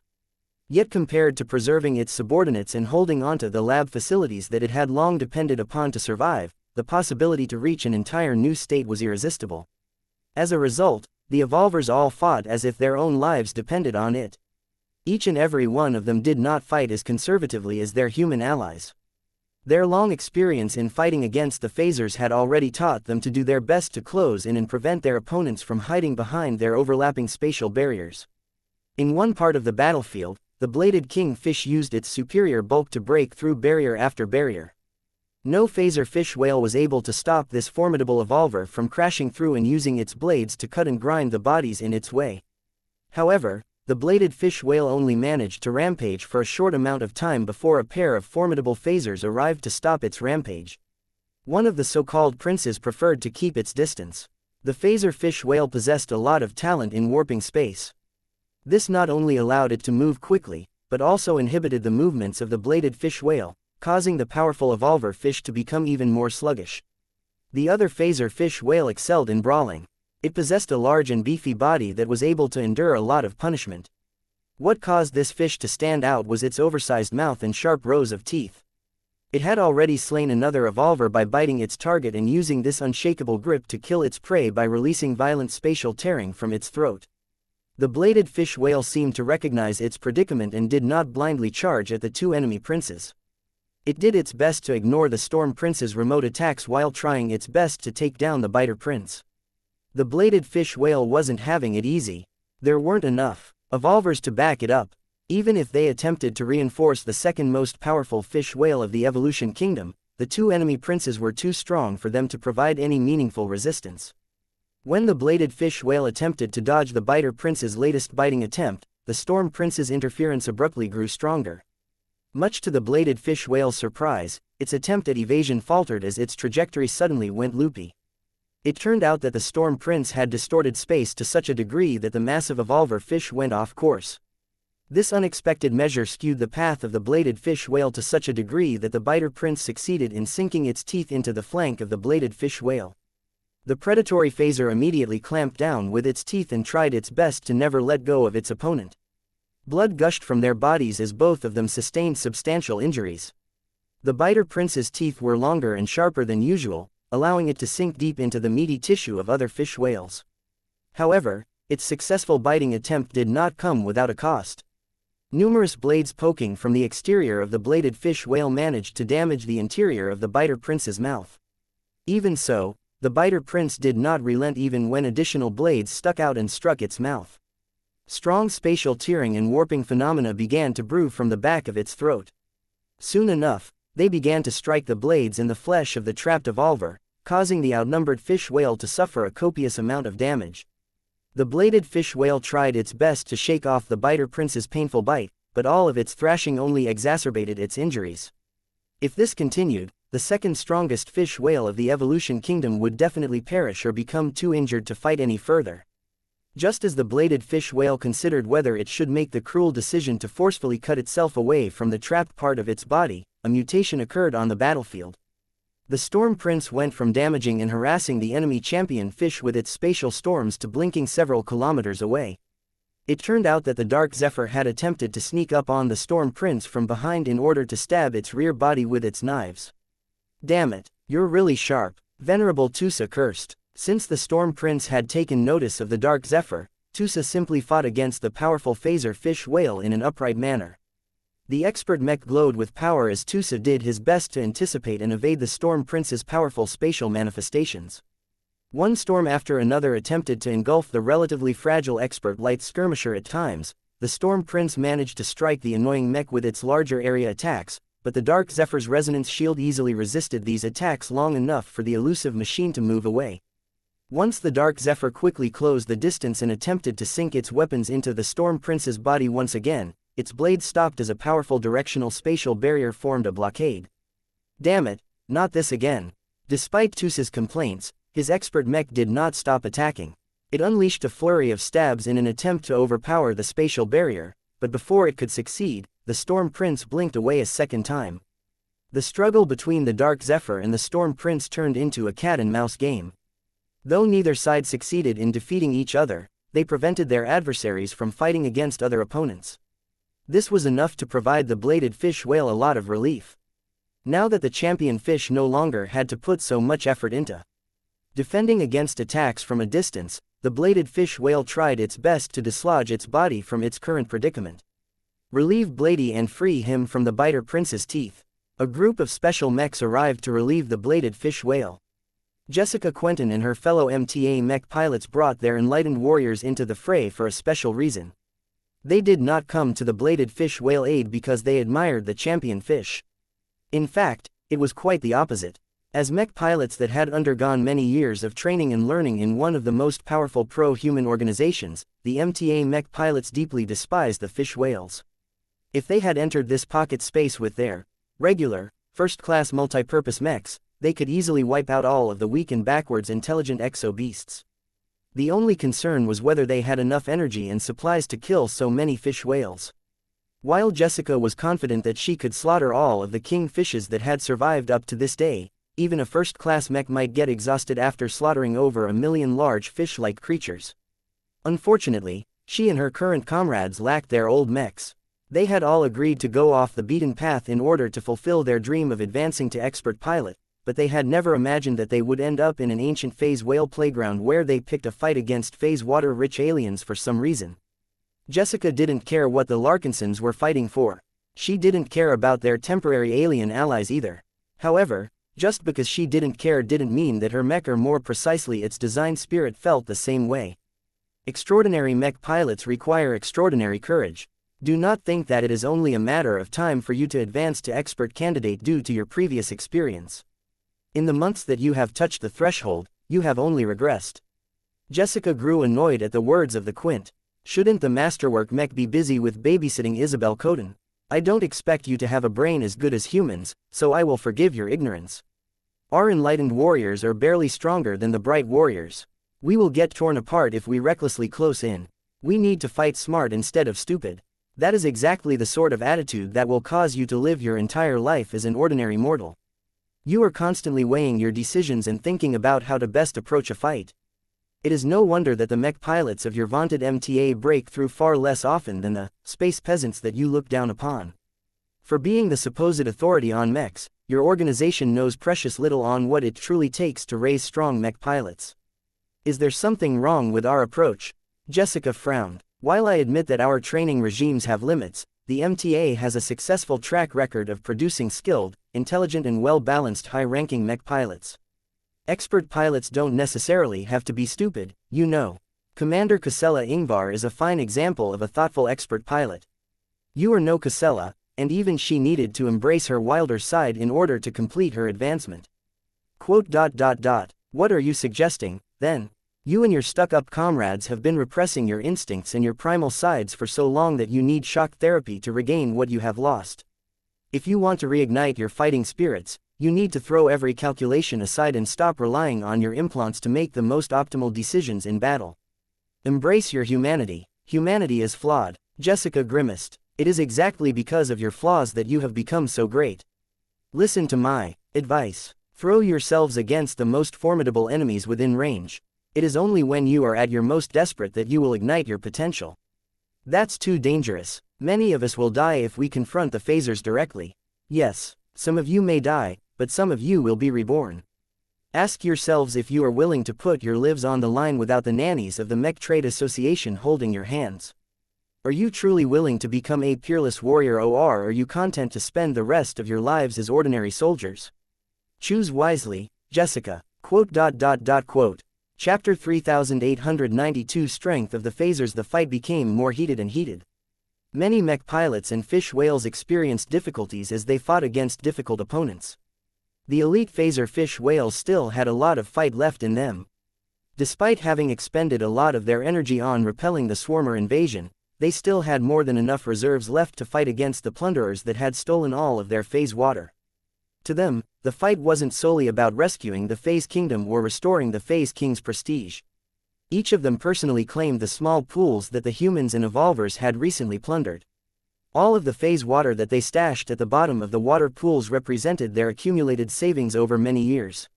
Now that these thieves had callously taken away all of the precious earnings that the Phase King had benevolently bestowed them for their service, how could the elite phasers not be indignant? This fight was personal to them. If they couldn't stop the thieves and regain their stolen property, they would not be able to live anymore. The persistent aggression from the elite phasers gradually overwhelmed the mechs and evolvers that resisted against them. They not only fought as hard as possible, but also did not fear the loss of their lives as long as the greater group managed to secure greater gains in return. Numerous notable phaser fish whales managed to kill and destroy over a dozen opponents during this time. For example, the cunning Scar Prince fought in a highly troublesome and despicable manner. The old fish whale with unhealed scars on its hide shuttled around the battlefield, looking to pick off wounded and isolated opponents. One of its preferred ways of attacking opponents was growing a pair of horns on its head in a similar fashion to the bladed fish whale of the Evolution Kingdom. Once it had grown these sturdy horns, the Scar Prince warped the space around it, allowing it to move a lot faster and charge towards its opponents at a pace that left its victims with little time to prepare for their impending doom. A pair of bright warriors hailing from the avatars of myth were in the process of circling around the side of a phaser fish whale that was already locked into combat with an evolver fish whale. However, before they could make their flanking attacks, they quickly noticed that a threatening opponent had changed course and was rapidly moving in their direction. Damn it, it's the Scar Prince. Evade. Though the two mechs tried to split apart from each other, the Scar Prince concentrated its phase water organs, causing its prodigious body to move even faster. The Avatar mech pilots barely had time to eject their cockpits before a massive fish whale body shattered the just-abandoned mechs to pieces with its bulk.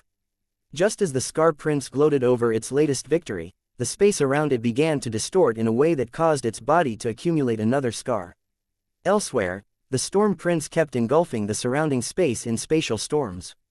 Its current adversary was not an evolver, but an expert mech. Venerable Tusa constantly kept his Dark Zephyr on the move.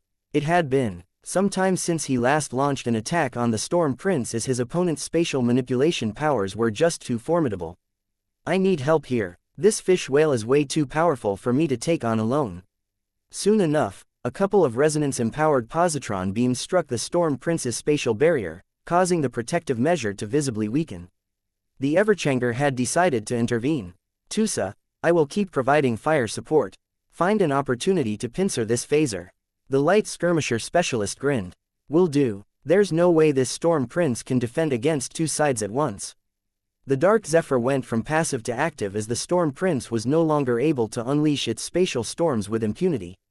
Though the powerful phaser still tried to engulf the annoying expert light mech with its attacks, the potent fire from the Everchanger forced the belligerent fish whale into bolstering its defenses. While the Storm Prince erected another spatial barrier that allowed it to endure the persistent fire from the Everchanger, the Dark Zephyr suddenly zipped to its rear and stabbed forth with its sharp and hungry knives.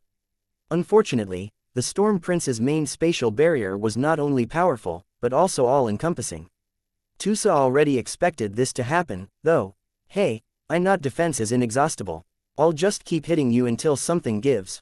The scientists and analysts attached to Task Force Fishermen already collected and analyzed a lot of data related to the performance of the phasers. Studying the properties of their characteristic spatial barriers was one of their core priorities. It was too bad that the defensive capabilities of the spatial barriers were too effective. All 6 attack modes of the Larkinson clan's versatile Luminaire crystal weapons failed to gain any advantages against this defensive measure. Some actually performed a lot poorer than normal due to their lower efficiencies. For example, the obscure slicer beam that was capable of puncturing through armor with greater ease was unable to do so against solidified space. In the end, the mechs all decided to stick to positron beams because their damage potential was the greatest. The Everchanger put quite a lot of power in its steady barrage of ranged attacks. It had already fired so many times that even high-tier expert mechs should feel concerned. However, the Storm Prince was significantly more resilient than everyone thought. After enduring the attacks from the Dark Zephyr and the Everchanger for a minute, its form suddenly disappeared as it had blinked over 10 kilometers away. Ugh, this trick again. Tusa cursed even as his expert mech moved towards the Storm Prince again. I'll keep chasing after it no matter where it goes. The Storm Prince is too dangerous against our other mechs if left unchecked. Understood. I will help when I can, but there are more comrades who need my support. Venerable Joshua wasn't kidding. There were too many fires erupting for him to put out by himself. All he could do was to fire at the phasers that were just about to demolish more mechs. The phasers hit too hard. Their phase water abilities were not only unblockable, but also affected the internals of a mech in certain situations. This extreme threat constantly put mechs on the defensive. Even if they relied on the evolver fish whales to take the brunt of the attacks, the phasers had wizened up to the tactics. The phasers are improving their coordination. The aggressive fish whales initially fought while overtaken by their fury and anger. This had caused them to chase after their opponents while neglecting their group tactics. However, now that they encountered stiff resistance, the phasers cooled down a bit and fought more intelligently than before. Even if they weren't as smart as the evolvers, the phasers were by no means stupid. They began to support each other to a greater degree even as the evolvers tried their best to attack and disrupt their coordination. Fish whales kept colliding against other fish whales. Blood constantly spilled as the aggressive creatures displayed the savagery that they had always exhibited in their fights. The mechs of Task Force Fishermen found it harder to fight the phasers at this point. The mechs could easily get engulfed in various ways if they got dangerously close to the thrashing fish whales. There were even instances where mechs got smacked by evolver fish whales that hadn't been paying attention to their surroundings. Despite the increasing difficulties, the mech units did not back down from the struggle. Some groups even chose to ramp up their aggression and fight in a more risky but daring manner. Come on, you ugly fish. Stop moving around so much. Commander Sendra cried out as her second sword mech kept striking the spatial barrier of the Scar Prince while it got entangled by another powerful evolver fish whale. The Scar Prince might not have been able to hear the Sword Maiden commander's taunts, but the dangerous fish whale did not enjoy the constant sword strikes. Its eyes narrowed even as its spatial barrier disappeared. A few Sword Maiden mechs pounced on the vulnerability and charged at the exposed flank of the Scar Prince in an attempt to stab their swords into the flesh of this great fish. Commander Sendra did not follow suit, though. Her eyes widened as her mind and instincts screamed warnings.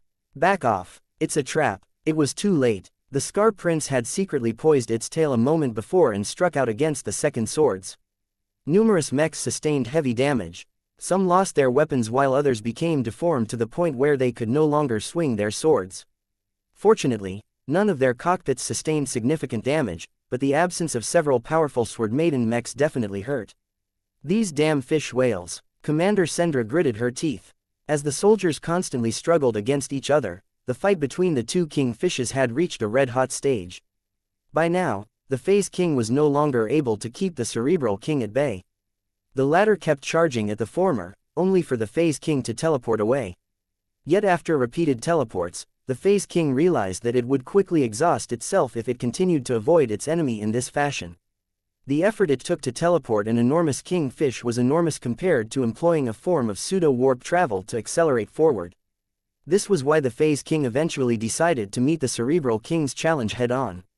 As the two ancient archenemies collided against each other, they employed a myriad of destructive abilities that were so damaging that they sometimes affected others.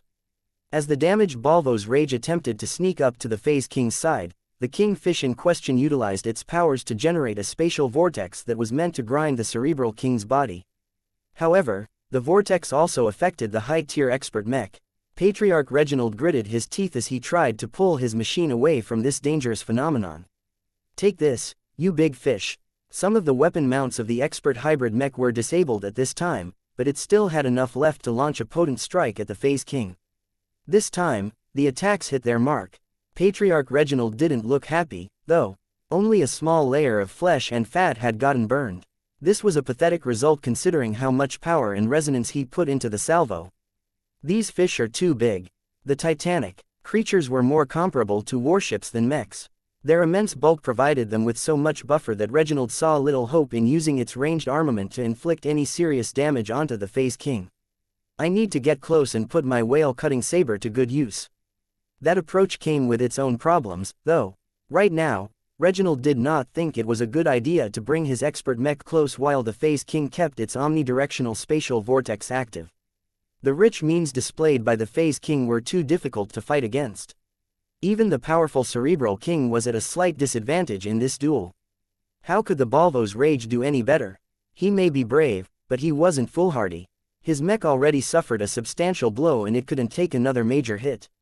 Alarms kept pinging his mind as the constant movements kept stressing out the already damaged components. In other words, the more the Balvo's rage fought, the faster it was falling apart. What an awful time for my machine to fail. It was incredibly frustrating for Patriarch Reginald to have the will but not a mech that was strong enough for him to challenge powerful foes. Right now, he yearned to pilot the Mars project more than ever. No, maybe it's not the mech. Maybe it's me. If I was as strong as my father, no fish would be able to stand in my way. As Reginald observed the Phase King fighting against the Cerebral King, he felt more and more disappointed at himself for being unable to make a difference in a fight at this level.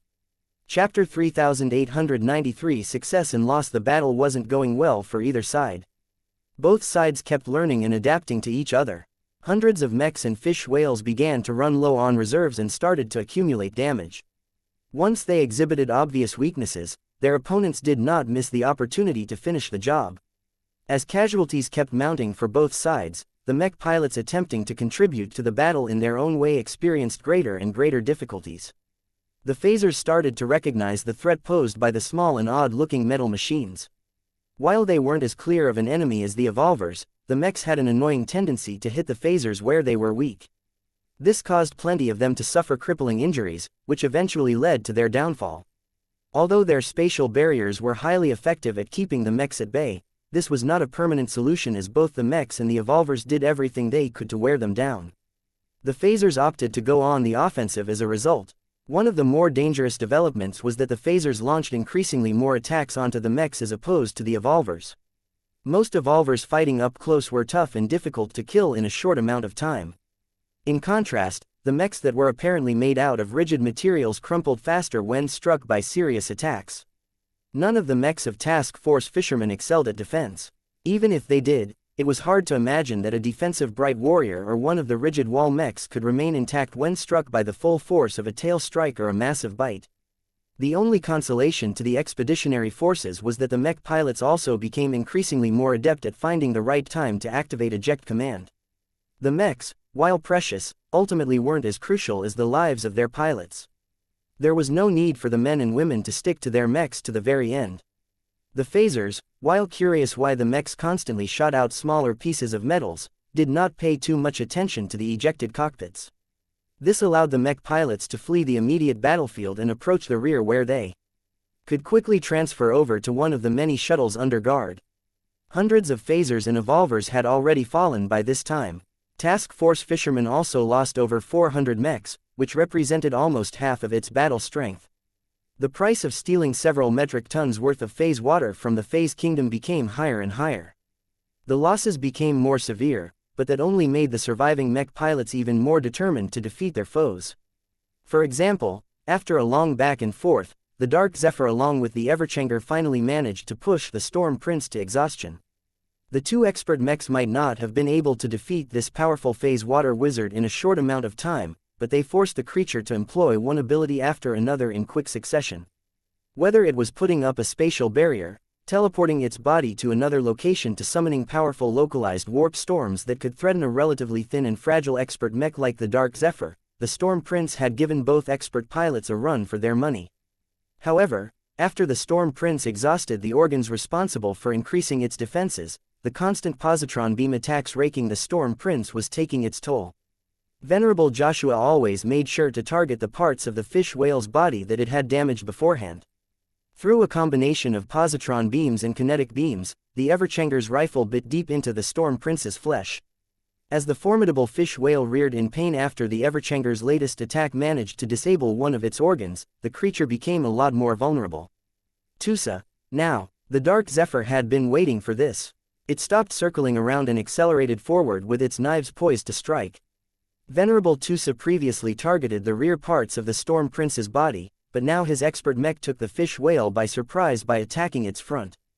The Dark Zephyr zipped in front of one of the Storm Prince's eyes and stabbed deeply, pushing its wickedly sharp blades through the eyelid and protective membranes that ordinarily shielded the organ from damage. Blood gushed on the expert light mech's frame even as it pulled away in haste to avoid the Storm Prince's retaliatory bite. Ha, we did it, Venerable Tusa grinned. Only one more eye to go before this fish whale is as blind as a bat. Don't get excited too quickly, Tusa. Vase interrupted. The phasers may possess other senses that we don't know about yet. These fish whales are born combatants and they should definitely be able to perceive us in multiple ways if that is the case. As Venerable Joshua and Venerable Tusa continued to whittle down the Storm Prince, many other mech pilots were also struggling to make a difference. Commander Casella Ingvar became increasingly more exhausted as she exerted her command field for an extended amount of time. Extending true resonance to hundreds of mechs was highly draining, but the Sentinel commander never stopped lending out her power. Blessed with a fraction of the power of an expert pilot, the empowered ranged mechs within range dealt significantly greater power towards their targets than normal. Over 100 phaser fish whales already succumbed to their potent weapons fire. If not for the fact that the ranged mechs needed to fire way too many shots to take down each large fish whale, the firepower exhibited by the ranged mechs would have easily been able to shoot down 10 times the amount of mechs. As Commander Casella kept observing the changes taking place on the battlefield, she continually directed the mechs under her influence to make the most out of their capabilities. Watch your energy reserves and take care not to overheat your mechs. We have been fighting at a high intensity for more than half an hour now, but there are still too many phasers left. The evolvers cannot fight against them alone, so make sure you have enough reserves left to intervene when necessary. Exhaustion had already begun to creep up on numerous combatants. Not even the fish whales were able to fight as hard as before. That didn't mean they were starting to give up, though. The stakes of the battle remained as high as ever and the weaknesses shown by their opponents encouraged them to persist. One ominous-looking phaser fish whale eventually figured out that the Minerva played a key role in coordinating the mechs. It called up its fellow elite phasers and pushed their way past the evolvers in order to target the expert command mech directly. Commander Casella immediately noticed the change, but did not panic at this development. She designated the incoming phasers as priority targets and nudged several mech units to direct their fire at the alien threats. Fire at these targets. The Minerva took the lead and struck at the lead phaser with its formidable Irvin rifle. The powerful shots from this weapon along with the beams fired by other ranged mechs quickly whittled down the spatial barriers protecting the fish whales. The beasts silently roared in pain as their bodies became riddled with scars and burn marks. Numerous attacks even targeted the eyes of the phasers, but the fish whales already anticipated that and covered this vulnerability with a small spatial barrier that was much stronger than the larger ones that they could summon. By using the bodies of their comrades as cannon fodder, at least half of the elite phasers were gaining on the Minerva. While the expert mech was already attempting to move away from the incoming fish whales, the phasers utilized whatever reserves they had left to speed themselves up, thereby overcoming their speed disadvantage. "I'm on. Got it, sister." The blade chaser moved into action. Although the custom mech was far too weak to challenge even a single phaser fish whale in single combat, the blade chaser and its pilot formed an exception. As the mech piloted by her brother circled around and approached the group of phasers from an oblique angle, Commander Casella quickly sorted out the instructions to the other mech units before releasing her influence from all of the machines. The ranged mechs around the Minerva dimmed as they no longer benefited from the amplification provided by the expert command mech's true resonance. Instead, Commander Casella chose to extend her influence to a single mech and its mech pilot. The blade chaser glowed more than ever as Casella focused on channeling as much of her true resonance into the mech as possible. Her mind connected directly with that of her brother. Their kinship and close relations allowed them to seamlessly combine their wills together, producing a strange phenomenon that massively elevated the blade chaser's effective performance. Casella didn't need to remind her brother that this state was highly detrimental towards the custom mech. It hadn't been designed with the extreme performance of expert mechs in mind, so Imon only had a brief window of opportunity to make the best out of this massive boost. "It's enough." Imon grinned. The blade chaser zipped forward and slashed at the bodies of the phaser fish whales with its twin swords as it flew by. Strike after strike caused the thick hide and flesh to part. Blood gushed out of the myriad of cuts, though the fish whales quickly controlled their bodies to stop the bleeding. Although the initial attack run did not deal enough damage, the story was different once the blade chaser turned around. "I'm just getting warmed up. Take this, you fish whales." A bright, orange glow surrounded the blade chaser's swords. When it next approached an enemy, it struck down with Imon's burning desire to protect her sister. A miniature explosion struck the phaser in question. The creature slowed down as it had suffered a major wound in its side. Seconds later, another phaser suffered a crippling injury. A third one followed soon after. Though Imon and the blade chaser weren't able to keep this up, they had already accomplished a lot. Commander Casella had already studied all of the weak points and the best ways to take down the phaser fish whales. By extending her awareness and guidance to Imon, the blade chaser had maximized its results. The Quint, the Minerva and the other mechs were able to finish off this crippled group of phasers by themselves now that the wounded beasts had slowed down. Elsewhere, another group of mech pilots were experiencing a lot more difficulties. Jessica Quentin and her fellow guest pilots had reluctantly listened to the advice of the Quint and had begun to throw themselves into battle. However, their fight was not going as well as they wished. Each time the enlightened warriors closed in to attack a fish whale, they constantly risked immediate retaliation. One devious phaser pretended to be preoccupied with fighting a pair of evolver fish whales. When an enlightened warrior dove in so that it could stab its blade into the exposed flesh, the phaser just happened to flip its body at such a rapid speed that the mech couldn't react. "Bill, no." Jessica Quentin could only watch on as the alien beast chomped onto the mech with such force that half it ended up in the creature's belly. The first of 20 guest pilots had fallen. The death of Bill Otros weighed heavily onto the hearts of the remaining MTA mech pilots. Although they didn't necessarily fear death, they felt that losing their lives in a relatively trivial battle against a minor foe was not a worthy sacrifice. Jessica and her colleagues did not back off, though. They were some of the most privileged mech pilots in human space. How could they lose heart against the fish whales? They steeled their hearts and resumed the fight with greater ferocity. The death of one of their own had galvanized their fighting spirit. "Kill this damned fish whale. Avenge our fallen." Chapter 3894 Stripped masks. The battle between the coalition and the phasers had reached a later stage. Hardly any mech or fish whale was able to fight as well as they did at the start. Numerous ranged mechs had begun to bottom out their energy reserves while a lot of melee mechs incurred varying degrees of damage.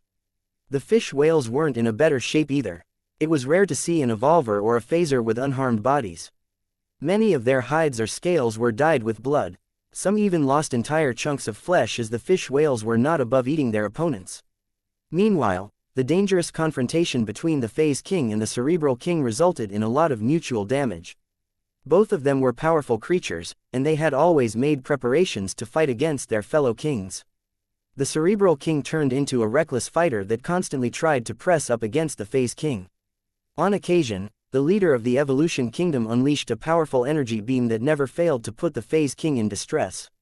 The latter had put up so many spatial barriers, only for them to break as they were unable to cope with the damage output of the Cerebral King. The Phase King already understood that remaining on the defensive was not a winning formula. In desperation, it began to employ a myriad of faster but weaker phase water abilities in an attempt to grind the Cerebral King with as many wounds as possible. Storms, spatial tears and other forms of attacks constantly wore at the Cerebral King's massive body, but the wounds were not that serious. Part of that was because the Cerebral King continually improved its ability to stabilize the space around it. The Phase King had to fight against an increasing amount of resistance just to shake nearby space. Another part was because the Cerebral King possessed superior regeneration capabilities. Its power set was more comprehensive due to all of the exquisite organs it had researched and integrated into its own body. The Phase King, which initially possessed the upper hand at the beginning, was beginning to flag from all of the exertion. In contrast, the Cerebral King was still putting up a respectable fight despite its own setbacks. The Starship-grade power reactor that it had integrated in the deepest part of its body was still churning out a constant flow of energy. None of the Cerebral King's organs were starving of energy, allowing it to perform the same intensive abilities as before. Aside from that, the constant harassment from the Balvo's rage was taking its toll. Though Patriarch Reginald did not close in as often as before, his expert Mech frequently attacked the existing wounds of the Phase King. It was enough to make the sovereign of the Phase Kingdom feel concerned about its chances of winning this duel. Abnormal, unreasonable, too much energy, superior body, better organs, already evolving, victory inevitable, false, kin faltering, outsiders dying. Observe, the Cerebral King may be getting the upper hand at this stage of the battle, but the elite phasers were making a lot more progress. The phasers started out with a numbers advantage. The evolvers and the human mechs had done their best to whittle them down, but it wasn't enough. The rate of casualties rose as more and more mechs and fish whales displayed vulnerabilities. Though both sides were losing their combatants at a worrying rate, the phasers had deeper reserves since they were fighting close to their home ground at the moment. As the mech pilots of Task Force Fishermen continued to put their all in this desperate fight, Vase became increasingly more inspired at the sights. He had never stopped paying attention to the performance of all of his mechs. Observing them from this unique position indeed allowed him to evaluate his work from a different perspective. He spotted numerous flaws and shortcomings that he felt compelled to change once he came around to update his existing designs. He also gained new ideas on extra features that he could add to the next editions of his designs. Vase slowly frowned. I have made so many design choices without sufficiently imagining how it would impact their performance in a battle like this. What worked out great in my mind has turned into a suboptimal solution in reality. This was a humbling experience, but also a productive one. He knew for certain that his next mech designs would perform substantially better on the battlefield. There was no way he wanted his mech pilots to suffer from the inadequacies that he had previously overlooked. He wouldn't be a good mech designer if that was the case. As Vase feasted on the sight of all of his mechs resisting against the phasers in their own ways, he eventually harvested enough insights for him to remain busy for years.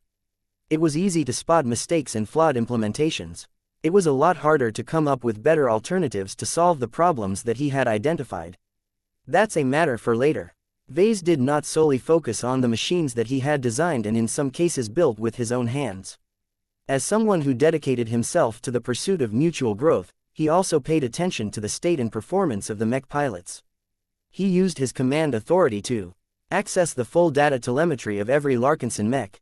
When he switched the view to the interior of the cockpits, he observed a myriad of expressions behind the transparent faceplates of the pilots. He spotted a range of emotional reactions such as anger, fury, hatred, resignation and glee. The longer the battle went on, the more the mech pilots lost control of themselves. The deaths and the struggles wore away at their composure and revealed what they were truly like. To Vase, it was as if the rigors of battle stripped away their masks.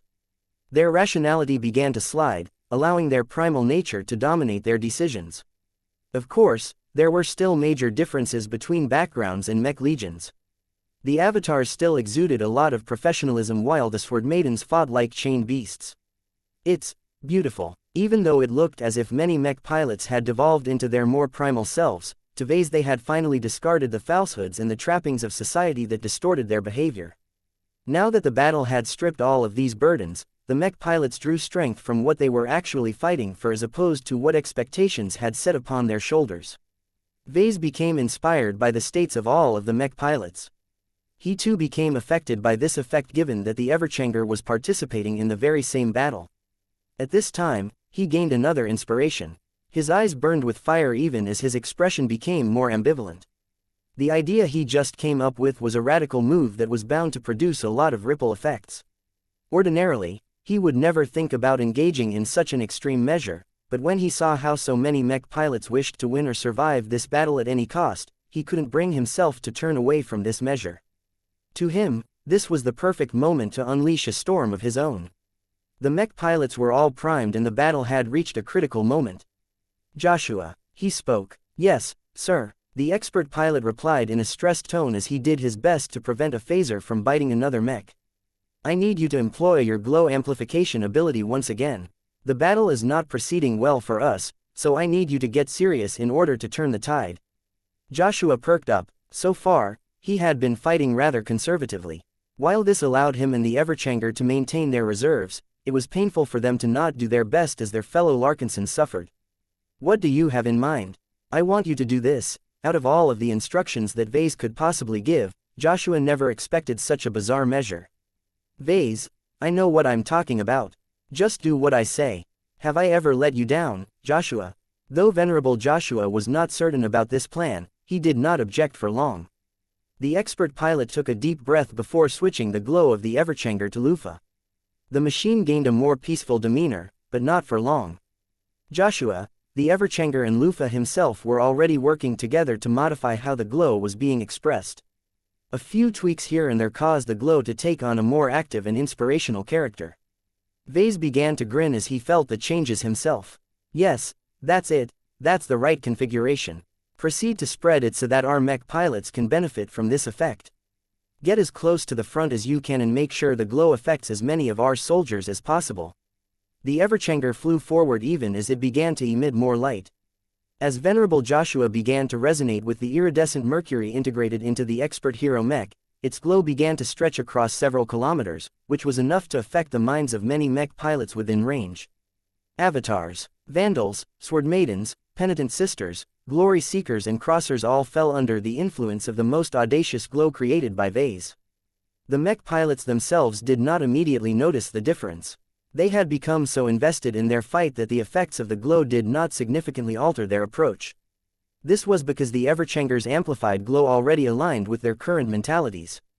As the seconds went by, the mech pilots slowly began to exhibit more changes as they fought. They became more desperate. They fought as if they were chasing after a goal that had come tantalizingly close. They pushed themselves to their limits in the hopes that they could exceed them and change the course of this battle. After half a minute, the first dam had finally burst. One of the enlightened warriors trying to tear apart the flesh of an injured phaser exploded with power as its mech pilot finally exceeded the threshold that she had always tried to surpass. Jessica Quentin did not even notice that she had fulfilled one of her greatest dreams and finally put her foot on the path to greatness. All she cared about was wiping out as many of these hateful alien creatures as possible in order to avenge her fallen comrades. "All fish whales must die," she roared even as her enlightened warrior exhibited performance far beyond the parameters on its spec sheet. She didn't even listen to the Quint's snarky remarks as she focused on slaying the elite phaser that was responsible for giving her fellow mecher a disgraceful and unworthy death.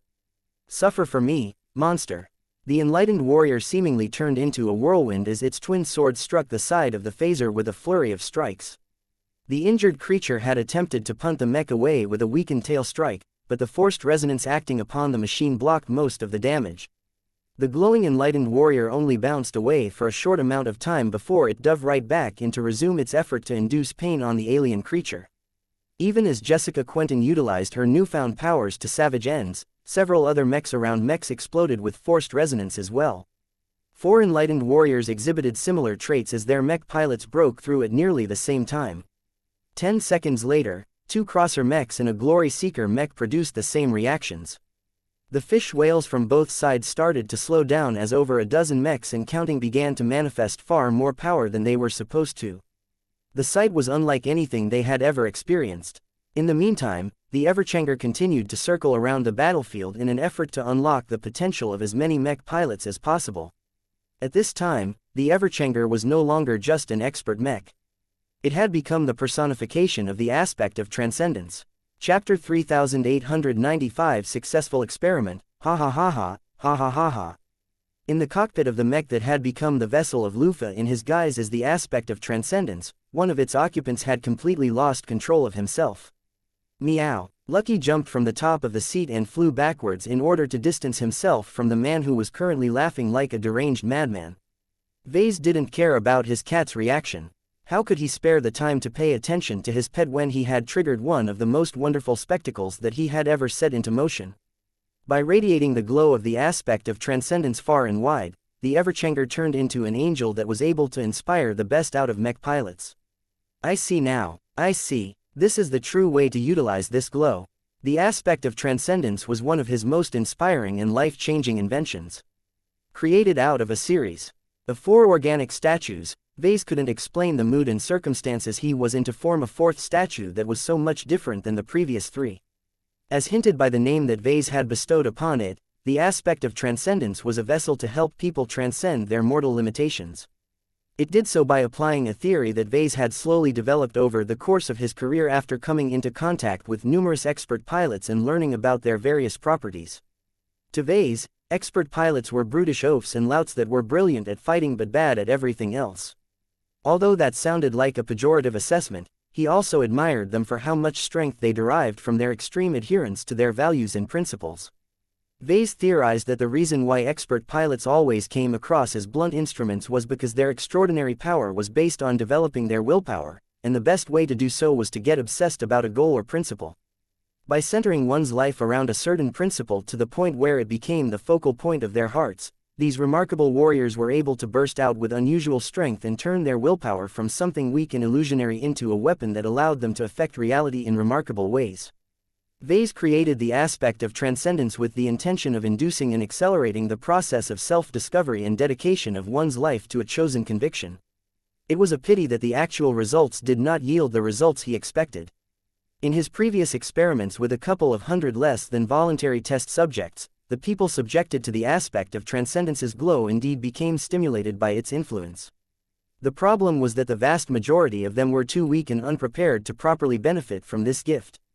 Nothing came without a price, and the aspect of transcendence ultimately made that clear when the test subjects could no longer endure the increasingly heavier strain on their minds and spirits. The cleaning bots had to wipe away a lot of bloodstains and broken bits of bone and brain matter because of the burden. After obtaining these results, Vase concluded that most people simply weren't ready to attain this power. The dangerous and outright lethal nature of the aspect of transcendence had dashed his hopes of using it to take the entire mech industry by storm in a single leap. His research on the aspect of transcendence had stalled after these failures. Even though he theorized that well-trained mech pilots would be able to succeed where many of his test subjects had failed, he could not take the risk of subjecting any of his clansmen to this dangerous instrument. It was only when Kedis used the aspect of transcendence without his authorization that Vase gained more confidence in using it on his own clansmen. Of course, as Vase drafted his plans to form his Ambition T Institute, he did not envision throwing his mech pilots within the range of the infamous statue's glow and see what would happen. He already composed numerous different experimental research proposals in his mind. The safe and proper way to experiment with the aspect of transcendence was to begin small and slow. The advice provided by Kedis had made him realize he did not need to subject his people to its full effect. If this battle didn't occur and if Vase was not in the middle of it, he wouldn't have thought to bring one of his forbidden experiments forward at all. He would have adopted the mindset of a proper researcher and started with exposing a weakened and castrated version of the glow to different groups of people on a tentative and long-term basis. It could take months if not years for any of these experiments to yield any obvious results, but it was worth it as long as no one's heads exploded as a result. However, Vase no longer thought that was the best way to make use of this unique glow. What is happening outside the Everchanger is a much better application. Expert candidates and expert pilots were breaking through at a frequency unseen since the battle against the Abyss. Different from the previous where the underlying cause of the abundant breakthroughs was centered around an abnormal environment, this time the cause was man-made and completely under his control. His eyes lit up with glee and satisfaction as he felt an enormous sense of accomplishment for the outcome that his inventions had produced. The Everchanger is truly my most useful work. It was not his strongest expert mech, but its ability to swap between design spirits and glows was invaluable. This feature essentially allowed the Everchanger to replicate almost every possible glow that Vase had utilized in the past. Even a dangerous but incredibly promising glow like the one associated with the aspect of transcendence became accessible despite the fact that the organic statue was locked inside his workshop aboard the Spirit of Bentime. All of this meant that the circumstances of today could be repeated on many occasions. The key to transcendence has fallen into my hands. He grinned in an uncontrollable fashion. With this method, the threshold to advancement has never been lower. To Vase, the sights outside were magnificent beyond description. It was literally raining breakthroughs as many desperate mech pilots who had been fighting to the point of exhaustion had found new strength within themselves. Ha ha ha, keep spreading our glow to all of our men, Joshua. Don't let anyone miss out on this party. It will be up to them whether they will find their chance today, but they have already received a greater advantage than what many other mech pilots have enjoyed in their lives. Though Venerable Joshua was surprised and caught off guard with the incredible results produced by the Everchanger's current glow, he did not let his doubt and astonishment interfere with his duties. He knew that he was playing a pivotal role for the expeditionary forces right now. Helping his comrades and allies break past their mortal limitations was one of the best ways he could contribute to this battle, so he did not dare to slack off and get distracted. Vase had already told Joshua that it was not wise to expose any single individual to the Everchanger's glow too long, so the pilot made sure his expert mech flew around from site to site. The Everchanger did not dampen or suppress the aspect of Transcendence's glow in any way, so Joshua had to make sure that no one got exposed for too long. Vase actually expected breakthroughs to occur at a far lower rate than what was happening in reality. After all, during his previous experiments, even the best performers only broke through when they were exposed to the dangerous glow for more than 80 seconds. Considering that this same glow also tended to explode people's heads when exposed for 90 seconds or so, the margin for error was extremely thin. Yet now, the time it took for certain mech pilots to break through was much lower than during his controlled experiments.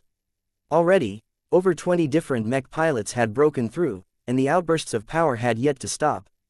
The conditions on this battlefield should have been much worse than a controlled lab environment. He initially thought that the myriad of distractions and the need to concentrate on fighting should have lowered the chances of success. I was wrong. It turned out that he had been making false assumptions based on preconceived notions that he should have questioned more. He also missed plenty of obvious clues that he should have thought about when trying to make good use of the aspect of transcendence. It turns out that it is not enough to rely on this glow to induce the right mindset to a mech pilot who is in a calm and peaceful setting. The glow had to do too much work in that instance since the test subject in question was as far away from being in the right mindset to break through. There's a reason why most mech pilots tend to break through in life and death battles. The stress, the wild emotions and the stripping of masks all brought mech pilots closer to their hearts and true selves than ever before.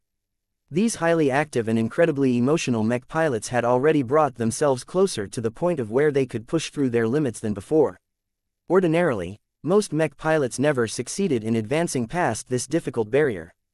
The vast majority of mech pilots either died or returned from the battlefield with no essential change in their life phases. Yet what if a glow existed that could give them a little push? One that was just enough for them to barge through the bottleneck that had hindered them for many years. This is exactly where this glow can play its strength to its fullest. Vase happily concluded. He compared it to the process of making a masterwork mech. The parallels were clear and obvious. It was not enough to put a decent amount of effort into designing and fabricating a new mech. He had to dedicate his heart to his work and invest a lot of time, attention, resources and affection in the mech design project. Even then, it was far from guaranteed that his high investment would be able to yield the promising returns. Many mech designers spent months and years on their passion projects only to result in mechs of relatively unremarkable quality. The threshold to masterwork mech was insanely high and only the most skilled and dedicated professionals in the mech industry could even hope to surpass it in their lifetimes. The right tool can make all of the difference, though. Humans had always relied on tools to gain advantages and produce results that they originally did not deserve to obtain. Vase was able to become a masterwork mech designer a lot sooner than any other mech designer by relying Lucky's gems. Their ability to make up for the shortfall in the quality of mechs was an immense advantage that was enough to change many people's lives for the better. The aspect of transcendence plays a similar role. The proof of that was clear to see around him, as many mech pilots that previously fought normally now displayed extraordinary strength. All of that was because they became exposed to the Everchanger's latest glow for as little as 20 or 30 seconds. This indicated that putting mech pilots in the right states was an effective way of increasing the success rate of inducing artificial breakthroughs. Best of all, this was also far beyond the danger limit of 90 seconds where people's heads tended to blow up in gruesome fashion. Vase became a lot more reassured about letting the Everchanger propagate this effect. Vase had yet to receive any reports about his subordinates losing an essential part of their bodies, so it must be fine. It's fine even if there are a couple of accidents, haha. Vase grinned and laughed. No mech pilot could resist the temptation to rise above mediocrity, not even if there was a 50% death rate. Chapter 3896 Bloody Canvas. From the moment the Everchanger lit up in a different fashion than before, the course of the battle had completely changed. Up until this point, the elite phaser fish whales utilized their various advantages to steadily gain the upper hand in this battle. With both the future of the phase kingdom and their personal stashes of phase water at risk, the phasers had every reason to fight as ferociously and with as much desperation as possible. Retreat wasn't in their consideration as they utilized their rich phase water abilities and good coordination to defeat the thieves that stole their bounty. With the advantage of numbers, these motivated phasers were beating the coalition of mechs and evolvers at a steady rate. The casualties that had fallen were littering the space between landmasses. Bloody chunks of fish whale flesh along with broken pieces of metal from fallen mechs continued to fling out into every direction.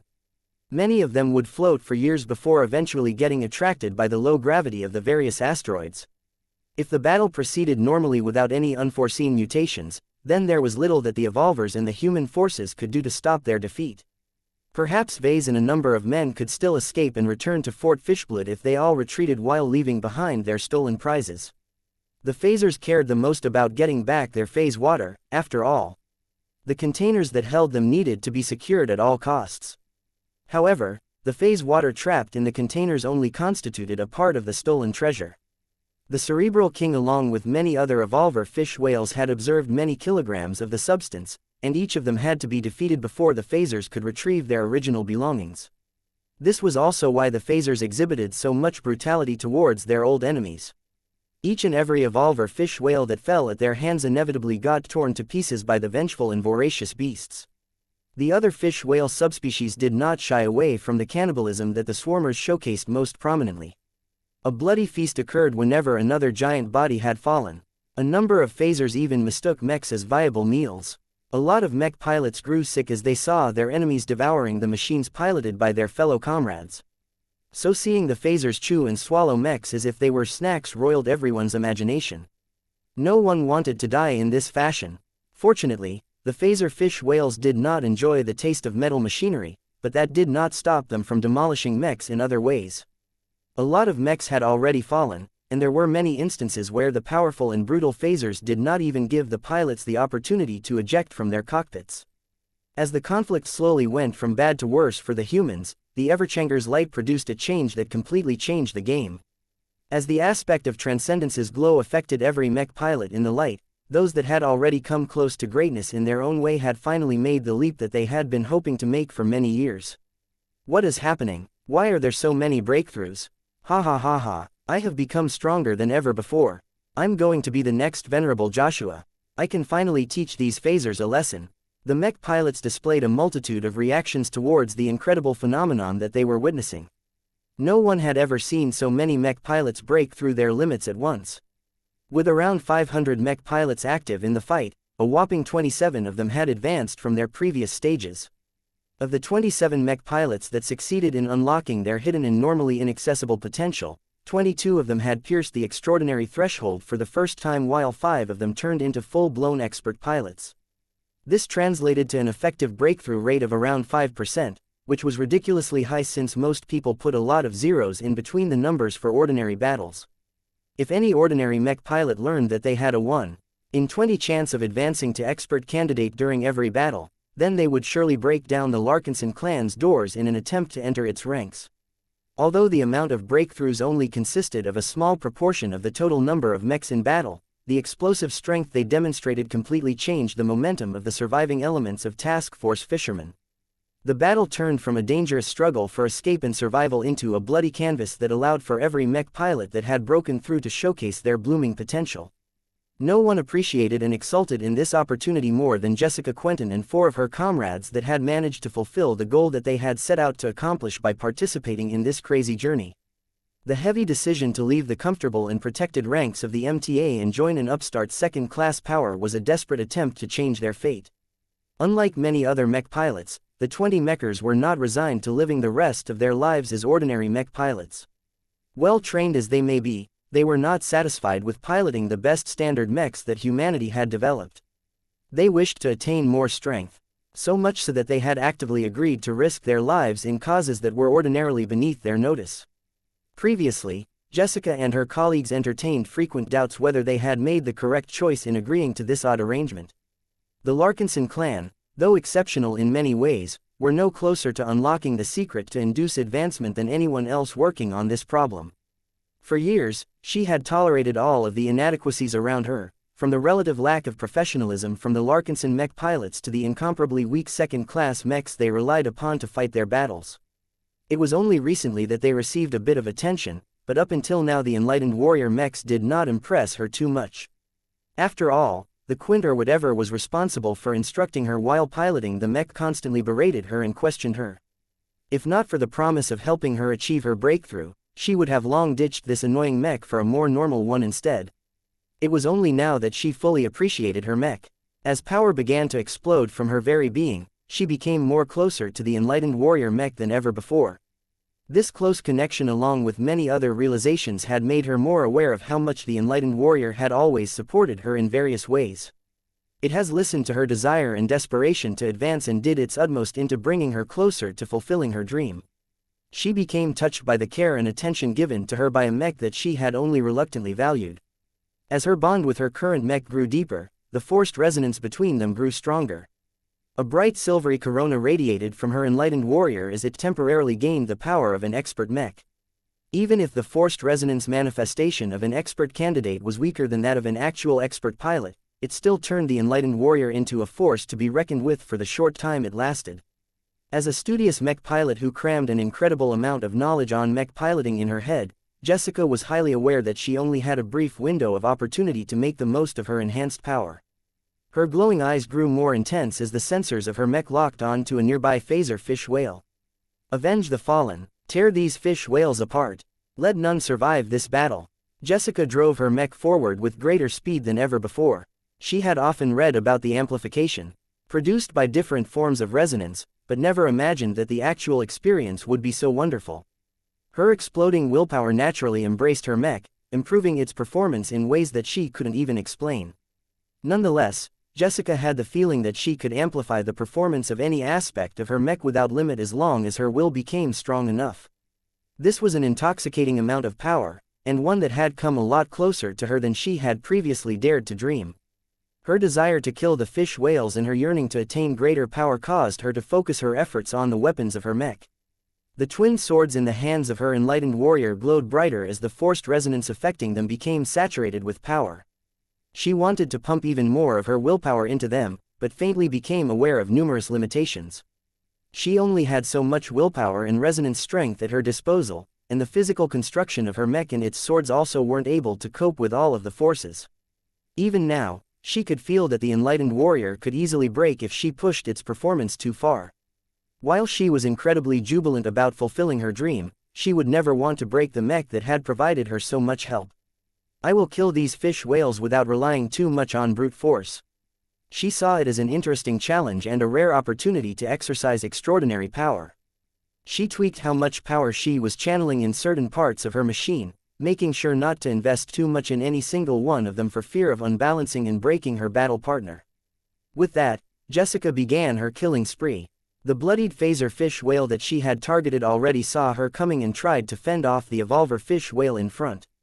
However, its attempts to intercept her completely failed as her forced resonance completely resisted the spatial warping. When that didn't work, the phaser opted for violently thrashing its body, making it unwise for any mech to get too close. Jessica was unimpressed by this defensive measure. Her mech easily swung around, chopped down with both of its swords with plenty of distance in between. Despite the obvious gap, the twin swords nonetheless managed to strike the fish whale's body because glowing silvery energy blades extended from their blades. This was a trick that Jessica had witnessed from Venerable Dice whenever she piloted the first sword. Now, Jessica found it unprecedentedly easy to perform an imitation of this technique. The overflowing energy gushing from her mind added so much power to the energy blades that they tore massive wounds on the fish whale in question. Blood gushed out like fountains as the cut was apparently deeper and more destructive than Jessica expected. When her enlightened warrior mech slashed a few more times, the phaser had already come close to death. This power is intoxicating. Jessica had become completely addicted to the power of an extraordinary mech pilot that she had completely lost her decorum. The Quint's earlier words caused her to drop her various acts, allowing her to embrace her true self. I want more. More power. More killing. More freedom. With this power, her life in the MTA once she returned would become completely different. In order to attain this dream of a better life, Jessica aimed to turn the tide of this battle by herself. More. The enlightened warrior mech became the vessel of her blooming ambition. The machine darted to another phaser and chopped the end of its body, causing the powerful twin blades to cut off the fish whale's tail in a single motion. The phaser reared back in pain only for the enlightened warrior to slam onto its head and sink its swords deep through the hard skull and destroy the brain. Not just Jessica, but all of the other mechers that had broken through were putting their newfound power to good use in the same way. The elite phasers that had previously shown a lot of resistance had suddenly become as weak as putty in their hands. Chapter 3897. A real hero. Before the crucial moment had arrived, Vincent had been struggling to fight against the phasers more and more. They were cruel but strong beasts that utilized their natural advantages to the fullest when fighting against both the evolvers and the mechs that opposed them. Their great bulk was particularly difficult to fight against as a casual movement could heavily damage a mech. At first, Vincent relied on the integrated armaments of his custom mech to inflict damage on his opponents.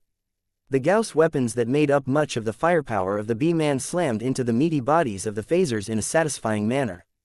Over time, Vincent even figured out the best spots for him to attack, as they always seemed to create the most pain or debilitation to his targets. He eventually stopped firing his guns when the guns he fired ran out of ammunition. It was rather awkward for a hybrid mech to be unable to fire the weapons that were embedded in its frame. The modules had turned from deathly threats into burdens now that they could no longer fire any powerful rounds. That did not stop him from continuing the fight.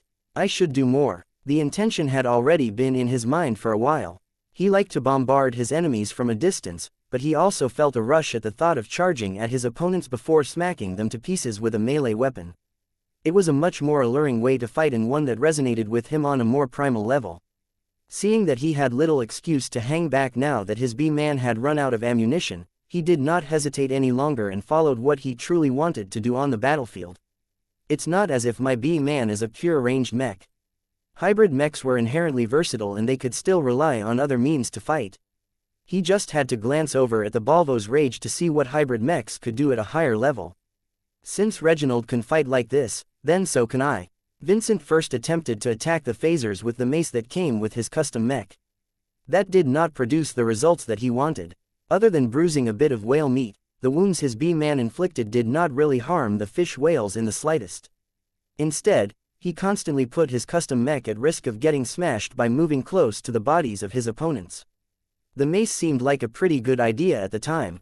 While the weapon was useful against mechs and many other targets, these fish whales were so big and tough that their blubber simply bounced away his strikes. He eventually made his B-Man holster its mace and seek out one of the great swords that one of the broken and destroyed second sword mechs had left behind. Now that his B-Man was armed with a long and thick blade, the hybrid mech was able to inflict actual damage onto the phasers. At least that was what Vincent hoped. The outcome was less than ideal. The B-Man wasn't designed to wield such a big and sharp weapon at all, and Vincent had to pull his machine numerous times because it took too long to swing its new sword. The slow, jerky and awkward movements of his B-Man was a far cry from the speed and ferocity demonstrated by the Balvo's rage whenever it swung its whale-cutting saber. Although Vincent briefly became discouraged by the poor results produced by the mismatch between mech and weapon, he did not let this embarrassment stand. The buddies he befriended and hung out with were still dying left and right. How could he falter like this when he could make a real difference in saving his fellow comrades in arms? A determined expression appeared on his face as he quickly reviewed his earlier performance and tried to come up with adjustments to improve his battle effectiveness. His subsequent performance was much more satisfying than before. Vincent was still aware of all of his B-Man hindered him from making the moves that he wished, but he compensated for that by simplifying his moves and relying more on momentum to put a lot of force behind his blows. His hybrid mech didn't even really need to swing its weapon all that much if it was already charging forward.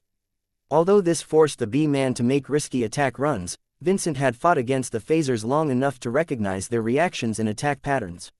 His mech was able to avoid their body attacks easily enough, though it was harder for him to avoid the spatial attacks that the phasers liked to throw at the mechs. As Vincent became more adept at using his borrowed greatsword to slice and stab the phasers, he realized how exhilarating and enjoyable it was to pilot mechs. There were many times in the past where he considered this act to be a burden or an unwanted responsibility. Fighting in a mech meant risking his life. He had fought many battles in the past where he had to survive under difficult circumstances. These near-death encounters had doused his enthusiasm for participating in any battles, though he didn't mind using his skills in the arena. Mech duels and mech competitions are safe and fun in their own way. He truly enjoyed fighting to the crowd and receiving their adulation for a well-fought victory, but now, this is where a true man belongs. Fighting on the battlefield made him feel far more validated than when he fought in the mech arena. The latter, for all of the spectacle and entertainment it produced, was ultimately a game. Competitive mech matches could never produce the chaos and brilliance of actual combat. Though a part of Vincent still felt horrified at putting his life on the line, another part of him relished how much he was saving the lives of his fellow comrades and killing his opponents at the moment.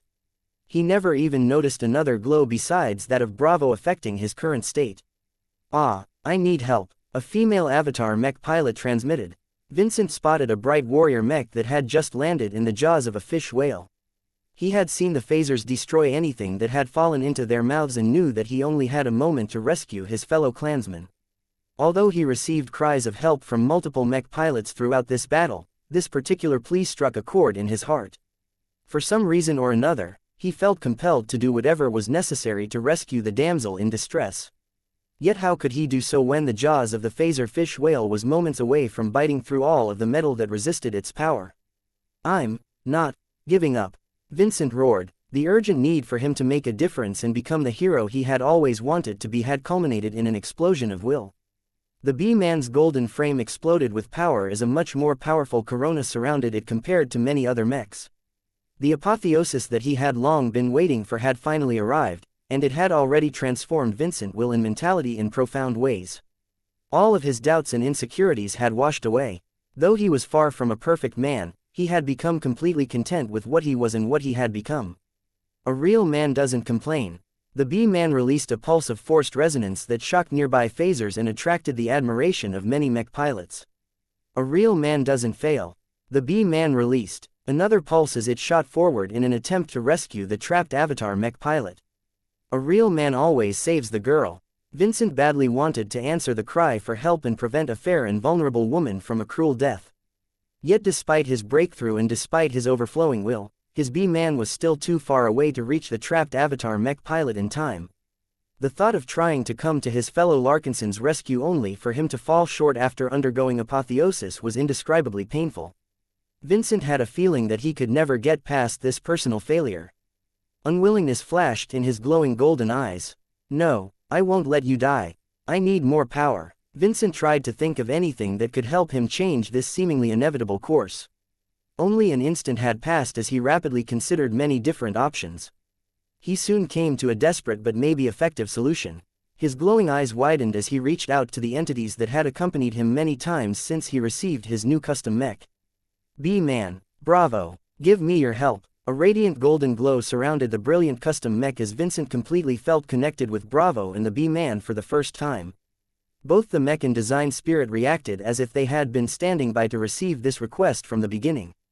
As his two constant companions whenever he piloted his B-Man, they not only knew him best, but also shared the same thought. A brilliant smile appeared on his face as he felt he gained the complete and unconditional support of his battle buddies. Let us save this damsel together. Although the B-Man had already exploded with lots of power, no one expected the custom mech to burst out a second time. Within a single second, the forced resonance emanating from the B-Man multiplied by at least several orders of magnitude. The sheer amount of power radiating from the hybrid mech was so excessive that practically every mech and fish whale had stopped their actions. Not even the phaser that was on the verge of snapping its giant teeth through the torso of the trapped bright warrior mech had made any further moves. Instead, the creature and many other alien compatriots gazed on with both awe and terror as the B-Man's presence ballooned until a gigantic projection of will and power grew out of the form of the custom hybrid mech. The projection took on the form of a golden man with sculpted muscles. This living manifestation of unified power was completely naked save for the codpiece that adorned its lower waist. What? That's the legendary unity of man and machine, a mech pilot uttered with astonishment. How can Vincent of all people reach this amazing state? The state of unity of man and machine imposed an enormous burden on the B-Man. The custom hybrid mech grew so hot that its codpiece radiated with a lot more heat than at any previous point in this battle. Vincent no longer paid attention to these trifles. All he cared about was fulfilling his commitment and saving the girl he set out to rescue. A man always fulfills his promises. With the perfect cooperation of both Bravo and the B-Man, the gigantic energy projection surged forward and grabbed the body of the offending phaser fish whale. The illusionary but very solid hand squeezed with so much force that the poor creature had no choice but to open its mouth and spit out the bright warrior mech that was nearly bitten in half. Once the mech was out of danger, the giant golden hand exerted its strength and ruthlessly squeezed until the entire fish whale's body collapsed. The muscular golden man disdainfully tossed the broken corpse aside. It gazed at the surrounding phasers that were frozen in action even now and grew offended by their presence. Punch! The energy manifestation punched another phaser with so much force that the creature died instantly as half of its body crunched inwards. Punch! Another phaser suffered a similar fate as it wasn't even able to react quickly enough before the golden fist had arrived.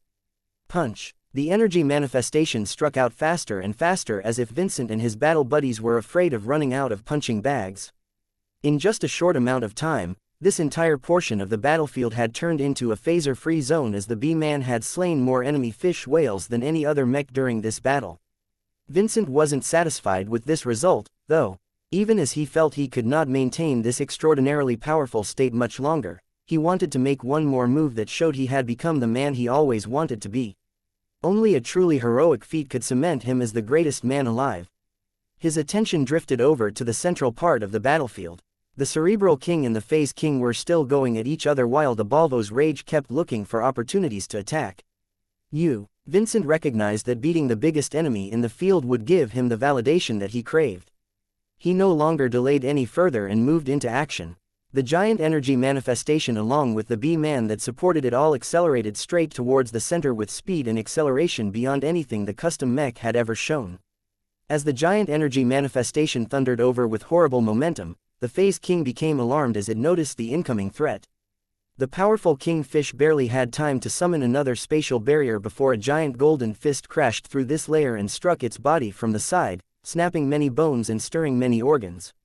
Vincent had crippled the Phase King with a single blow. Chapter 3898 Burn like fire. Due to the Everchanger's life-changing actions, the Battle of Purgatory rapidly turned into a direction that no one expected. The breakthrough of 27 mech pilots in quick succession completely disrupted the previous pattern of the engagement. Only a single breakthrough wouldn't have been enough to alter the balance of power. The elite phaser fish whales were all individually strong and could endure a lot of attacks before they succumbed. However, the eruption of power of numerous mech pilots in quick succession forcefully broke the game and interrupted the momentum of the phasers. The most absurd instance was when Vincent Ricklin finally broke through. A lot of Larkinsons already expected him to undergo his apotheosis in the near future. He was a bit of a celebrity in the clan and was one of the few mech pilots who received the privilege of piloting a custom mech that completely fit his piloting style. No one expected him to take it up a notch and explode with power a second time. The golden manifestation of the design spirit that was likely Bravo or a combination of him and other factors completely outshone every other breakthrough and turned Vincent into the defining character of this battle. Thrust with the power of the rare but oft-admired unity of man and machine, Vincent and his battle buddies briefly held enough power to compete against an ace mech. This was an exceptional chance and one that Vincent did not waste. By punching dozens of tired but still formidable enemy fish whales, the phasers could no longer count on their numerical advantage to grind their opponents to victory. By charging over towards the center of the battlefield and landing a single overpowering punch on the Phase King's thick and meaty body, Vincent had dealt a serious blow to the enemy force. It was a pity that Vincent couldn't follow up on his excellent attack. The charge and lunging punch exhausted all of the power that Vincent gained from his successful breakthrough. The golden manifestation of the gigantic muscled human broke apart and faded away. The forced resonance that had been propping up the B-Man subsided, revealing a torn and half-ruined custom hybrid mech that looked as if it had fought its way through 10 different battles. Forced resonance always took a toll on a mech, and it was only because Gloriana, its original designer, already anticipated how easily mech pilots got carried away during their breakthroughs that the B-Man was still in one piece, if barely. Vincent was also in a bad shape at the moment. The extreme power he showed this way impacted him more heavily than the other newly ascended expert pilots. He didn't even have the opportunity to pilot his mech towards safety as he immediately fell into a coma as soon as he was no longer able to sustain his previous exertions. For a moment, the B-Man looked exceptionally vulnerable now that the giant energy manifestation along with the vibrant golden corona of forced resonance had disappeared. Secure the B-Man and drag it back to the rear. Nothing should befall the mech and its occupant. Both are precious. The Larkinsons quickly moved into action. The previous battles they fought in had taught them a lesson on the vulnerability of mech pilots that had just broken through to expert candidate or expert pilot. Not every mech empowered by forced resonance was strong enough to defeat the opposition. Even if it did, the mech would inevitably enter a period of weakness where the enemy could easily take revenge on the damage they suffered. This was why numerous Larkinson mech units had quietly been standing by while the B-Man performed its impressive show. Although the Larkinsons did not anticipate that Vincent would bring his overstrained custom mech all the way towards the center of the battlefield, a pair of avatar mechs stationed in the vicinity quickly raced forward in order to retrieve the broken machine. Before the friendly mechs could reach the hero that had decisively struck a blow against their enemies, the space around the B-Man suddenly warped in an ominous fashion. If there was any air in the void inside Purgatory, the B-Man would have produced terrible cracking noises. The masculine mech's exterior slowly tore into pieces while its internal components suffered more grievous damage. It's the Phase King. The damn beast is still alive. As one of the ancient monsters that had accumulated strength since before the human race began to make use of fire, the Phase King's terrible resilience was incredibly high. Its body looked deformed as its extremely tough bones had broken and its flesh had caved inwards. The Phase King was no longer able to warp space as well as before as many of its organs were disarrayed. Nonetheless, it was still possible for the Phase King to summon a quick warp storm in order to destroy a defenseless mech. Damn it, what is the Cerebral King doing? Someone stop the Phase King.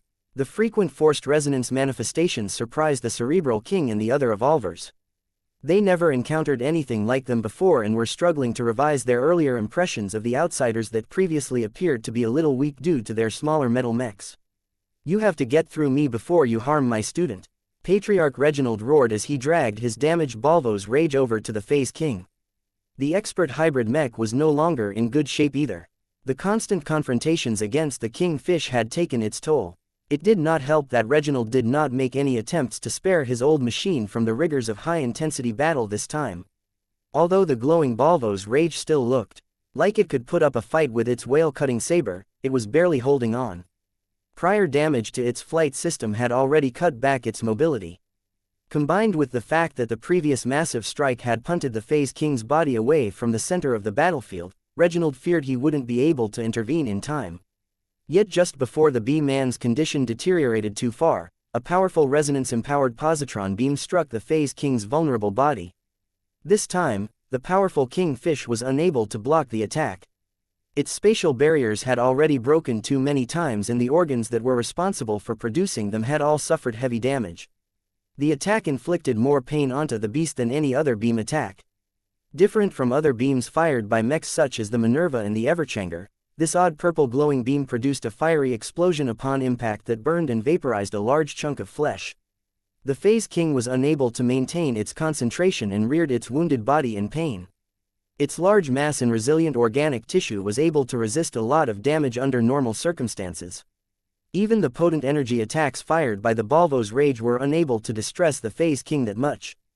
This singular attack was different, though.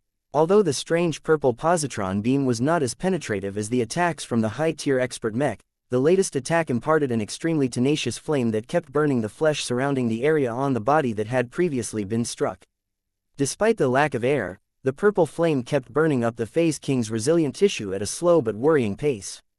The Phase King panicked to the point where it completely forgot about taking revenge on the bee-man. It focused its remaining phase water abilities on the damaged portion of its body and ruthlessly excised all of the tissue that was about to get burned. The pain to the creature was indescribable, but the relief was palpable. Just as the Phase King was about to resume its attacks, another purple resonance-empowered beam struck the creature. Worse yet, it just happened to strike the vulnerable internal tissue that had just become exposed due to the Phase King's self-operation. Another chunk of flesh got burned while the flames that haunted the Phase King had reappeared. Where did those beams come from? It's not the Everchanger nor the Minerva. It's the Quint. Of the 5 expert candidates that underwent apotheosis today, 2 of them hailed from the Larkinson clan. The most prominent breakthrough was that of Vincent, but few noticed that another prominent Mech pilot had managed to become a demigod today. Under the guidance of the ever-evolving Quint and the light of transcendence from the Everchanger, Isabel Coden did not fail the expectations of the clan and successfully bridged the gap that many Mech pilots yearned to overcome. The Quint manifested its forced resonance in purple fire that made it look as if it was burning. However, the heat and energy radiating from its form did not inflict substantial damage to its frame. Instead, Isabel Coden maintained tight control over her expanded power and concentrated much of the destructive energy at her disposal to the flaming Luminaire crystal rifle. After the weapon accumulated another potent charge, the glowing weapon fired another high-powered positron beam that almost struck one of the Phase King's eyes. If not for the wounded creature's fast and desperate response, the burning beam would have crippled one of its sensory organs. As it was, the damage to the flesh that surrounded its skull was almost just as bad. The Phase King was under so much pain that it was barely able to control its own phase water powers. To cut off the burning tissue, a section of its immense skull became exposed to the open due to the creature's emergency response. More purple beams struck the Phase King's gigantic body. While the subsequent strikes weren't as powerful as the ones before, they kept inflicting disproportionate damage to the Kingfish's enormous bulk. It was as if Isabel Coden willed her opponents to burn to death. As Patriarch Reginald tried his best to do his part by striking the distracted Phase King with the whale-cutting saber, he became impressed by the effectiveness of the purple beam attacks. Isabel's will burns like fire. Is it because she has fought against too many beasts and aliens as of late? An expert pilot was the product of his or her environment. Ever since the Golden Skull Alliance entered the Red Ocean, it never really fought a proper battle against other Mech forces outside of Mech arenas. Instead, the expeditionary fleet fought against one alien threat after another, most of which brought massive threats to bear. Whether it was large alien warships or titanic astral beasts, none of these enemies were easy to defeat. The relatively limited caliber of ranged weapons of the expeditionary forces heavily constrained the amount of damage they could inflict on massive targets. Not even the heavy cannons of the Transcendent Punishers were powerful enough to slay such massive targets in a short amount of time. Perhaps these difficulties and the need to come up with a proper response against large alien threats had pressured Isabel into embracing fire as her weapon of choice. Whether she intended it or not, Isabel had become the incarnation of fire after her breakthrough. Her will was like a roaring wildfire that eagerly sought to burn as much alien flesh as possible. Against this hot and overpowering will, the Phase King's reinforced flesh and body didn't stand a chance. The poor Kingfish kept receiving more and more abuse to the point where its body began to resemble the mutilated victim of a serial killer. "Keep burning, you alien monster. You and your phasers have killed too many Mech pilots for me to let you off so easily." To Isabel, only fire allowed her to overcome the massive disparity in size, mass and power. Though the Quint struggled to channel her burning will, the persistent attacks damaged and exhausted the Phase King to the point where the remains of its fighting spirit had gone up in ashes. Fear and despair finally overcame the Kingfish. It no longer had any ideas about retrieving back its stolen property. It just wanted to run away from these scary metal outsiders and recuperate from its many wounds. Chapter 3899 Twin Death. By the time the fiery purple corona of forced resonance faded from the quint, the Battle of Purgatory entered its final phase. The Everchanger had already spread its gifts to pretty much every mech pilot that was still active in the field. Those that were able to break through today had all been able to grasp their respective chances today. A lot of newly advanced expert candidates and expert pilots became incredibly satisfied with their successful breakthroughs. However, many more mech pilots became disappointed when they failed to make any progress today. Despite the favorable circumstances, there were far too many mech pilots that weren't ready or simply didn't have the talent to progress any further. To them, the explosion of breakthroughs had little to do with them aside from upending the course of the battle. Commander Melkor looked on with bitterness as he tried to recollect the hot feelings and emotions that he briefly experienced when the Everchanger flew past his command mech.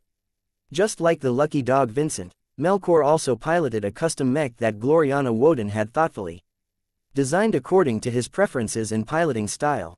This should have set him up for success, but aside from feeling more excited and pumped up than usual, the Everchanger's latest glow failed to induce any hidden potential. The Avatar commander lowered his head. He had a suspicion of what this meant. As a Legion commander, Melkor had access to far more information about mech pilots than the average soldier in the Larkinson clan. He even listened to a couple of theories that Vase had come up during their occasional meetings. Given what he learned and what he knew about himself, he feared that it was futile for him to experience the previous glow a second time. Maybe, I'm not cut out to be a hero. Melkor was already used to disappointment, so this realization did not affect him too much. He shook his head and cleared his mind of negative thoughts so that he could return to directing his avatars. Just because the phasers had suddenly suffered numerous heavy blows didn't mean that they had been rendered harmless. Many phasers that evaded the previous outbursts were still putting up their own fights. The avatars of Myth still had a mission to complete. Another prominent personality in the Golden Skull Alliance also lamented his failure to take advantage of the situation. These lucky bastards. Patriarch Reginald had fought the hardest of all of the mech pilots in this battle. He boldly and fearlessly challenged the Phase King and risked total destruction each time he made an attack run on the powerful alien creature. The distraction he generated from his actions played a crucial role in allowing the Cerebral King to hang on long enough for it to gradually gain the upper hand. Despite fighting against one of the singular most powerful opponents that Reginald had ever met in combat, he failed to make any further progress in breaking past his impossible bottleneck. Though he kept trying, the constant breakthroughs of so many other mech pilots completely interrupted his previous rhythm. His desire to challenge his limits largely faded after Vincent Rickland's giant energy manifestation landed a powerful punch onto the Phase King's body. It doused even further after Isabel Coden's burning strikes drained the powerful foe of most of its fighting capabilities.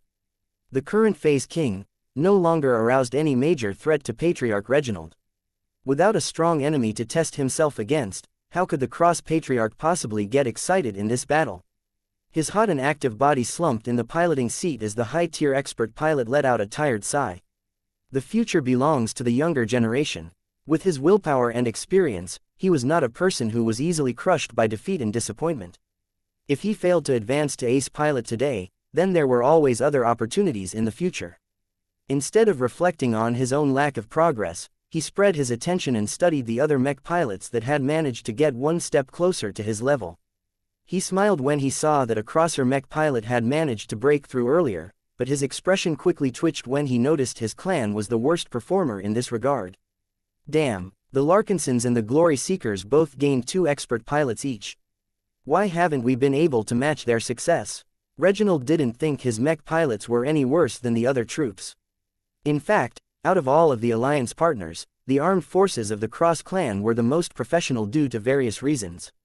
From their long heritage to the large number of veteran soldiers that had fought in actual wars, the Crosser mech pilots were all tempered and shaped by conflict.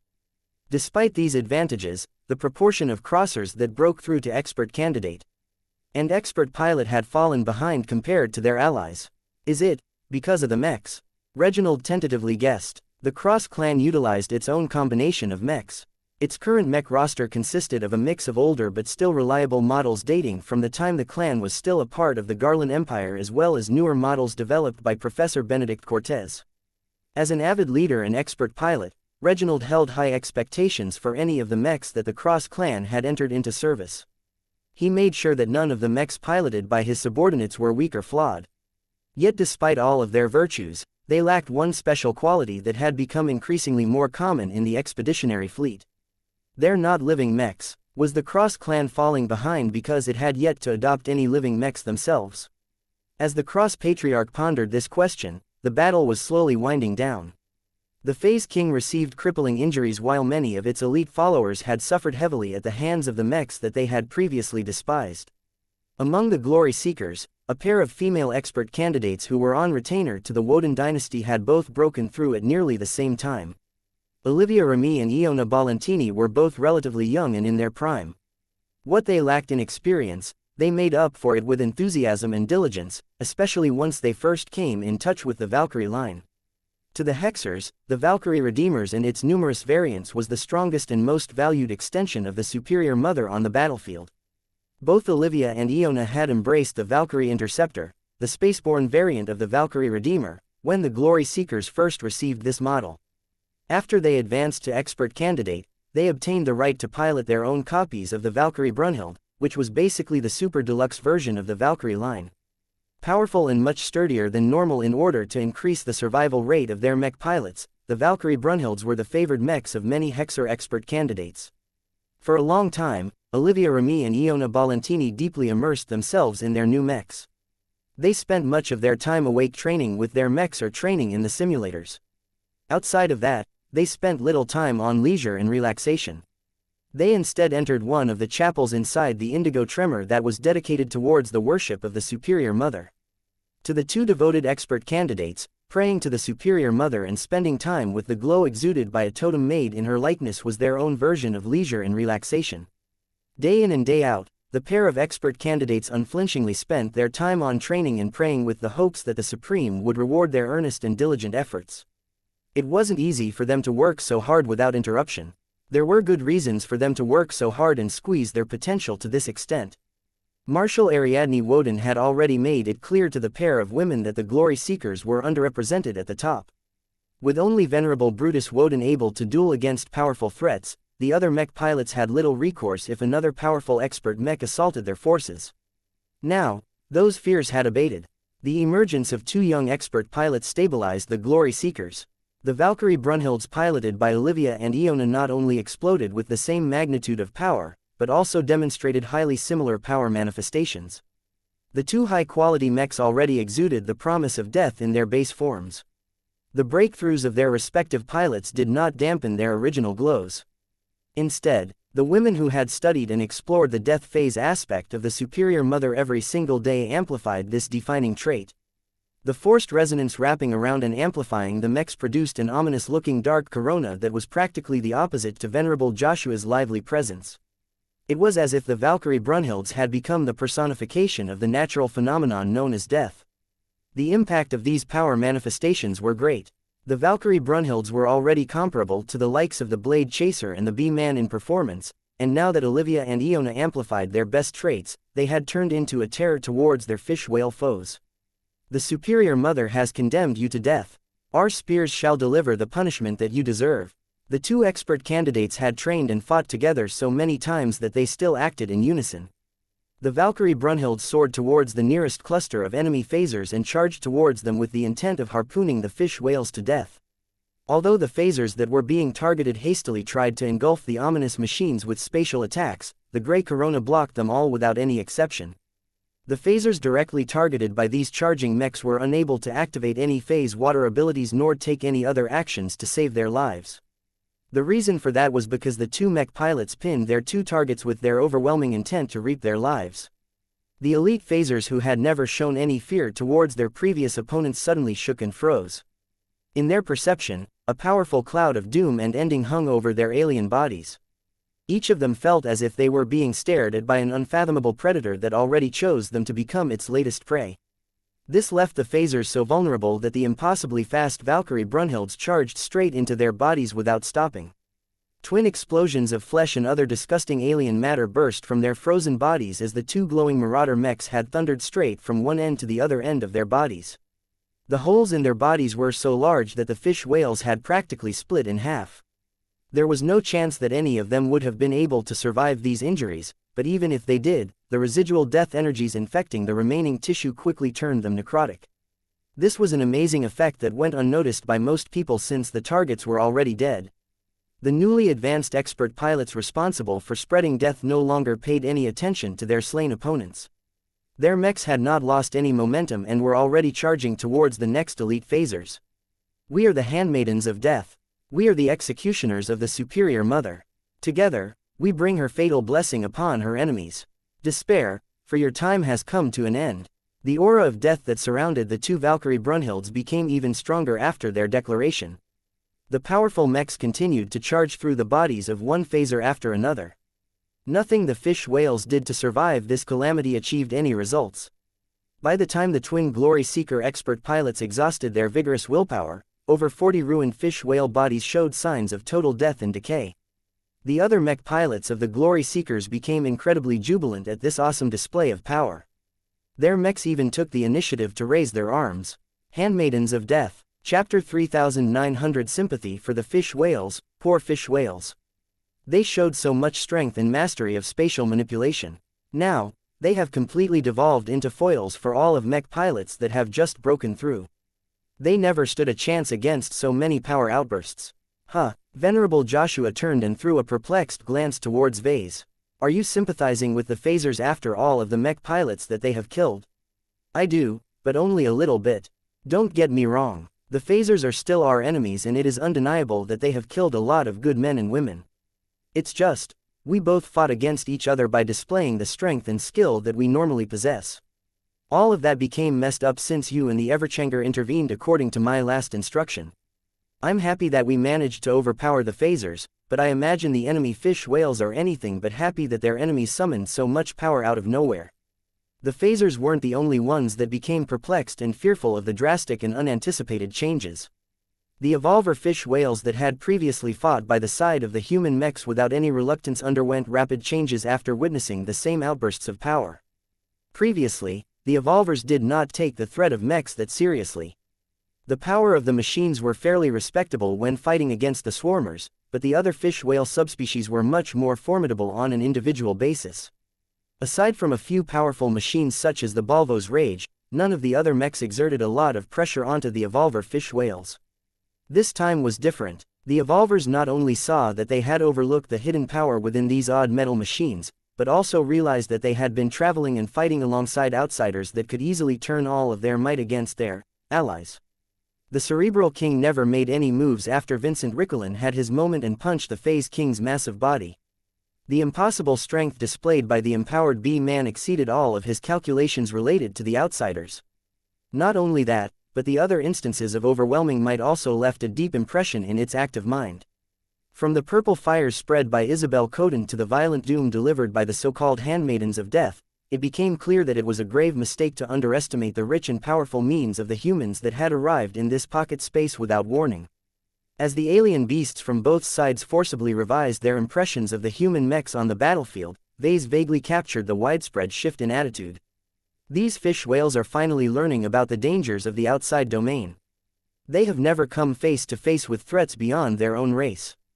It's quite a revelation for them to learn that their petty fights are meaningless in front of overwhelming external threats. The overall mood on the battlefield had become more complex due to all of the recent changes. The successful breakthroughs had invigorated the morale of all of the human mech pilots, or at least the limited number that were still able to put up a fight. The Battle of Purgatory had dragged on long enough that few mechs were able to perform anywhere near their peak conditions. Mechs had already started to rotate towards the rear lines where they quickly swapped out their spent energy cells for fresh ones that the supply train kept in storage. This was a risky operation as it made the mechs as well as the personnel and bots performing the work vulnerable to enemy attacks.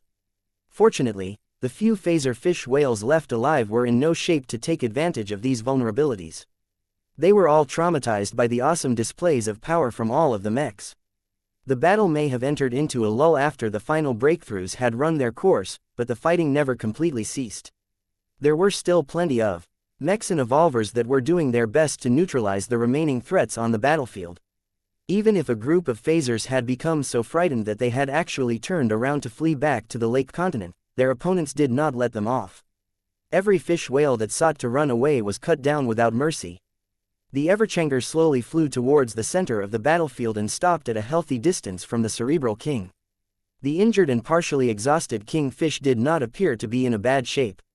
Though it had taken the brunt of the Phase King's attacks, the Cerebral King had made many enhancements to its body. With the constant flow of energy provided by its Starship-grade power reactor, the Cerebral King's body still remained vigorous and powerful. Even now, the injured portions of its body were slowly healing up as time went by. The Cerebral King might have been able to win its duel against the Phase King without the intervention of external allies. The Cerebral King just had to survive the onslaught of attacks unleashed by the Phase King. Once the latter expended its energy and ran out of steam, the much more persistent leader of the Evolution Kingdom could have slowly gained the upper hand. All of that went out of the window with the latest mutations on the battlefield. As the Cerebral King continued to stay still while getting lost in thought, Vase grew impatient. He mentally reached out to the big fish and tried to prod it back into action. Hey, don't get distracted. The Phase King may be on its last legs, but it can still run away and threaten you in the future. You need to finish it off once and for all so that we can both return uninterrupted. The powerful kingfish stirred before it began to move. Correct. Traitor is weak. Traitor must die now. Have waited too long for God Blood King's demise. The Cerebral King accelerated forward and approached the burned and crippled form of the Phase King. Despite its awful state, Vase did not dare to bring the Everchanger too close in order to deliver the finishing blow. He had witnessed much of its previous attacks and became incredibly respectful of its power. Instead of putting the Everchanger at risk, Vase much preferred to leave the dirty work to the Evolvers. Once the Cerebral King became reminded of the crimes committed by the Phase King long ago, its hatred and intent to kill had peaked again. The kingfish did not delay any further and dove in for the kill. Vase became a bit disgusted as he saw that the Cerebral King ruthlessly tore out a piece of vulnerable flesh from the Phase King's body. The latter tried to defend itself as best as possible by generating weak spatial attacks, but the enemy beast had lost so much strength that the Cerebral King didn't even take them seriously. As if knowing that the Phase King was unable to defend itself in any way, the Cerebral King ate the other kingfish's biomass without any concern about being hindered. Seeing that the final significant threat was being dealt by getting eaten alive, the Mechs and the Evolvers slowly stood down after finishing off the last elite phaser fish whales. The surviving Evolvers all imitated their leader and sought out the bodies of fallen phasers to fill up their stomachs and absorb the strength of their former foes. The champion fishes that had performed well and survived the onslaught all picked out the bodies of their greatest opponents. The bladed fish whale gorged upon the body of the Scar Prince while the silver fish whale eagerly feasted upon the body of the Storm Prince. What was curious about their eating patterns was that they showed great care in eating the intact organs of the fallen phaser fish whales. They did not bite and tear them in any way but carefully enveloped their giant mouths over the organs so that they could swallow their special food whole. Were the fish whales able to assimilate the organs absorbed in this fashion? As Vase and the other mech pilots observed the Evolvers enjoying all of the spoils, a few of them became annoyed at their behavior. Hey, they're eating our kills. The bodies of the Storm Prince and those other ones should be ours. Don't complain too much. We defeated these phaser fish whales by letting the Evolvers take the lead. Our allies deserve to claim the largest share of the salvage. We should at least grab our own share. Aren't those phase water organs worth a lot of money? The Minerva slowly flew closer as Commander Casella observed what the Evolvers were doing. Our supply train still has room for additional salvage. Please wait for possible instructions. I am assigning the exobiologists and other biotech experts in our task force to advise you on how to remove and store the organs of the fallen fish whales. Soon enough, numerous melee mechs began to move around in order to retrieve the most valuable organs from the available carcasses. The mechs did not approach the bodies that the Evolvers were currently gorging upon to avoid any unnecessary friction. The only exceptions were the bodies of the Storm Prince and a couple of other princes. Their organs were just too valuable since they were significantly more powerful than the ones carried by the more regular alien beasts. I think it's safe. The Evolvers aren't reacting too much towards us. As long as we don't get too close, we can remove the organs that are furthest from their mouths. Neither side touched the bodies of the slain Evolvers. Curiously enough, the surviving Evolvers declined to eat or touch the bodies of their own defeated kin. Was that a sign that their intelligence had moved past the point where they were able to suppress their strong instinctual desire to eat fish whale bodies regardless of their ties?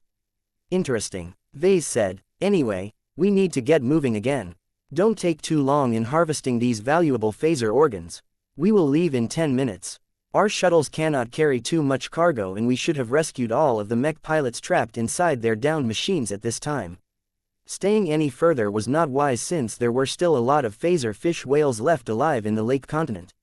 There were also the other fish whale kingdoms to consider.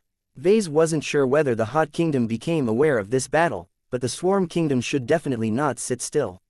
Vase had pretty much attained all of the goals he set out to accomplish for this campaign. Right now was not the time to revel in his success and think of all of the changes that would follow after triggering a mass breakthrough wave. As the 10-minute deadline came close, the surviving and intact elements of Task Force Fishermen were just about to resume their journey when an unexpected mutation occurred. The sensors of the Everchanger and many other mechs detected a powerful spike of activity from the site where the Cerebral King had eaten large portions of its former kin's body. What is happening? Look, the Cerebral King's body is rapidly heating up. Its flesh is undergoing drastic changes while its phase water organs are becoming extraordinarily active. It's evolving, Vase sputtered after he learned what was going on. What? Here, now. The Cerebral King's massive body rippled as if it was undergoing a metamorphosis at a scale unimaginable to humans. As the kingfish's form slowly expanded, the space around its body rapidly became more turbulent. The escalating spatial fluctuations looked as if they could tear apart any mech that came too close, but the Cerebral King did not look as if it suffered any damage. Instead, its body became more active and excited. The evolvers in the field had all ceased to eat their defeated opponents and turned to the Cerebral King as it was undergoing massive changes. The expressions on the fish whales were all filled with worship. The evolvers were fanatical about what they were witnessing. As the human observers kept searching for answers, the space surrounding the Cerebral King strained until it finally fractured. The kingfish's evolutionary process had somehow punched a hole through space. What astonished the humans even further was that the hole did not lead to chaos or some lethal dimension. Instead, the observers all became surprised when the other side of the hole looked remarkably stable. Wait, what's on the other side? Are those bones? That's the royal tomb. As the Cerebral King continued to undergo a painful transformation, it had somehow broken through the barriers of purgatory and reached out to another phase whale enclave. Vase became alarmed at the sight. There was no way that what had happened was a coincidence. What the hell is the Cerebral King doing? Before the Everchanger could tentatively approach the kingfish in an attempt to get some answers, the transforming beast passed through the hole it had made. The Cerebral King has entered the royal tomb. Vase and many others had a bad feeling about this. None of them expected such a sudden event to happen. What do we do, sir? Chapter 3901 Cerebral Thoughts. Vase and many other humans thought that the battle had already ended when the Phase King ceased any form of resistance. Though the Phase Kingdom still possessed a decent amount of strength, the fish whales over there were not as strong and coordinated as their elites.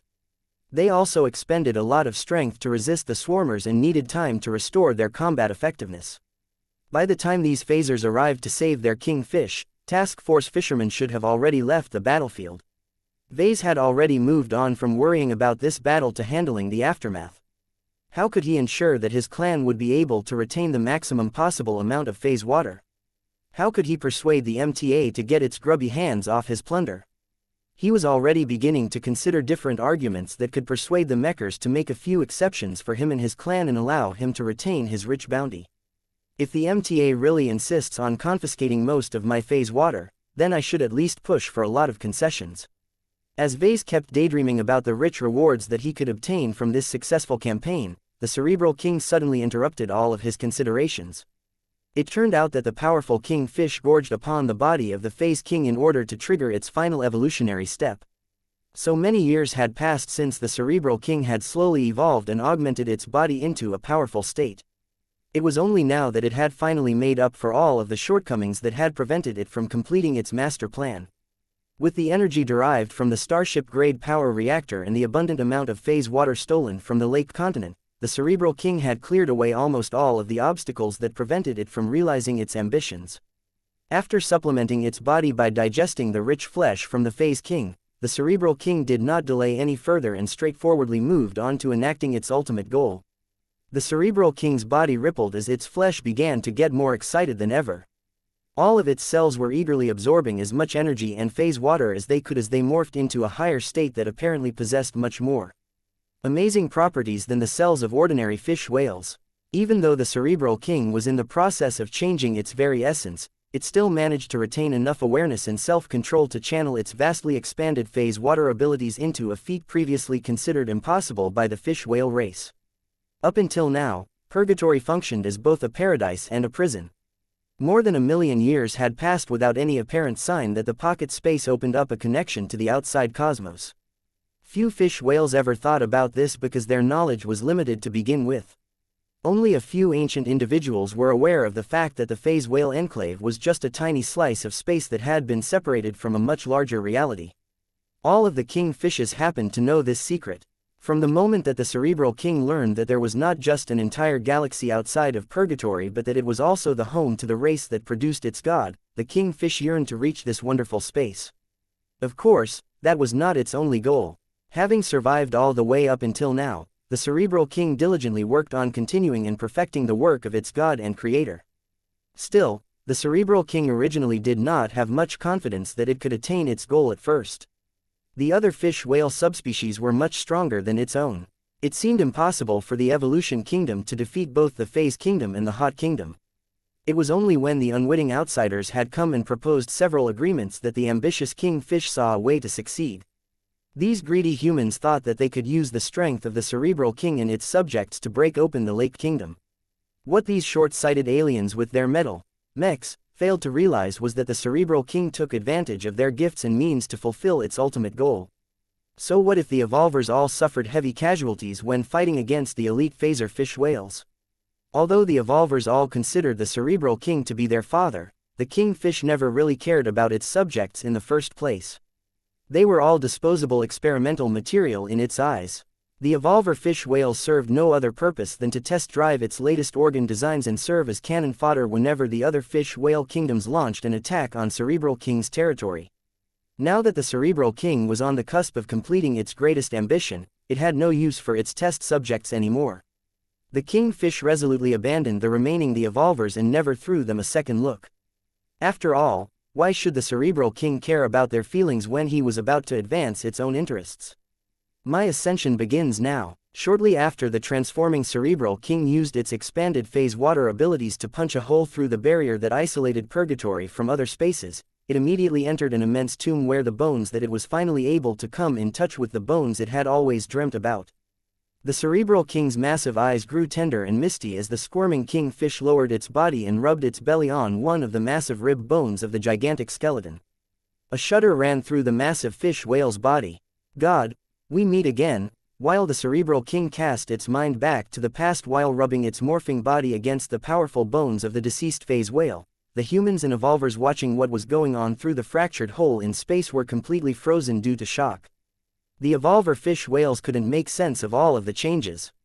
This was way too far beyond their experiences that their alien brains essentially became stuck. The humans were a little better. Many of them were veterans of multiple battles and other crises. In addition to that, their perspectives were much broader. They were all aware that many wondrous and powerful means existed in the cosmos. Still, now that they came face to face in one such event, few mech pilots were able to maintain their composure in front of all of these rapid changes. The entire battlefield became turbulent as the fabric of space suffered from the damage inflicted by the Cerebral King. While the hole in space was slowly healing, the disruption caused by this phenomenon produced spatial shocks that inflicted similar damage to the spatial attacks launched by the phaser fish whales. Retreat. Get out of there. Don't stay close. Many mech pilots and evolver fish whales quickly woke up and distanced themselves from the hole. While Commander Casella, Patriarch Reginald and several other mech officers hastily organized the disarrayed surviving mech units, the Everchanger had yet to move. Although the mech became exposed to the spatial turbulence produced by the fractured hole in space, Venerable Joshua had already switched the Everchanger's design spirit to xianxia. Once he resonated with both his expert mech and its current design spirit, an augmented resonance shield surrounded the Everchanger that fully shielded it against the spatial ripples, at least for the time being. This was not a permanent solution, though. Sir, we need to go. We can't endure this pressure for too long. During the previous battle, Venerable Joshua and the Everchanger managed to conserve their resources, so they still had a lot of fight left. They did this in case they needed to respond against unexpected developments on the battlefield. To Vase, the current incident definitely qualified as an unexpected development. The problem was that the scope and magnitude of this drastic turn of events exceeded his wildest expectations. How could the Everchanger ever confront the Cerebral King when the latter had grown so powerful? Although Vase wasn't sure what the Cerebral King aimed to do by forcefully entering the royal tomb, he was sure that it was not good for him and humanity as a whole if this ancient fish whale gained access to the giant phase whale skeleton. Damn it, did we get used by the Cerebral King? Vase felt incredibly sour at the realization that the supposed ignorant indigenous alien beast was not as naive and stupid as he thought. By now, it became abundantly clear that the Cerebral King had led Vase and the other humans by the nose. "There's no point blaming myself," he depreciating muttered. Besides, the deal they struck was meant to be a win-win arrangement. Both sides agreed to cooperate together in order to fulfill their own goals. The Cerebral King managed to complete its evolution and somehow gained access to the royal tomb. The expeditionary forces not only got a bunch of research data and valuable evolver fish whale organs, but also managed to plunder over 2 metric tons of phase water as well as dozens of salvaged phaser fish whale organs. Aside from that, they also gained a massive bonus by obtaining 22 new expert candidates and 5 new expert pilots. In this regard, the Larkinson clan and its allies did not suffer any major losses. Sure, the previous battle against the phasers resulted in the deaths of hundreds of mech pilots, but this did not affect the strength of the Golden Skull Alliance. Mech pilots were easy to recruit. While the good ones were hard to obtain, the Larkinson clan and other organizations just had to invest a few years into getting the new recruits up to standard. In any case, Vase had no reason to feel he had led his men astray by choosing to ally with the Cerebral King. It's clear that our cooperation has ended, though. The Cerebral King did not even bother to give an explanation to its human allies before running off to the royal tomb. Whatever it was planning to do next clearly didn't require the intervention of others. Vase grew a bit conflicted now that events had spiraled into this fashion. "Your orders, sir," Venerable Joshua urgently pressed as he tried his best to keep the Everchanger stable while it was hovering so close to the space hole. "I can only keep this up for 1 minute before we start incurring damage. Please make up your mind, sir." Despite the expert pilot's nagging, Vase forcefully tried to calm himself down so that he did not make any rash or impulsive decisions. If he had to make a snap decision, then he would probably order Joshua to take the Everchanger into the royal tomb and stop whatever dastardly plan the Cerebral King had been plotting all of this time. That sounds incredibly stupid. There were 3 reasons why he thought this way. First, the Cerebral King was too strong. Its recent victory not only restored it from its exhausted state, but also pushed its overall might to the next level. To be able to punch through the barrier of space that isolated Purgatory for so long required a huge amount of phase water, energy and ability. If the Phase King was able to accomplish this feat by itself, it would have done so a long time ago. Second, the royal tomb did not have any obvious entrances or exits. If the Everchanger rashly barged inside, how would Vase and Joshua possibly be able to leave if the space hole disappeared? There was no guarantee that the MTA would be able to bail out the stranded Everchanger and its occupants. Third, what did the Cerebral King's plans have to do with Vase? The Kingfish might not be the friend and ally that he desired, but it was not an outright enemy to him either. The two had just been using each other without any hard feelings. There was no reason to think that the Cerebral King developed a grudge against Vase and his clan, so what did it matter that the evolving fish whale was about to enact a plan that was in the making for more than 1,000,000 years? This is someone else's problem, Vase righteously concluded. If the Mechers are so eager to get their hands on Purgatory, then let them clean up this mess. Joshua, let's get out of here. Our task force must return to the Gate Continent right away. It's time to say goodbye to Purgatory. Venerable Joshua sighed in relief. Finally,